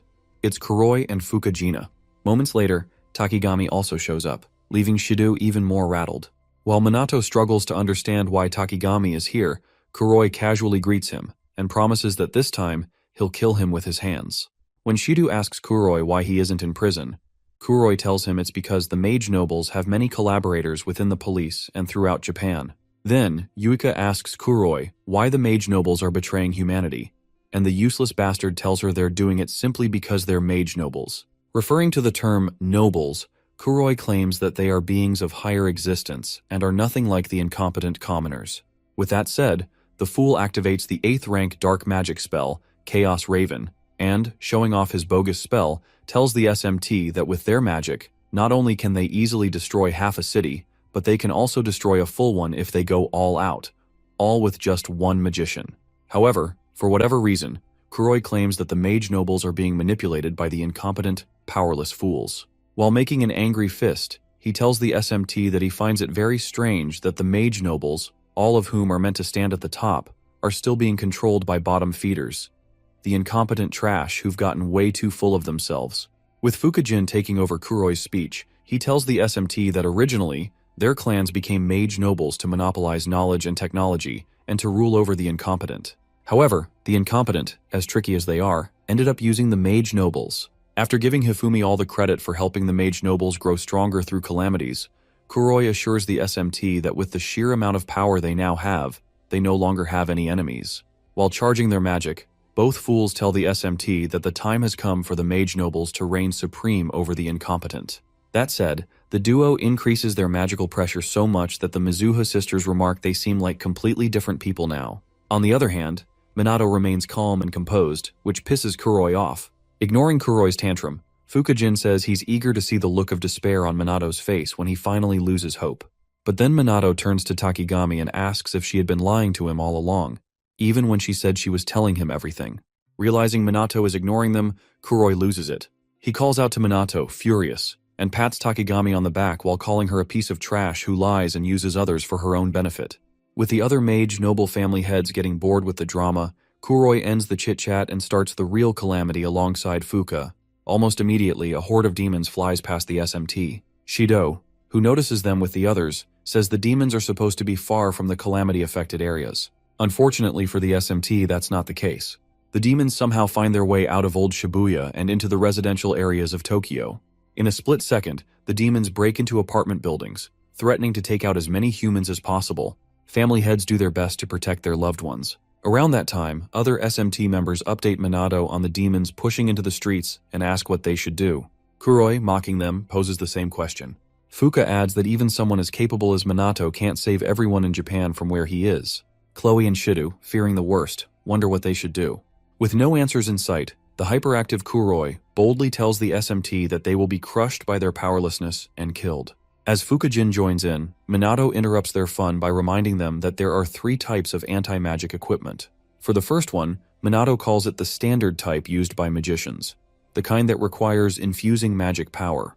The second, he explains, is the interference type, a kind that disrupts magic or magic power. He says both SMT and Mage Noble's uniforms fall into this category, designed to suppress magic. At this point, Fuka asks if he's gone mad, but Minato continues, describing the third type, one that has a short lifespan, activates based on certain conditions, and can be used by those without magic power. Around this time, the Mage Nobles start to worry. Across Japan, the anti-magic plushies that Shido secretly infused, mass-produced, and distributed are now activating. These plushies generate null magic shields in homes and shelters across the nation. As the magic unfolds, Minato explains they used the SMT's popularity to mass-produce merchandise embedded with defensive anti-magic equipment.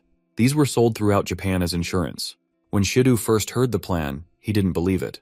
Now he's grateful he followed Minato's orders. Turns out that plan is saving Japan. Realizing how insanely thorough Minato is, Fukujin shouts that defending alone is meaningless, and reminds everyone that offensive anti-magic equipment has a short lifespan. Minato agrees, then says that since his magic is embedded into the equipment, it's overflowing all across Japan. Because of this, he can sense and use his magic anywhere in the country simultaneously. With that, Minato releases the offensive magic stored inside the plushies and unleashes a level 13 null magic spell, Unlimited Magic Bullet. Using this spell, he destroys thousands of demons attacking families nationwide. While that happens, a reporter informs the public that a wave of magic from the sky just wiped out a massive number of demons. They still don't fully understand what's happening, but communication network reports say most citizens are safe. Seeing the scale of Minato's powers, Yuika is at a loss for words. She and her sister realize just how incredible he really is. Frustrated, Kuroi throws a fit. He can't believe Minato unleashed magic across all of Japan. Fukujin urges him to calm down, reminding him that not all the demons have been wiped out. Choosing to believe him, Kuroi tells Minato that the Mage Nobles are still out there, and if the anti-magic gear can't be reused, then the magic in the merchandise won't work either. Just then, Minato suggests Kuroi might be forgetting something, and when Kuroi asks what he means, Minato says the SMT still has others they can rely on. With that, familiar silhouettes step from the shadows. Soon enough, they're revealed to be the Shadowbringers. Upon recognizing their visitors to be the Shadowbringers, the SMT and police officials all ask why they're there and if they're planning to help. Before responding, the Shadows show off a little of their magic powers by killing a few demons attacking the group, then announce that they're cooperating with the SMT to exterminate the monsters and protect the citizens. Realizing that the safety of civilians is the top priority, the SMT decides to work together with the Shadowbringers. Around this time, the reporter in the chopper hovering above informs the public, who are watching the entire battle, that the SMT is now cooperating with the Shadowbringers. Seconds after hearing the news, the fanboys and girls of the Shadowbringers erupt with joy. Various social media platforms light up with praise, welcoming the arrival of the Shadowbringers and their partnership with the SMT to defeat the monsters. Since Minato's too busy being the captain of the SMT and can't be Chrono at the same time, he has Leona play Chrono for credibility during the battle. Now in the thick of it, Leona, who's been wondering how she even got the part, complains about the insanely strict training she's been put through. She also grumbles about having to memorize how to use a ton of anti-magic gear and awkwardly work with the same faces, even after saying goodbye to the shadows once after Chrono and Minato's fight. Since it's too late to back out, Leona goes all out and destroys some demons using the rank 7 anti-magic gear, Geyser Wave, earning praise from her comrades in shadow uniforms. Noticing just how fired up their leader is, the other Shadowbringers also go all out to wipe out the enemies before the SMT does. Refusing to fall behind, the SMT members, along with the police and self-defense forces, quickly follow up on the Shadowbringers' attacks, doing their part to protect the nation. Still acting as Chrono, Leona reminds herself to make sure the real Chrono treats her to dinner once this is all over. Meanwhile, Kuroi, unaware of what's happening, receives a notification from his fellow nobles that the Shadowbringers are appearing all over the country. Furious, he turns to Minato and asks if he's been doubting the mage nobles all along to be this prepared. When Minato replies with a loud, "Yes!" both Fuka and Kuroi get pissed, and while charging their magic, swear to kill him this time. Before engaging in their final battle with Minato, Kuroi turns to Takigami, who's been hesitant to betray Minato all along, and tells her to get up and fight. Given the situation, Takigami charges her magic and gets ready. Around the same time, Riku and Hinata, who figure they also have no choice, do the same and prepare for battle. At this point, Minato's had enough. He tells the Mizuha sisters and the others that it's time to end everything right there. With the stage set, the battle between the SMT's special squad, led by Minato, and the mage nobles, led by Kuroi Akudo, begins. For his first move, Kuroi activates the 5th rank dark magic spell, Night Raid, and uses its stealth to sneak behind Yuika, planning to kill the small fries first. Just as Minato's about to rush in and protect her, Hinata suddenly appears and punches him hard in the face. Thankfully, as Kuroi's about to take down the unsuspecting Yuika, her sister, Ruka, blows him away with a 6th rank water magic spell, Burst Stream. Yuika thanks her sister, but Ruka urges her to stay sharp since it's not over yet. Meanwhile, Minato survives Hinata's punch by activating a small null magic barrier where she struck. Before he can relax, Kaichi Riku swoops in and tries to slash Minato in the stomach with his magic-infused katana. Dodging easily, Minato gets pissed and split kicks both attackers in the gut at the same time. Free again, he tries to reach his subordinates, but Takigami blocks his path with the 7th rank water magic, Emerald Aqua, saying she won't let him through. Hinata tells Minato they know how strong he is, but they'll do their best to make sure he doesn't help his allies. Recognizing their strategy as a division tactic, Minato realizes how troublesome it is. Since he's already used a lot of magic and wants to take out Mumyu first, he knows going all out would be a gamble, and one he's not ready to take. As if reading his thoughts, Hinata tells him she won't let him interfere with the chairman. Riku adds that Minato will have to get through them first. Knowing they're stalling, Minato gets serious and takes down a few mage nobles quickly before preparing to cast a high-level spell. Seeing his speed, Hinata tells Riku to stop darting around and match it. Elsewhere, Kuroi and Jin are struggling against the SMT members and complain about how annoying they are. Meanwhile, Yuika and Shidu start getting overwhelmed by the sheer number of enemies and consider giving up. Surprisingly, Chloe speaks up, urging them not to give up and reminding them how strong and important they are to the country. Realizing they can't afford to lose hope, Ruka and Yuika pull themselves together and, for the first time, change their opinion of Chloe, acknowledging her fiery spirit. Hearing them, Chloe chuckles and admits she might have been inspired by them. With no time to waste, the 3 girls face the enemy head-on. Kuroi, activating the 8th rank dark magic, Chaos Raven, warns them not to get cocky and launches his magic. In response, the girls cast the 8th rank Grand Water Magic, Tidal Wave, and manage to cancel out Kuroi's spell. Fukujin acknowledges their strength, but Kuroi shifts his attention to Takigami, who's been trembling, and mocks her. As Minato silently watches, Kuroi calls out to Takigami, asking her to explain herself. He reminds her of what will happen if she doesn't cooperate. Resigned, Takigami activates the 8th rank wind magic spell, Raging Storm, and fires it at Minato, hoping he'll forgive her. As the attack approaches, Minato lets his guard down.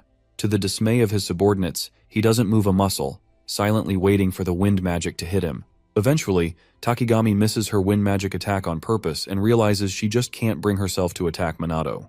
Having seen her hesitation, Kuroi explodes in anger and calls Takigami out for daring to defy him, while also reminding her what will happen to her family if she suddenly decides to grow a conscience. Tired of the blackmail, Takigami begs him not to lay a hand on her daughter and grandson, as they're all she has left in this world. But Kuroi coldly reminds her that she's the one who broke the agreement. All it takes is a call from him, and it's over for them. After giving Takigami several disturbing options for how her family might suffer, he blames her for whatever pain they'll endure, and tells her it serves her right. Around this time, Minato makes a strange phone call, which shocks both Kuroi and Takigami. He thanks the person on the other end for making it just in time. Right after hanging up, Kuroi demands to know why Minato's making a call in such a dire moment, threatening to kill Takigami's family right then and there. But Minato calmly replies that it's too late. He's already saved them. As Kuroi sees a video of some disguised Shadowbringers protecting Takigami's family on Minato's phone, he gasps in disbelief and protests that there's no way Minato could have known their location, especially since only a few people did. Even the police were bribed.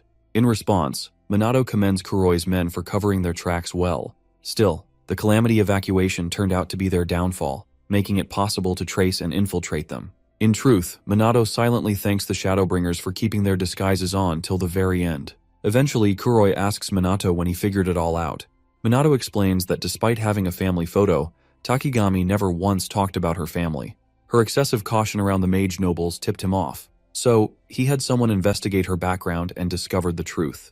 Turning to Takigami, Minato says she should have known by now that she can't hide anything from him. Overcome with emotion, Takigami bursts into tears, barely able to believe that her family, held hostage for so long, is finally safe. Just as she lowers her guard and thanks Minato, Kuroi snaps and tries to take her hostage. With no reason to obey him anymore, Takigami blasts him with her wind magic spell, Raging Storm, calls him filthy scum, and warns him to never touch her again. She then bows her head and sincerely apologizes to Minato for deceiving him from the start. Minato, in turn, tells her not to worry. Helping a friend is second nature to him. Moved by his words, Takigami smiles warmly. Just then, Kuroi interrupts them, annoyed by the sentimentality. He orders Fukujin and the others not to hold back anymore and to kill them all for real. With no choice, Hinata and Riku brace themselves for battle. Minato walks toward them, expressing disappointment that they'd resort to taking hostages despite his warnings. Unimpressed, Hinata tells him to shut the hell up. She doesn't need his lectures. Thankfully, around that time, the SMT members had already cleared out the nearby monsters and subdued the remaining mage nobles, aside from their leader. Seeing this, Jin admits the SMT is stronger than he expected. But Takigami, now completely fed up with the mage nobles and their dirty tactics, gathers her mana and joins Minato for the fight ahead. As things escalate, Tushiro appears, offering his support to the mage nobles. The girls immediately call out to their father, hoping he'll take their side. Unfortunately, Kuroi welcomes Tushiro as his partner. The girls chastise him for even approaching their father. Kuroi, amused by their passion, pushes Tushiro to reveal whose side he's truly on. With Ruka and Yuika silently praying he's undercover again, Tushiro ends up becoming the biggest disappointment imaginable when he declares he's with the mage nobles. Shocked, the girls struggle to accept that their beloved father could betray them like this. Kuroi takes the opportunity to explain that he once believed Tushiro betrayed them during the bombing incident, but in reality, their bond was never broken. Even after his exile from the mage nobles, Tushiro remained connected. While the mage nobles sought control of the surface world, the organization BR aimed to rule the underworld. Together, they could dominate everything. But when the Shadowbringers disrupted everything, BR was practically destroyed, and info about their affiliates started leaking. According to Kuroi, it wasn't just the mage nobles involved.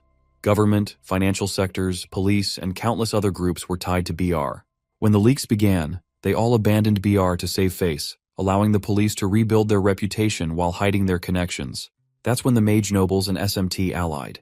The whole country of Japan had been deceived, and the mage nobles were proud of it. Picking up from there, Jin tells the SMT members that the mage nobles haven't changed in 50 years. They still believe in absolute supremacy through pure magic. Many misunderstood their goals over the years, but now, Jin says, their return is certain. Despite everything, the girls desperately ask their father to say he's just undercover like before. But Tushiro coldly says he hasn't changed. He's a pure-blooded mage noble and has no intention of betraying his comrades. With that, Reality hits the girls hard. Their father has always been one of their enemies. Confused and disturbed, Minato asks Tushiro why he's defending false nobles who oppress others for selfish reasons. Tushiro, unable to answer, simply tells Minato to shut the hell up. Ignoring him, Minato reminds Tushiro of how much he loves his daughters and reveals that he had tested him earlier to be sure. But Tushiro insists it's not true. Disgusted, Minato tells him he's lying to everyone, including himself, and then asks what turned him into such a spineless coward. At this, Tushiro finally snaps. He cuts off the talk, saying it's time to fight for real. After threatening once again to kill them all and restore the mage nobles, Minato calls him a stubborn old man and prepares for battle. Right after charging up their mana, both Minato and his colleagues are standing face to face with the mage nobles, ready to fight. Soon the battle begins, and Hinata strikes first, launching the 10th rank fire magic spell Big Bang, causing a massive explosion that destroys everything in its path. Fortunately, all SMT members manage to escape just in time before the blast reaches them. Realizing he's been separated from his comrades again due to the explosion, Minato briefly wonders if they're okay. Before he can worry too much, he finds himself alone with Riku and Hinata, both of whom are eager to continue round 2 of their earlier fight. Before engaging them, Minato warns that he's not holding back anymore, but at this point, they couldn't care less. On the other end of the explosion, Fuka and Kuroi voice their disappointment about ending up against the so-called side characters, insisting that weaklings should just die quickly. Annoyed by their smugness, Ryuji, standing with Takigami, Shido, and Sanada, fires back, calling them the real side characters. Takigami joins in, threatening to beat them down if they keep underestimating them. After a few more insults from the SMT, Fukajin scoffs at their confidence and casts the 8th rank wind magic spell Raging Storm. But he's too slow. Ryuji quickly counters with the 7th rank version of his earth magic spell, Comet, instantly neutralizing Jin's attack. In the aftermath, Kuroi scolds Jin for losing, but Jin snaps back, telling him to shut up and pointing out that earth magic is a bad matchup for wind magic. Wanting to show them who's really in control, Kuroi pulls out his anti-magic pistols, weapons with no elemental weaknesses that can decompose magic. Although he complains about wasting bullets on them, he swears he has no choice and promises they'll die. But before he can even fire, Takigami blasts him with a wind spell, knocking the guns from his hands and rendering them useless. Calmly, she tells him that anti-magic equipment is just a tool, and a tool's worthless if you let it go. Furious at being outplayed, Kuroi charges up his magic and swears he'll kill them all with his full-powered spell. Refusing to let them gain the upper hand, Ryuji, Sanada, and Shido all power up together, with Ryuji finally declaring it's his time to shine. Sensing their rising power, Takigami decides to support them from the rear. She uses her custom-made anti-magic equipment to amplify their magic and throws enchanted rocks at them, which significantly boost their magic output. On top of that, Sanada casts the 10th rank holy magic spell God's Breath, imbuing Shido and Ryuji with a holy attribute that helps them recover from injuries more rapidly. With all those buffs, Shido and Ryuji gain a newfound confidence in their ability to take down the nobles. Jin counters with his special 10th rank atmospheric magic spell, Absolute Atom, while Kuroi casts his own deadly 10th rank dark magic spell, Death Parade, summoning scythe-wielding wraiths from the underworld. In response, Ryuji activates his special 10th rank gravity magic, Infinite Magic, while Shido unleashes the 10th rank Holy Thunder composite spell, Kuraunos. The two sides clash, Ryuji's spell colliding with Jin's and Shido's lightning smashing against Kuroi's dark magic. For a few tense seconds, the spells struggle against each other, but eventually, Ryuji and Shido's magic overpowers the enemies and deals heavy damage to both Jin and Kuroi. After delivering such devastating attacks, Ryuji and Shido are left drained, having used up nearly all their magic. Meanwhile, Kuroi and Jin, who never expected to be pushed so far, somehow get back on their feet. The girls can't believe they're still standing after such powerful magic. Even though he's upright, Kuroi knows he's nearly out of magic and has no more anti-magic gear left. Wounded and worn out, he decides to wait and see what SMT does next. Takigami, similarly exhausted, blames her lack of power on neglecting her training. Sanada still has some magic left, but prefers to conserve it in case she needs to heal herself or someone else. Besides, she's not great in direct combat, so she figures it's smarter to support from the sidelines for now. As a result, the fight comes to a standstill. Elsewhere, the Mizuha sisters are fighting their father, Tushiro, using their 7th rank water magic spell Geyser Wave, which he casually cancels out with the same spell. Following up, he casts a 4th rank water spell, Waterfall, targeting Yuika, who doesn't have time to react. Just then, Chloe pushes her out of the way, takes the hit herself, and collapses unconscious. Relieved to see Chloe only unconscious, Yuika thanks her for the save. With one of them down, Tushiro prepares to continue his assault. At this point, Yuika realizes that her father truly intends to defeat them, just like any enemy. Simultaneously, Tushiro steals his resolve and makes it clear he has no room for sentimentality. Seeing this, the sisters decide to stop holding back. They declare that they'll surpass their foolish father and channel all their remaining magic into a brand new 11th rank Great Ice Magic spell, Diamond Dust, which they use to attack him. In response, Tushiro conjures his own 11th rank water magic spell, Maelstrom, aiming to cancel out whatever powerful spell his daughters have unleashed.